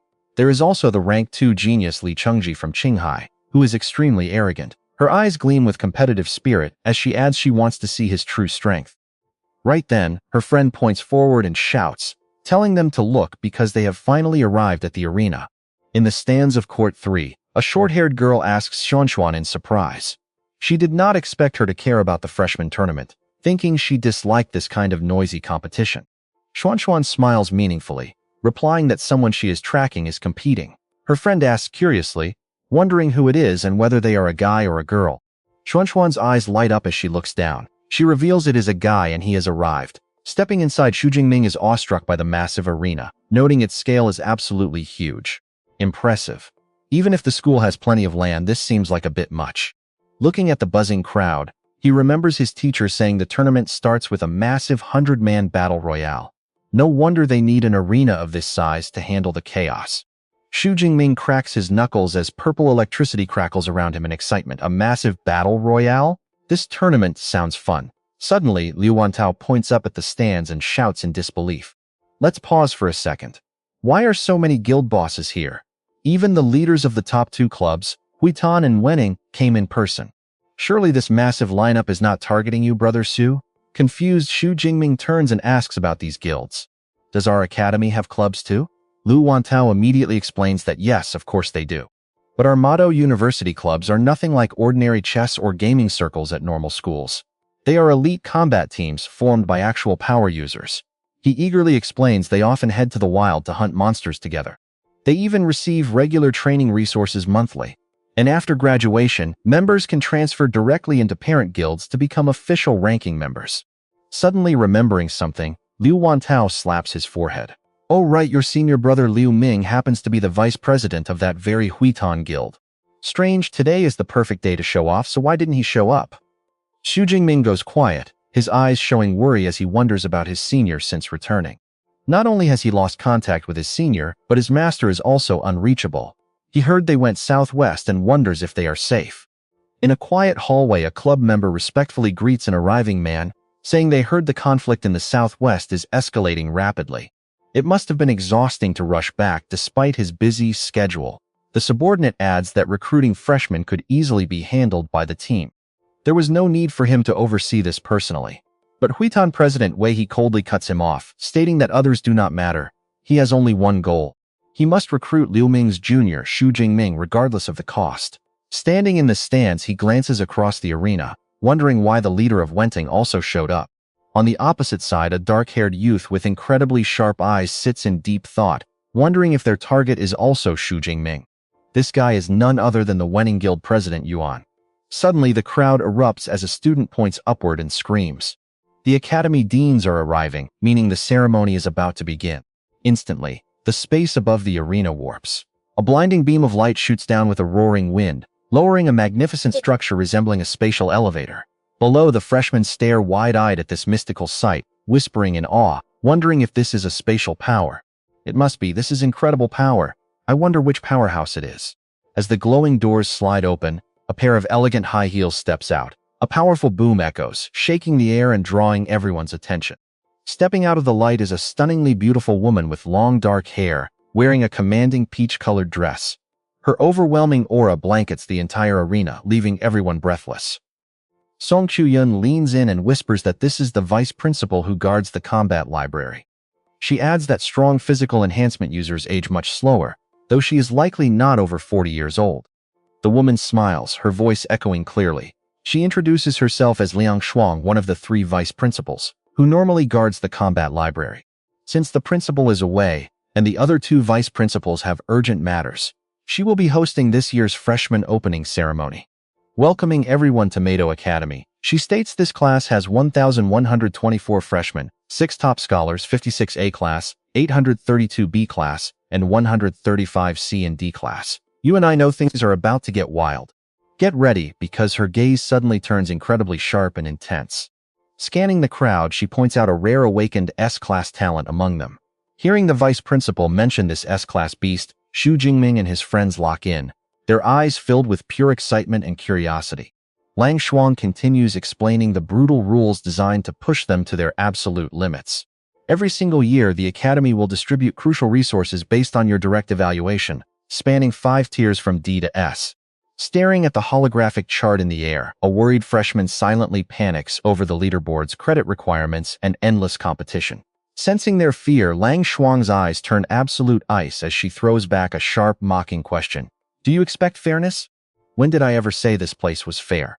Her steel-cold voice echoes, laying bare the school's harsh reality. We only breed the absolute strongest. To become a true apex predator, you must fight, claw, and snatch everything from everyone else. The entire Colosseum instantly falls into a stunned silence as her overwhelming aura sends a cold shiver down the spines of even the absolute best geniuses. But while others panic, Xu Jingming just grins with supreme confidence, his eyes burning with hype. A brutal survival of the fittest? It looks like this crazy academy is the perfect playground for him. Lang Shuang floats a drone over her hand and delivers a final warning. In short, don't even think about hiding your true strength. The stronger you are, the more resources you will claim. Now watch this part closely, because the tournament is about to begin. Pointing to a massive virtual arena, She explains that the competition starts with a chaotic 100-man battle royale. The system tracks everyone's kill count. Only the top 5 of each round will advance, across 10 rounds total. Finally, the insanely stacked rewards list pops up, making everyone in the audience drool. First place takes home a 10 cubic meter spatial ring, elite A-class cultivation materials, and 1,000 credits. Second place walks away with an A-class combat suit, B-class resources, and 900 credits. Third place takes a B-class combat suit, B-class resources, and 800 credits. I will just skip the rest of the lower ranks. The crowd erupts over the grand prize, muttering about that massive space ring. How much crazy money is that worth? Another student instantly snaps back. You cannot even buy something like that with money. The evaluation chart flashes on the main screen as she explains that this tournament decides their actual security clearance. Top 50 earns A-class clearance, 50 to 200 gets B-class and down to C-class. As for elite S-class, the university board will evaluate that completely separately. With the briefing finished, Lang Shuang ascends into the sky and nods to the man beside her. All right, that is all from me. Dean's son, the stage is yours. He simply nods back in agreement. A woman with a braided hairstyle steps forward, loudly announcing that the freshman trials have officially begun. She adds a final hint. Outstanding fighters will be chosen as direct disciples by the elite professors, so give it everything. The eager freshmen march forward with burning resolve, fully knowing they must risk absolutely everything to catch a powerful master's eye. If a dean selects you, you will literally ascend to heaven. Suddenly, the system boots up and a loud announcement echoes. Stage 1 consists of 10 rounds. Now drawing the first batch. Chosen students step onto the arena. As the crowd moves forward, Liu Wentao spots a very familiar face and gasps. Oh, that cocky Li Chengji is in round 1. Turning around, the guy flashes a savage smirk, mockingly dragging his finger across his neck, in a clear challenge to Xu Jingming's group. Song Chuyan frowns immediately, warning him that the arrogant bastard is actively baiting him. Their friend with glasses is furious, calling him a shameless punk who needs a beatdown. But Liu Wentao just snickers from behind, pitying the fool. Seriously, of all people to provoke, he chose the absolute worst monster. I know what you are thinking. This idiot is asking for a beating, and honestly, he is going to get slaughtered. Suddenly, brilliant beams of blue light flash down, teleporting a massive wave of students onto the colossal battle arena. Lang Shuang loudly reassures them, declaring that no one will actually die here because the automated system will instantly deploy shields during any lethal emergency. And do not worry about injuries either. As long as your head is still attached, you can be fully healed. Now let the countdown begin. 3, 2, 1, go! The chaotic brawl erupts instantly. The arena turns into an absolute war zone as awakened fighters clash with deafening impacts, throwing their wildest abilities at each other. Up in the stands, shocked spectators whisper in disbelief, "Who is that swordsman? Did he seriously already break through to Tier 2? Turns out it is Qinghai's top prodigy Li Chengji, his combat power completely dominating the arena. Surrounded by foes, he slashes a brutal arc, sneering at them as complete rookies. The announcement rings out. Round 1 winner Li Chengji, with a whopping 36 defeats under his belt. Standing proudly, he glares at his rival, silently baiting him. Hey Xu Jingming, US class awakened, let us see if you can even top my score. Seeing this, Xu Jingming and his crew just shake their heads at the sheer stupidity. This guy is completely hopeless. We have seen people courting death, but this is next level digging your own grave. Over in the VIP section, an assistant asks their president if they should list this new Tier 2 powerhouse as target number 1. But the president coldly shuts it down. Our top target remains Xu Jingming. The assistant asks if he has insider info, but the boss just pockets his hands. With a deep gaze, he replies that it is not insider info, but something he witnessed with his own eyes.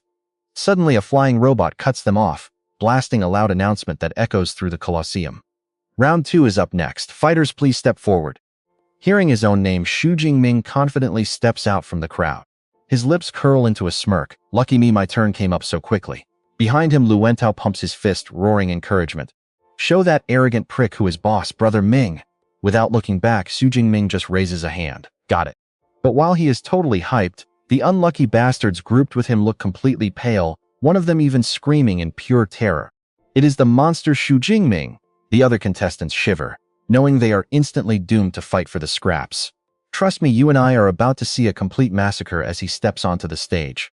Alright, you and I are about to watch a total beast of a main character make his move.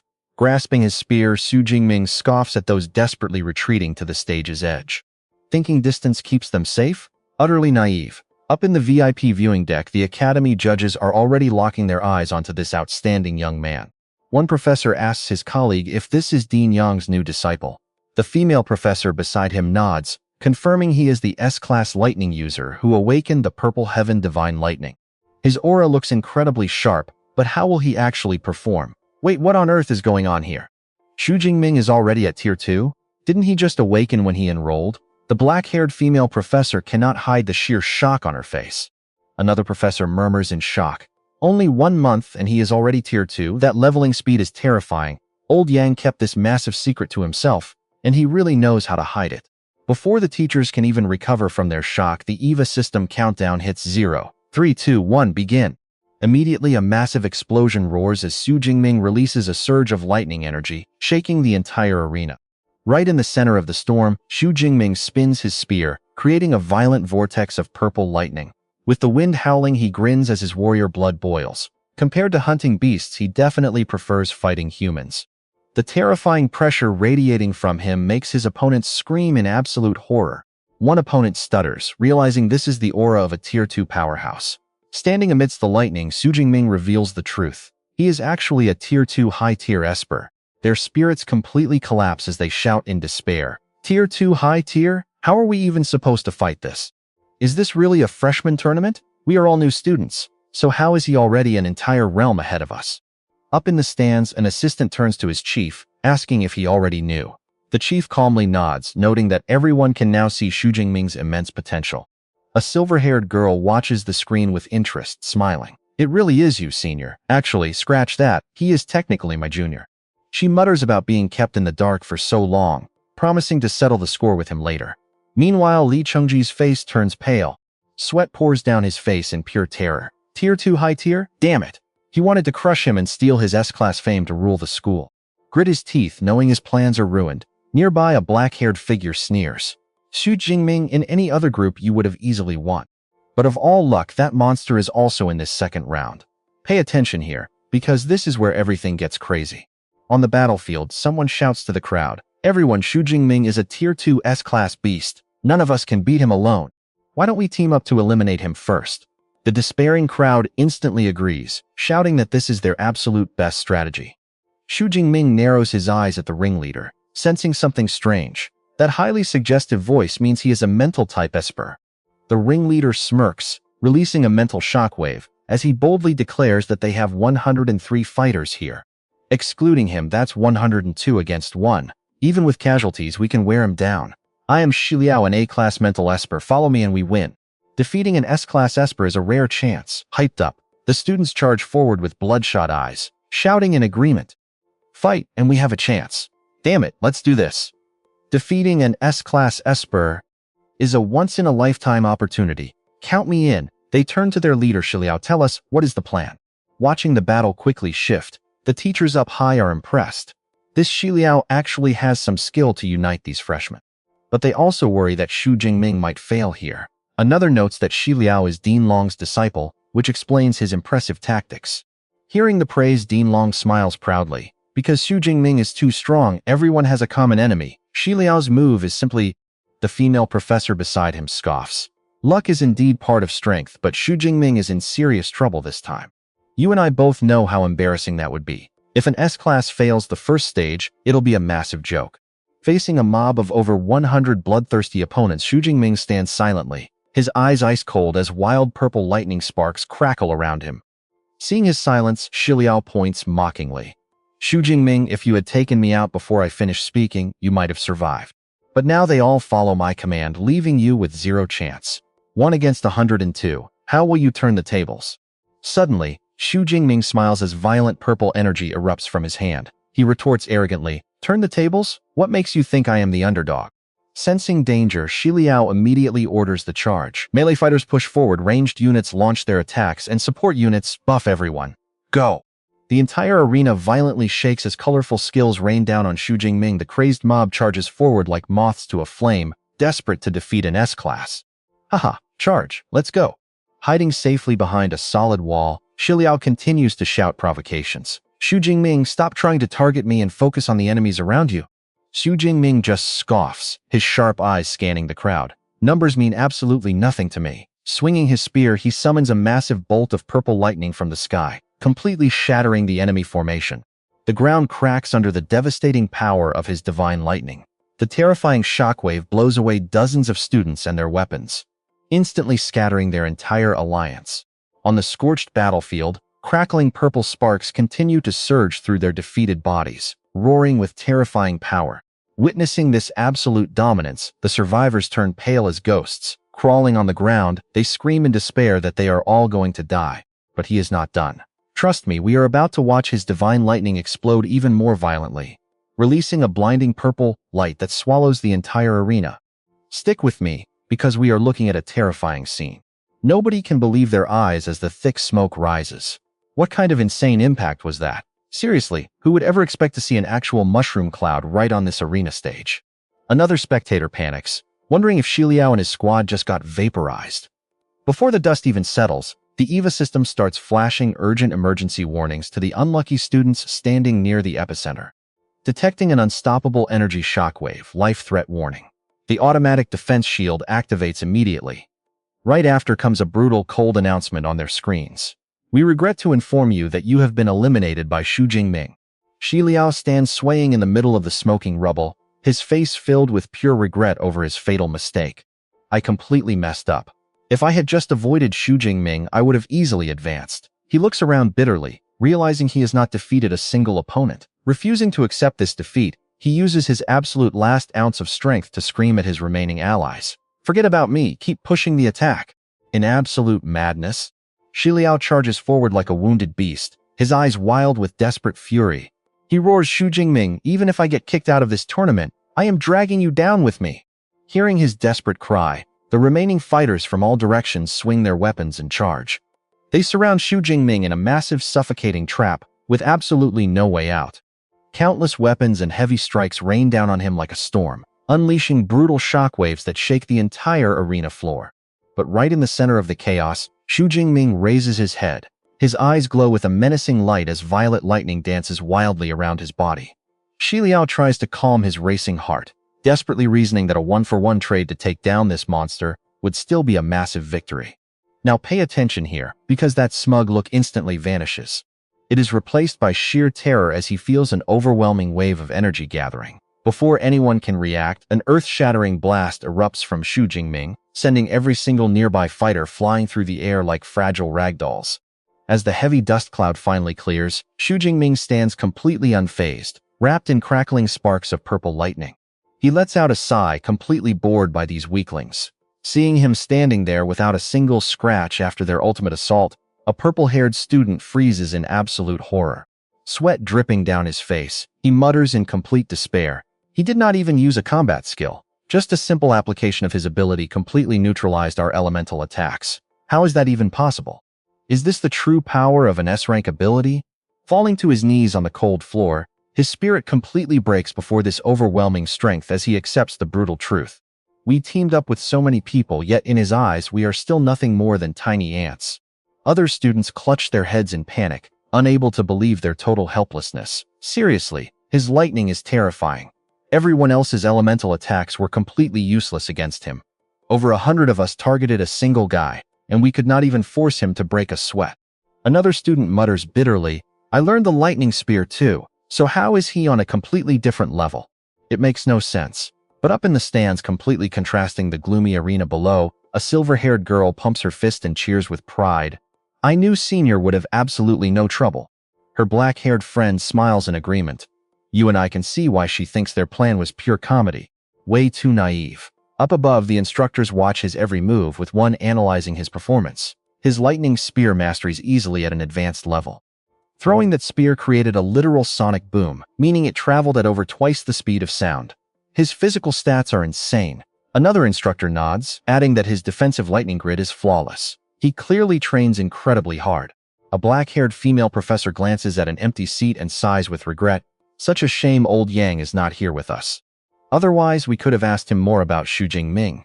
Back down on the stage, the Alliance's morale has completely crumbled. They look at each other trembling, their fighting spirit completely gone.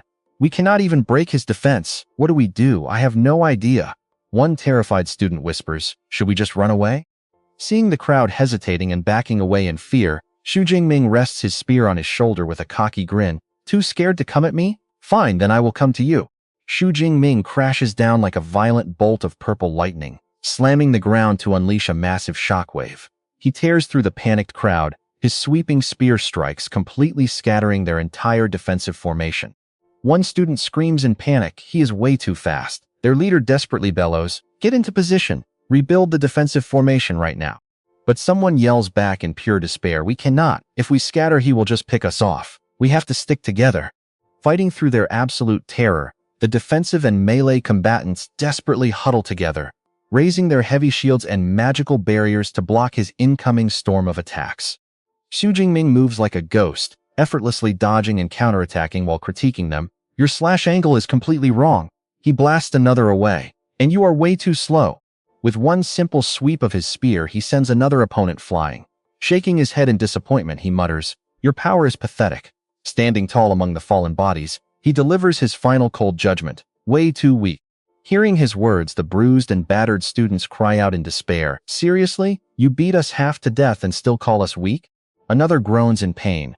Talk about rubbing salt in the wound. Why did I have to be in the same group as this monster? Finally, the buzzer rings to signal the official end of this round. The final result is an absolute landslide. The winner advancing is Xu Jingming, with an insane count of 102 eliminations. Up in the air, a monitoring drone hovers and buzzes, breaking the stunned silence to announce the details for the remaining 4 advancing spots. The stern female professor looks down at the chaotic arena and announces the final decision. Aside from Xu Jingming, who has already advanced, everyone else will be moved to round 11 to fight again for those last 4 spots. Hearing this, the stands absolutely erupt. One guy yells in sheer excitement, that was a total slaughter. He completely dominated the entire stage. I have never seen a freshman tournament where only one person advances in a round. Her friend giggles with excitement. Just you wait.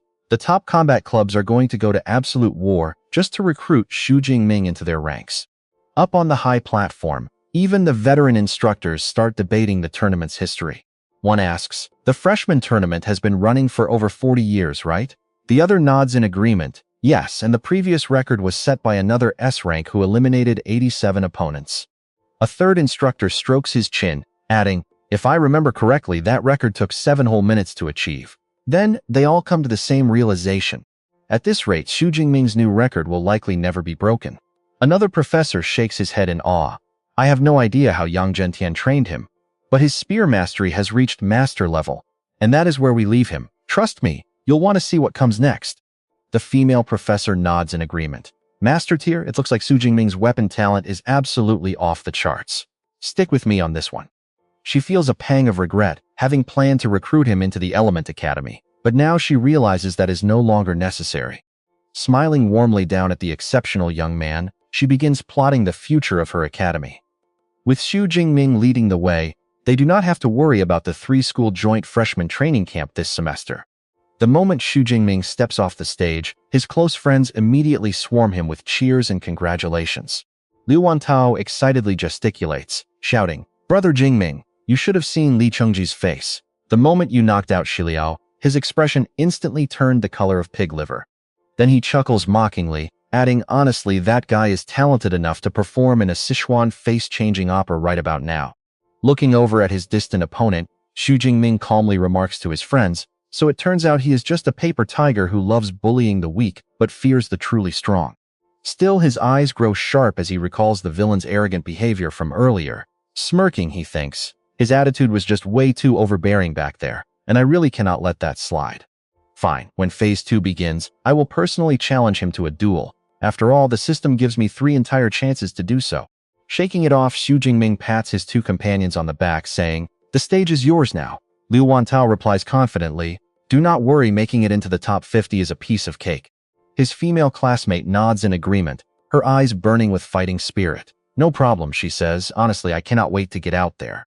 Song Chuyan smiles brightly and pumps her fist towards Xu Jingming with determination. Just wait and watch, she says. I might not beat you, but aside from you, I am still the strongest freshman around.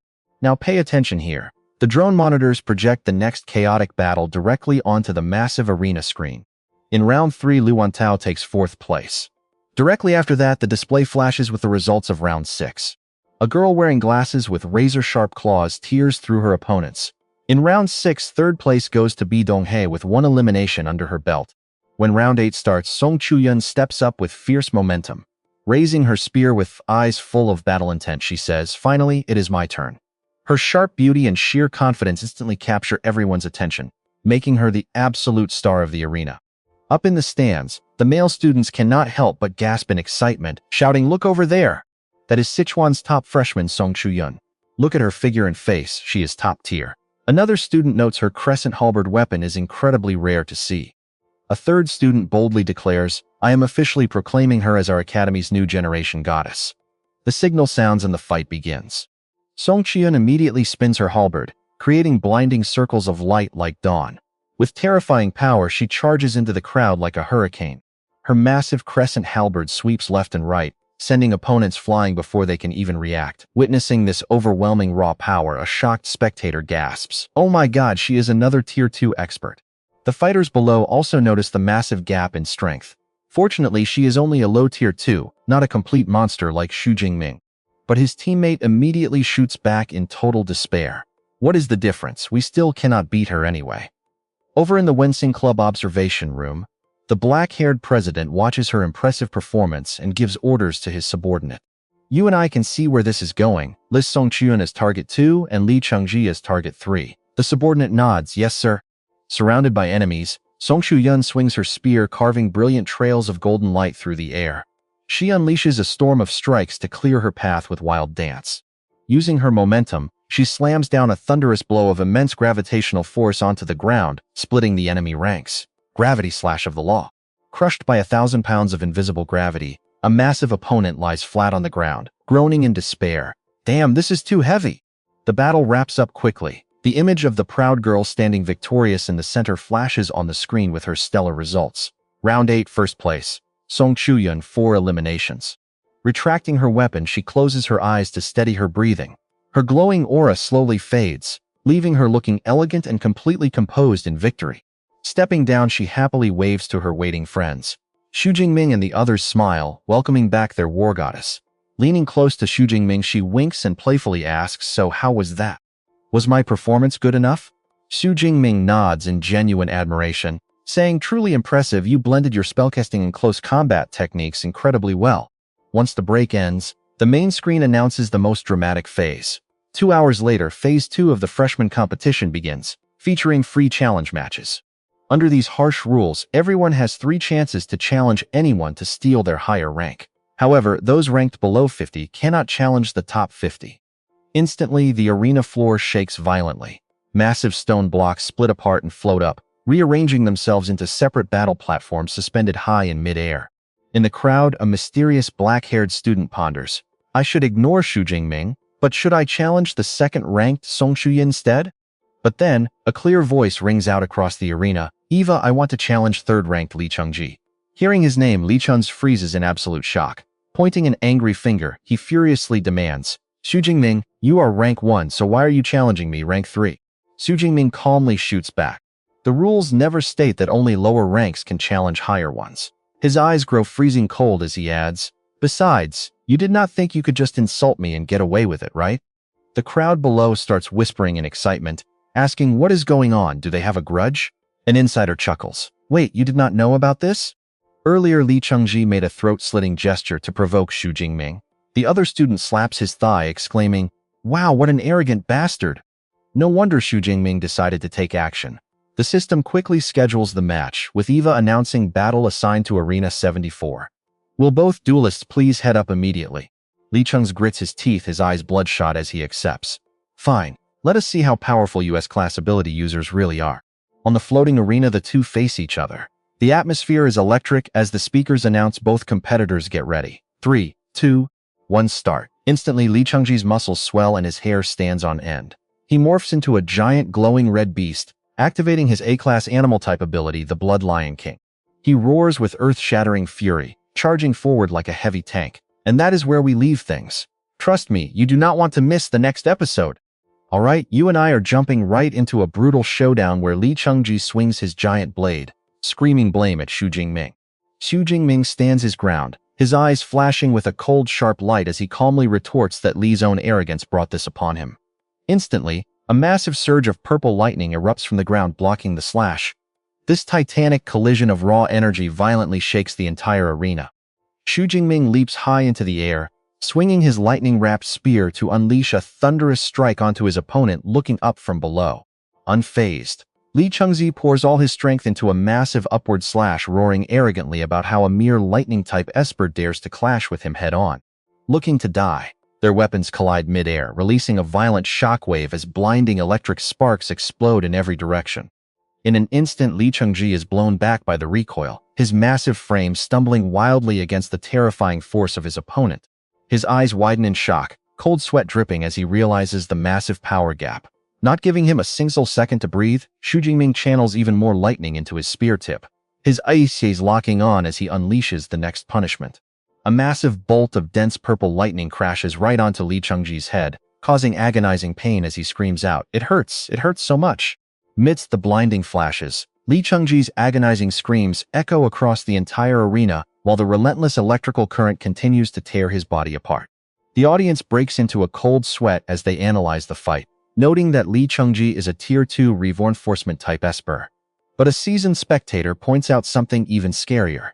Xu Jingming is intentionally controlling his lightning's power to torture Li, preventing the artificial intelligence Eva from declaring a defeat. Now pay attention here. The crowd is literally swearing to never mess with Xu Jingming. Finally, a massive energy explosion ends this brutal torture, blasting Li Chengzi away as the system officially declares Xu Jingming the winner. Xu Jingming withdraws his energy, staring down at his defeated opponent and thinking, what a pity. He actually wanted to torture him longer, but those dozen seconds of agony should last a lifetime. He hopes this lesson teaches his opponent to humble himself. Otherwise, a reckless attitude like that is bound to cause him even greater misery down the road. As Xu Jingming turns around to walk away, Li Chengzi lies completely flat on the floor. Pale as a ghost, he mutters to himself in relief that he survived. Still utterly shaken by the near-death experience, he knows that in that split second he really believed he was dead. Watching that absolute monster walk away, he lets out a deep sigh of relief. Drenched in cold sweat, he silently thanks the heavens that the nightmare has finally ended. However, the nightmare is far from over. Song Chuyun suddenly steps forward and boldly announces to the system, leaving everyone stunned. "Eva, I want to challenge the third-ranked Li Chengzi too." Hearing his name called again before he can even catch his breath, Li Chengzi's eyes bug out as his face twists in absolute sheer panic. And just as expected, Song Chuyun's opponent is launched into the air with a single hit, spinning completely out of control before slamming down hard. Falling onto the stage like a ragdoll, her opponent is knocked out cold. Song Chuyun casually sheathes her weapon as the system loudly announces her as the victorious winner. Meanwhile, a bruised and broken Li Chengzi is carried away on a stretcher. Walking back to Xu Jingming's side, Song Chuyun smiles and asks, "So, how was that? Did you see how I handled him?" Xu Jingming smiles, admitting she is impressive. "You and I can definitely see their amazing chemistry," as they happily high-five. From a distance, a group of male students gossips about a secret romance between them, while another gasps in pure shock. "You mean our freshman goddess?" "Yes," the other guy grumbles, cursing how Xu Jingming moves way too fast when school hasn't even officially started yet. One guy quickly signals to keep it down, whispering that he does not want to end up like Li Chengzi, getting pulverized by this powerhouse couple. 4 hours later, a female instructor announces that time is up, officially ending the freshman tournament and preparing to reveal the final rankings. A giant screen displays the final rankings. Rank 1 is Xu Qingyun, Rank 3 is Li Chengzi, with Badonghe at 26th and Liao Wentao at 39th. The instructor directs everyone to register on the official school portal, prompting Song Chuyun to curiously ask Xu Jingming about his assigned class. Looking at his phone, Xu Jingming replies he is in Weapon Academy Class 1-2, while she reveals she got into Elemental Academy Class 1-3. A glasses-wearing girl playfully nudges her white-haired friend beside her, looking at the two of them with a teasing smile. "Oh my, calling him Jingming already. Today she dares to use his name, tomorrow she will probably call him baby." Over the speakers, the instructor's voice announces that academy placements are finished, officially closing the freshman tournament. Additionally, students with outstanding performances in the tournament will receive private recruitment invitations from dedicated mentors tonight. So please make sure to check your notifications carefully.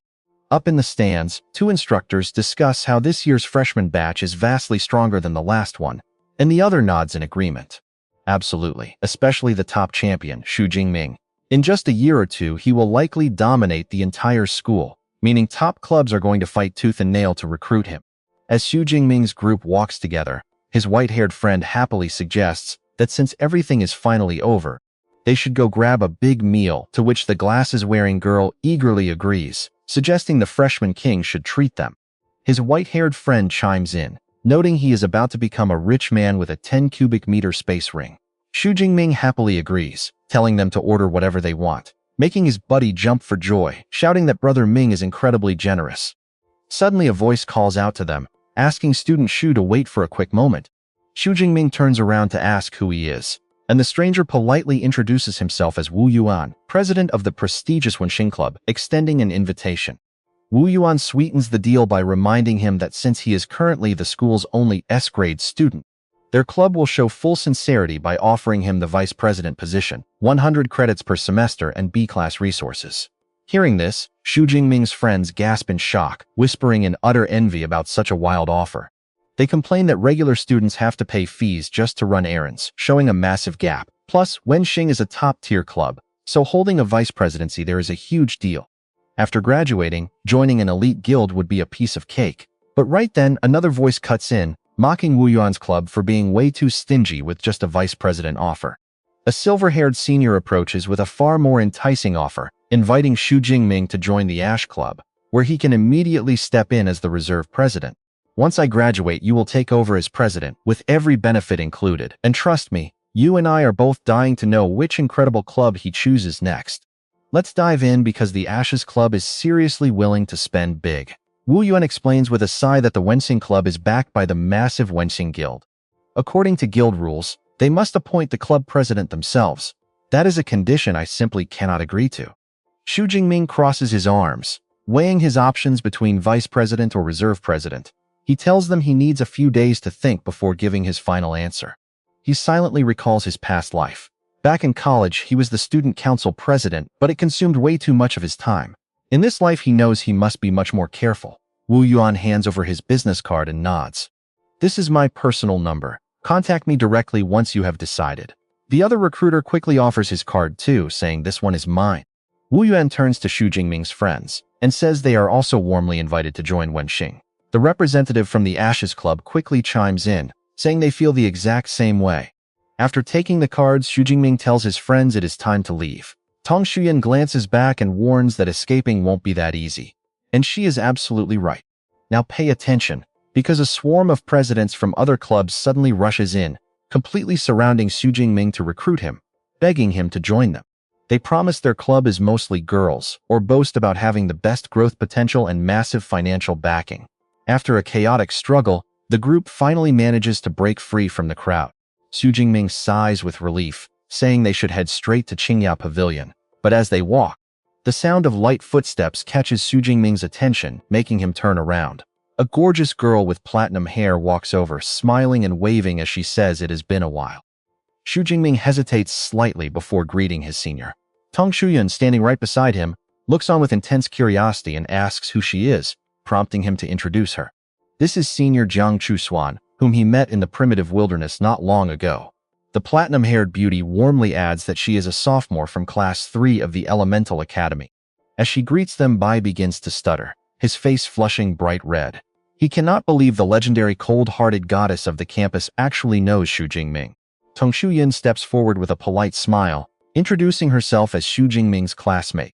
Jiang Chushuan stares at Tong Shuyan, secretly completely blown away by her breathtaking beauty. Her elegant, captivating figure has an irresistible charm that instantly makes anyone want to get closer to her. She shakes her head, thinking she is a dangerous girl, and is surprised she is only a freshman. Xu Jingming quickly speaks up to break the awkward silence.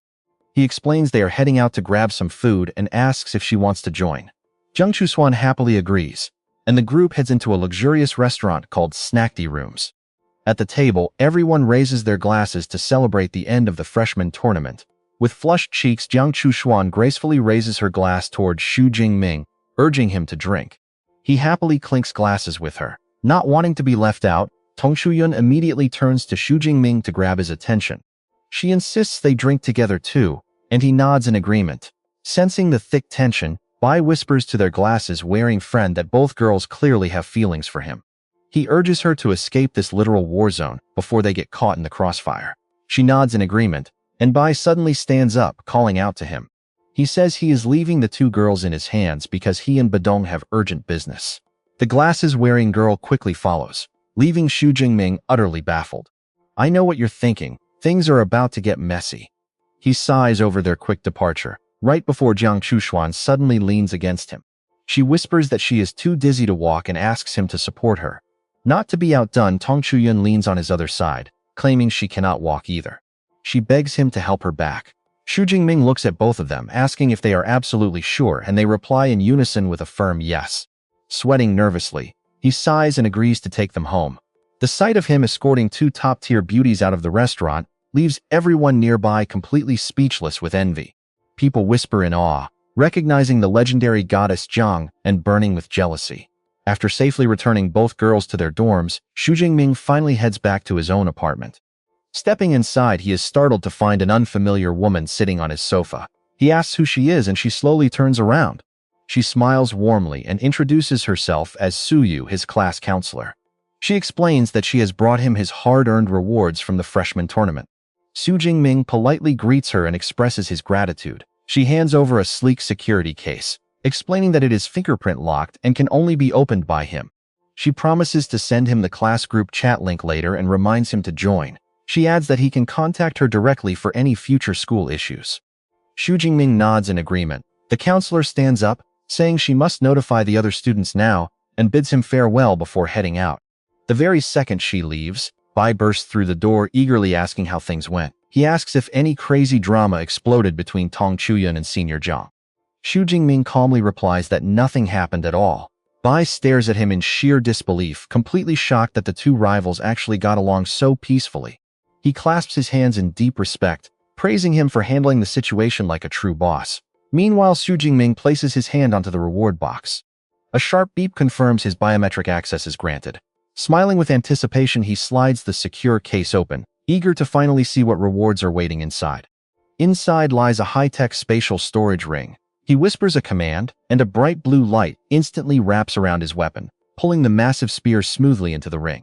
He happily senses the vast storage space inside, which measures 10 cubic meters. With this, he finally won't have to carry his heavy spear around every single day. Bai watches from the side and teases him about owning 3 spatial rings now, joking that he is starting to look like an incredibly wealthy bachelor king. His friend sighs, complaining that placing in the top 50 only got him 400 credits, which is nothing compared to Xu Jingming's massive haul. He stares at his rings. He admits to himself that wearing this many rings is a bit much, planning to visit the equipment department tomorrow to return them. He then pulls out a mysterious pill. Wondering what this pill actually does since there is no instruction manual, Bai immediately chimes in, suggesting that identifying pills is actually incredibly simple. He calls for Eva and a small spherical robot floats into the air, casting a scanning beam directly onto the pill in Xu Jingming's hand. Eva's voice explains it is a grade 5 mind consolidation pill from Mado University, effective for tier 5 users. Trust me, you and I won't want to miss what comes next. Alright, you and I are diving right into the story as this A-rank resource boosts mental power. Hua Jingming is shocked to find his AI Eva can analyze pills. His white-haired friend explains she can identify any beast material or rare herb too. Eva can appraise anything. He picks her up, amazed by how convenient this artificial intelligence is, though it is a real shame she cannot be taken out into the dangerous wilderness. His white-haired friend suggests there must be similar devices on the market. Hua Jingming agrees that it is highly likely, promising himself to look for one whenever he has some free time. Next, Hua Jingming heads up to the second-floor training room. Sitting cross-legged, he holds the pill in his hand, wanting to check his current mental power stats before taking it. Physique and mind are the 2 core attributes. The higher they are, the longer an awakened user can maintain their abilities, and the more devastating their power becomes. But upgrading them is incredibly tough. Exchanging ability points for mental power is getting harder. Before, the ratio was 1 to 0.2.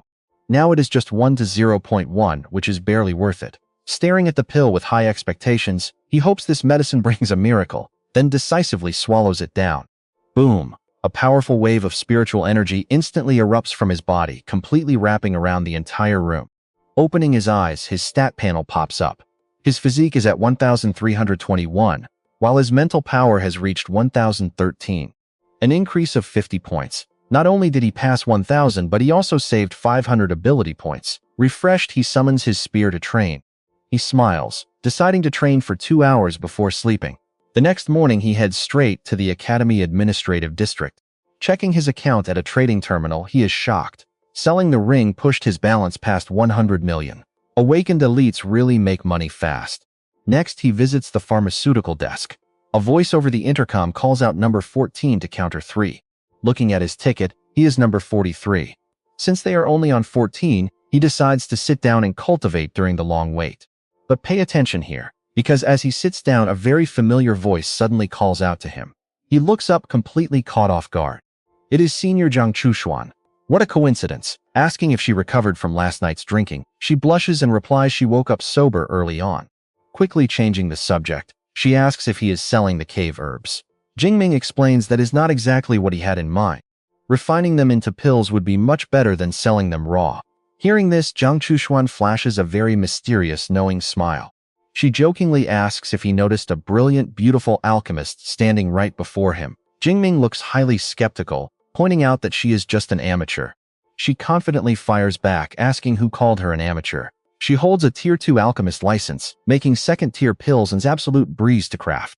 With a serious look, she adds that she is quitting wilderness filming to focus entirely on her alchemy path. This sudden massive career shift catches him completely off guard. Sitting down, she explains that after surviving their last dangerous encounter, she realized the deadly wilderness really is not the right place for her. She will still make videos, but they will be alchemy diaries. Jingming warns that switching her content style so drastically might cost her a ton of followers. She sighs, remembering her past. Back when she worked at a cafe, a friend yelled out that her beast-slaying video had suddenly gone viral online. She was an orphan. Her parents both perished in a massive beast tide when she was just a teenager. Let's pause here. Life was tough, but after awakening her A-rank ice power and struggling through college, that one viral video changed everything for her. Sponsorships for armor and weapons saved her financially, but her true passion was always medicine. On screen, we see her in a white lab coat, totally engrossed in her research. The flashback ends. She looks at him seriously, noting that without his rescue last time she would be dead. She cannot rely on luck forever, which is why she is shifting paths. Shaking her hand warmly, Jingming sincerely wishes her the best of luck. Jingming is still curious how an ice-type user can become an alchemist. She laughs, teasing him about how little he actually knows about brewing. She explains that specialized cauldrons are enchanted to convert elemental energies into refining flames, meaning even his raw lightning element could easily brew pills normally. Without hesitating, Jingming hands her his storage gourd, happily entrusting her with all of his valuable rare herbs. Surprised, she asks if he truly trusts her with this. She smiles warmly and accepts the materials, promising she won't let his faith in her go to waste. Promising him the finished pills within a single week, his phone suddenly rings. This unexpected call prompts him to head straight to a very ancient, solemn estate. Inside, a martial brother notes he saw tons of crazy rumors on the Academy forum about their legendary junior brother before arriving. He calls him an absolute monster. Another disciple asks senior brother Liao if their junior is truly as powerful as the rumors say. Liao smiles confidently, promising they will be absolutely amazed. However, a female disciple with a ponytail remains highly skeptical, wanting to test his strength herself. Their junior is probably strong, but she suspects senior brother Liao might be exaggerating his skills just a bit. Right then, Jingming walks in. Their master welcomes him warmly and Jingming bows politely, explaining he rushed over the second he received the call. He is shocked to find his senior brother Liao Ming sitting in a wheelchair with heavily bandaged legs. He anxiously asks what happened. With a heavy voice, the master explains that the 8th-tier Grandmaster Wang Lin used their guild as mere bait to lure out a monster. The guild was devastated and Liao Ming was severely injured. Gritting his teeth, Liao adds that he fought the bastard, making him pay dearly. The master sighs, regretting that he can no longer attend the upcoming freshman competition. Jingming clenches his fists in pure rage. He cannot believe an 8th-tier Grandmaster capable of moving mountains could be such utter trash, possessing such devastating, earth-shaking power. His eyes turn ice-cold. He is only 2nd tier and you and I know revenge is still far out of reach. Let's dive into a world where being weak means you're just cannon fodder. Here, if you aren't strong, the powerful will crush you like a bug. As his master places a hand on his shoulder, let's see how our main character flips the script. Comforting him, he says, "All right, Jingming, don't overthink it. Let me introduce you. This is your third-year senior brother, 2V, and your second-year senior sister, Dong Duye." The two of them greet him in unison. "Welcome, little junior." 2V pulls out a small pill box. This is a Tier 4 Origin Energy Pill, a C-rank cultivation resource that can highly boost your energy absorption rate. I will also transfer 200 credits straight to you. Hua Jingming bows his head, thanking his senior brother and senior sister. Sitting in his wheelchair, senior brother Liu speaks up. "Your senior sister Dong seemed to doubt my words just now. Tell her, is it true you have mastered 4 A-rank lightning element combat techniques?" Jingming holds the pill box. He calmly replies, "Senior brother Liu is absolutely correct." Both 2V and Dong Dui are utterly shocked, asking, "What, really? 4 skills? How on earth did you pull that off?" Exactly, while mastering combat techniques, how could you possibly break through to the second realm peak? Dong Dui mutters in absolute disbelief, considering how insanely difficult A-rank combat techniques are. To master just 2 A-rank skills, I had to struggle for so long before finally reaching the second realm peak recently.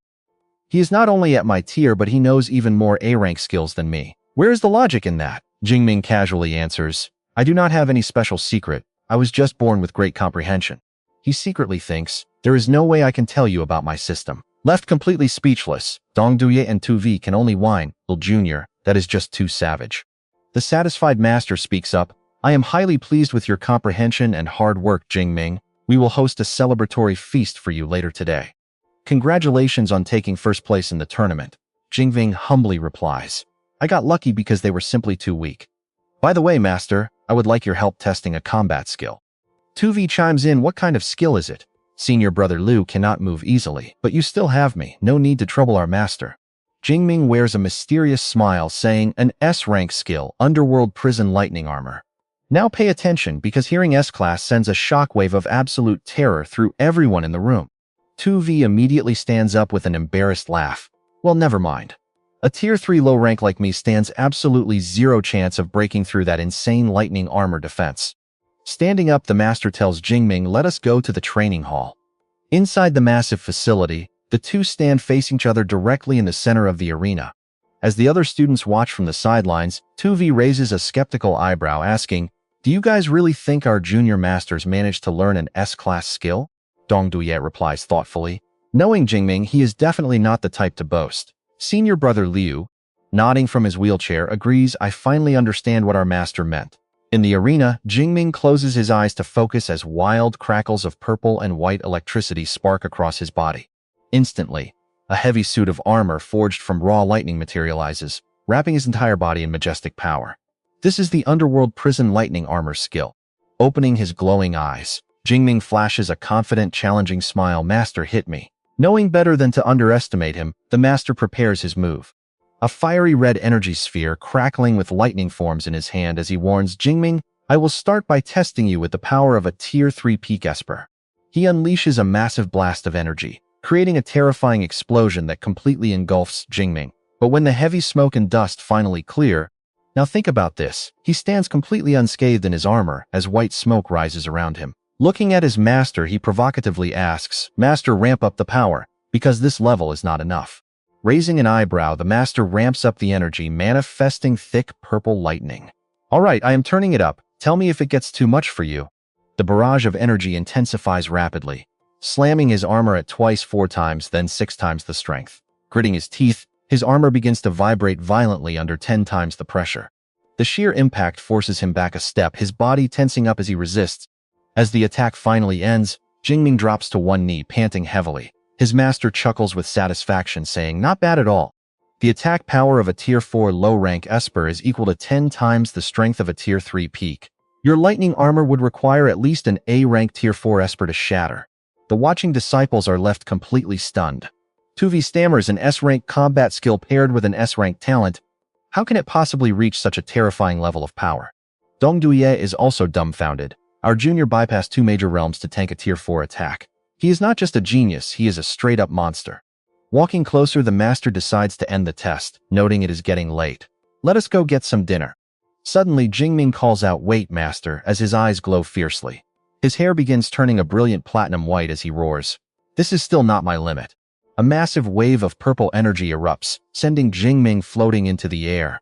With his hair standing on end and surrounded by raging lightning, he looks like a Super Saiyan Tier 3. Everyone is shocked yet again. Liu almost stands up from his wheelchair, gasping, "Is that the lightning extreme state? Has his indestructible lightning body reached stage 3? Tuvi screams, "Oh my god, he is insanely strong!" Dong Duye is completely demoralized, muttering, "My own indestructible lightning body is barely at stage 2.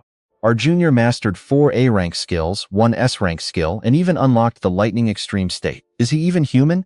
Meanwhile, the master laughs out loud with pure excitement. Gathering an even massive sphere of energy, he says, "No wonder your body easily withstood 10 times the impact. It turns out your indestructible lightning body has entered stage 3. Show me what you've got." Flying high into the air, the master launches a devastating strike down at Jingming. 3 minutes later, Jingming is kneeling on one knee, his lightning armor completely dissipated. Standing opposite him, the master says with great pride, "Very good. 20 times the force, meaning it would take a Tier 4 mid-rankster to shatter your defense." Looking at his disciple with absolute pride and shock, he says, "Jingming, reaching this level is truly remarkable. It has completely exceeded my expectations." Jingming looks up smiling as he replies, "Thank you for pushing me, master." He secretly thinks, "Now I finally know exactly how strong my defenses are." Helping him up, the master pats his shoulder, praising, "Of all my students, you are the one who gives me the most peace of mind, mastering everything on your own." Afterward, the entire group heads out. The master happily declares, "Let us go eat. I am in a fantastic mood today, so feel free to order the most expensive dishes." And as they drive off, you and I know he is bound for greatness. Alright, you and I are back with Xu Jingming, who is riding in a car asking senior brother Liu Xishuan whether he should choose the Ashes Club or the Wenting Club. Liu Xishuan answers immediately, "Choose Wenting." Tu Wei looks back from the driver's seat, completely surprised, asking Liu why he isn't recruiting his own junior brother into their Ashes Club. Liu explains that if the Ashes Guild hadn't run into major trouble, he would gladly invite his junior brother, but right now, Wenting is definitely the better option. The master in the passenger seat speaks up, advising Jingming to stay in a club for 1 or 2 years, then build his own organization by year 3 or 5. After graduation, those allies will form the foundations of his future power. Jingming ponders deeply on this, questioning if building his own faction is truly necessary. His master turns around with a serious look, explaining that he failed to reach the Great Grandmaster realm simply because he had no faction and had to do everything alone. Doing everything alone wastes precious time, so Jingming must remember that a strong faction handles the trivial matters, allowing him to focus solely on his cultivation. Jingming nods with absolute determination, thanking his master for the guidance. He realizes that once he grows a bit stronger, he must start putting this plan into action. The next day, Jingming walks down the school hallway, feeling glad that classes are officially starting, and his daily school is finally falling into a steady rhythm. Inside the lecture hall, the professor explains how hundreds of years ago, Blue Star was flooded with origin energy, mutating wild beasts into fierce monsters and awakening humanity. Once class ends, Xu Jingming stands before a massive electronic information screen. Here is an ancient secret you and I need to look closely at. He discovers that after origin energy appeared, humanity excavated massive underground ruins, and almost all of Blue Star's advanced technology, including their ability testing devices, was actually adapted from these ruins. His next class is anatomy, followed by a session at the Weapons Academy, where an instructor introduces various types of advanced armaments. Meanwhile, over at the Elemental Academy, a female teacher demonstrates various elemental powers. But in the next class, she is left completely shocked as she watches Xu Jingming control a flying stream of energy directly above his hand. She praises him, saying it is incredible, because manipulating an S-rank ability into any shape at will is a feat very few can achieve. Absolutely nobody in the Elemental Academy can do this, which makes it even crazier since he isn't even their student. During the weekend in the Yangcheng Wilderness, Jingming is clad in his battle suit, wielding a lightning-wrapped spear to fight a fierce beast. His awesome new spear is worth 1,000 credits, flashing with an incredibly powerful purple light. Standing confidently in the middle of battle, he realizes his new knowledge, skills, and gear have massively boosted his overall combat strength. A status screen pops up in front of him, showing his name and current level at 2nd stage high tier. His ability points hit 13,134. Over 2 months, his power has doubled, and his points have crossed 13,000. Yet there is still no plus sign next to his main ability. Logically, if everything else can upgrade, his primary power should too. He stares at the screen. Determined to stop hoarding points, he decides to instantly boost his strength right now to maximize his grinding efficiency. With a fire in his eyes, Jingming tightly clenches his fist. He confidently believes his Purple Dawn Divine Thunder will eventually reach double S rank. Now let's pause for a second as the scene shifts to a school building. Song Chu-yun looks at Jingming with a mix of deep admiration and self-pity, complaining that his few days of training easily surpassed her entire month of grueling practice. It's totally unfair. Comparing yourself to geniuses will only drive you crazy. Jingming simply smiles, claiming he just had a sudden breakthrough, while secretly laughing because she can't compete with his cheat system. Chu-yun then asks if he plans to participate in the joint freshman field trip starting next week, a major event between Tonkin University, Tauntaun University, and their own academy. Jingming replies that since it is held in the wilderness, he is absolutely going. He smirks, knowing this is the ultimate chance to harvest massive amounts of ability points. He is also eager to see what kind of geniuses those other two top-tier universities recruited. Fast forward 1 week later, and Jingming's entire group has fully gathered. His classmate jokes that with brother Ming on their team, they can just sit back and relax. Another classmate happily agrees, knowing they are in safe hands. Even without an S-class powerhouse, their school won 4 years in a row, so a 5th straight victory is practically guaranteed. Jingming just stares straight ahead. He mutters that they have arrived as a brilliant portal of light materializes right in front of them, and a beautiful female instructor in red steps through. She greets the students, announcing she is hosting this briefing regarding the study trip, before calling out to her system, Eva, to open the map. A massive 3-dimensional map projects before them as the instructor points to a specific coordinate, announcing their destination is the wild area of Catacombs number 7, nestled deep in the mountains of Shunan City. The screen displays the catacomb enveloped in an eerie black mist, sending chills through the students as they whisper about how truly terrifying it looks. Someone whispers that only zones capable of slaughtering countless awakened fighters are classified as catacombs, making this upcoming trip feel incredibly dangerous. The instructor explains that she will personally lead this expedition along with other mentors, adding that the higher-ups will distribute a massive amount of training resources to the 3 universities, based entirely on the final rankings of all participants.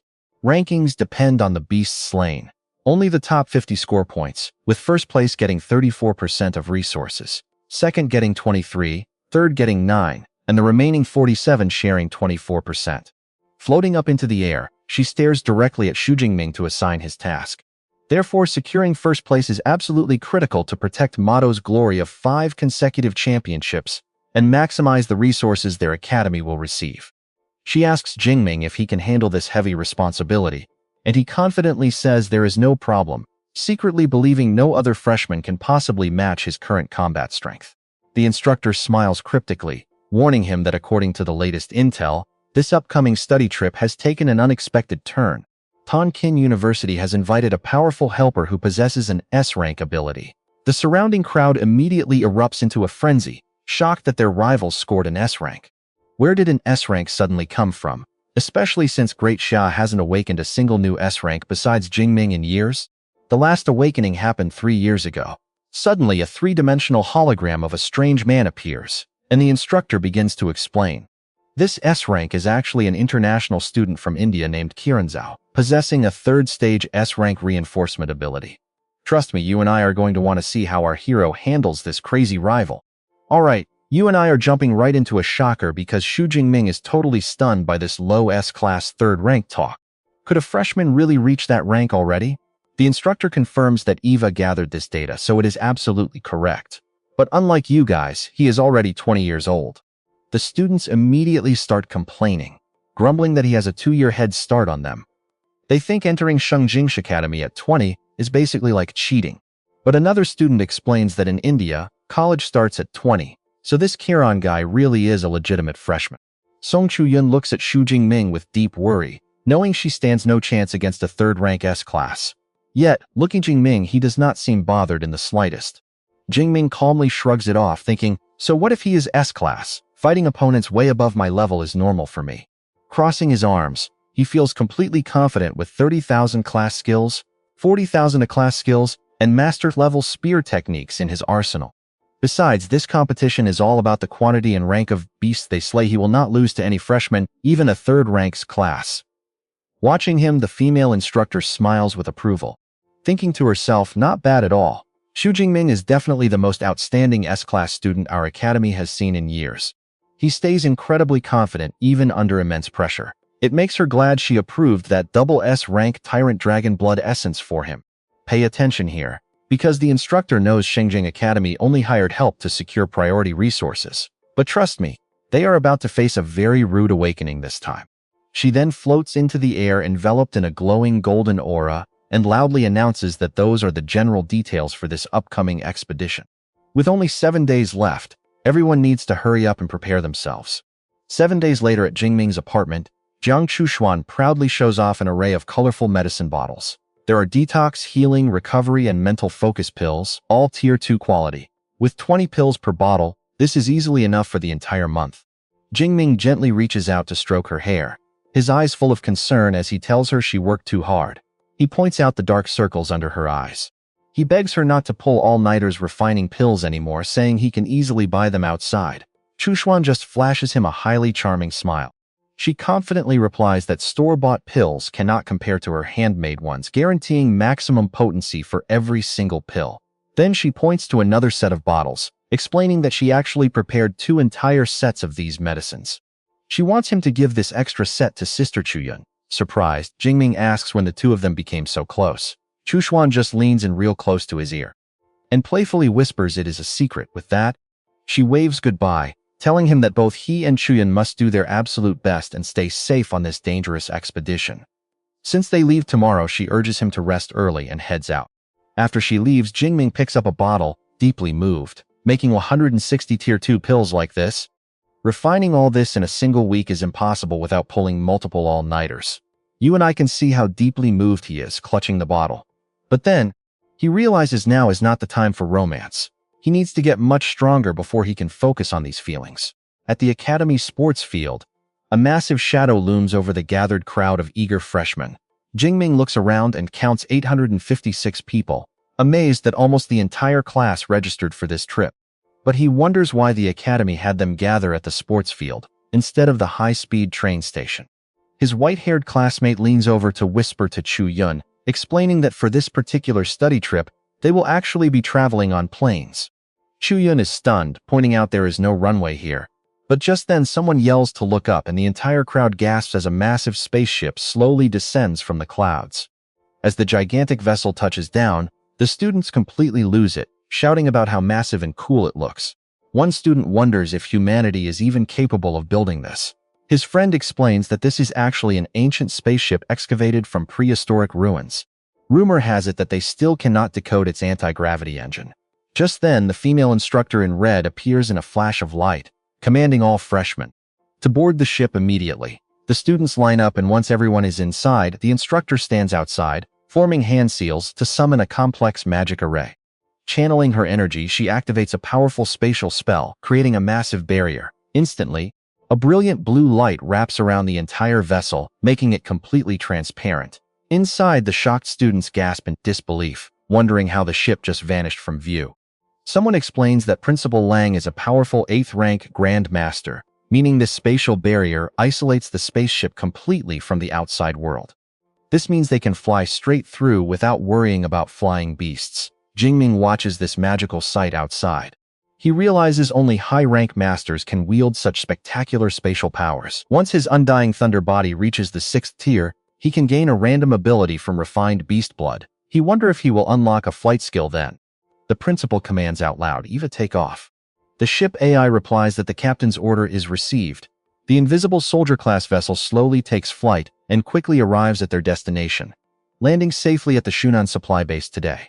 A helpful guide welcomes them, explaining that each academy has 2 dorm buildings, with Mado University taking buildings 1 and 2. Once they receive their room cards, they can settle in and use the massive training field nearby. As Jingming's group gets their keys, the girl with glasses says she is in room 402. The white-haired boy replies he is in room 203, while Jingming says he is in room 504. Chuyun leans in happily, announcing she is in room 505 right next door. Jingming smiles at the coincidence, noting that since they have spatial rings, they do not need to drop off any luggage. He decides to head straight to the training hall first. Chuyun immediately beams, saying she knew it and wants to join him. They enter the massive training hall equipped with all kinds of state-of-the-art gear. Now watch closely because Chuyun suddenly points toward a muscular guy and whispers to Jingming, urging him to look. Is that the legendary S-class fighter from Shengjing University? They stare at the massive muscular figure standing ahead. You and I are jumping straight into a wild scene where a guy in red easily lifts 2 massive dumbbells, leaving everyone around whispering in total shock about the weight. Just one plate weighs 200 kilograms, something ordinary people could never lift. Sweat drops from his forehead as he silently eyes Hua Min from Mado. With a massive boom, he slams both weights down, shaking the entire gym. The sheer impact cracks the solid concrete floor, proving his raw, terrifying strength to everyone watching. Turning around, he confidently struts over to Hua Min.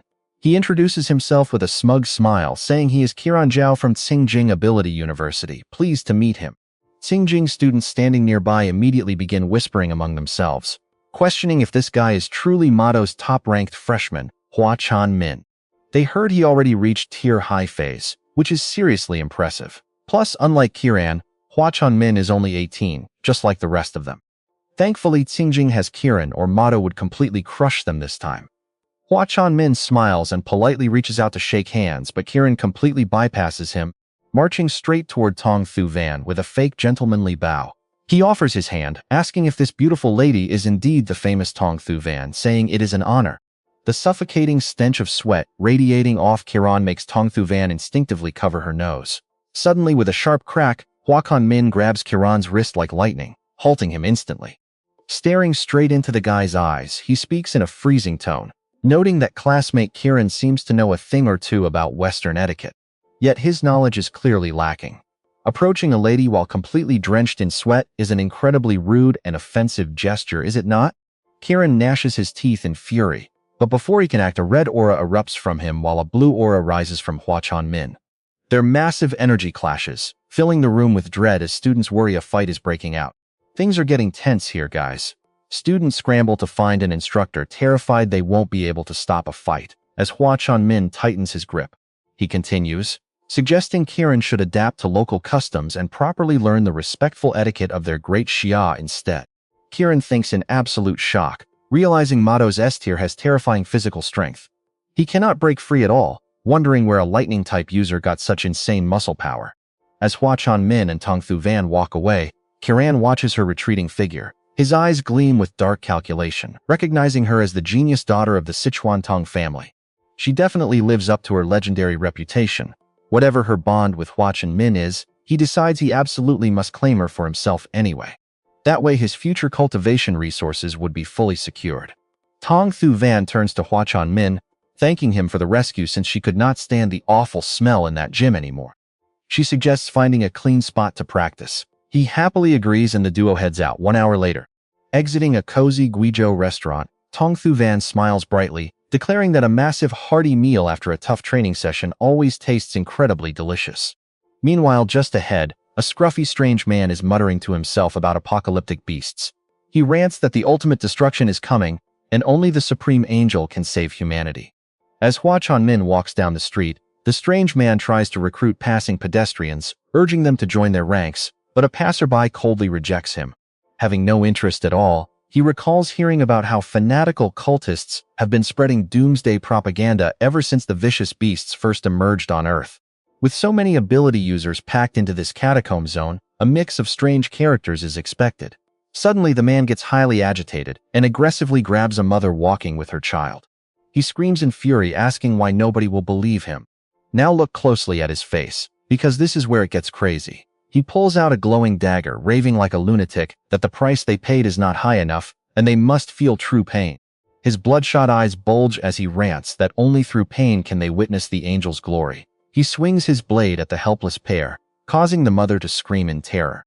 But right at that exact second, Hua Min's eyes crackle with deadly purple lightning. Moving like a total flash of lightning, he dashes forward, unleashing a powerful thunderbolt that completely paralyzes the madman before he can swing. With the threat gone, the relieved mother tightly embraces her crying daughter, whispering that it is finally safe. Looking up at Hua Kan-min, she thanks him repeatedly, calling him a heroic young man for saving their lives. She admits they would be dead without him. He humbly replies it was nothing, while Tong Thuvan walks over, staring at the corpse and noting the cultists here are incredibly violent. To dare execute someone in broad daylight is shocking. Hua Kan-min agrees it is highly unusual, since they normally just preach without turning to direct violence. He scans the area thoughtfully, wondering if this attack was truly a random event, or if the crazy zealot had accomplices hiding nearby. From a safe distance, a mysterious cloaked figure silently watches them before slipping away. He soon enters a lavish mansion, where another black-clad minion stands ready to report to the archbishop. The subordinate reveals they identified the killer as Hua Changmin from Mado University. The sinister archbishop holds a dark energy orb containing skeletal remains while listening closely. He confirms if this is the S-tier elite Tier 2 high-phase prodigy. The follower nods, adding that he awakened during the Grand Marshal exam. Reaching Tier 2 high phase in under 6 months makes the archbishop's eyes flash with danger. If they let this monstrous genius grow up, he will surely become a massive obstacle. Dismissing his minion, he mentions that divine blood is about to emerge in the catacombs. He orders the team to use the indicator and retrieve it immediately. He warns them never to act under the Destiny sect's name. As the minion bows, the archbishop hovers in midair, his dark energy orb radiating a brilliant crimson glow as he proclaims their sect will reveal itself in 1 month. So let us allow Hua Kan-min and the elites of the 3 schools, including that S-tier, to be sacrificed to my great cause. The scene cuts to a sprawling military camp where the top freshmen from all 3 academies are gathered. A scientist in a white coat stands before the crowd, introducing himself as Fu He, the deputy commander in charge of the Xinjiang sector. This training expedition starts today at 9 a.m. and will run for 11 days. Now his staff begins handing out the high-tech smart bracelets. While staff members hand out the gear, Fu He goes on to explain the crucial rules, noting that every single beast they defeat and all their combat footage inside the catacombs will be recorded live by these smart bracelets. The top 1,000 high achievers get rewarded, but the top 3 can pick any ultimate skill. Stick around because you and I are about to watch this epic tournament unfold next. Let us dive into this wild academy contest where the top ranker gets a massive bonus reward. Other students whisper first place? Forget it, that is way out of our league. Another student looks hyped, wondering if Chiron or Xu Jingming will seize that #1 spot. Meanwhile, the vice principal speaks up to announce the rules. This test allows team-ups with no limits, hoping everyone can work together to slay these monsters. Alright, the time is yours now, so make it count. Immediately, students scramble to find allies. One shouts that their 5-man squad from Shengjing is still desperately looking for a solid support class user. Immediately, students scramble to find allies. One shouts that their 5-man squad from Shengjing is still desperately looking for a solid support class user. An elite 2-man squad announces they only want top-tier offensive players rated rank A or higher. The Class 2 monitor, Ding Yu, approaches Xu Jingming with an invite. Brother Ming, our class is forming adventure teams for the outer catacombs. Want to join us? Xu Jingming just folds his arms in response. I will pass. Go ahead and form your team, monitor. Just then, Song Chuyun steps up and asks if he still plans to go solo once they enter the monster cave. My goal is the very center of the catacombs, and teaming up will only slow me down. Opening a holographic map, he explains that the outer area of Sector 7 only has Tier 1 to Tier 3 beasts.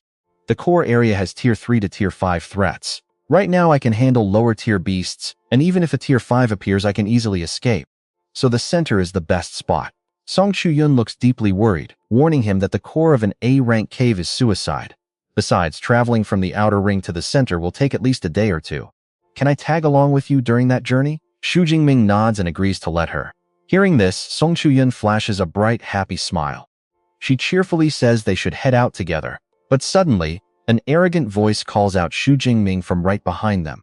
Chiron struts over with a highly provocative look. Pay attention to this guy as he tells Xu Jingming not to fall too far behind him. Xu Jingming calmly replies 100%. A confused Chiron asks what that means, only for our main character to walk past him, saying I will 100% beat you. Chiron grits his teeth in fury, glaring at his back. He vows to crush him completely to show everyone from Great Xia his real strength. Meanwhile, the vice principal simply smiles. He loudly declares that this special training expedition has officially begun, prompting a massive shout of agreement as the crowd begins to move. Excited students charge straight out of the base, aiming to hunt down at least a Tier 2 beast. 7 hours later, deep inside the dangerous Sector 7 forest, Xu Jingming and Song Chuyun creep forward with extreme caution. Out of nowhere, they run straight into a pack of armored pangolins. Song Chuyun quickly warns him about these monsters. These iron-scaled beasts are only Tier 2, but their armor is tougher than E-class alloy and very hard to pierce.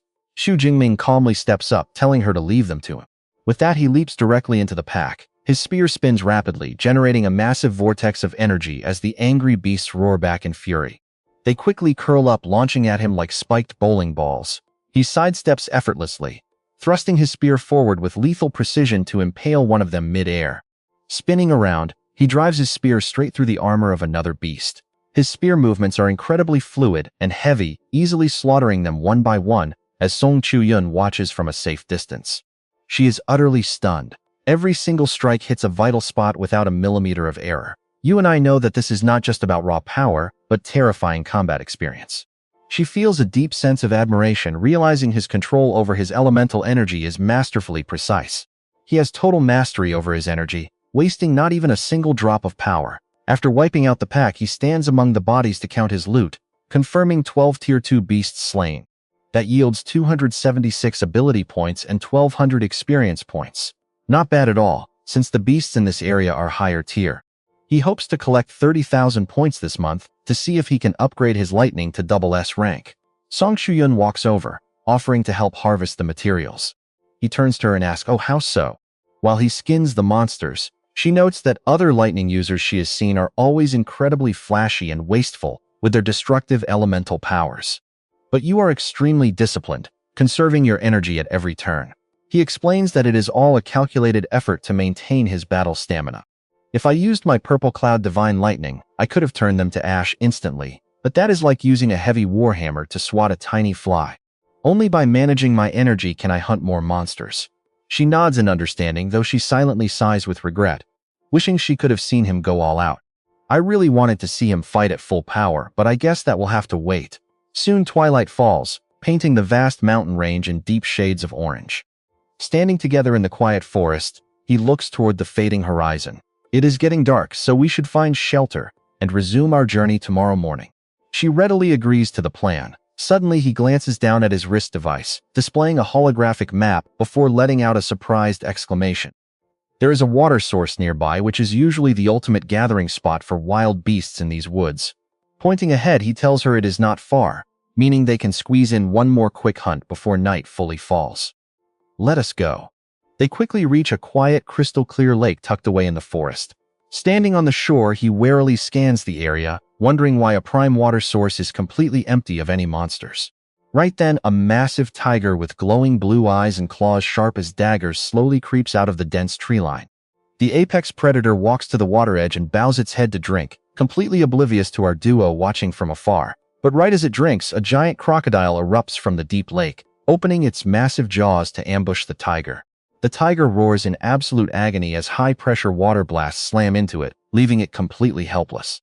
The crocodile continues its relentless onslaught with powerful water blasts. In seconds, the tiger is launched high into the air, utterly defeated, while our duo watches the brutal show from a safe distance. He realizes that a terrifying water crocodile claims this lake as its territory. No wonder no other monsters dared to come here for a drink. Panicking, Song Chuyun grabs his arm, warning him it is a Tier 4 beast. She can't believe they ran into a Tier 4 monster in the outer ring. Jingming, let us leave. A Tier 4 beast has sharp senses, and we might be spotted already. But as for how he handles this, trust me, you and I are about to see a legendary fight. Let's dive into this crazy fight where our main character keeps his cool, telling his companion there is always a way to beat a Tier 4 beast. Suddenly, crackling purple and white lightning erupts around his body. He reveals he already took down several back in the Yangcheng wasteland. Song Chuyun gasps, asking if this is some secret technique passed down directly by Director Yang. A confident smirk plays on his lips. Sure, his Undying Thunder God body is powerful, but to deal with this massive crocodile, he has an even more devastating skill. Suddenly, the sky turns pitch black as thunder rumbles above. Chuyun looks up in shock. She wonders if a storm is coming, but she is wrong. Raising his hand, Xu Jingming roars heavenly thunder art. Instantly, massive purple lightning bolts strike down directly onto the beast.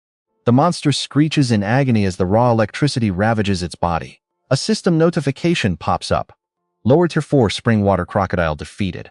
earning him 213 ability points and 10,000 score points. Jingming smiles with satisfaction, murmuring, "Not bad." The ability point rewards from a Tier 4 beast are 5 times higher than Tier 3. It seems the system design is trying to force him to push his limits. Turning to the completely stunned Chuyun, he says, "The water crocodile is dead. Let's go check it out." Chuyun follows behind him, her mind still reeling. She has met many prodigies in her life, but nothing like this. She has never seen a monster like Jingming. Skipping 2 entire realms to defeat a stronger beast is just insane. He is only an upper Tier 2, yet he obliterated a lower Tier 4 in the blink of an eye. As they approach the giant corpse, she realizes this must be his true strength. Looking at the badly shredded hide of the beast, Jingming sighs with regret. This skin is easily worth 20 to 30 million, but it is completely ruined. Chuyun steps up and points out that a Tier 4 beast's entire body is a treasure, not just the skin. Looking at the corpse, she suggests storing it in her spatial ring since she has plenty of room, promising to return it at the supply base. Jingming nods in agreement. After packing everything up, Jingming looks around the quiet, deserted riverbank. The local beasts probably know how dangerous this water is, meaning absolutely none of them will come here to drink anymore. Staying here makes no sense, so he suggests finding a cave to rest. As they walk, Chuyun blushes deeply, playing with her fingers as she hesitantly calls out to him. "Can we wait for a moment? There is a lake nearby and I really want to wash up and bathe a bit."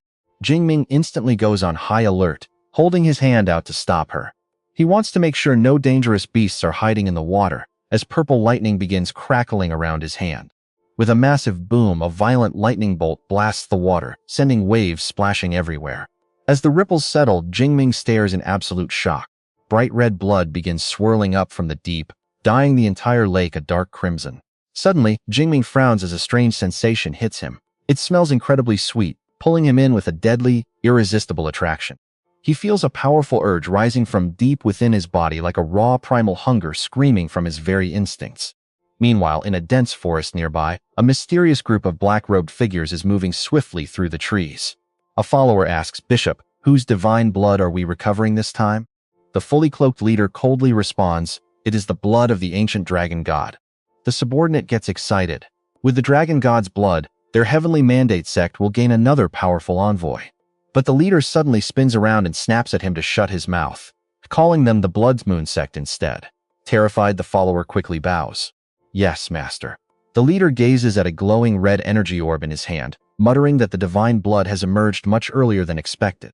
Now watch closely here because everything is about to collide. He orders them to march at full speed without rest, as we cut back to Jingming. Both of them stare in shock as the entire lake turns into a pool of pure blood. Jingming asks her if she can feel the strange magnetic pull coming from the crimson water. Chuyun shakes her head. She doesn't feel it, but her Crown of Divine Dawn senses a heavy beast aura inside the water that feels almost identical to his own energy. Jingming thinks it over.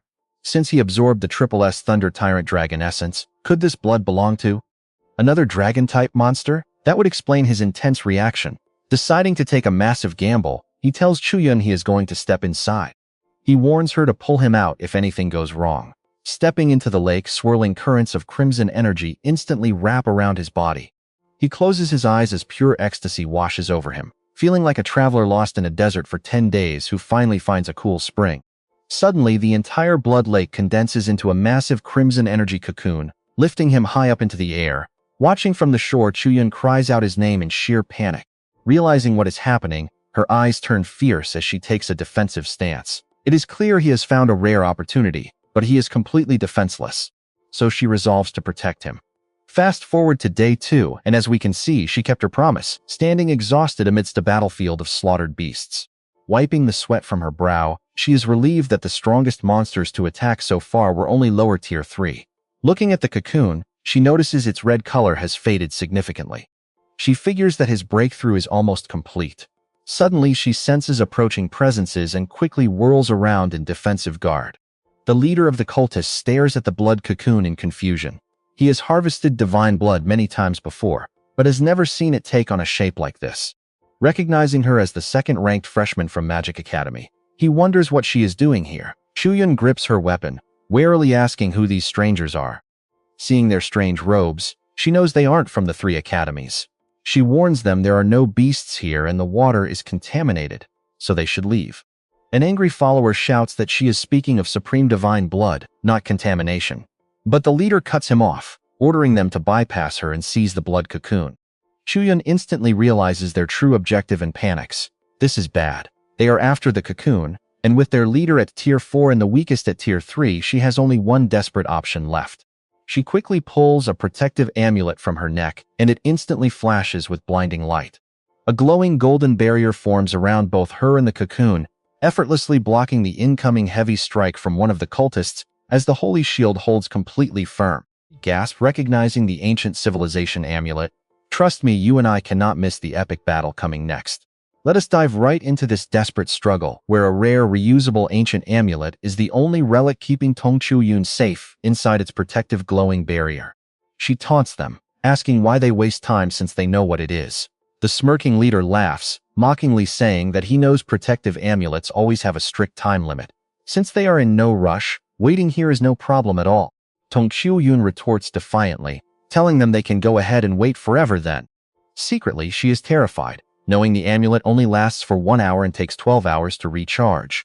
She can only pray that Xu Jingming wakes up before their time is up.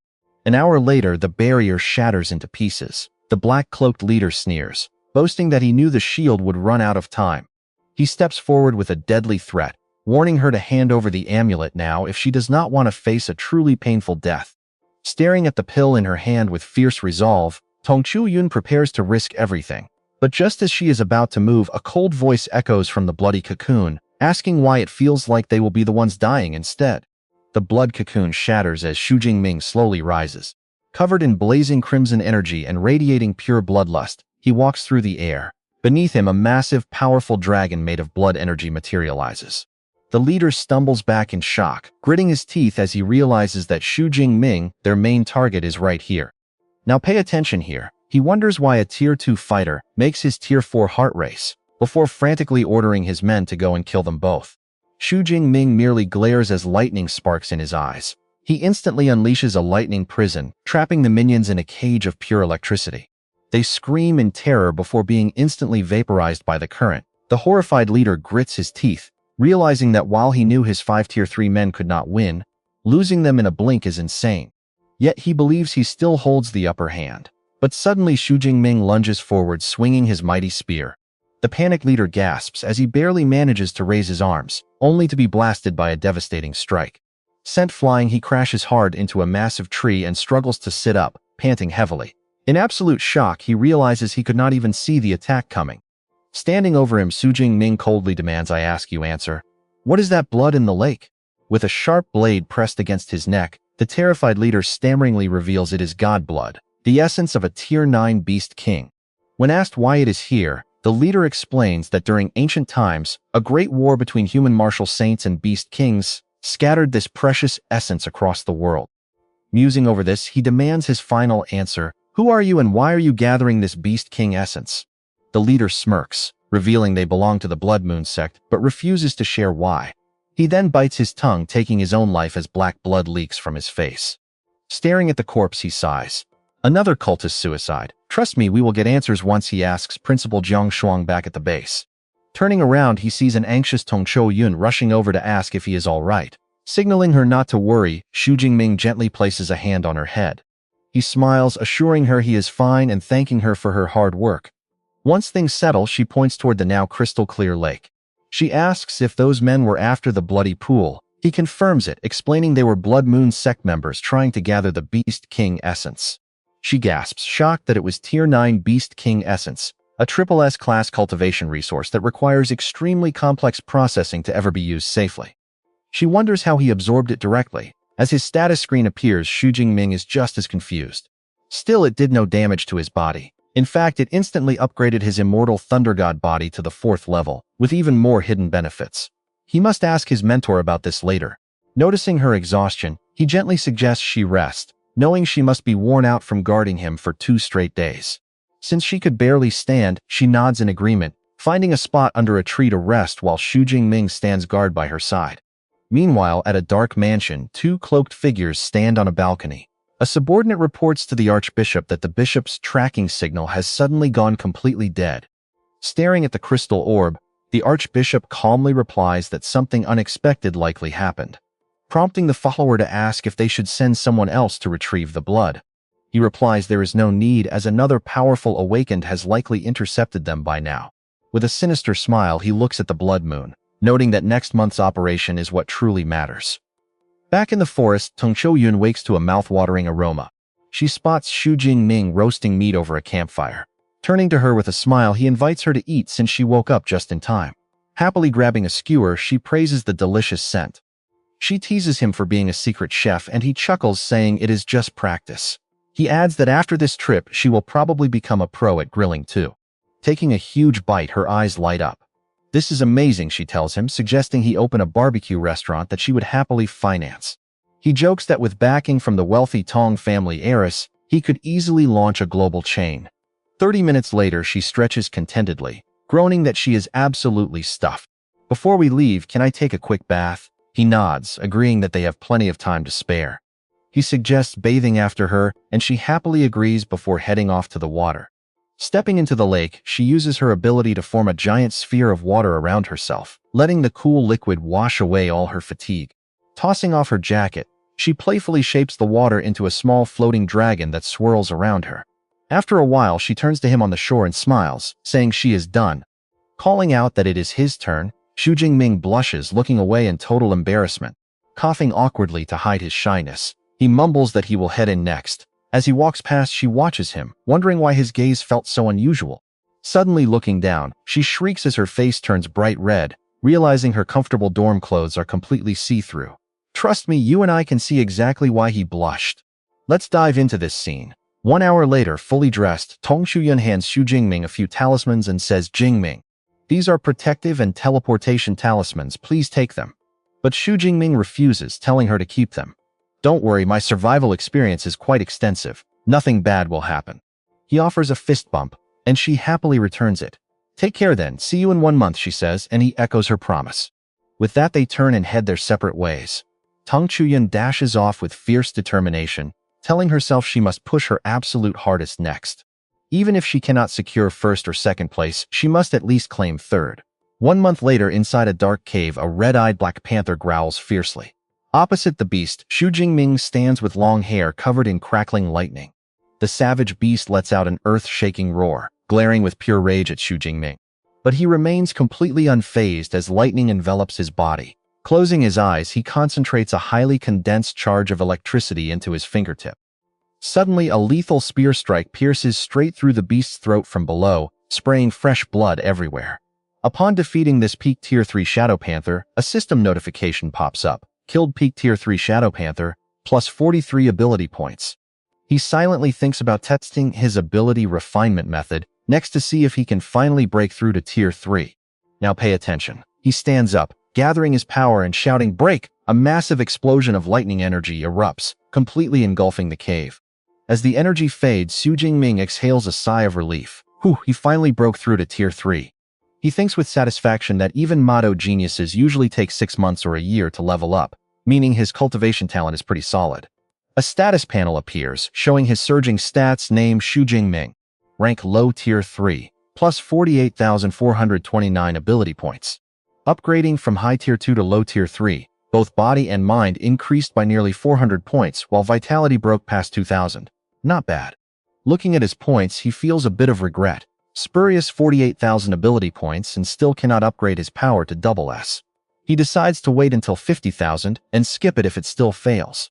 With that, he shoulders his spear and walks out of the dark cave. Standing at the entrance, he smiles confidently, knowing that day after tomorrow, the scores will be finalized. Winning first place should be no problem at all. On the day results are announced, students gather in a massive hall. One student cheers, "I got 1,201 points, rank 998. Awesome, top 1,000. His friend splashes cold water on him, saying, "Don't celebrate yet.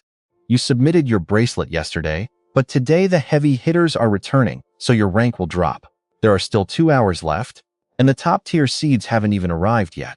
Just then, a familiar figure enters the hall, immediately catching everyone's attention. Someone recognizes Tong Qiuyun, Mado's number 2 freshman. The cheering student groans, "Great, I'm about to drop another rank. Her score is bound to be insane." Meanwhile, she walks up to the scanner and places her bracelet on it. The screen displays scanning Mado Ability University Tong Chuyan. You saw that too, right? Over 12,000 points is absolutely insane. People are stunned, muttering that she truly deserves to be Mado's second rank. Compared to her, Li Chengji is slightly lacking. Principal Lang Shuang smiles warmly, great job, and Tong Chuyan replies humbly, thank you. Vice Principal Tu Ping whispers, is she the niece of Senior Tong from Sichuan Province? Lang Shuang nods, yes, I didn't expect the Tong family to send her to our academy instead of training her privately. But she has great ambition. Suddenly, a familiar voice calls out from behind, not bad, Xiaoyun. Tong Chuyan turns in surprise, Auntie. A woman approaches, Zhou Ying, her aunt and the general manager of the Xuan supply base. She praises not bad, Xiaoyun. Leaning in close, she teases, but tell me, why didn't your little boyfriend return with you? Tong Chuyan blushes deeply, quickly protesting, boyfriend? There's nothing like that between us yet. She asks in shock, wait, how did you find out? Her aunt smiles knowingly, don't forget I'm the general manager here, I have eyes everywhere. Right then, a loud shout draws everyone's attention, look, it's King Jing's S-tier elite transfer student Kieran? He's finally back. Kieran strides in, oozing confidence as onlookers gossip he's tier 3, probably scoring 50 to 60,000 points, no doubt first place is his. He leisurely walks to the scanner. The screen immediately updates. Qingjing Academy Kieran Gao total score 113,264, ranking first, pushing Tong Chuyan to second. Everyone gasps in shock, oh my god, over 110,000 points is unbelievable. Second place doesn't even match his spare change, pure domination. A man shakes hands with Vice Principal Tu, praising the 110,000 score. It seems we must congratulate you in advance for taking first place. He humbly replies, not at all, we just got lucky. Meanwhile, Principal Lang Shuang stands back with folded arms. Thinking to himself, though hope is slim, based on the confidence Su Jingming showed before, perhaps he will deliver an absolute surprise. Suddenly, the screen changes again as another student submits their bracelet, Dong Sheng from Tancheng. Total score, 13,526, ranking second. Tancheng's ace player is back. Tong Chuyan watches her rank slide down to third place, thinking in disappointment, damn, seems I won't even keep top 3. Checking her watch, she asks herself anxiously, only 8 minutes left, why hasn't Jingming returned yet? Students from other schools start whispering, Mado's Xu Jingming is still missing. Could something bad have happened to him? It's highly possible. After all, the demon caves are incredibly dangerous. His friends quickly fire back. No way, Brother Ming has so much experience, he wouldn't fail like that. Right then, a voice rings out, Xu Jingming is back. The Mado students cheer wildly. Brother Ming, no matter your final score, you are always the absolute pride of our school. Keep fighting, we will always support you.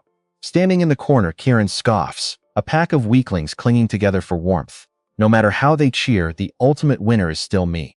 He smiles at the screen, seeing Kieran's score of 110,000. Trust me, we are ready. So our own school thinks I am going to lose? Stick with me because Principal Lang Shuang is about to push our hero into the spotlight, saying he is the last one they are waiting for. Go upload your score now. She is secretly shocked that he already reached 3 so fast. Xu Jingming nods and says yes, then steps up and places his smart band on the scanner. As Xu Jingming walks forward, the surrounding students start gossiping excitedly, wondering how many points he could possibly score. One student guesses 50 to 60,000 points since he is at the upper second tier. But they sigh, knowing that with Kieran here, there is no way he can take first place. But the moment he places his bracelet on the scanner, a massive announcement flashes on the giant screen. Xu Jingming from Mado Awakened University total score, 400,537 points. Then the final words appear, rank first place. This shocking result leaves everyone present, from Vice Principal Tu Bin and Principal Lang Shuang to Kieran and Song Chuyan, completely frozen in disbelief. The entire hall explodes in absolute disbelief. Let that sink in, 400,000 points. Are my eyes playing tricks on me? Damn, this makes no sense. Is Mado's S-tier this overpowered? His score is 4 times higher than Xingjing's top outer student. This is insane.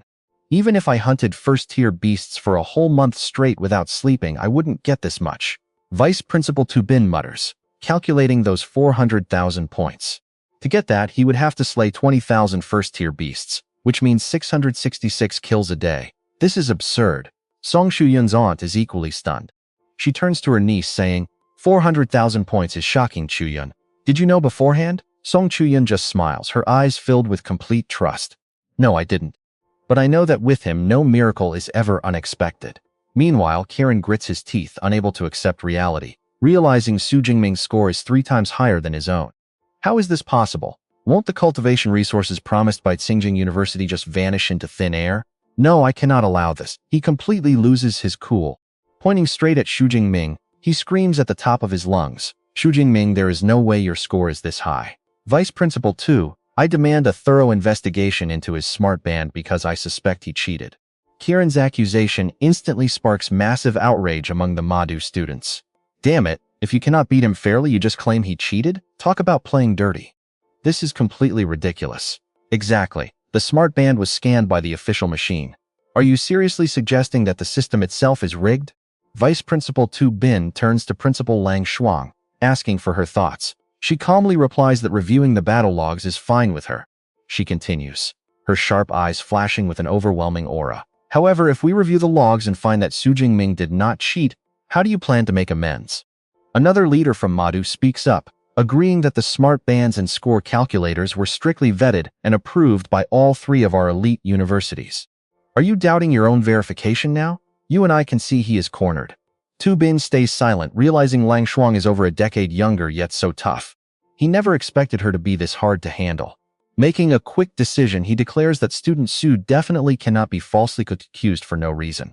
If the playback confirms there are no issues, our Tsingjing University is fully prepared to compensate him with a valuable portion of Class S cultivation resources. Principal Lang Shuang nods, saying since that is the case, let us scan his smart band, then turns to him and calls, "Jingming, come over here." Su Jingming smirks, thinking to himself that this is absolutely amazing since he did not do anything. Out of nowhere, he lands a free set of Class S cultivation resources. Where else could you find such a sweet deal? Seeing his smirk, Vice Principal Tu Bin feels a flash of panic, wondering if he made a mistake. The technical staff immediately start projecting the entire recorded footage of Su Jingming hunting down and slaying the beasts. Kieran stands with his arms crossed, watching with a critical gaze, muttering that even if Su Jingming is an S tier at the 3rd tier, scoring 400,000 points is still completely impossible. As the footage of Su Jingming fighting flashes on screen, the crowd is stunned yet again. Damn, that spear technique is insane. I could never achieve that level in my entire life. It is not just his spear technique, his absolute mastery over his supernatural ability is terrifying. Principal Lang Shuang turns to ask if his spear technique has already reached the Grandmaster level. He humbly replies that it was just a lucky breakthrough. She smiles softly, knowing that Grandmaster rank is never achieved by mere luck. It seems this guy is still hiding quite a few fascinating secrets that leave everyone curious. Suddenly, the screen shows Su Jingming facing off against a spring water crocodile. The students cry out, "Look, a tier 4 spring water crocodile. Why is he not running away exactly? What is he doing? Does he really want to kill it? An upper 2nd tier, defeating a tier 4, how is that possible?" Right after, Su Jingming casts his Heavenly Thunder technique, summoning terrifying lightning. The crowd is thoroughly shaken once again. Damn it, is that lightning actually summoned by Su Jingming? What rank of combat skill is this? A tier 4 spring water crocodile, killed in an instant. This is terrifying. Kieran cannot believe his eyes, realizing it is a Class S spell type skill.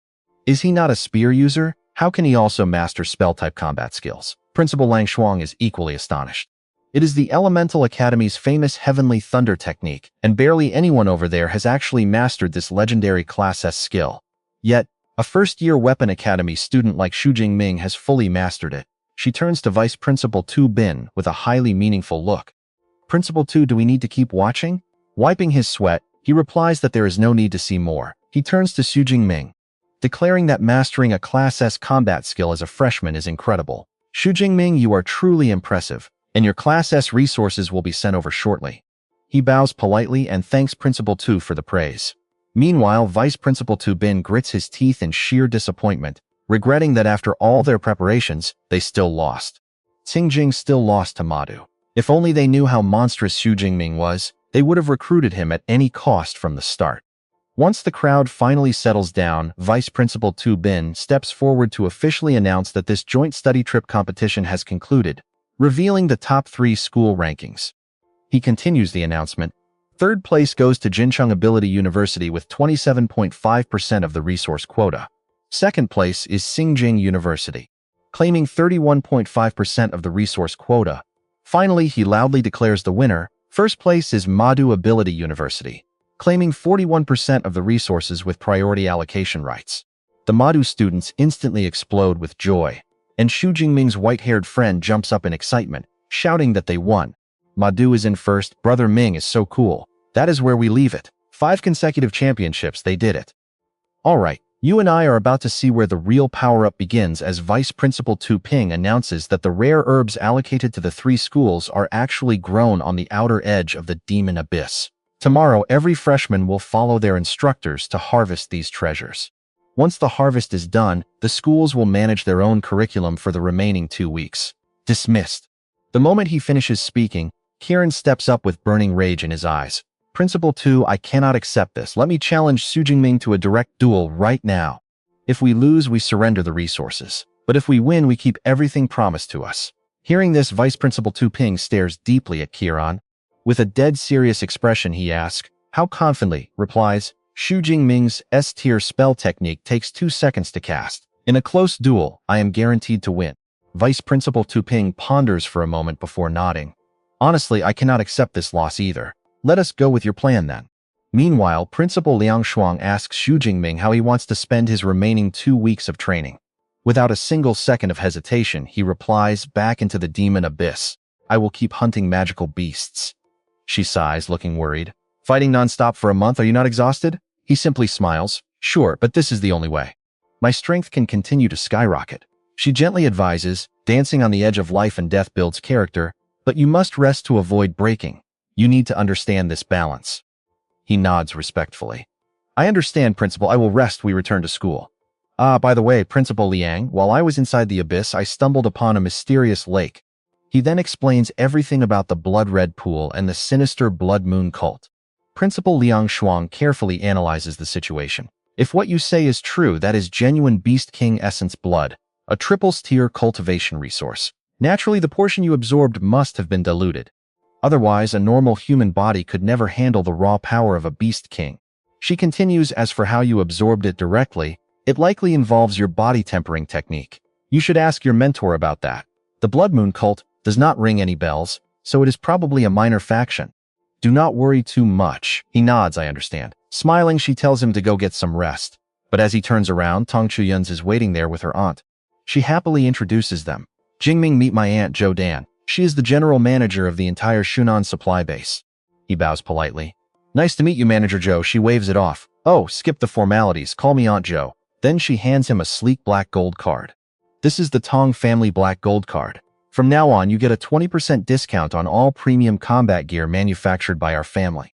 Now pay attention here because this card is absolutely broken. As Xu Jingming suddenly realizes the Tong family empire covers everything from battle armor, rare herbs, to healing pills, and he gets 20% off it all. Just how much money is this card actually worth? Tong Chuyun and her aunt insist, just keep it. Your gear needs constant upgrades anyway. Blushing, he awkwardly wonders, wait, did I just get adopted by a rich sugar mommy?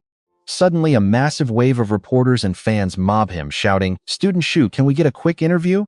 Sponsors desperately shove offers in his face. Try our new defensive gear. We are the biggest weapons manufacturer. Would you be our brand ambassador?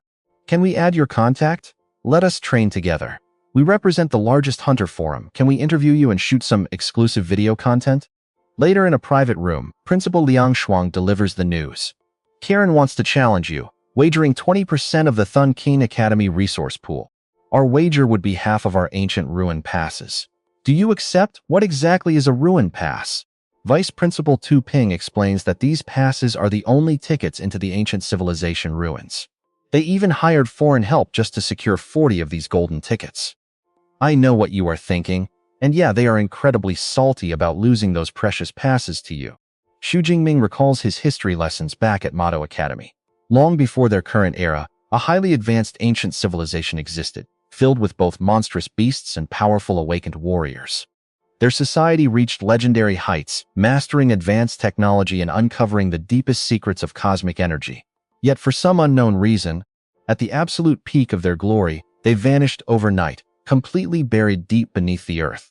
Thousands of years later, when modern awakened ones finally emerged on Earth, these ancient ruins were excavated, revealing legendary training methods and supreme triple S-tier combat techniques.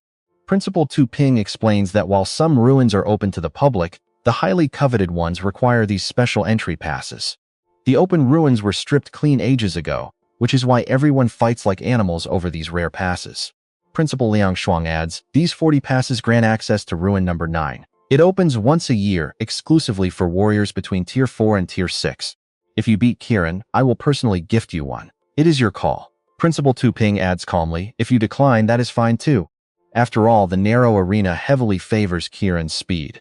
Xu Jingming just smiles, saluting them respectfully. Principals, I accept the challenge. Vice Principal Tu Ping nods and turns to leave. Good, I will let Kieran know. The duel is set at the base arena.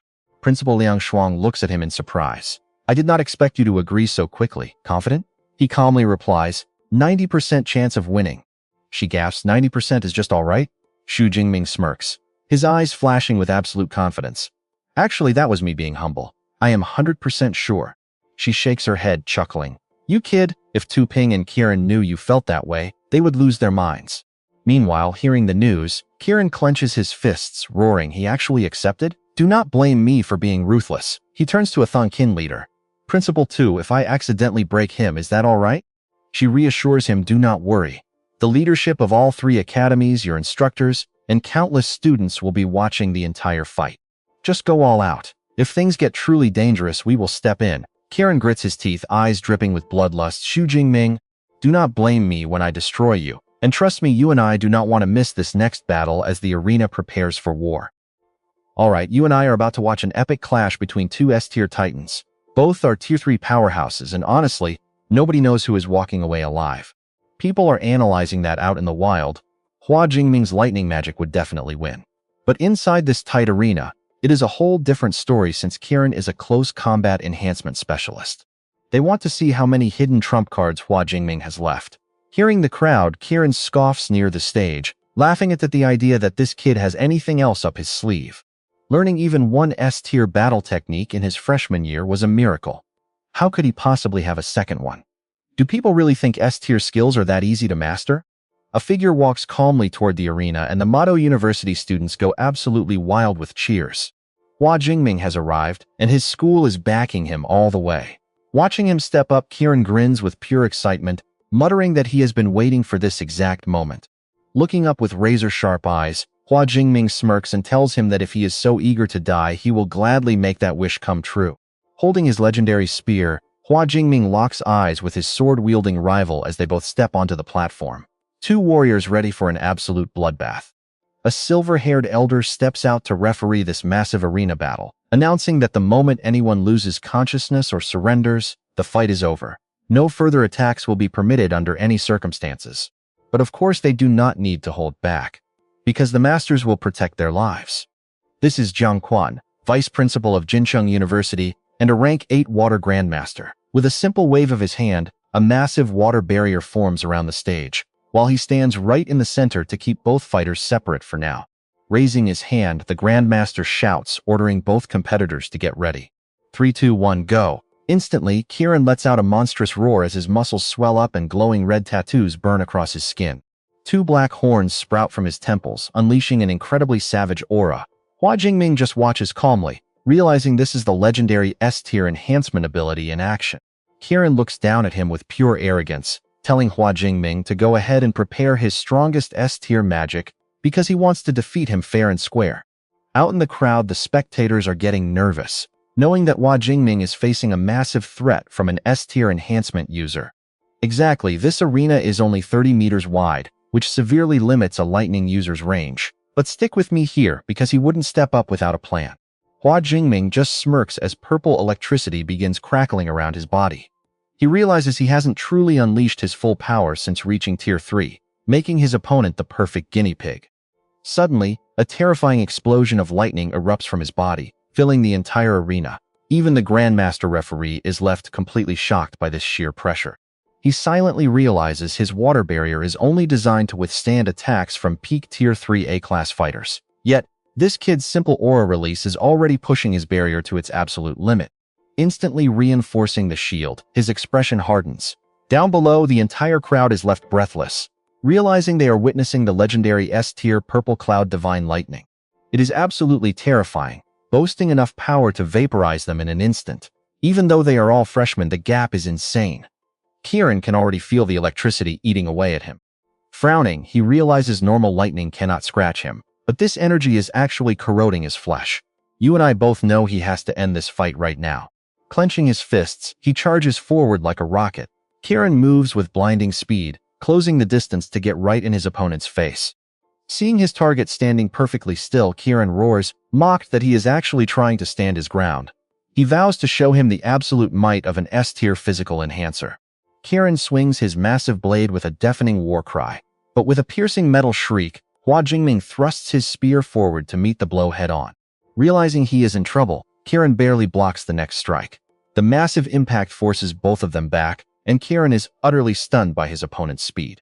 He cannot believe a lightning mage is matching his transformed strength, especially since he holds an S-tier physical enhancement ability. In response, Hua Jingming simply stands there, purple lightning coiling around his skin. Calmly, he remarks that his rival looks surprised, adding that there is no law stating lightning users have to be physically weaker than physical enhancement types. Kieran rubs his temples, his face turning dead serious as a dark, oppressive aura bleeds out of him. He grunts that there really is no such rule. He admits he wanted to play around, but that is no longer an option. His body undergoes a second mutation, skin turning pitch black, jagged, and terrifyingly monstrous. He growls that Hua Jingming should feel honored to face his absolute maximum power. Unleashing a world-shaking roar, his transformation is complete, turning him into a raging demonic beast. He screams for him to embrace his fear. The crowd erupts as they witness his S-tier beast transformation combined with an S-tier battle technique, a truly terrifying display of force. People are wondering if this is his full power, because it looks absolutely insane. Fans are confident that this exclusive S-tier skill makes the match a guaranteed win. However, watching from the sidelines, Principal Lang Shuang has a completely different thought on his mind. He recalls that the Weapon Academy's dean possesses a very similar S-tier technique, meaning Hua Jingming has almost certainly mastered it as well. Standing in his monstrous beast form, Kieran faces off against Hua Jingming, who is still engulfed in crackling purple lightning. Kieran flashes a savage, terrifying grin. He challenges him to clash again in this state. But suddenly Hua Jingming's hair bleeds into a brilliant silver white, his eyes glowing as the purple lightning around him explodes. Smirking back, he happily agrees to another round. An earth-shattering wave of pure energy suddenly erupts from his body as Hua Jingming unleashes his own ultimate battle state. All of Kieran's smug confidence completely vanishes in an instant, replaced by a look of sheer panic and utter disbelief. With his eyes completely transformed, two spectators in the stands gasp in shock. One complains that he only looked down at his phone for a second, and suddenly there are two raid bosses fighting. His buddy laughs and explains that those are not monsters, but the fighters entering their ultimate Phase 2 forms. Still in shock, he yells that if they are not bosses, why is his friend using literal video game phase terms to describe them? Staring at this new form, Kieran shudders, realizing he is looking at an S-tier battle technique. Hua Jingming just whispers that he guessed right, but there are no prizes. He raises his hands, condensing a sphere of pure destruction. You and I are about to watch his lightning prison swallow everything. Alright, you and I are about to watch a fight that flips everything on its head. Kieran immediately senses a deadly threat from an S-rank heavenly thunder technique. With no escape, he roars, desperately channeling his energy to summon his blood armor. Kieran charges forward, ignoring the countless lightning bolts of the lightning prison lashing his body, as his glowing red blood armor helps him withstand the onslaught. Finally, with a thunderous roar, Kieran breaks free from the lightning prison. He actually made it out. But the moment Kieran raises his head and looks up, his face instantly twists in pure horror. Right above him, a massive lightning spear formed from pure energy comes crashing down. Kieran reacts on pure instinct, barely dodging the lethal strike by a hair. The devastating spear tears through the air with destructive force. Kieran looks up, filled with absolute despair, knowing that if this terrifying attack hits him, he will either end up dead or severely crippled. Facing the descending lightning spear, Kieran can only gasp in pure terror. It is too fast. Don't blink here, because Hua Jingming closes in with lightning speed. Giving his opponent zero time to recover, he spins his spear, channeling wild surges of purple lightning around the tip of his weapon. In a flash, he unleashes a lightning-fast strike, forcing Kieran to desperately raise his sword to block. Though he deflects the initial hit, the sheer kinetic impact blows Kieran backward, leaving him completely off balance. Seizing the moment, Hua Jingming lunges forward as his spear blurs into countless afterimages, unleashing his ultimate technique, the rapid-fire lightning storm spear. Countless lightning spear strikes pierce Kieran's body, triggering a relentless barrage of deafening explosions. Despite enduring the excruciating, flesh-tearing pain, Kieran's fierce battle will refuses to waver. He grits his teeth, telling himself that if he can just survive this onslaught, he still has a chance. Holding on to that belief, he roars defiantly, "Now it is my turn!" But Hua Jingming only replies with a cold single word, unleashing the ultimate destructive force, detonate. Instantly, the lightning spears embedded in Kieran's body detonate from the inside out. A horrific electrical explosion erupts from within him, violently blasting him backward through the air. His body is ruthlessly thrown back, slamming hard against the water barrier. As the smoke clears, Kieran reverts to his human form, lying motionless on the arena floor with scorch marks covering his chest. Hua Jingming's razor-sharp spear tip rests right against his throat. Summoning his remaining strength, Kieran bitterly mutters, "I surrender." The referee instantly raises his hand, solemnly declaring Hua Jingming the winner. The crowd erupts in absolute shock. "Honestly, you and I probably thought this fight would last over 10 minutes. Who would have guessed it'd be over in just 2 minutes? A complete overpower. A strength-type cultivator taking down a lightning type and winning so easily is insane. Plus, his perfect combination of combat skills was flawless, giving Kieran absolutely zero room to breathe. Principal Lang Sung smiles, astutely analyzing how he used the lightning prison for control, then the lightning spear to force Kieran to use his movement skill. Next, he used a lightning flash assault combined with gale wind thunder to force an opening, before finally finishing him off with the rapid-fire lightning storm spear. Every step calculated, clean and decisive, Hua Jingming is truly outstanding. Right then, Principal Lang turns to the rival school's head, Principal Xu, asking if he has anything left to say. The defeated principal can only sigh, admitting his defeat to Principal Lang. "We accept absolute defeat, and that 20% of the resource market share is now yours. Also, the promised S-Rank resource for Hua Jingming will likely be delivered tomorrow afternoon." Principal Xu turns and walks away with a bitter face, thinking how they failed to secure the 20 entry tickets to the ruins, and even lost 20% of their resource market share. Sigh, talk about losing both the bait and the fish. Principal Lang turns back to Hua Jingming, handing him a card telling him great job, and that this is his ticket to Civilization Ruins number 9. "I am giving this to you early. Plus, the school is awarding you an extra 10,000 credits. Receiving them happily, Hua Jingming responds, "Thank you, Principal Lang." Smiling at the card in his hand, Hua Jingming thinks to himself that this is indeed the highly coveted entry ticket to the ruins that everyone desperately desires. After the match, Principal Lang advises him to go rest. Once they finish harvesting the rare herbs from the Demon Cave tomorrow, he can claim the S-Rank resources promised by Tinthon University, along with choosing a skill from the libraries of all 3 academies. Hua Jingming happily replies, "Yes, Principal." Smiling with deep satisfaction, he realizes this research trip not only scored him the ruins ticket, extra credits, and S-Rank resources, but also netted a massive haul of exotic herbs and valuable materials from elite beasts. It is an incredibly rich harvest. Right at that moment, an unfamiliar man approaches with praise, calling it an absolutely spectacular match. "To witness a genius like you is truly a rare blessing." Hua Jingming humbly thanks him, but in his mind, you might be wondering the same thing he is. Who is this guy? Tong Qiuyun quickly explains that he is Dong Sheng, the #1 genius of Jincheng University, ranked 3rd right behind him in Kieran. Tong Qiuyun continues with admiration, noting his cultivation has reached advanced tier 2, calling him a total monster. Hua Jingming turns to tease her, reminding her she is already at tier 3. "Are you just praising yourself?" He winks playfully, saying he is different because he has a cheat system where leveling up takes just one simple click. "Do you believe me?" Tong Qiuyun glares, saying like hell she does. Meanwhile, inside a secluded ancient villa, a group of black-robed figures are kneeling in worship before their leader, who floats ominously in mid-air, chanting together, "By heaven's decree, the immortal deity." This mysterious leader, known as the Archbishop, asks a subordinate if everything at the plantation has been arranged. The loyal henchman respectfully bows and replies that indeed, Archbishop, everything is perfectly set up. The Archbishop coldly commands the ones responsible to eliminate the instructors from the 3 major academies, ordering them to kill as many as possible. They shout back yes. He turns to another shadowed figure, saying, "As for those 2 S-Rank targets, I am handing them over to you, Saint. Coincidentally, this will serve as perfect practice for your growth. Is there any issue?" The Saint replies calmly that there is no problem, and that tomorrow the distance between him and them will be very close. The Saint continues with a brutal tone, saying if they willingly seek protection in the embrace of our destiny sect, that would be best. Otherwise, show absolutely no mercy. The Archbishop throws his head back.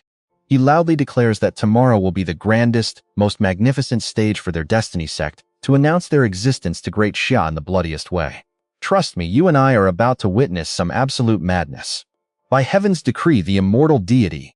The following day at the Demon Cave Plantation, a heavily guarded zone, the students are incredibly excited by the magnificent scenery, pointing out C-rank sunflowers and marveling at how many are cultivated in the base. Many are practically itching to pull them right out of the soil.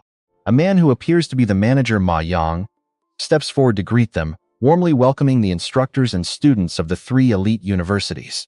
Why did not the 3 vice principals show up? You and I are about to find out as instructor Ho Bin of Mado University explains they have urgent matters, and harvesting herbs is not dangerous. So they did not come. Besides, even if an accident happens, Principal Lang can use her space magic to teleport here in just a few minutes.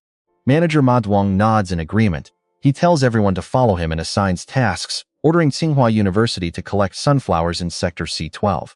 Jincheng University is tasked with gathering red fire herbs in Sector B16, while Mado University collects mind-calming herbs in Sector C11.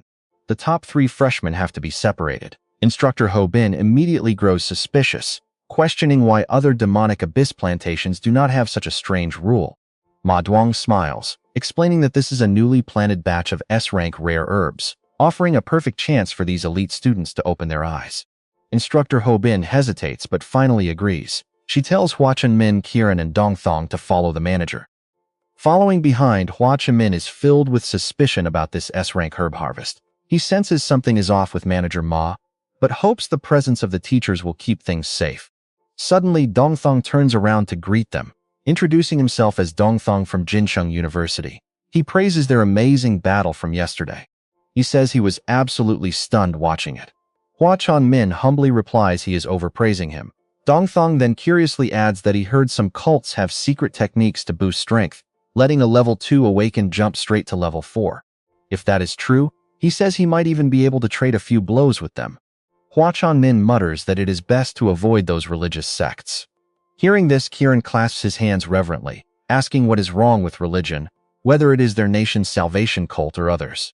They all bring positive meaning, he claims. It is only with the support of Lord Brahma that he remains completely invincible. Hua Chunmin sneers, asking why the Lord Brahma he believes in did not let him win yesterday. Kieran fumes, speechless, while Dong Thong quickly steps in.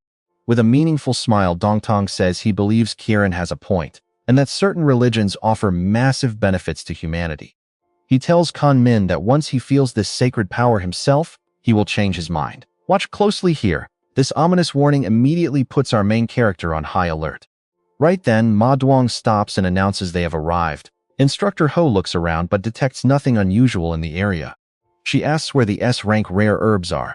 Ma Duong points toward an empty garden and smiles, inviting her to take a look. Claiming the S-rank herbs are right there, he waits. As Instructor Ho looks with confusion, she lets her guard down. Instantly, Ma Duong lunges from behind with blood-red eyes. With lightning speed, his glowing red hand, armed with razor-sharp claws, plunges directly into an accompanying teacher. The hand ruthlessly pierces the poor teacher's chest, ending his life with a single gasp. Witnessing this horror, another teacher immediately charges forward, his entire body bursting into fierce flames. A level 7 Grandmaster. The teacher quickly transforms, sprouting cat ears and feline stripes, roaring in pure rage that this attacker is definitely not Manager Ma. Who are you?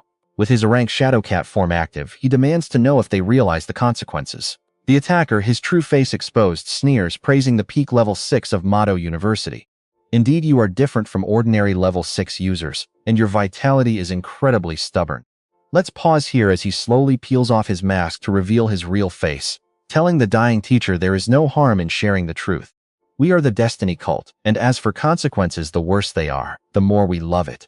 The Shadowcat teacher roars, accusing the Destiny Cult of trying to sever the future of Great Sha's next generation. He warns them they will regret this, but the killer merely screams to kill them all. Leave no survivors. Black-robed figures launch a coordinated assault, sparking chaotic violence. In this desperate crisis, the Shadowcat teacher crushes a signal crystal in his hand, hoping for rescue, but the leader only sneers at his effort. He raises a blood-red orb, mocking their attempts to summon the space-type Grandmaster, saying it is already far too late. Activating the orb, a crimson energy field rapidly expands, trapping the entire area and completely sealing off the local space. Far away, Principal Lang suddenly senses the anomaly. She furiously shouts that an enemy is attacking the three-school alliance, calling Principal Tu and Principal Rang to head to the plantation immediately.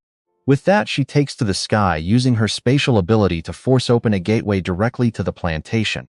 The crowd below looks up in shock at the terrifying pressure of the three principals, amazed by their immense power. They realize all three are grandmasters, and their aura is absolutely frightening. Indeed, they are the vice principals of three top universities. They worry that something terrible must have happened to the students on their field trip. Inside a command center, a powerful woman barks orders into her communicator, commanding Units 9 and 10 of the base to head to the Abyss Plantation immediately and protect the young lady. She anxiously checks the monitor, reminding herself that the girl has a protective amulet, and there are level 8 grandmasters from 3 schools protecting them. Surely nothing will go wrong. Back at the plantation, trapped inside the sealed space, the Shadow Cat teacher senses the rescue attempts from the outside. He gasps in shock at the spatial energy fluctuations, but the enemy leader laughs ruthlessly, confirming that their spatial grandmaster is now useless, and it is his turn to die. Facing the devastating strike, the Shadow Cat teacher despairingly realizes that it is over, and there is no way to dodge this blow. A massive blast of dark red energy hits the teacher directly, blasting him away. Kieran curses in shock while Hua Kunmin is completely stunned. Even with all his trump cards, a level 7 grandmaster is unstoppable. He knows he stands no chance. Meanwhile, the leader looks up at the sky, where the space is vibrating from Principal Lang's intense power. He mutters in awe of the spatial grandmaster's power to shake the Beast King's dimension. With that, he flies away, leaving behind a final order, telling the Holy Sun that he is leaving this place in his hands. All eyes fall on Dong Thong. Surrounded by black-robed cultists, he steps forward and fanatically declares that the time has finally come for the Destiny cult to take center stage. He challenges Kunmin and Kieran to come forward so he can show them his true form.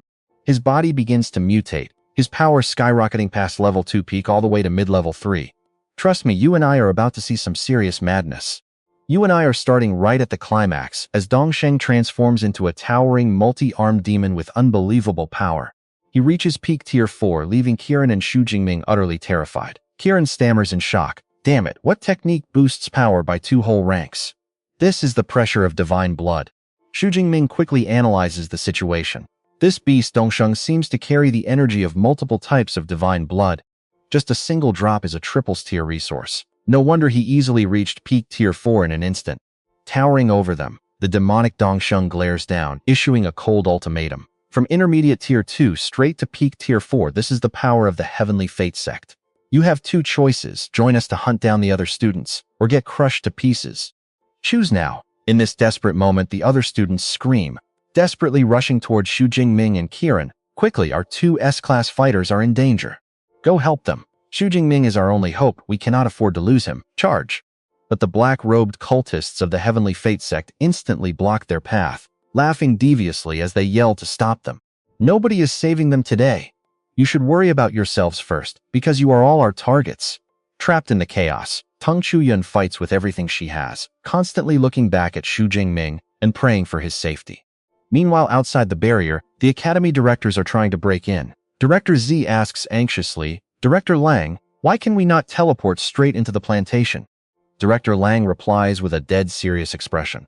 "I already tried, but the space inside that plantation is completely locked down." Analyzing the barrier, she realizes the leader inside must be holding a piece of a Tier 9 Beast Emperor bone with spatial abilities. The entire surrounding space is sealed tight. Now pay attention here, because a Tier 9 Space-type Beast Emperor bone is an insane investment. If anything happens to our 2 S-class geniuses, we are in deep trouble. Inside, the leader of the Heavenly Fate sect laughs hysterically, mocking the helpless directors standing outside. Ha ha ha. So what if there are 3 Grand Masters out there? You will still watch helplessly as my cult slaughters every single freshman today. This is the glorious rise of the Heavenly Fate sect. Director Zhang grinds his teeth. The Heavenly Fate sect was wiped out from our nation 60 years ago. I never expected them to return. We must launch a combined strike now. 3 minutes is all we need to shatter his barrier. Unleashing her full power, Director Lang delivers a colossal, earth-shaking strike. Take this. The devastating impact slams directly into the barrier, tearing open massive cracks in the structure. The entire terrain is lifted into the air, trees are obliterated, and the earth splits into a deep, dark abyss. Analyzing the damage, Director Lang locates the weak point. The underground space is completely locked, but the weakest spot in the seal is to the southeast. Hearing this, the other two directors immediately unleash their auras, preparing for an all-out joint assault. Director Z transforms into a raging werewolf roaring with fury, while Director Zhang shifts into a colossal water elemental. Together they charge right at the weak point, Lang pointed out. Inside, the students feel the entire area shaking violently and look up in sheer amazement. Realizing it is an attack from the outside, they cry out with hope, shouting that the academy directors have arrived to save them at last. Meanwhile, you and I can see Xu Jingming staying perfectly calm, silently calculating the 49,000 energy points remaining on his system panel. If he uses everything to level up, he can break into Tier 4 and flip the table. Meanwhile, the monstrous Dong Sheng tries to tempt the other young geniuses from the 3 universities. Did you see that? Jumping from intermediate Tier 2 straight to peak Tier 4? This is the true power of our heavenly fate sect. I will offer you a golden chance. Slaughter the other freshmen around you and join us. Become a member of our great sect, and you will receive unmatched power just like mine. This tempting offer makes the students waver, exchanging fearful glances in pure panic. Suddenly, Director Lang's powerful voice echoes from outside, warning that any student who attacks their peers will be immediately expelled and executed on the spot. The warning snaps the students back to reality. They quickly steel their resolve, muttering that defecting to a cult never ends well. Exactly. If the academy hunts us down, we are dead anyway. Sticking with the directors is our only real shot at survival. Seeing his plan to divide them crumble, Dong Sheng roars in fury, calling them a bunch of cowards who lack even basic courage. He turns back to deliver his final ultimatum. I give you 3 seconds to submit or die. 3, 2. The suffocating pressure completely breaks Kieran. He drops to his knees, begging desperately, please do not kill me. I will join your sect. Dong Sheng smirks in satisfaction, calling it a wise choice before looking at Xu Jingming.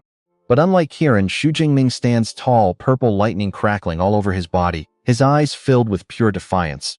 Dong Sheng growls with absolute malice. You stubborn brat. It seems you have chosen death over becoming our holy son. Kieran, slaughter him right now to prove your absolute loyalty to us. Kieran looks at Xu Jingming in sheer panic, stammering that he cannot possibly defeat someone like him. Instantly, 2 werewolf cultists in black robes step forward, offering to assist in the kill.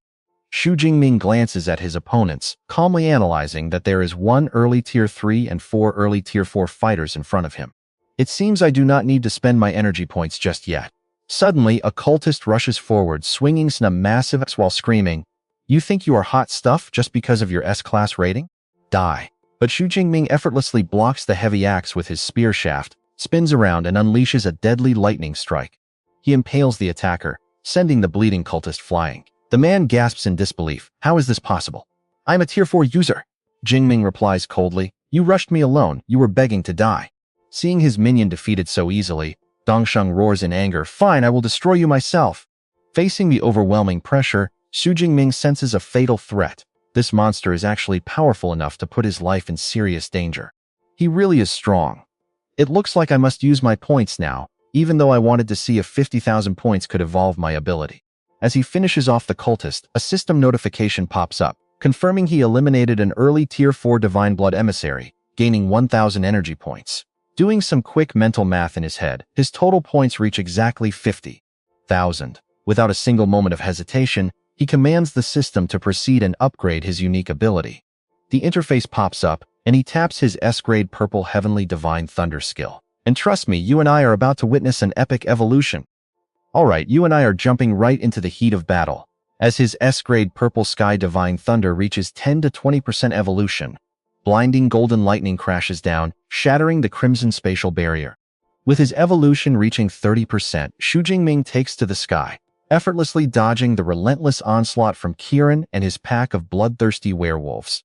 He glides gracefully through the golden lightning bolts, completely untouched. Seeing this, Dong Sheng rickroars in absolute frustration, losing all patience and shouting for everyone to stop holding back. He unleashes a devastating full-power strike, launching a massive orb of dark energy straight at Xu Jingming, triggering a massive earth-shaking explosion.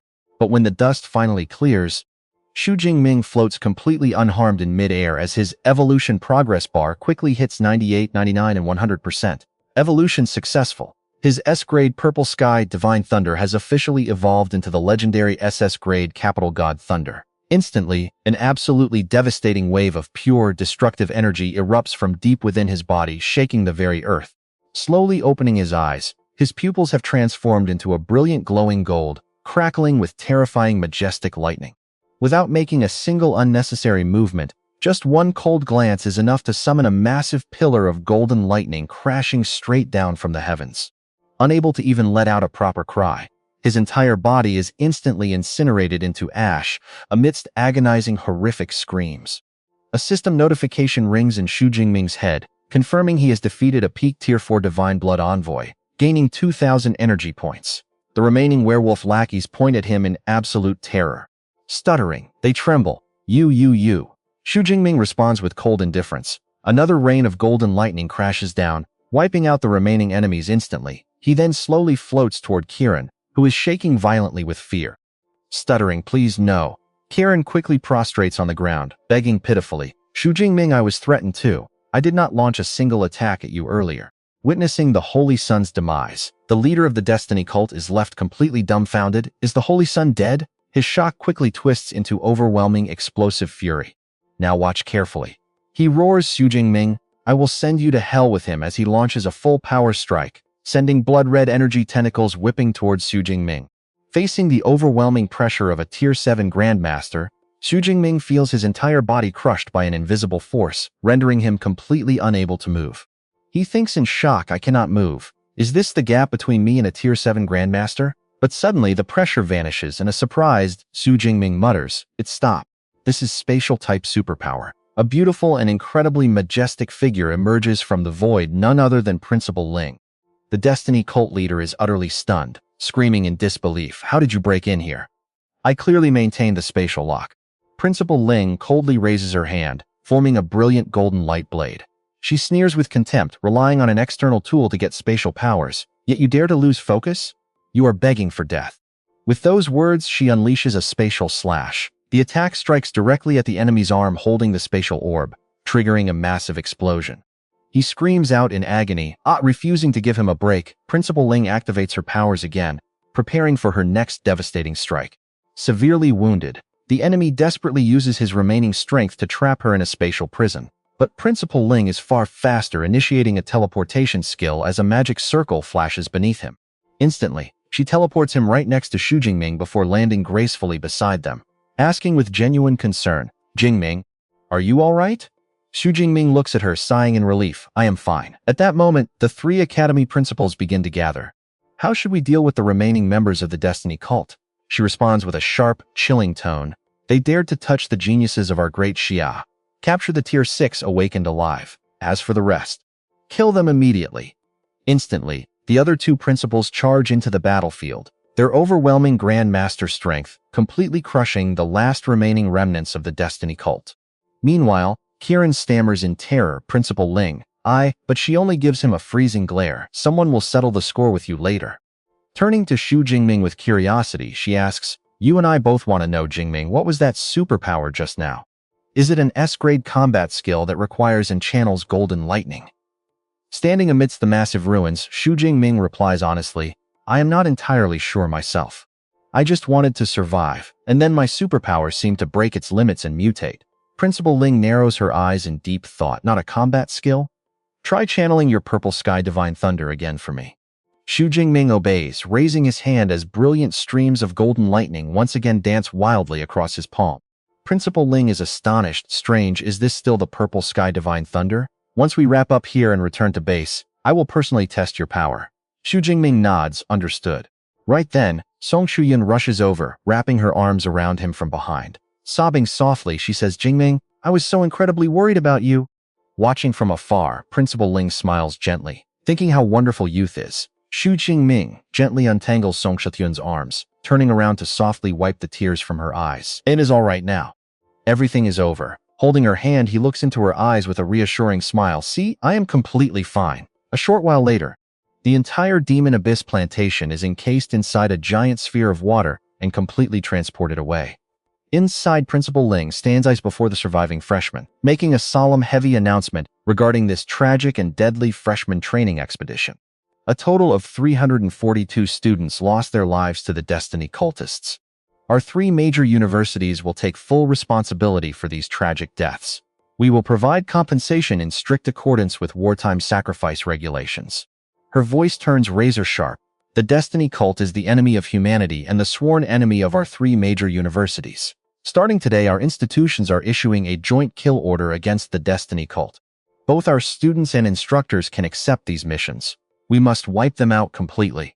Standing in the crowd, Xu Jingming thinks, killing those divine blood envoys awards massive energy points, so maybe I should try these missions once we return. Principal Ling concludes her speech, citing the cult's vicious attack. This training expedition will end early. All freshmen must gather at 9 tomorrow morning to return to campus. Now follow your instructors back to the base to rest. Once back inside the base laboratory, Principal Ling hands Xu Jingming an analysis device, asking him to release his superpower. The analyzer will process the results. Xu Jingming places his hand on it, and golden lightning instantly erupts, wrapping around the device. Watching in disbelief, Principal Ling wonders, could his S-grade power have mutated into an SS grade? Trust me, you and I will have to find out next time. Alright, you and I are diving into a world where an E rank mutating to S rank is rare enough. But then the screen flashes a completed scan. His superpower is Dew Heaven Divine Lightning, a natural force of nature. Rank SS. Both Hua Jingming and Principal Lang freeze in shock. The principal stammers that this divine lightning is truly an elite SS rank ability. The old man is still reeling because the power gap between S and SS is astronomical. If trained right, this kid will definitely be a game changer on the fierce beast battlefield. In fact, the last time Great Xiao witnessed a SS rank awakener was over 10 years ago. Principal Lang turns to Hua Jingming with absolute pride, praising him for being incredibly outstanding. Meanwhile, Jingming quietly mutters to himself, wondering about this new Dew Heaven Divine Lightning power. So his power mutated again. But how does this machine even recognize this legendary lightning? Has someone actually possessed this godlike ability before? The principal explains that if the system can detect it, it must have existed before. Not in our modern era though, but way back during the ancient civilization. Our modern analyzers are actually reverse-engineered from high-tech ruins of that ancient era. Jingming nods, finally putting the pieces together. Looking at the boy with high expectations, the principal notes his talent easily rivals those ancient powerhouses. He then pulls out a special talisman and hands it over to the young man. He warns him not to hide his growth, but not to boast either. The principal explains that if he crushes this custom talisman within 400 kilometers, the old man can instantly rush to his aid. He warns him to use it only in life-or-death situations. Jingming accepts it, bowing respectfully.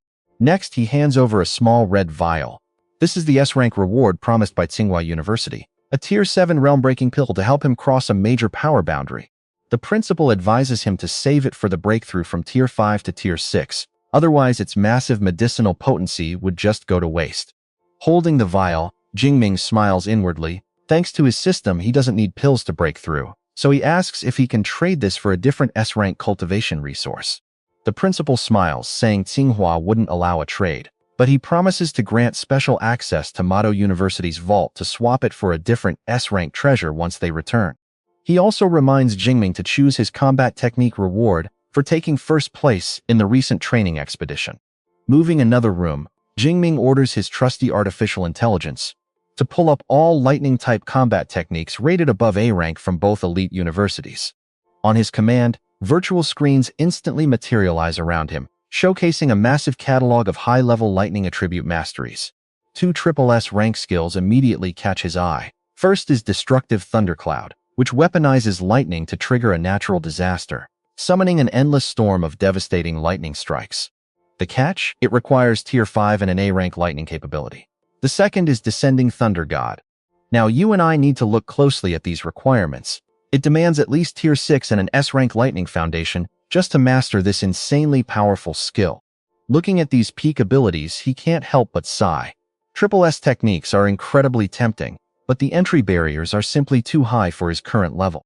He decides to be realistic and pick something he can actually use right away. Swiping through the holographic screens, he searches for a technique that fits his current level. After scanning the options, he turns back to the principal and announces his pick. The S-rank masterpiece, Thunder God's Single Finger. The screen flashes with detailed specs. It is an S-rank technique that channels raw lightning to manifest a massive crushing finger of the thunder god. It unleashes a devastating point-blank strike, dealing absolute catastrophic lightning damage. The requirements are simple: Tier 3 and at least an A-rank lightning affinity. Let us pause for a second. You and I both know this kid is getting ridiculously overpowered, but seeing him collect these legendary S-rank skills back-to-back, it is absolutely insane how fast he is climbing the ranks. Honestly, at this rate, nobody in the academy is ever going to touch him again. He is just collecting godly moves like cheap candy. On top of that, even his core superpower went through a completely unexpected secondary mutation. All of these insane god-tier advantages are concentrated in just one single guy. If he survives to reach his full potential, humanity will gain an unrivaled savior. Back in his private training room, Jingming summons his system. System, open my status panel. A clean holographic interface materializes before him. Level: Tier 3 Novice. Superpower: Do Heaven Divine Lightning. Rank SS Physique 20,000. Spirit 1522. Weapon skills: Spearmaster. Magic skills: Novice Heavenly Lightning. Novice Hell Lightning Armor. Intermediate Fist Mastery. Advanced Lightning Spear and Intermediate Chain Spear. Advanced Lightning Flash. Intermediate Lightning Prison. Master Tempest Lightning. Tier 4 Indestructible Lightning Body. And 6,359 energy points.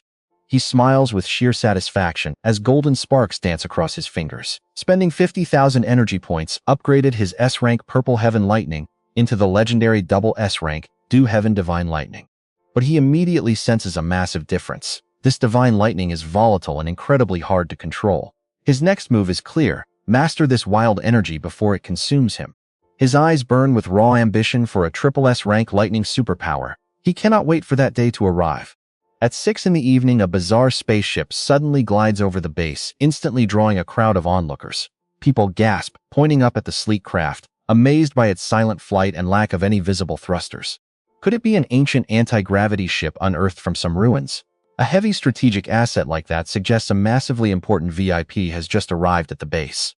The disc-shaped ship descends slowly, landing with a loud hiss of releasing steam. The heavy hatch door slides open, and a mysterious figure steps out into the open air.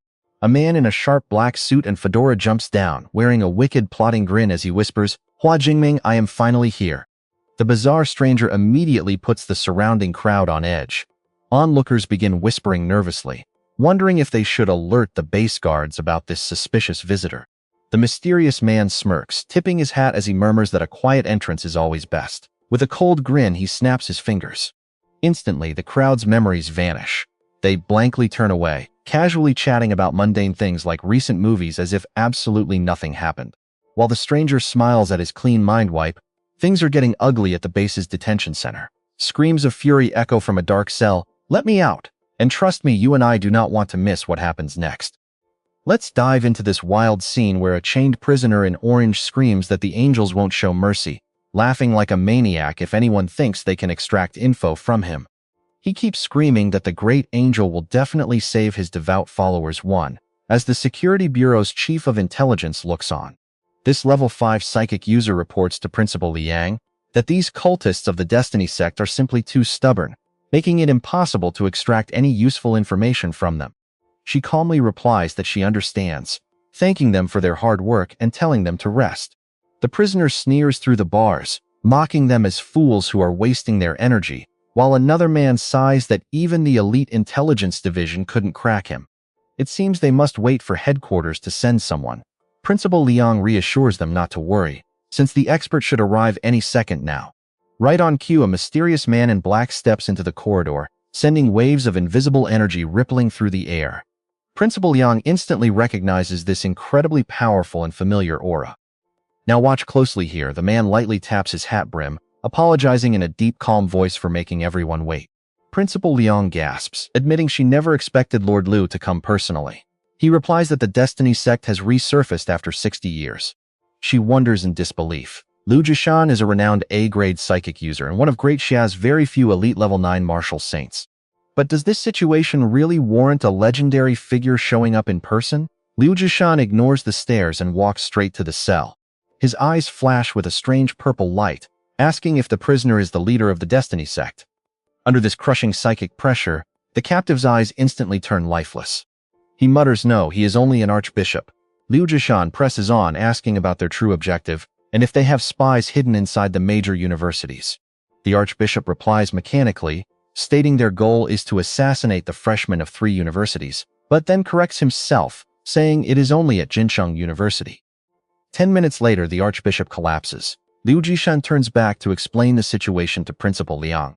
The archbishop's memories were altered by another psychic user, blocking him from revealing key secrets. But based on what they recovered, the Destiny sect is planning something much bigger. He believes the High Command will act soon. Then he shifts the topic, revealing that the real reason for his visit goes beyond the Destiny sect. He asks about Xu Jingming's sudden ability evolution, demanding to see him. Principal Liang immediately realizes that Lord Liu indeed had a secret objective all along. Inside a meeting room, Xu Jingming arrives after being summoned. He asks if she called him, and she motions for him to sit.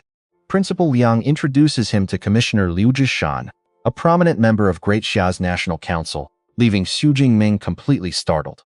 Let's pause here. Jingming is stunned that he couldn't even sense another person in the room, while Liu Jishan turns around with a friendly smile. Greeting the student, he suddenly unleashes a terrifying mental pressure. Jingming instantly feels like he is drowning, completely swallowed by an endless, suffocating darkness. His entire body tenses up as gold lightning instinctively erupts to resist the crushing force. He gasps heavily, struggling to breathe. Drenched in sweat, he tries to recover from the sudden mental attack. Sitting back, his heart is still racing with pure shock. He had only seen level 9 martial saints online, never imagining that a single real-life glance from one could be this overwhelming. Liu Jishan turns, impressed. He praises Jingming's exceptionally strong willpower, noting that very few level 3 users can withstand his gaze. Jingming humbly thanks him for holding back. Liu Jishan smiles, explaining that while C to S-grade users appear a few times a year, less than 50 double S-grade geniuses have been recorded in the past 200 years. And those who survived to adulthood ultimately became the absolute peak combat force of humanity. He hopes Jingming will join their ranks, promising full national support. To help, he offers a special spiritual seal to create a protective barrier around his mind. A mysterious purple crest manifests in Liu Jishan's hand, before shooting forward as a streak of light and embedding itself directly into Jingming's forehead. Slightly exhausted, he explains that this soul crest is a double S-grade mental combat technique he developed entirely by himself. Having cast it personally, he reassures the boy that in the future even a level 9 psychic user would struggle immensely to break it. With the process finished, the commissioner looks drained. Principal Liang quickly nudges Jingming, reminding him of the immense effort the commissioner spent on him. Prompting him to show gratitude, Xu Jingming quickly bows and thanks him. Liu Jishan waves it off, telling him there is no need for formalities. This was a collective decision by the National Council. He only asks that once Jingming grows stronger, he slays more enemies for Great Xia. Principal Liang smiles and tells Xu Jingming that an unbreakable, dense protective barrier now completely shields his sea of consciousness. She adds that even level 8 grandmasters beg for this mental seal without luck, yet he obtained it so easily. Jingming confidently replies that he is, after all, Mado University's top student. The principal chuckles at his lack of modesty before mentioning that the National College tournament begins next March, and she's counting on him. Startled, Jingming protests that he is still just a freshman, but she strictly warns him not to even think about slacking off. She has already reserved a spot for him, giving him a few months to train hard as he clenches his fist in determination. Ready for the challenge, he looks forward to fighting geniuses nationwide. 3 days later at Mado University, a white-haired girl stands in the crowd, eagerly watching the sky as Jingming finally returns. High above, a massive airship slowly descends onto the campus grounds, welcomed by a massive crowd of cheering students. Stepping off the vessel, Jingming and his friends spot her. He waves to Chu Xuan, who warmly waves back to them. Greeting her after so long, Chu Xuan sighs with relief, glad to see that everyone made it back safely. And that's where we leave them, with Tong Chuyan thanking Chu Xuan for the medicine, knowing they would have been in deep trouble without her. All right, you and I are jumping right back in as she links arms with Tong Chuyan, happily announcing she booked a table at the elegant residence restaurant, urging them all to go. Tong Chuyan asks in surprise, "Senior, is it your treat?" Chu Xuan confidently replies that of course it is, before asking if they brought back the rare spiritual herbs she requested. Xu Jingming replies that he definitely brought them back in massive quantities, playfully questioning if she can even handle processing all of them. Watching from afar, Principal Lang smiles, thinking Xu Jingming has incredible luck with women, but notes that powerful individuals are much more likely to pass down highly potent abilities to their children. So having multiple partners might be a good thing. She looks into the distance with a sigh, recalling how back in the day absolutely none of her peers could match her power. Because of that unmatched strength, she is still completely single even at 30 years old.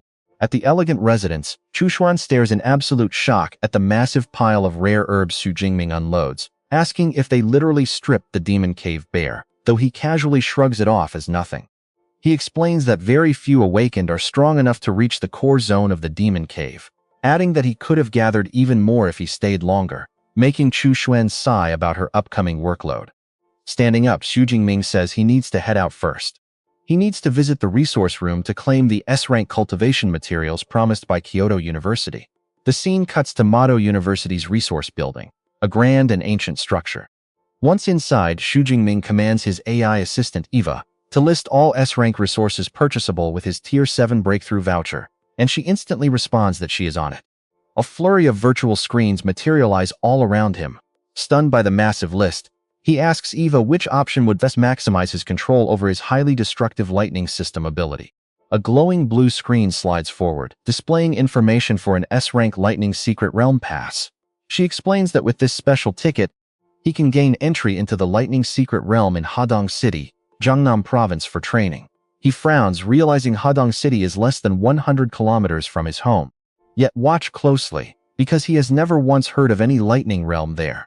Eva explains that this secret realm manifested 87 years ago in Kangertown, Hadong City.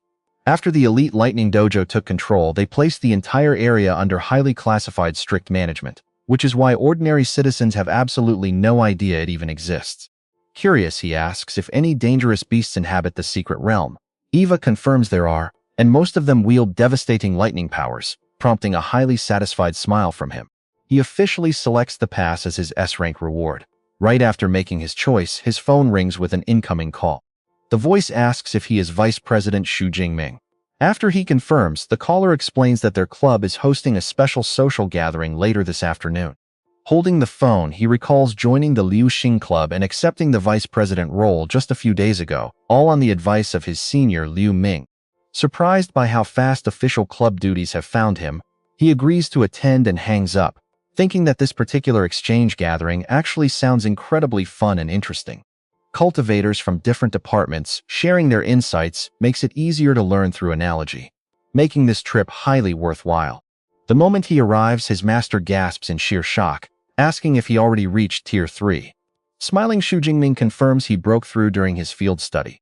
His master pats his shoulder, completely astounded by how he talks about breaking through a major Tier 3 bottleneck, as if it were as simple as eating lunch. He jokes that in less than a semester by graduation, his disciple might just become a Tier 7 Grandmaster. Slinging an arm over his favorite student, he eagerly leads him to the training room to test the changes from absorbing divine blood. Stepping inside the training hall, Xu Jingming unleashes his raw power, sending brilliant golden lightning wildly crackling around him, while his master watches from a distance. The master freezes in utter shock, wondering why the lightning is not its usual blue-purple color.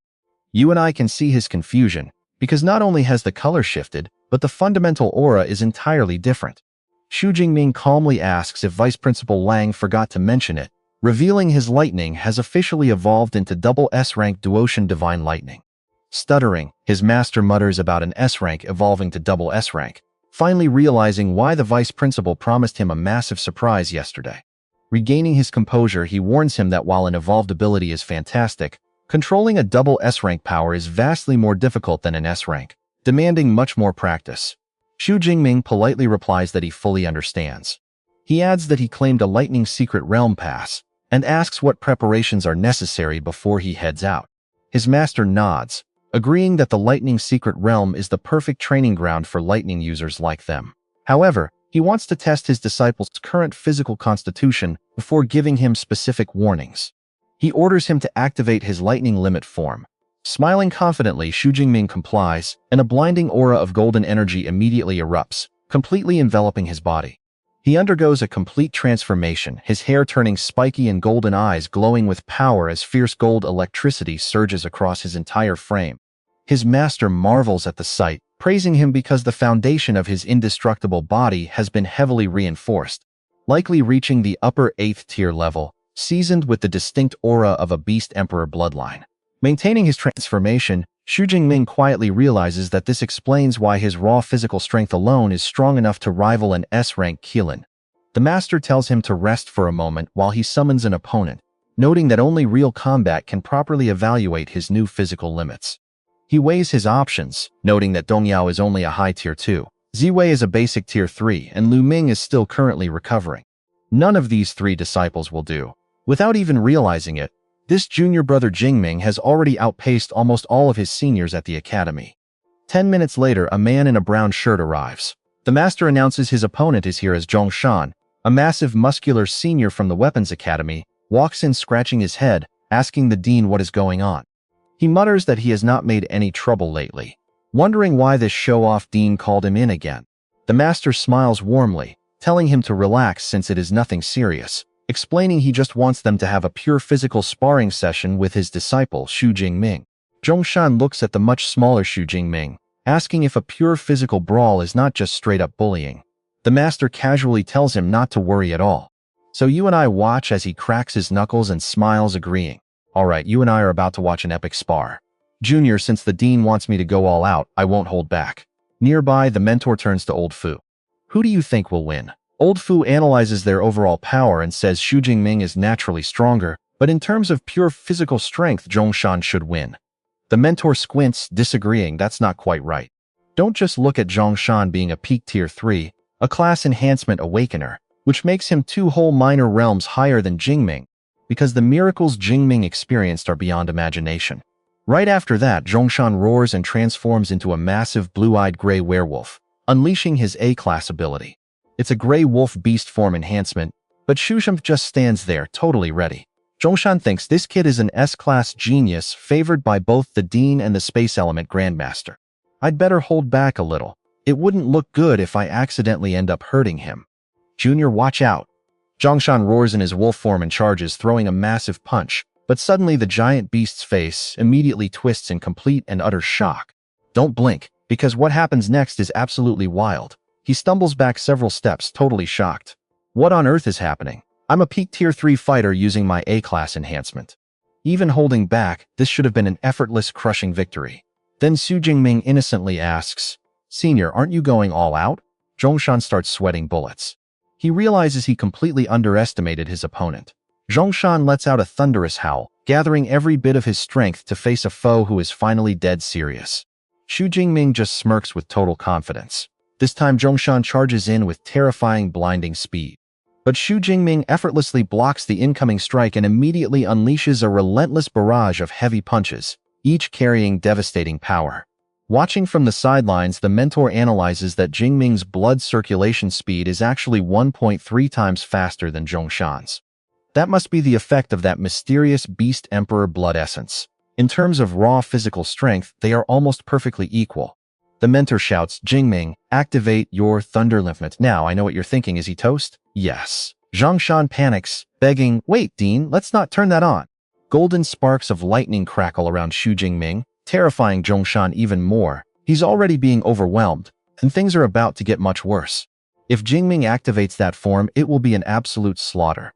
The giant wolf looks at him with pleading eyes, whimpering, Junior, please, next time we spar, let's go easy on each other, okay? Xu Jingming enters his Thunder Limit form, his hair glowing bright gold as he flashes a smile. A few minutes later, Shan is pancaked on the floor in his wolf form, gasping for air with his tongue out. I can't do this anymore, I'm completely spent. Jingming returns to normal, kneels down and hands Zhongshan a healing potion. He says he got the inspiration he needed to improve a combat technique, so they can stop now. Thanks for the hard work, Senior. Zhongshan takes the potion, sighing in relief. Thank you. Damn, if anyone on the forums ever claims you don't deserve your reputation, I'll be the first to shut them down. Turning to Old Fu, Jingming asks, Uncle Fu, when is the earliest the teacher can come out? Old Fu says it's uncertain. It might take a few hours or maybe a couple of days. Just then, Jingming's phone suddenly buzzes. He pulls it out to check the screen. It's Principal Liang. Jingming, the representatives from Kyoto University are here. They brought the original manual for the Peak S-class skill, Thor's One Finger. Go to the library to claim it. Surprised, Jingming asks if she means right now. On the other end, she sighs, "Are you busy? Forget it, I'll just pick you up myself." Instantly, a glowing golden spatial portal tears open, and Principal Liang steps right out in front of him. She places a hand on his shoulder, and Jingming is instantly sucked into the spatial rift, vanishing from the training room and leaving everyone completely dumbfounded. In a flash, they materialize in a luxurious VIP room where a man is waiting on the sofa. Principal Liang introduces him as Master Chen Lin from Kyoto University, then turns to welcome him. "This is Xu Jingming, our Mado University S-class genius." Bowing politely, Jingming greets him, "Respect, Master Chen." Master Chen nods warmly. Principal Liang explains that Master Chen is a formidable Tier 7 Grandmaster who has fully mastered the ultimate technique, Thor's one finger. He'll be staying here for the next 2 weeks, so make sure you seek his guidance as much as possible. Jingming quickly nods in agreement. He politely thanks Master Chen, but secretly thinks Kyoto University is being incredibly generous. They sent both the manual and a legendary instructor, even though he can actually just use his own system points to level it up. He adds, "Master Chen, I will be in your care for the next 2 weeks. Master Chen smiles. "It is no trouble. I am an old friend of your teacher Yang Zhentian, and I am also here to catch up with him. If you ever need help, just find me at his place." After the meeting, Jingming rushes to the Liuding Association headquarters and steps into the meeting room, feeling a bit apologetic. "Sorry I am late, too many things happened today." His arrival instantly draws everyone's eyes and they shout, "Welcome, Vice President!" Everyone greets him warmly. Jingming thinks to himself that a top-tier association really has an incredible number of members. A purple-haired youth waves him over to a seat, whispering, "Tier 3 already? At this incredible pace, the association is going to make you the next president for sure." Jingming sits next to Vice President Du Liangping, replying that he has no interest in that.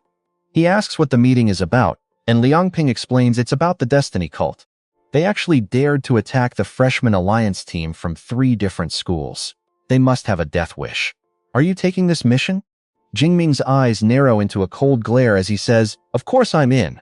Another member stands up, explaining that the Destiny cult has risen from the ashes, and the government just issued a total extermination order. The Academy has posted several missions targeting them, and we expect everyone to participate with full enthusiasm. Turning to Jingming, he adds, "I know you'll definitely pick a target. If you want to form a squad, just let me know." Jingming politely declines with a smile, preferring to run solo. After the meeting, he takes a moment to think carefully before finally accepting the hunt. He decides to master Thor's one finger first, since a P-class skill will keep him safe. He immediately heads over to Master Chen's place. Sitting face to face, Jingming humbly explains that he read the manual last night but has some questions. And that's where we leave it. Trust me, you'll want to see what happens next. Let's dive right into this crazy moment. Teacher Chen is completely stunned by how fast Xu Jingming read the manual. As expected of Mado University's top genius, go ahead and ask. As your mentor, I will tell you everything. Xu Jingming begins his questions. First, he asks about the manual's description of communicating with the world's lightning and blending it with his own power. He wonders how he should truly understand this concept. Teacher Chen explains that since he already learned the Heavenly Thunder technique, this is actually quite similar. However, the Thunder God finger requires much more condensation, and its morphological changes are far more complex. Xu Jingming nods in understanding. "I see, Teacher Chen, I have another question for you next." 3 hours later, Teacher Chen pats Xu Jingming's shoulder, highly satisfied. "Your comprehension is incredible. You have grasped almost everything. The next step is practice, allowing your mind and your ability to coordinate perfectly. Back then it took me over 10 days to reach this level." Xu Jingming feels grateful and thanks him. Closing his eyes, Xu Jingming immediately commands his system to add points. A blue screen pops up, upgrading his Thunder God finger skill directly to the elementary level. Teacher Chen turns back and tells him to try executing the Thunder God finger to see if there are any issues. Xu Jingming secretly laughs, thinking, "What issues? I have already mastered it." Confident, Xu Jingming suggests that maybe he should head back and practice on his own first. Otherwise, it would waste too much of the mentor's time. But Teacher Chen waves his hand reassuringly, saying it won't take long at all. Reluctantly, the young man agrees. At the training ground, Xu Jingming gets into position, raising his right hand and pointing his index finger straight to the sky. Crackling lightning energy begins gathering around him. Now pay attention here. Those wild golden sparks are dancing violently, creating an incredibly powerful sight. Teacher Chen watches with deep satisfaction, noting that his starting stance is absolutely perfect. Many top students struggle with the starting stance for their first 2 months. He keeps watching as Xu Jingming moves to the next step. Wow, the second step of communicating with the world's lightning is also a success. Even the best genius at Jingdu University took 4 full months to get this far. However, the next part is the hardest. There is no way he can do it. Out of nowhere, a massive bolt of lightning strikes down from the heavens right onto Xu Jingming's finger, merging flawlessly with his energy. The brilliant golden lightning column illuminates the entire sky, its terrifying force shaking the surrounding space. Teacher Chen stands frozen, cold sweat breaking out on his forehead, completely unable to believe his eyes. The Thunder God finger was successfully released. How is this even possible?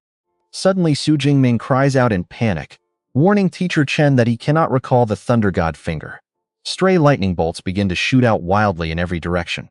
A massive burst of lightning energy shaped like a finger blasts straight toward a nearby building. Teacher Chen reacts instantly, quickly forming hand seals. Blue energy erupts to prevent a total disaster. He shouts, unleashing a massive, powerful bolt of blue lightning from his own finger to intercept Xu Jingming's stray attack. The two massive forces collide midair, creating a colossal explosion as brilliant electrical sparks scatter in all directions. Let's pause here. Even after stopping the blast, Teacher Chen is still shaking from that sheer power. The Thunder God finger was fully unleashed. He turns to Xu Jingming, warning him to focus on controlling his power next time. If that attack had actually hit the ground, this entire area would be in ruins. Xu Jingming sighs in relief, clutching the scroll. Haha, thankfully you were here, Teacher Chen. I have already mastered the Thunder God finger, so let me return this manual to you. Teacher Chen takes it, totally dumbfounded. Happily, Xu Jingming says he will head back to practice and quickly takes his leave. Teacher Chen is left standing there, frozen, staring blankly at his students retreating back. Holding the scroll, his other hand holding his teacup, begins to tremble. Old Yang's new disciple is a total monster. No wonder he lost in the freshman competition. If he were not an S-class student at Mado University, I would recruit him to Jingdu University. Meanwhile, walking down the street, Xu Jingming reflects on the terrifying power of the Thunder God finger. Weaker Tier 5 ability users probably would not be able to block it at all. But the drawback is very clear. One strike consumes nearly half of my Dothian Divine Thunder. Pulling out his phone, he commands Eva to open the shop. I want to buy some energy recovery pills to restore my power. Eva responds immediate, you got it. As he walks, a sudden loud voice calls out from behind him, Jingming. Surprised, Xu Jingming turns around to see Song Chuyan running up panting. Why are you here? I just saw a giant Thunder God finger strike near the villas. I figured it was you, so I ran over to check. Walking together down the street, Song Chuyan asks curiously what new skill he just learned. Xu Jingming smiles.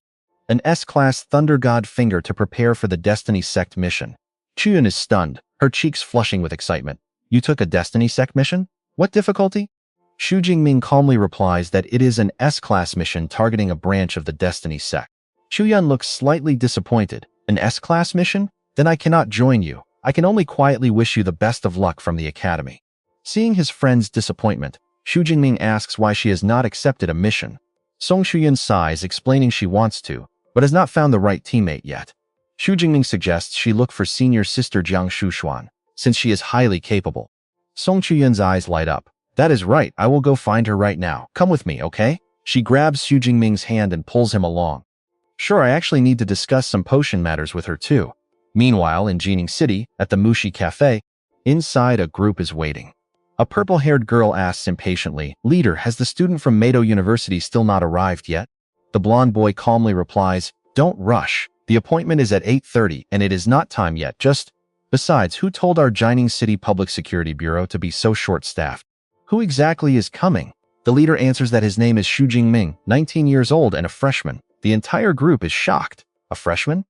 Did Mado University make a mistake? Sending him here is like sending him to his death. This is a joke. The blonde guy interrupts, let me finish first. Xu Jingming possesses an S-class ability and is a low-tier Stage 3, but his actual combat power is at the peak of Stage 3. Everyone is even more astonished. What on earth? A freshman is already this monstrous? A true genius. Make sure you all behave seriously when you meet him. Just then, the door chime rings and Xu Jingming walks in. He greets them with a smile, apologizing for keeping them waiting.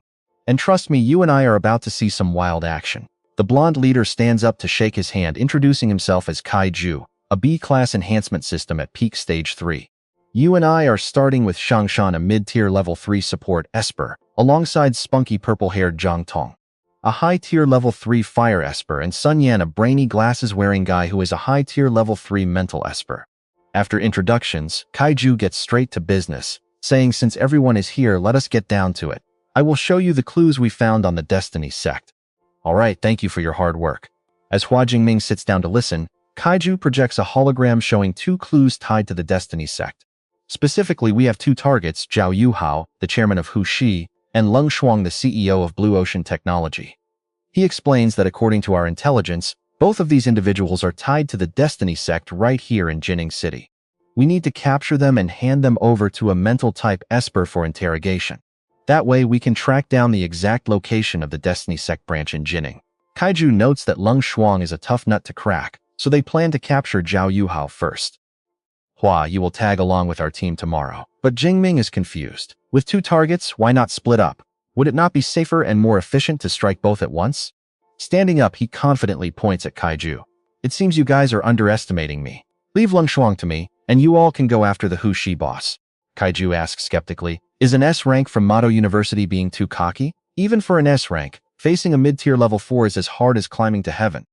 Zhang Tong chimes in to warn him. Leng Shuang has a mid-tier level 4 personal bodyguard. He is not something you can handle alone. Let us get Zhao Yuhao first, then move together. Do not worry, it is fine. Seeing Jingming remain stubborn, she snaps back. Do you not understand the situation at all? Kaiju hands him a USB drive, saying since you insist, I will have to trouble you to go alone. Here is the 3D layout and data on their corporation.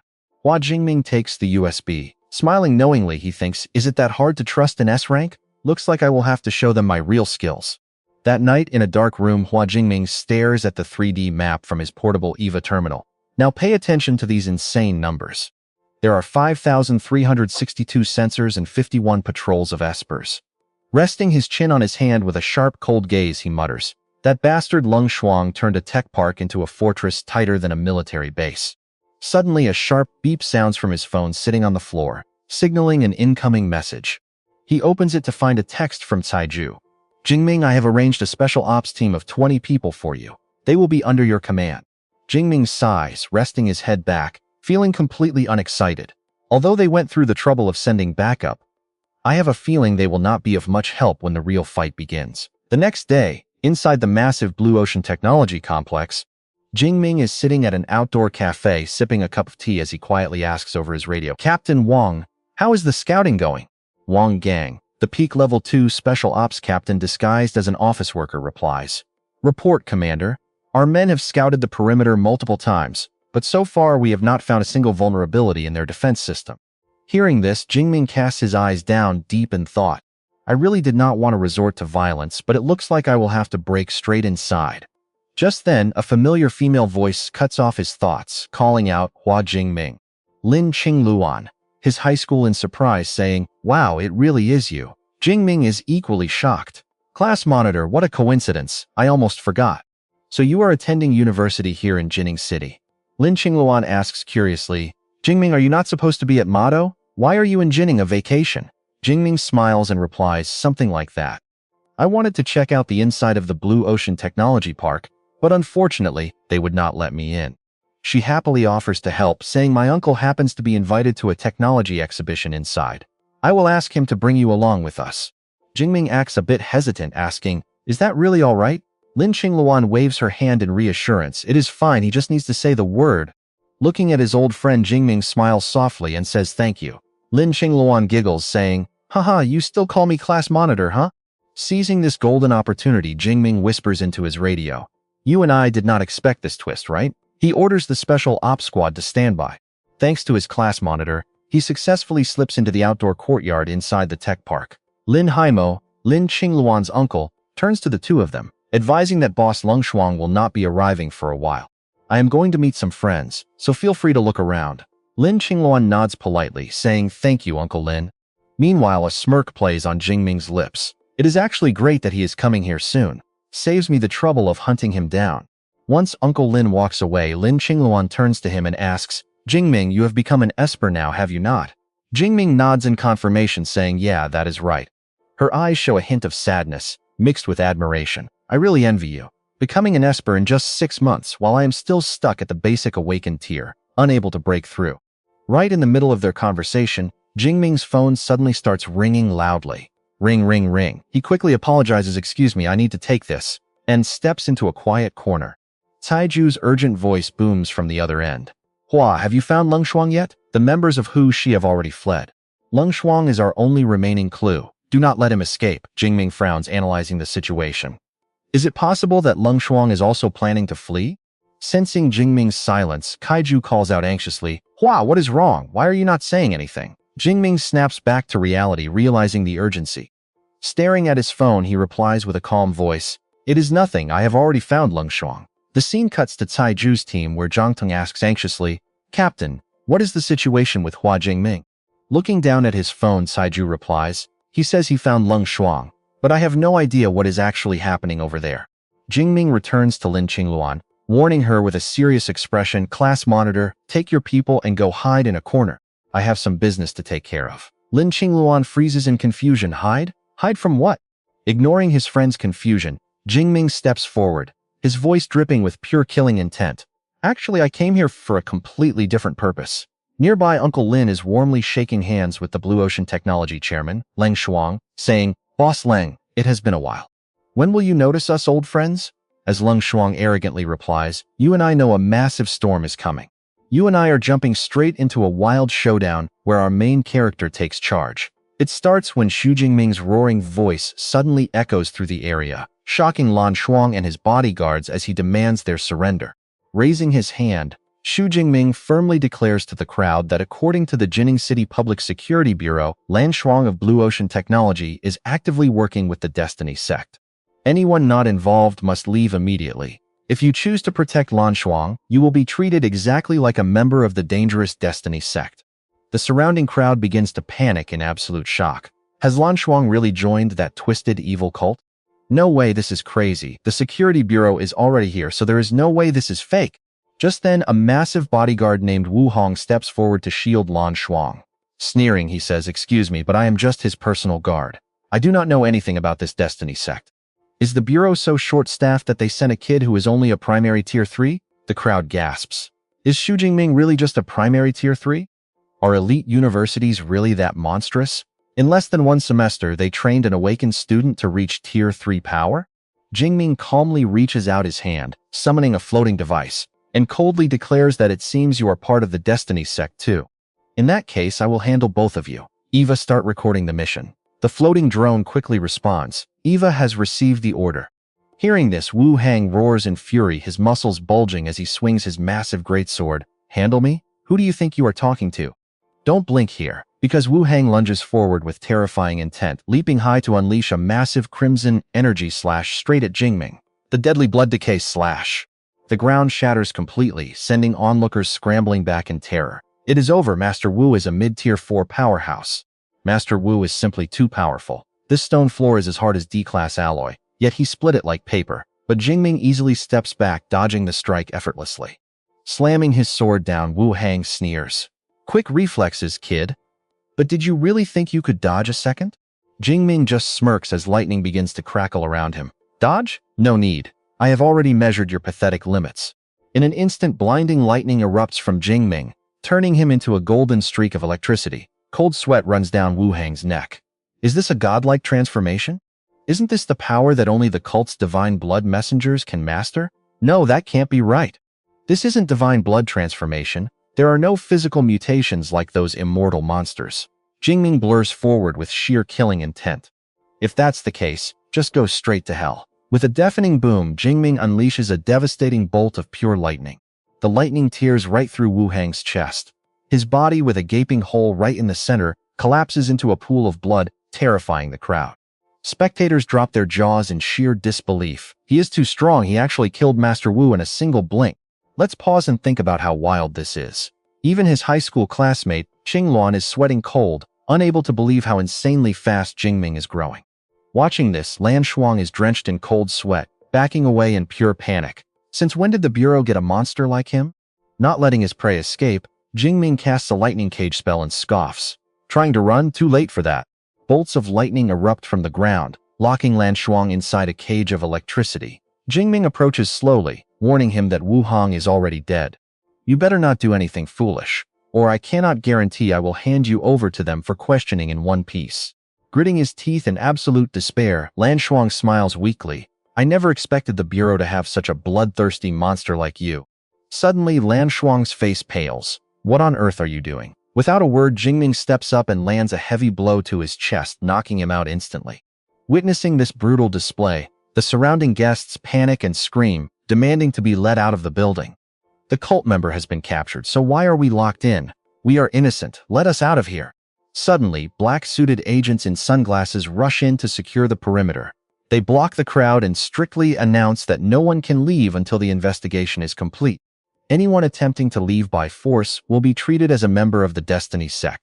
Trapped, the crowd remains silent and anxious, while the agents assure them that the Bureau will never falsely accuse an innocent, law-abiding citizen.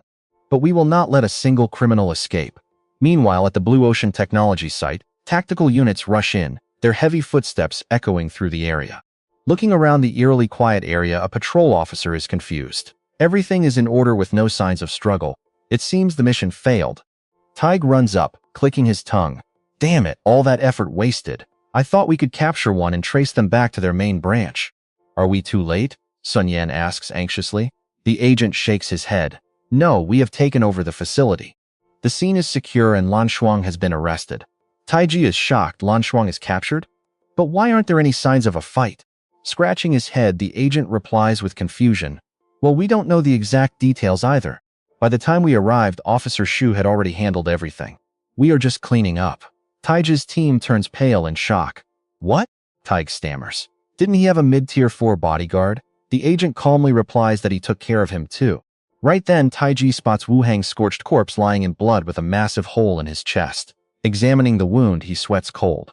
Xu Jingming actually killed a mid-tier 4 powerhouse. I thought he just chased him away. Defeating someone is one thing, but killing them with a single blow is a whole different level. So what do we take from this? Never underestimate a Magic Capital University S-tier monster. As Taiji approaches, Xu Jingming simply smiles. Captain Tai, you've finally arrived. All right, let's jump right into the action, where Captain Tai sees smiles and thanks our main character, Hua, admitting they would have been totally helpless without him. Tai Su promises to buy him a drink once this mission is over. But Jingming just coldly shoves his hands in his pockets, glancing at the chained-up Lan Shuang, and tells him to save the drinks for later. First, they need to interrogate her for the location of the Heavenly Mandate sect branch. Sun Yan uses his psychic powers on Lan Shuang and reports that their base is located in the suburbs of Tanning City. There are about 200 cultists, including 3 Tier 4 low levels and 1 Tier 4 mid-level. And get this, they are all divine blood messengers. They also have 8 Tier 3 fighters, while the rest are Tier 1 and 2. Hearing this, Jingming's eyes light up with pure excitement. Flash of a sly smile. After searching for these divine blood messengers for so long, they finally tracked them down. Each messenger means a massive haul of ability points for him. Tai hesitantly asks if they should call for backup since there are so many enemies, but Jingming confidently waves his hand and says there is no need. He can handle this alone. There is no time to waste, so pay attention here. They move out immediately, marching deep into a narrow trail cutting through a dense, shadowy mountain forest. Stopping in a clearing, Sun Yan points and says the Heavenly Mandate sect branch is right in front of them, though nothing looks out of the ordinary to the naked eye. He tells everyone to relax their minds so he can share his vision. As the psychic link connects, Jingming thinks about how incredibly useful psychic-type abilities actually are. He decides to research this in the library later, hoping his lightning element can eventually develop a similar sensing power. Once the psychic vision is active, a massive metal gate hidden inside the mountain appears among the trees. Ducking behind a trunk, Tai Su whispers to Tong. He asks her to use her fire ability to blow up the alloy gate or shatter the stone wall. But Tong narrows her eyes and admits it is going to be incredibly difficult. Jingming pops a Tier 3 energy recovery pill into his mouth and offers to give it a shot. Tai Su sighs, apologizing that they have to rely on him again after being useless before. Faced with this obstacle, they have to rely on Jingming once again. It seems their elite Tier 3 teams are totally useless compared to an S-rank genius from Magic Capital University. Jingming steps forward, raising his hand to unleash his Thunder God finger as violent lightning explodes all around him. A massive golden lightning bolt strikes down like a meteor. Boom! The terrifying blast completely shatters the alloy gate, sending metal shards flying in every direction. The violent shockwave blasts dirt and rocks everywhere, nearly blowing away Taisu and Tong as they cling to a tree.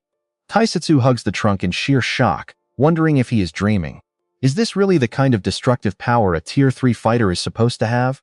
Jingming casually blows the smoking sparks off his fingertips with a smug grin, thinking about how satisfying it feels to finally use his Thunder God finger.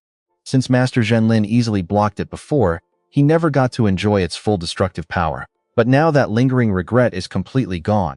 He grabs his spear and charges forward, yelling to Captain Tai that the gate is open and he is going in first. He commands Eva to activate battle tracking mode. Before anyone can stop him, Jingming and his floating robotic orb plunge straight into the pitch-black underground bunker. Outside, Taisu transforms into his half-leopard beast form and roars orders to leave a guard behind to block any escapees. He rallies the rest of the team to charge in right behind him. Now you and I can see the sheer panic inside the base as the cultists scramble to gather, while their priest desperately yells at them to grab their weapons and face the enemy. They chant about their eternal god granting them ultimate power, while Priest Wang reassures the frantic crowd that they have absolutely nothing to worry about. He claims the government's security dogs are only at Tier 3, while they boast the protection of their noble Tier 4 divine blood messengers. He declares that if one enemy comes, they will kill one, and if two come, they will slaughter both. The brainwashed crowd raises their hands, chanting their fanatical slogans toward the ceiling. Suddenly, a blinding bolt of lightning tears through the ceiling, striking right into the center of the crowd. The cultists stare in sheer horror, totally blindsided. Standing amidst the rising smoke and shattered debris, Jingming slams his spear into the ground, sending a wave of electricity surging outward. He coldly apologizes for interrupting their pathetic little pre-battle pep talk. He demands to know where the divine blood messengers are hidden. But an angry cultist points at him, screaming that a mere Tier 3 government dog has no right to be so arrogant. The crazed cultists charge forward, screaming at everyone to join the attack. They believe they can beat him to death, but Jingming just sneers, telling them they highly overestimate themselves. He swings his spear, unleashing a wave of roaring lightning to finish them off. The cultists are blasted charred black, collapsing onto the ground in absolute agony. One trembling survivor desperately crawls across the floor, begging for his life and offering to surrender. Jingming leans in close, his cold blue eyes radiating thick killing intent. He demands to know exactly where the divine blood messengers are hiding. The trembling cultist grovels and confesses that they are located at the deepest blood pool inside the cave. Jingming coldly nods, noting the location. Right after hearing the answer, his lightning-charged hand slams directly onto the cultist's head.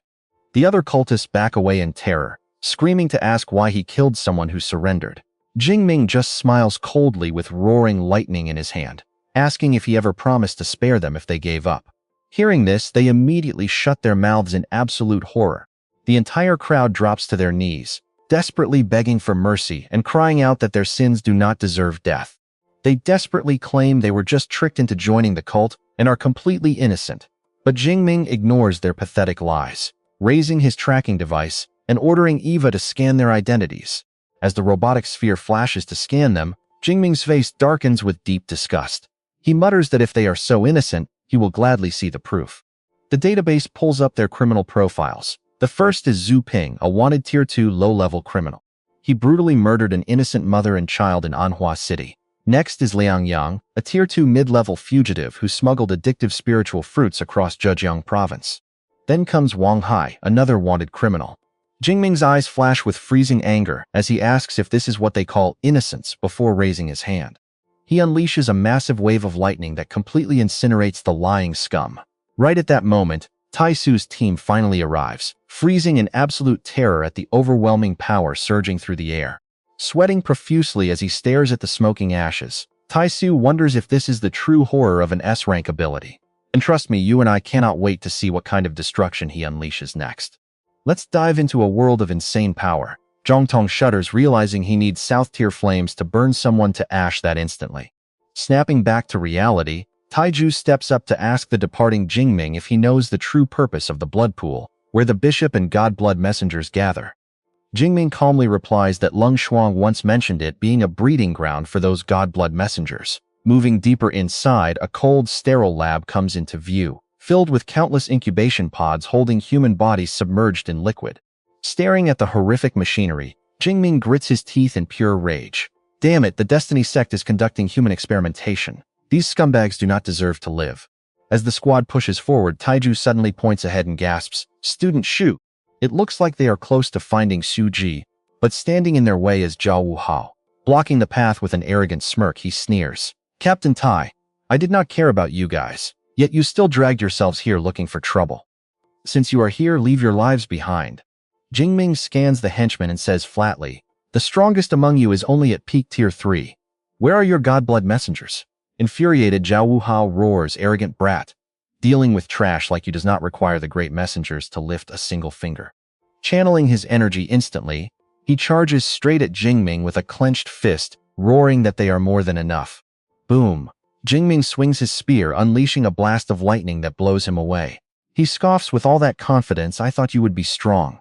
Is this really all you have?"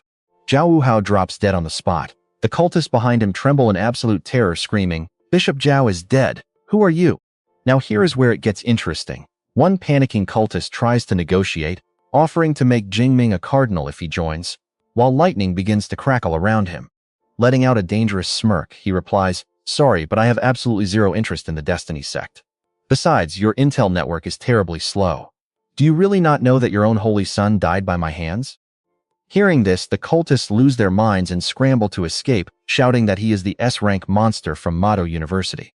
"It is Xu Jingming, run!" But Jingming instantly unleashes a massive electrical grid, wiping out the entire fleeing crowd in the blink of an eye. Watching this, Taiju can only sigh helplessly. "Brother Xu, at least leave some survivors for interrogation." Sun Yan pushes up his glasses, thinking to himself that if he did not know Jingming was a Mado University student, he would easily mistake him for a cold-blooded assassin. Jingming merely nods, acting like it is no big deal. "Now let us head straight into the blood pool." He crouches down to retrieve the keycard from Zhao Wuhao's corpse. Walking up to the massive metal shutter, he swipes it. The automated system chimes, "Welcome, Bishop Zhao, to the blood pool," as the heavy doors slowly grind open. Xu Jingming takes a step forward, calmly stepping into the gloomy secret chamber hidden right behind those heavy doors. Stepping inside, Zhang Tong pinches his nose in disgust at the overwhelming stench of blood. Sun Yan looks around, wondering why it is completely empty. Did the god-blood messengers already flee? The group approaches a bubbling crimson pool of blood that radiates a strange and eerie energy. With a sharp gaze, Jingming gathers lightning in his hand. Something feels off here. Let me probe it first. He leaps into the air, driving his lightning spear straight down into the bubbling blood. Splat! A massive geyser of blood erupts as the pool churns violently under the impact. Roaring lightning splits the crimson's liquid wide open, while Jingming relentlessly rains down a barrage of thunderbolts and firepower from his hands. Sun Yan adjusts his glasses, completely stunned by this display. Can combat skills even be unleashed like this? You and I can see Brother Xu is being incredibly cautious. Suddenly, a furious roar echoes from the pool, shouting, "Enough!" 4 beastly mutants step out of the red depths. Jingming smirks, realizing they were indeed hiding inside all along. 3 tier 4 beginners and 1 tier 4 intermediate. That is them. "Captain Tai, you guys stay back and wait over here." The leading mutant bellows in pure rage, "You lowly humans. How dare you mock us in such a way?" Jingming coldly fires back, judging by that tone, "It seems you do not even consider yourselves human anymore." The smug leader points an arrogant finger, declaring they are divine messengers chosen by the Lord Angel, naturally far superior to lowly humans. Without another word, Jingming charges forward, his spear crackling with blinding lightning. "Let us see just how different you divine messengers really are." He swings his spear violently, clashing in a shower of sparks against the leader's massive greatsword. The leader grins as he blocks the strike, mocking that despite being an S-rank, he forgot they have 4 fighters. Instantly, the other mutants swing their staffs, leaping from behind to launch a sneak attack on Jingming. "Die an honorable death. I will take the credit for killing an S-rank." But Jingming dodges in a flash, his body suddenly wrapped in lightning armor. The attacker breaks into a cold sweat, screaming in disbelief. Seizing the opening, Jingming sweeps his spear in a massive arc of lightning, sending all 4 flying with a single blast. Standing proudly in mid-air with a look of utter disdain, he mocks their weak attacks as mere massages. Jingming then spins his spear with blinding speed. He creates a raging lightning storm that completely shreds the mutants to pieces. System notifications flash repeatedly. Defeated 1 tier 4 beginner godblood messenger. Ability points plus 1000. Defeated 1 tier 4 intermediate godblood messenger. Ability points plus 1500. Defeated 1 tier 4 beginner godblood messenger. Jingming tallies his harvest. 4 messengers slain, gaining 4,500 ability points. Not bad at all. He smiles in satisfaction. A spatial ring, 2 boxes of elixirs, rare herbs, and cold hard cash. This trip was incredibly profitable. Taiju's group slowly approaches, completely amazed. Brother Shu, you are incredible. Is everyone at Mado Awakened University as monstrously strong as you? Jingming casually shrugs, saying he is just slightly above average. Taiju waves his hand with a laugh, calling him too humble, since only a fool would believe that. The mission to clear the Destiny Sect branch was a massive success. We must celebrate tonight, Brother Shu. You definitely have to join us. Jingming smiles and nods in agreement. The next day, under a bright and clear sky on the university campus, students are gossiping loudly inside the bustling mission hall. Sigh, this D-rank mission is way too hard. I almost lost my life out there. I had no choice but to come back and cancel it. Haha, that is just because you are too weak. I easily finished my D-rank mission and scored a whopping 74 credits. Just then, Jingming strolls through the hall with his hands in his pockets, instantly drawing everyone's eyes. They whisper, "Look, it's him," and that leaves you and I wondering, did he just complete a C-rank mission? Trust me, you're about to see some crazy records get shattered. Why would he waste time on a basic mission for just 120 credits? It must be an A rank. Plus, Zhongyue just failed his attempt too. He's already reached rank 4, making him a top-tier warrior. No matter how much people hype Xu Jingming up, there's no way he's that strong. Xu Jingming swipes his card to access the system terminal. Instantly, a massive notification pops up on the screen, leaving the entire crowd completely speechless. Congratulations! You have completed the first S-Rank Wins Destiny mission, soaring straight to the top of the glory leaderboard as number 1. The watching students stare with wide eyes, stammering in sheer disbelief. Up on the holographic screen, the data shows absolute domination. Rank 1, Xu Jingming. Record rank mission in 67 hours and 23 minutes. Rank 2, Li Shang. A rank mission in 65 hours and 32 minutes. Rank 3, Zhongyue record. A rank mission in 67 hours and 12 minutes. The entire hall instantly erupts into absolute chaos. Oh my god, is that really a legendary S-rank? This leaderboard has only been live for 2 days. And someone already cleared an S-rank mission? This freshman is a complete beast. Just then, a calm and composed young man steps forward, smiling at Xu Jingming. I never expected someone to clear an S-rank mission faster than me. Xu Jingming, you truly live up to your legendary reputation. The young man extends his hand with a look of genuine respect, saying he always loves making friends with the strong. I am Yao Fang, great to meet you. The bystanders gasp, stepping back in absolute awe. That is one of the Academy's top 5 elites, Ice Mountain Yao Fang. Now check this out. Xu Jingming's S-rank completion speed is actually faster than Ice Mountain himself. That is absolutely terrifying. Ice Mountain actually reached out first. Xu Jingming has truly joined the absolute elite. Looking at Yao Fang's profile, Jingming notes he is from the Elemental Academy at early stage rank 4, possessing an A-rank ice ability. Ranked top 5 among all students at Mado Superpower University, he earned the nickname Ice Mountain after once freezing an entire mountain peak. Jingming politely shakes his hand. Hello, senior, I have heard of your legendary name for a long time. Yao Fang laughs heartily, asking if he really knows him. I actually had a bet with some friends to see who could complete an S-rank mission first. Looks like we all ended up losing to you. Yao Fang points toward the submission desk.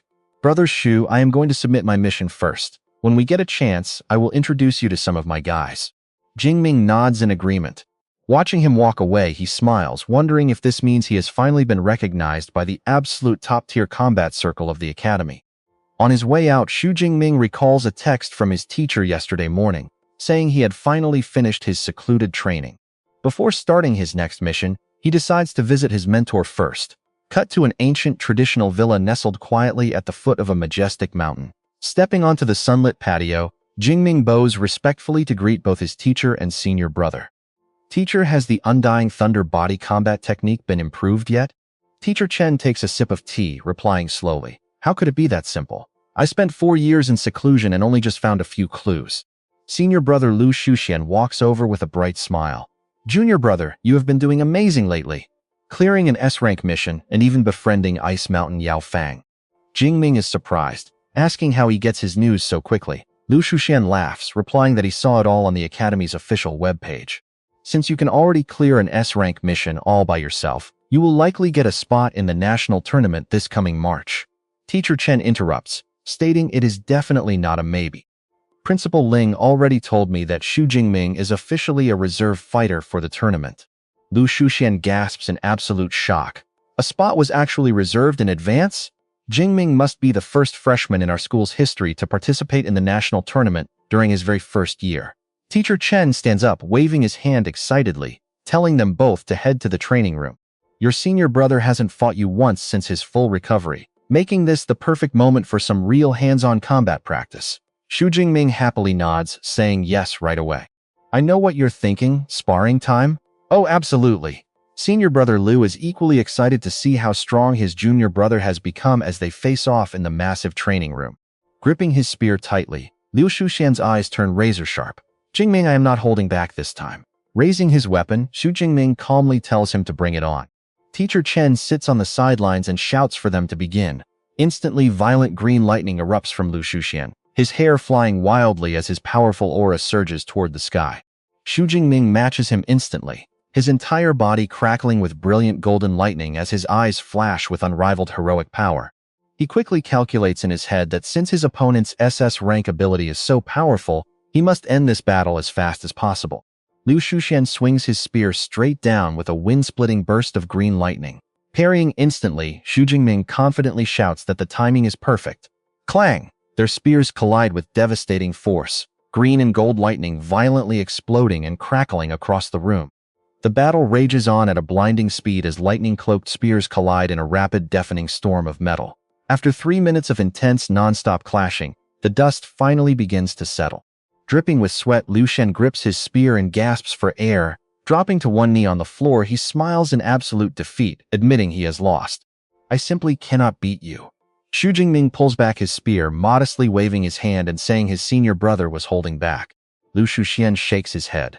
I did not hold back at all. You are simply a monster. There is no way I am missing the national tournament. I must be there in person to watch you compete. Teacher Chen walks over with a hearty laugh, praising them both. Jingming, what are your plans for your schedule moving forward? I will approve any leave of absence you need from your academy classes. Jingming nods, thanking him and stating he plans to focus purely on clearing missions for a while. Walking back, Xu Jingming silently calculates. Compared to hunting normal beasts, taking down the divine blood messengers is a much faster way to farm superpower points. Time flies. 1 month later, a massive crowd of students gathers once again around the holographic Glory leaderboard. The newly updated rankings on the screen leave absolutely everyone completely speechless. Rank 1, 3S rank, 6A rank, and 4B rank missions. Total time, 225 hours and 12 minutes. Rank 2, Kongxi. Rank 3, Yaofeng. One student gasps in disbelief, amazed that a freshman actually took the champion spot on the leaderboard. Others agree, noting even Kongxi, about to reach intermediate rank 4, still lags behind. And that's where we leave it. You and I know his journey's just beginning. Alright, you and I are about to watch a guy who levels up so fast it is almost scary. Meet Xu Jingming. Hands in his pockets, totally calm, he is walking into the hall because today is finally prize day. Everyone is whispering in absolute awe. In just 6 months, he went from a newly awakened rookie straight to a Tier 3 intermediate. No wonder the crowd is dying to know what his reward is. It is just ridiculous. Look at him. He already reached Tier 3 intermediate. Even for an S-class ability user, that speed is simply insane. No wonder they call him the Thunder Emperor. Zhou Feng spots him and walks over to tease him, saying that in just 1 short month, he already got himself a legendary nickname, Thunder Emperor. Sounds incredibly cool. Jingming just scratches his head and smiles at his senior, saying he is just joking, and that it is just a random name people made up.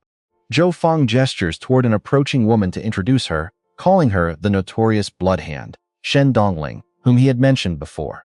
Wearing an elegant orange dress, Shen Dongling smiles and praises him, saying that having such an incredible physical strength at Tier 3 Intermediate definitely fits the title of Thunder Emperor. But why did his usual female companions not show up? Jingming shrugs and explains that they are busy studying for final exams. He adds that once he grabs his reward here, he has to head right back to hit the books too. Zhou Feng slaps his forehead, realizing that since he is just a freshman, exams make sense. He admits he always forgets Jingming's actual age and grade. The school representative smiles and announces the rewards, declaring Xu Jingming as the #1 rank on the leaderboard. With 978 kills of the Destiny Sect, he receives 1 S-class resource and 3,000 credits. Now pay attention to the crowd's reaction here. because their jaws literally drop when they hear this unbelievable record. Almost 1,000 kills in a single month. That is over 30 targets a day. Is the Thunder Emperor really this brutal? My god, he is even more ruthless than the Bloodhand herself. Zhou Fang gasps in shock, asking how he managed to wipe out so many while he himself barely hit 500. Jingming casually shrugs it off, saying it was nothing special. He explains that since 2 of his missions happened to be near Destiny sect branches, he just decided to clean house along the way. Handing over the prize, the representative says this S-class cultivation resource belongs to him. It is a bottle of Tier 6 Guiyuan pills containing 10 pills. The teacher tells him to keep working hard so he can secure that top spot on the leaderboard again next semester.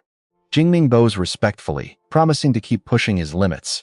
Looking at the bottle in his hands, Zhou Fang sighs in awe at the S-class resource. It can dramatically boost cultivation speed, making the first place reward truly amazing. Jingming just gives a soft smile and says it is pretty decent. Zhou Fang rubs his chin and leans in, teasing that instead of risking his life on dangerous missions, he should just marry into Song Shuyun's family. The Song family is an ancient clan with a Tier 8 Grand Master. But Jingming waves his hand, refusing because he does not rely on women.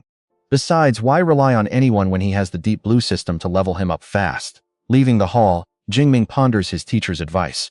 To keep growing, he absolutely needs to master a new fist technique. In his lightning form, his physical body is already a powerful weapon. Close combat will also help him control the bloodthirsty side effects of his immortal lightning body.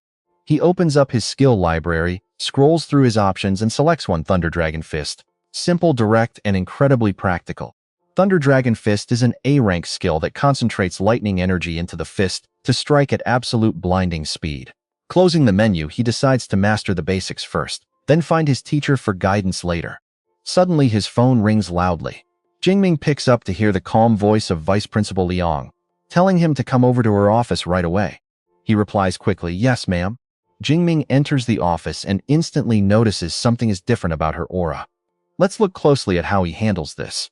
He asks if she broke through, and with a charming smile, she praises his sharp instincts. Jingming clasps his hands, sincerely offering his congratulations to her. He thinks to himself that out of 3 Tier 8 vice principals, the other 2 are over 50 and still stuck, yet she just leaped ahead. He cannot help but wonder how old she actually is. With her flawless skin and stunning figure, she looks incredibly young, but her cold voice suddenly cuts him off, stating that guessing a woman's age is not polite. Jingming freezes, breaking into a cold sweat as he asks if she can read minds. Panicking, he steps back, cursing his big mouth. He just walked right into trouble. She is known for being extremely strict, and now he is about to face the terrifying wrath of a Tier 8 Grand Master. She chuckles softly and explains she cannot read minds. It is just that the mental strength of a Tier 8 Grandmaster is incredibly powerful. Even the slightest emotional flicker cannot escape her gaze. She warns him with a serious face that around high-tier experts, he should control his expressions better. Jingming bows his head, acknowledging the lesson. He lets out a quiet sigh of relief, glad that she does not seem angry at all. Her gaze softens as she adds that he does not need to guess anyway. She is 34 years old, definitely not the old lady he is probably imagining. But deep down, she suddenly freezes in confusion, wondering why on earth she is explaining her age to a young student like this. Jingming seizes the chance to flatter her, pointing out that 34 is incredibly young since the average Tier 8 Grandmaster in Great Xia starts at 46.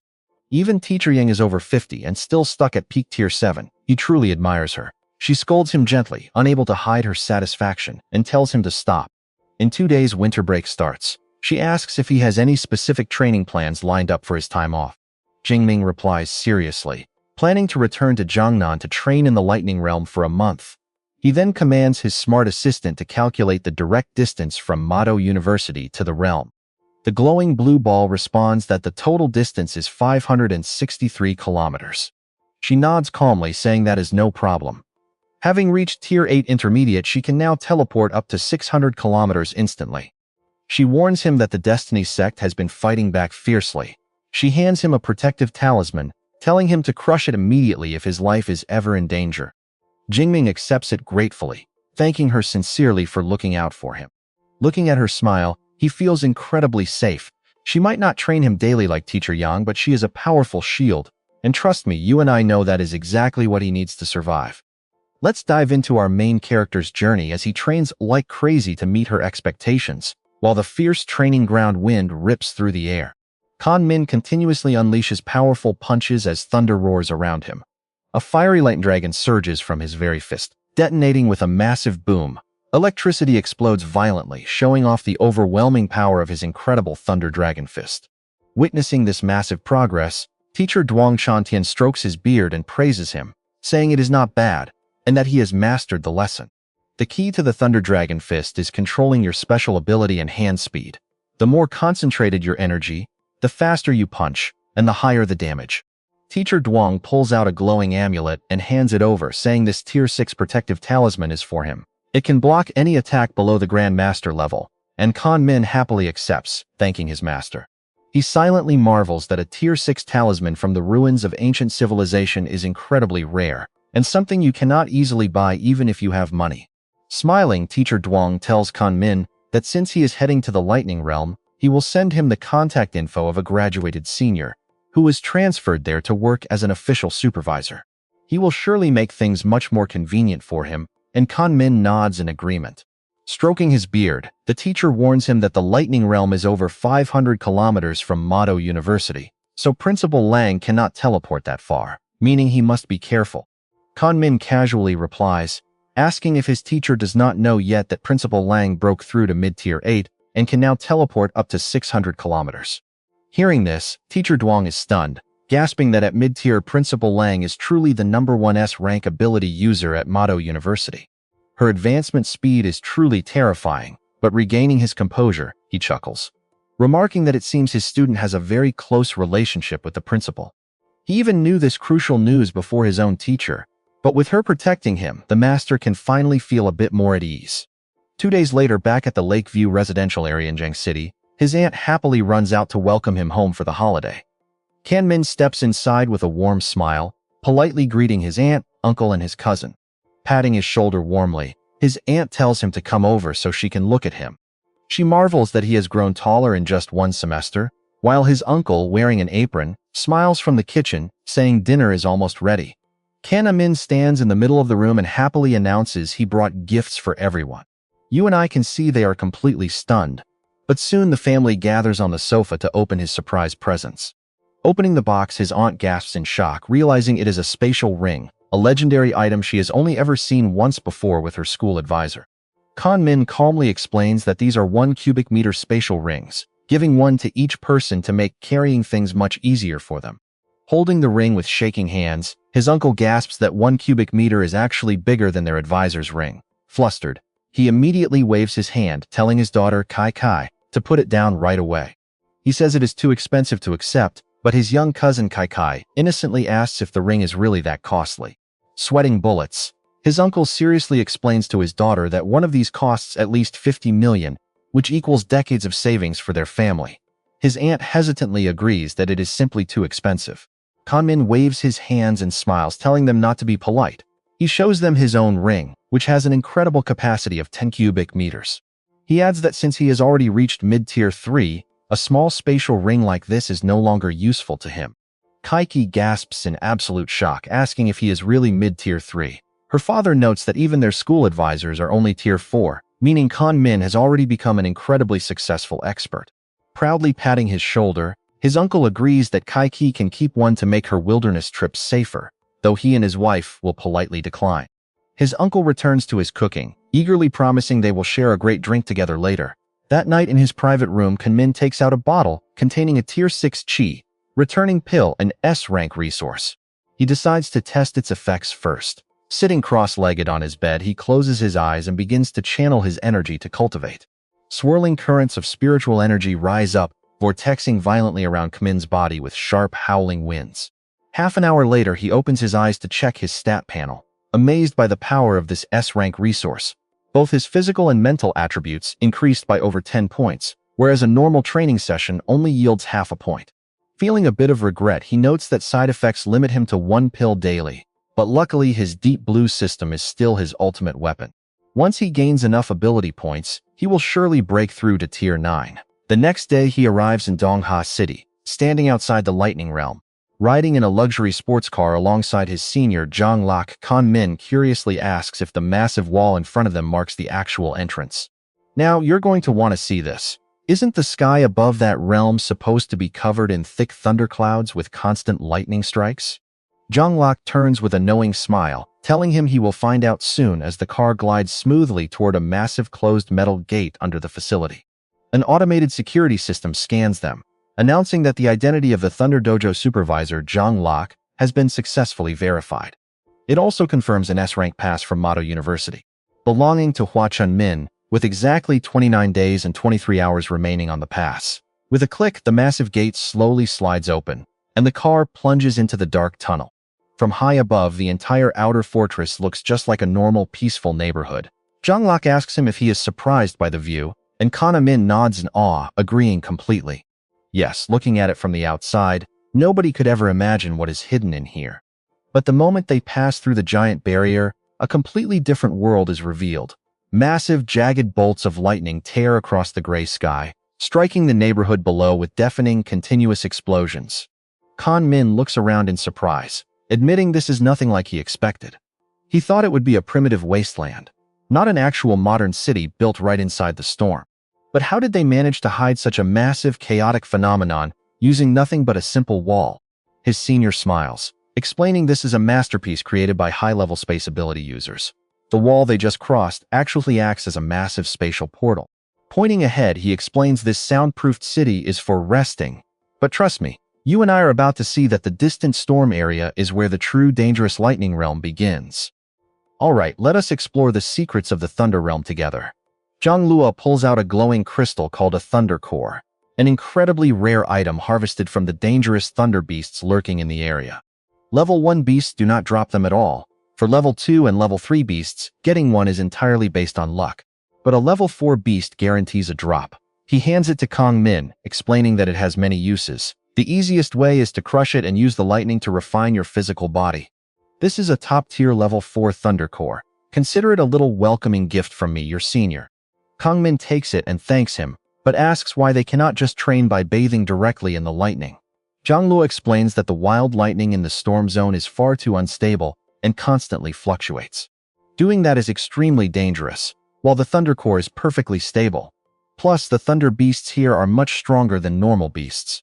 As you get closer to the eye of the storm, the lightning and beasts become terrifying. Pulling the car into a luxury estate, Zhang Luo says, "We are almost at your new quarters. You should get some rest tonight and tomorrow," but Kang Min eagerly cuts him off, saying there is no need. "I cannot wait any longer. I am heading straight in right now." Zhang Luo smiles and agrees to see him off. Looking at Chang Min's determined face, Zhang Luo is amazed. An S-tier talent who is this incredibly hard-working. No wonder their master thinks so highly of him. Their luxury car smoothly glides past magnificent villas bathed in warm sunshine. Meanwhile, in a dark and ominous room, a black-robed figure purrs deeply, reporting to his cardinal that Mado University student, Kang Min, has killed over 1,000 of our cult members in a single month and destroyed 2 branches. He is currently at the Thunder Realm. How should we deal with him? Now check this out. This is where the threat level escalates. The cardinal's face turns twisted and cruel as he acknowledges the kid's massive threat.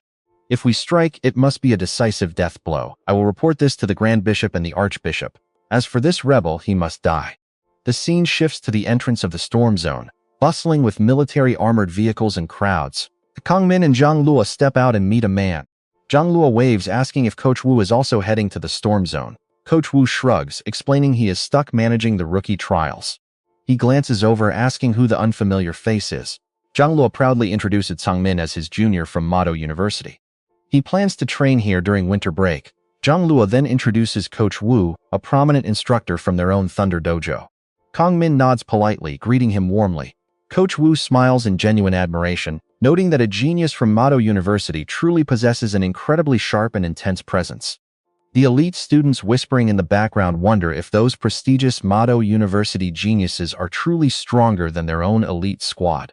Looking at his aura, he seems to be a mid-level tier 3 just like us. An arrogant student snorts, calling it nonsense, claiming that as graduates of the elite training camp, they are definitely superior.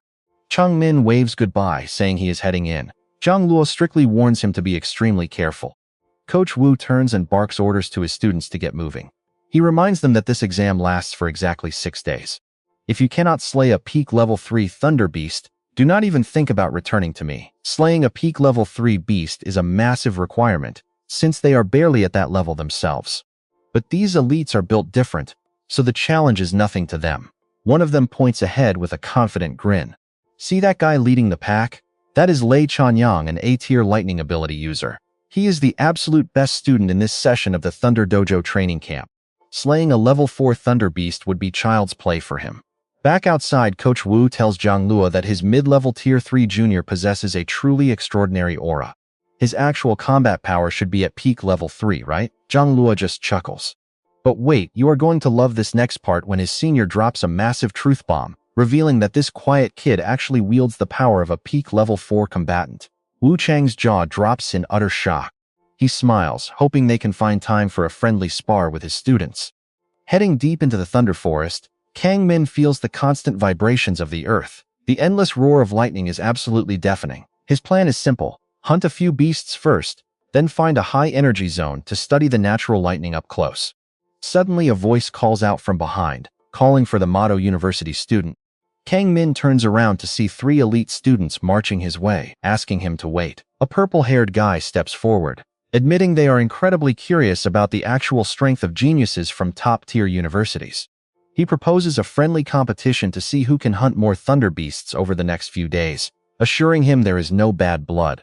Kang Min calmly declines, saying he has zero interest in a competition. Secretly, he laughs, realizing not a single one of them is level 4, so they have no hope. Seeing Kang Min walk away, the gray-haired student frowns at the cold rejection, but the blue-haired one tells him to let it go. The gray-haired guy sneers, mocking top university students as total cowards who are too terrified to even accept a simple friendly match. Kang Min ignores them completely and continues walking. Leaving them behind, he deepens his journey into the dark and gloomy forest. Suddenly, a massive beast roars and lunges straight out of the thick bushes. Kang Min easily dodges the ambush, calmly analyzing the black armored thunderbolt charging at him. Based on its size, it is a high-level Tier 1 beast. His senior mentioned beasts in the storm zone are far stronger than normal ones. He wants to test their actual strength. The monster roars furiously, its horns crackling with fierce green lightning as it charges. Kang Min calmly raises his hand to block. An intense electric shockwave blasts straight into him, but he stands completely unmoved, casually brushing off the dust while evaluating its power. This single lightning strike would easily wipe out most normal level 1 beasts in the wild. His eyes suddenly gleam with a sharp, cold light. Now it is time to test its physical defense. Kang Min unleashes his aura, launching himself forward like a devastating bullet toward the raging armored beast. He delivers a brutal downward punch that completely shatters the monster's skull, leaving it dead on the ground, and honestly, you and I both know that was absolutely devastating. Alright, let's dive into this crazy fight. Its defense is way stronger than a normal high-grade Tier 1 beast. High-grade Tier 1 Black Armored Thunder Porcupine defeated. Ability points plus 15. Makes sense. Getting struck by lightning daily, it would be weird if their bodies were not incredibly tough. He rubs his hands together, cracking an excited, ruthless smile and muttering to himself, "It has been almost an entire month since my last life-or-death battle with these beasts. So let the slaughter begin. I hope to rank up to high-grade Tier 3 as soon as possible." 4 hours later, he keeps grinding monsters as a system notification pops up in front of him. You have defeated a mid-grade Tier 2 Swift Thunder Iron Wolf. Ability points plus 25. Holding his spear and walking past the bloody corpse of a giant white wolf, Jingming frowns and mutters, "Only 9 beasts in 4 hours? In any other wild area, I would have hunted at least 40 by now. The density of these beasts in this thunderstorm zone seems way too low." Opening up his 3D map, he thinks to himself that he really cannot have it both ways. Is he stuck only focusing on raising his ability mastery in this thunderstorm region? Staring closely at the different areas of the map, he mutters and calculates the outer, the center, and the innermost core. Currently, I am in the central zone. Let's head to the core area first. Trust me, this is where things get interesting. Maybe the beasts are all there. 5 hours later in the core zone, violent blue lightning bolts continuously crash down onto the ground with absolute destructive force. Standing right amidst the flashing lightning, Jingming unleashes a surge of electricity to protect his body, muttering in awe. As expected of the core zone, this raw energy can actually affect my immortal thunder body. Looks like I must keep my ability active at all times. He glances around the dark, empty forest. He wonders, they say very few beasts can survive in this harsh core zone, but right now I cannot even spot a single creature around. Suddenly, a sharp, piercing screech tearing through the sky grabs his attention. Snapping his head up, he watches the silhouette of a giant bird soaring high into the clouds, heading toward the innermost core. Those are bird-type beasts, azure-feathered thunder eagles, chasing after the strongest lightning currents. Flocks of them dive headfirst into the blinding lightning bolts, flashing deep within the dark storm clouds. Jingming smiles smugly as an idea pops into his head. It is not just these eagles, all thunder-type beasts have this exact same habit. To them, lightning is just a tool to get stronger. So I know what you are thinking, and yes, I can use Duotian Divine Lightning as bait. No sooner said than done, he immediately leaps up, landing neatly on a massive branch of a giant ancient tree. Sitting relaxed and looking out far, he realizes he must first raise his Duotian Divine Lightning mastery. Right here, I will observe natural lightning to cultivate. Bathing in the bright flashes, Jingming smiles with a sudden realization, looking at the lightning flashing between the clouds. Ball lightning, ribbon lightning, chain lightning, violent, wild, and sharp. It turns out natural lightning has so many details that I had never paid attention to before. He raises his hand, focusing on condensing bright blue lightning around his fingers. Indeed, carefully observing natural lightning can greatly raise his own mastery over lightning manipulation. 3 hours pass, and the lightning in his hand gradually turns into a dense, brilliant yellow crackling wildly. Staring at the glowing yellow energy, Jingming calculates that his current mastery is only equal to his previous S-Class Purple Cloud Divine Lightning. To take it a step further and liquefy this lightning, it is going to take some more time. Standing up on the branch, he finalizes his plan: energy, liquefaction, and solidification. That is enough for today, step by step. First, let us return to the central zone and test out my brand new idea. Back in the central zone of the thunderstorm area, Jingming stands firmly on the ground, whispering to himself. Whether I can harvest a ton of ability points or not depends entirely on this move. Spreading his arms wide, he unleashes a massive wave of golden Duotian Divine Lightning. Immediately, beastly roars echo from all 4 directions. It actually worked. His aura explodes as he waves his hand in provocation, calling out for them to bring it on. Lured by the raw power of his lightning, massive beasts charge out madly from the bushes.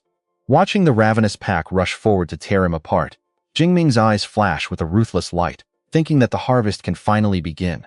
He gestures, extending his claws and chanting, "Since you all want to bathe in my lightning so much, then I will gladly satisfy your final wishes." Boom! Countless massive golden lightning spheres shoot up from the ground, forming a burning cage that traps and roasts the panicked, screaming beasts.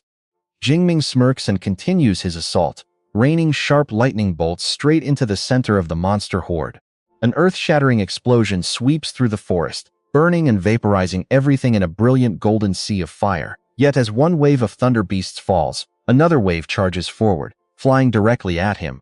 With the waves of attacks still coming, Jingming gathers all his strength, condensing lightning into his hands as his eyes blaze with killing intent, yelling, "Perfect timing! Divine lightning!"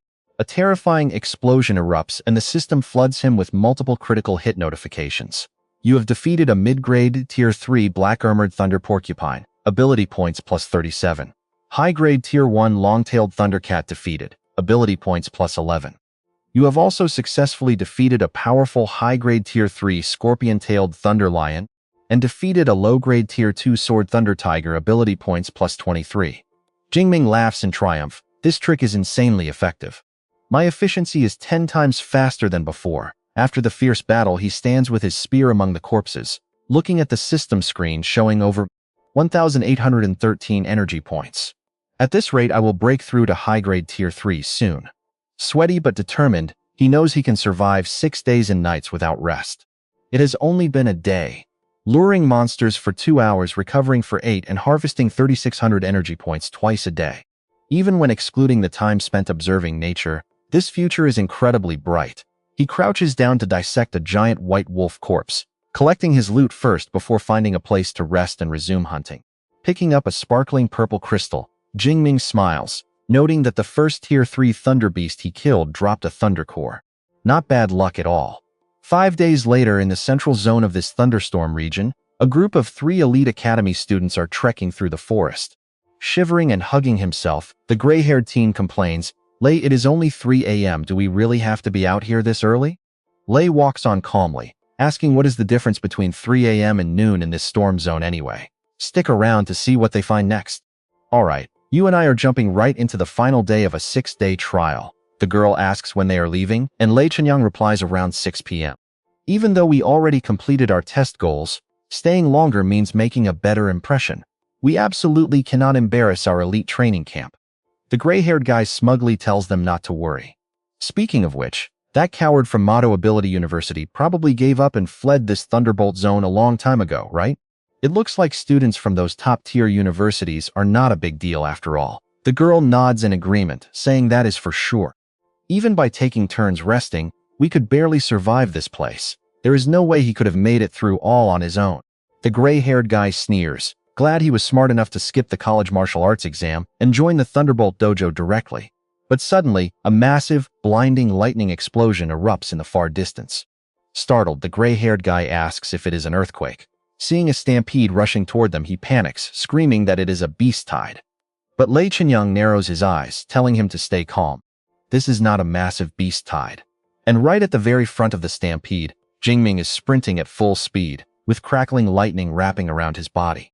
The gray-haired guy recognizes him and points in disbelief. It is that kid from Mado Ability University. Has he returned? It seems like he accidentally angered an entire horde of monsters. Lei Chenyang suggests helping him, but the girl hurriedly waves her hand to stop him. Sweating anxiously, she asks if this guy is trying to save his own skin by leading the beast tide straight toward them. Jingming continues to glide like the wind, leaving trails of brilliant lightning cutting across the forest. A massive pack of thunder beasts roars furiously, chasing closely right behind him.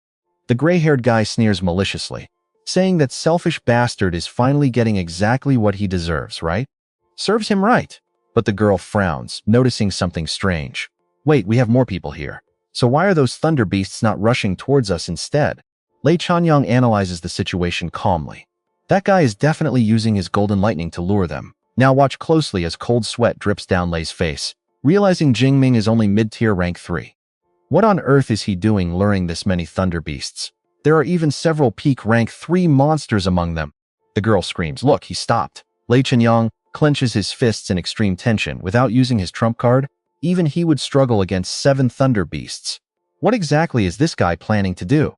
Instantly, Jingming spins around, slamming his fist into the ground to release a massive thunder blast that blows them back. Lei Chenyang gasps in absolute shock, astonished by such a wide area of effect.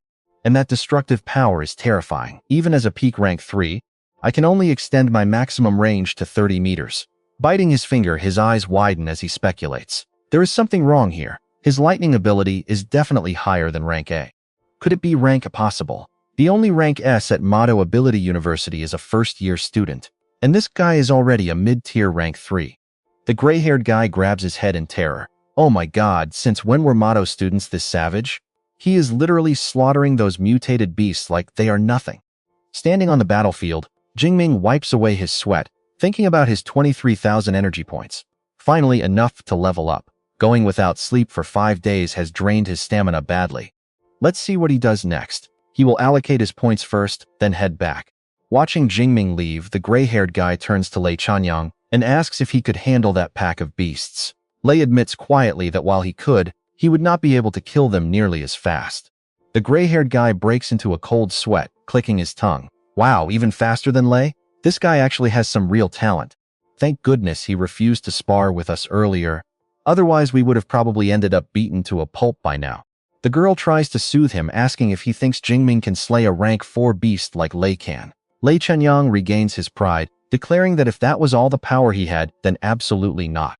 She smiles flatteringly, saying Lei is still stronger. 10 minutes later, Jingming sits cross-legged on a giant tree branch in a safe spot, calling his system Deep Blue to allocate points.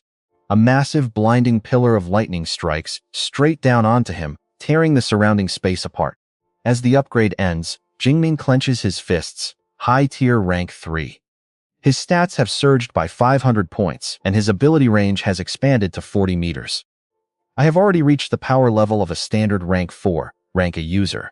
He quickly leaves, his eyes shining with excitement. He originally planned to return, but his energy has recovered. So he decides to head to the core zone to observe natural lightning. Meanwhile, the gray-haired guy stands outside the base, looking deeply worried. Xu Jingming has not returned for 5 days and nights. Could he be in danger? Even I can only stay out here for a maximum of 8 days. Seeing a man walking over, he asks, "Supervisor Zhang, what wind brought you all the way out here?" Zhang Luo replies calmly, saying he is just waiting for his junior brother to return. Surprised, he asks if the junior brother has really not returned since heading in there. Zhang Luo nods, looking downcast, and says that today is already the 6th day. By all accounts, he should have returned a long time ago. Instructor Wu smiles, waving his hand to reassure him not to worry. I am heading into the Thunderbolt Zone to hunt beasts anyway. Along the way, I can help you look for him. Zhang Luo responds gratefully, thanking Instructor Wu for his kind help. Instructor Wu waves his hand, standing before the massive open metal gates, saying it is nothing. Since we all work together at the Thunderbolt Dojo, helping each other is just the natural thing to do. Cutting to the core of the Thunderbolt Zone 6 hours later, Jingming stands deep in the forest, murmuring to himself that it is finally time to head back. He leaps down from a tall branch, landing heavily and fracturing the damp ground with a loud thud. Standing up, Jingming smiles with a mix of satisfaction and deep reflection. A high-tier rank 3 physique is truly incredible. However, he is still quite far from peak level, with a long journey left ahead of him. Suddenly, a giant beast roars furiously as it bursts from the thicket. Seeing the blue lightning swirling around it, Jingming analyzes the creature. A Tempest Thunder Bear, and judging by its energy, it must be high-tier rank 4. I could easily take it down with a single strike using my Heavenly Lightning technique. But since I am now high-tier rank 3, let us see if I can defeat it barehanded. Putting thoughts into action, he dashes toward the massive bear like a brilliant flash of golden lightning. Hiding behind Wu gasps in shock. It is Xu Jingming. He searched everywhere for him, and now they meet like this. Trust me, we cannot wait to see what happens next. Alright, you and I are about to watch a total monster unleash his power. Look at Xu Jingming's lightning. Wu Guang's jaw is dropping because even at high-tier level 3, that lightning range is just way too massive. From the looks of it, he is planning to clash head-on with that massive Tempest Lightning Bear. Stroking his chin, he figures the kid is a fearless newborn calf. Supervisor Zhang's junior brother definitely has some serious guts. Sometimes a genius like him needs a hard reality check to learn his limits. Meanwhile, the Tempest Lightning Bear opens its massive jaws, letting out an earth-shaking roar to show who is boss. It raises its massive claws, crackling with green lightning, slamming them down. But Jingming charges right in, using a glowing golden fist to block the beast's powerful strike head-on. Watching this, Instructor Wu stares with his jaw wide open. What on earth? He actually blocked that strike. And what is more, Xu Jingming's lightning is actually overpowering it. That is a high-tier level 4 beast, a whole tier above him. Breaking into a cold sweat, he mutters to himself as the pieces connect. And wait, he has heard this name somewhere before. Something is wrong here, very wrong. Xu Jingming's talent is definitely not a rank. It has to be S rank, or maybe even double S rank. Wu Guang gasps in shock, holding his head. He remembers now. Xu Jingming is indeed that genius freshman with the legendary S rank lightning talent from the prestigious Mado Academy.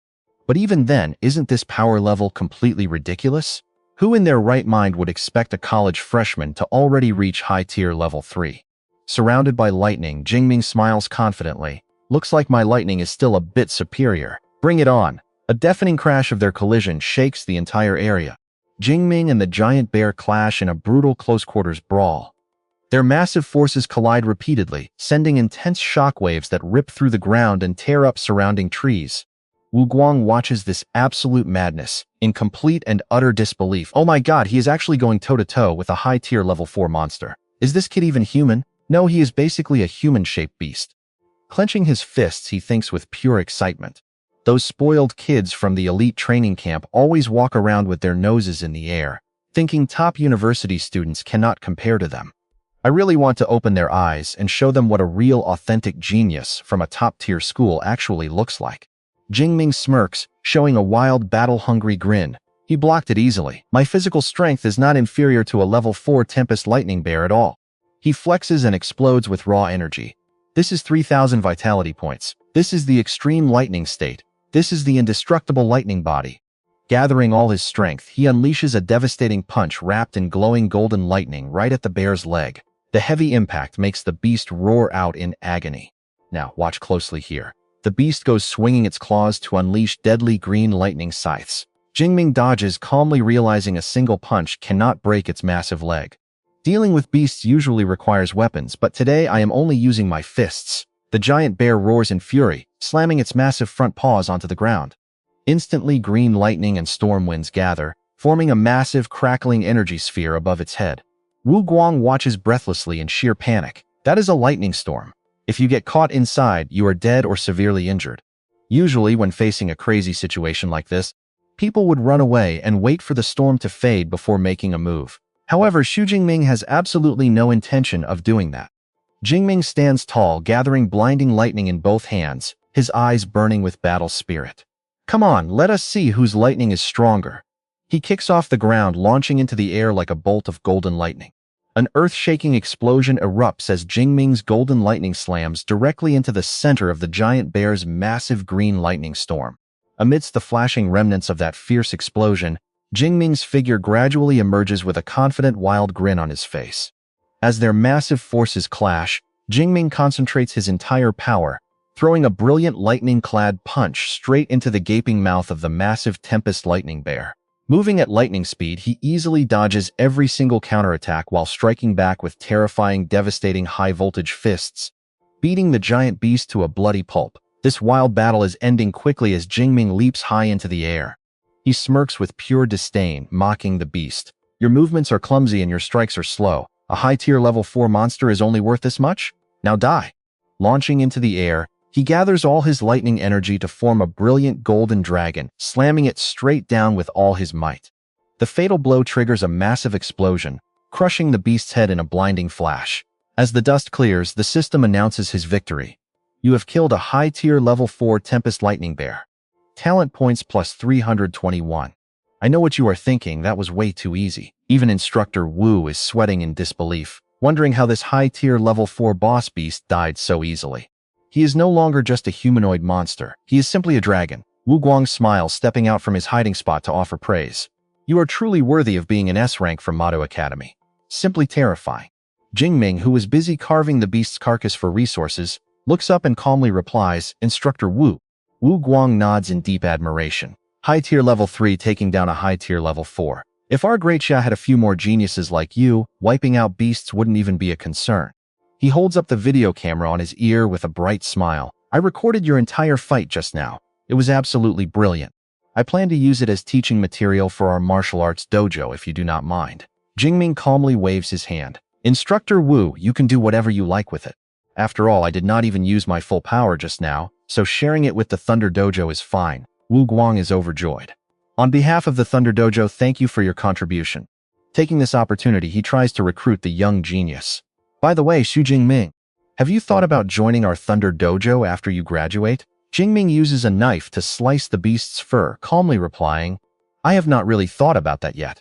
Wu Guang enthusiastically offers massive benefits. Our Thunder Dojo master is a level 9 lightning martial saint. If you join, he will personally guide you, and we can even assign you to protect the Thunder Secret Realm. Along with the highest tier of benefits, just think about it.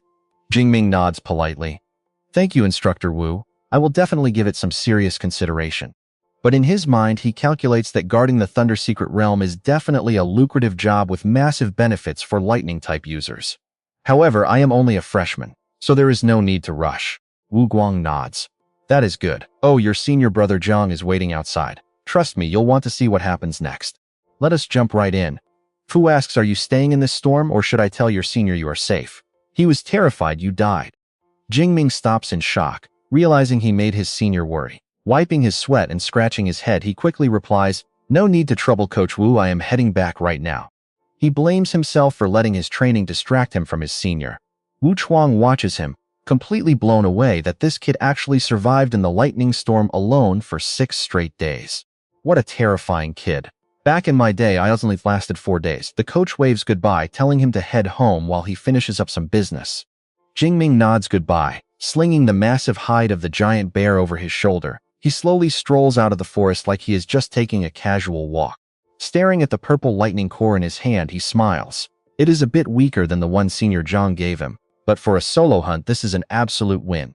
Time to move. Outside the base, Senior Jiang Luo finally breathes a massive sigh of relief when he sees Jingming walking out without a single scratch.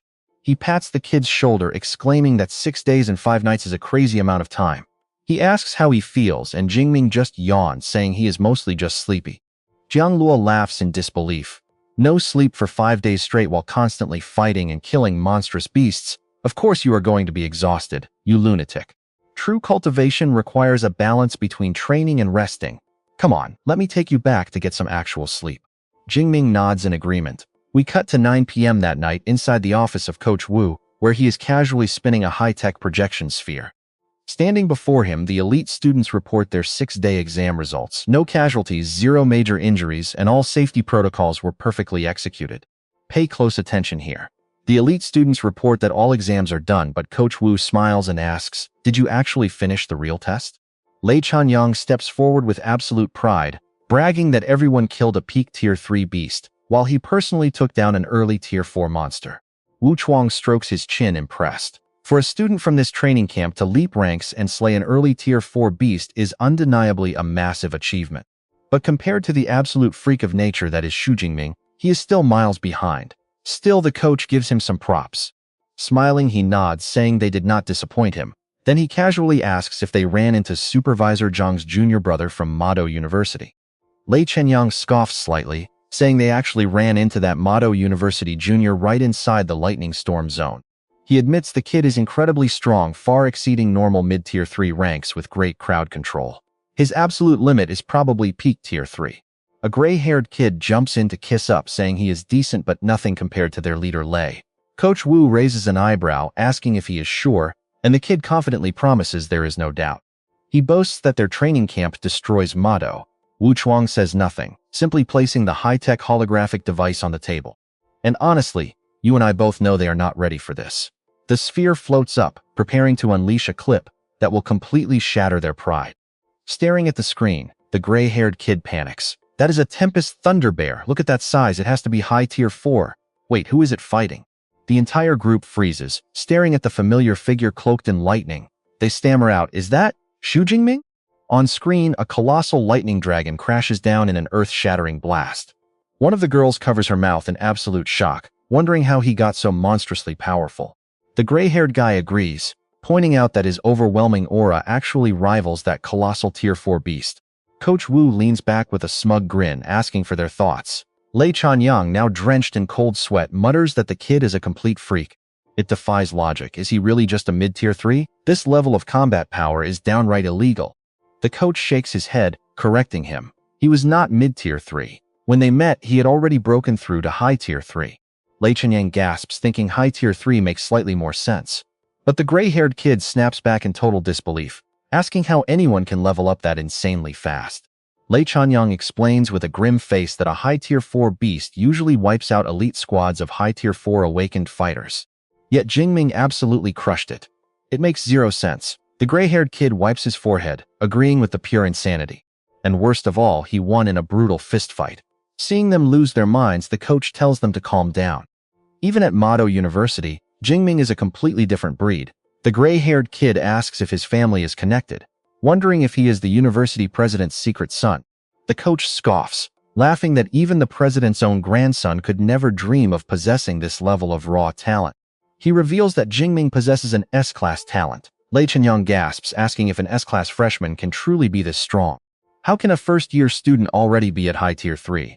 The coach sighs, admitting he wishes he could deny it. But the reality is that he only recently turned 19. He is a genuine certified first-year college student. One girl clutches her chest in absolute despair, feeling like they wasted their lives. The gray-haired kid holds his head, crying out that 19 is just too young. Meanwhile, the average age of the elite training camp graduates, standing in this room, is already 23. Lei Chanyang clenches his fists, muttering that he is a literal monster. The coach turns serious, explaining he only shared this to motivate them. Make him your ultimate target. The best thing you can do is work hard to catch up to his pace. Fired up, they salute and yell in unison that they understand, promising to push their training to the limit. Lei Chanyang asks if he can get a copy of the footage. Wu Chuang waves his hand, saying he will upload it to the dojo intranet. But as the coach tells them to log in, the gray-haired kid pauses. Wait, is this wise? The national tournament is starting, and you and I are about to see absolute chaos. Let us jump right back in as No Sang pulls his hand back, realizing he cannot post this. If other universities see this, they will definitely target Hua Jingming. Stroking his chin thoughtfully, he remembers Mado University placed second in the last tournament, meaning they will be gunning for the top spot. This time, they are definitely aiming for first place. 2 days later, we see the sunny exterior of a quiet residential building. Inside, the phone rings loudly. A sleepy Hua Jingming sits up, rubbing his head and feeling he slept way too long. He glances at the screen and gasps when he sees Principal Lang is calling. He really slept for 2 straight days. Answering it, Principal Lang's voice sounds incredibly grave. Hua Jingming, reliable sources say the Destiny sect is currently planning a major counterattack. We have already deployed people to protect your family and friends. If you encounter any danger, activate your talisman immediately, because there is a very high chance that you are their main target. Jingming replies with a serious nod, saying he understands and thanking the principal for his hard work. Hanging up, Jingming gets dressed while analyzing the situation. Security here is extremely tight, requiring special identification cards and retinal scans just to get in and out. The Destiny sect surely cannot sneak past all of that, and even if they do, I still have my master's protective talisman. For now, I should just focus on my training. Meanwhile, at the majestic secret headquarters of the Destiny sect, inside a luxurious classical hall lit by dim candles, a subordinate bows deeply and reports, "Sect leader, our agents in Mado believe the S-tier genius Hua Jingming is growing too quickly and could become a major threat. They are requesting immediate permission to assassinate him to eliminate any future trouble. Should we take action?" The authoritative sect leader speaks up, asking about Mado's Hua Jingming and his current location. The subordinate respectfully replies that he is currently training at the Thunder Secret Realm in Hadong City and will not leave anytime soon. The sect leader commands a red-robed man standing nearby. "Bloodkill, once you finish your mission in Jiangnam province, head over there. Now pay attention here." He orders him to eliminate Hua Jingming and destroy the Thunder Dojo's secret realm. The assassin sneers, saying he loves hunting human geniuses. The subordinate flatters him confidently, saying success is guaranteed if Bloodkill acts. He is a mid-tier level 8 fighter with absolutely terrifying combat capabilities. Even if Lang Shuang of Mado, a low-tier level 8 space attribute ability user, tries to interfere, it will not be an issue at all. Cut to a bustling street filled with red lanterns and bright billboards advertising massive spring festival sales. They offer 20% off all elixirs and buy 10 to get a limited Snowman Edition E-Rank battlesuit. Only 100 sets are available on a first-come, first-served basis, plus special spring discounts on rare E-Rank herbs. Looking at the busy streets, Jingming walks alone, realizing the spring festival is right around the corner. It looks like he will be spending the holidays alone again. Still, his Thunder Core training is going great, boosting his vitality within 2 hours, though he feels it is still a bit too slow. Looking up at the towering structure before him, he smiles, hoping this Thunder Tower will not disappoint him. This is the exact spot Senior Zhang highly recommended as an amazing place to observe natural lightning and boost his elemental mastery. At the main lobby, the receptionist informs him that his special pass grants him 4 hours of access to the secret training room on the 100th floor, asking if he wants to use it now. Passing through security, Jingming asks about the special room, so the receptionist explains that the Thunder Tower has 110 floors in total. Let us see what happens next. The higher the floor, the better the view. Jingming nods, eager to start his training session immediately. The elevator doors slide open and Jingming steps onto the 100th floor. Entering the massive room, he looks around, finding it completely empty. Confused, he wonders where the lightning is, but suddenly a blinding bolt strikes from the ceiling, illuminating the entire room with a massive boom. Jingming looks up in absolute awe at the blue lightning swirling overhead, realizing this is the most fundamental form of thunder. He watches closely, analyzing the energy. Normally, lightning originates over 1,000 meters in the sky where the naked eye cannot see, but in this room he can observe every tiny detail and mystery up close. 4 hours later, meditating amidst the raging sparks, he excitedly realizes that if he continues to train here, he can master liquefying lightning in less than a year. This place is an absolute training paradise. Suddenly, the receptionist's voice interrupts his thoughts, announcing his time is up. Jingming opens the door slightly, asking how he can extend his session. The receptionist smiles politely and offers a solution. You can only trade Thunder Cores here. The 100th floor only accepts level 4 low-tier Thunder Cores, with each one granting 3 hours of training time. Every tier higher adds 1 extra hour. Jingming breaks into a cold sweat, thinking how expensive it is since a low-tier level for core costs over 6 million yuan. 2 million yuan per hour is an absolute money pit. The receptionist then suggests that floors 70 to 90 accept level 3 cores. Jingming waves his hand and pulls out his stash. Seeing him present 2 brilliantly glowing cores, the receptionist gasps in utter shock. She looks at a peak level 4 core and a high-tier level 4 core, wondering if this young man is actually filthy rich. Quickly accepting them, she says these 2 cores grant him 11 hours of usage, promising to add the training time immediately. Jingming smiles and curiously asks what the requirements are for the floors above 100, since floor 100 already requires level 4 cores. She smiles, explaining that floors 101 to 107 require level 5 cores, while the top floors require level 6. Jingming smiles awkwardly and heads back to train. 11 hours later, we cut to the main hall of the Thunder Dojo. Zhang Luo happily informs him that the beast materials and 4 rings brought in a massive total of 311 million. You definitely owe me a meal next time, Junior. Jingming smiles and readily agrees. Without your help connecting me to the manager, I would never have gotten such a great deal. Zhang Luo crosses his arms, asking if it is true that he defeated a high-tier level 4 Tempest Thunder Bear. And trust me, you and I will definitely want to see how he pulls that off. Alright, you and I are watching Jingming climb the ranks so fast he confidently shrugs, blaming it on his superior talent. Zhang Luo laughs and teasingly scolds him for not being modest at all. With the Spring Festival right around the corner, he asks about Jingming's next move. Our hero calmly reveals he is heading straight into the dangerous thunderstorm zone. You probably won't make it back in time for the Spring Festival. Zhang Luo frowns, calling him crazy, but strongly advises him to return. Our Lightning Dojo is hosting a massive auction during the upcoming Spring Festival, with rare items he might need, leaving Jingming quite surprised by this highly unexpected news. Jingming strokes his chin thoughtfully. Now that you mention it, I actually need a replacement since this spear is no longer a good fit for me. Now check this out, he might find a great secondary weapon there. Zhang Luo gladly nods, finalizing the plan and promising to save him an entry ticket. Jingming smiles and bids farewell, agreeing to the plan before setting off for the thunderstorm zone. Back at the dormitory, Song Qiuwan eagerly proposes a trip to visit Xu Jingming at the dangerous Thunder Realm during the upcoming Spring Festival, leaving Jiang Chushuan pointing to herself in total shock, wondering if she is actually invited to tag along. Jiang Chushuan touches her lips with a playful smile, agreeing to go. Internally, she laughs, realizing her close friend might actually be willing to share Xu Jingming with her. Trust me, she sees this as a win.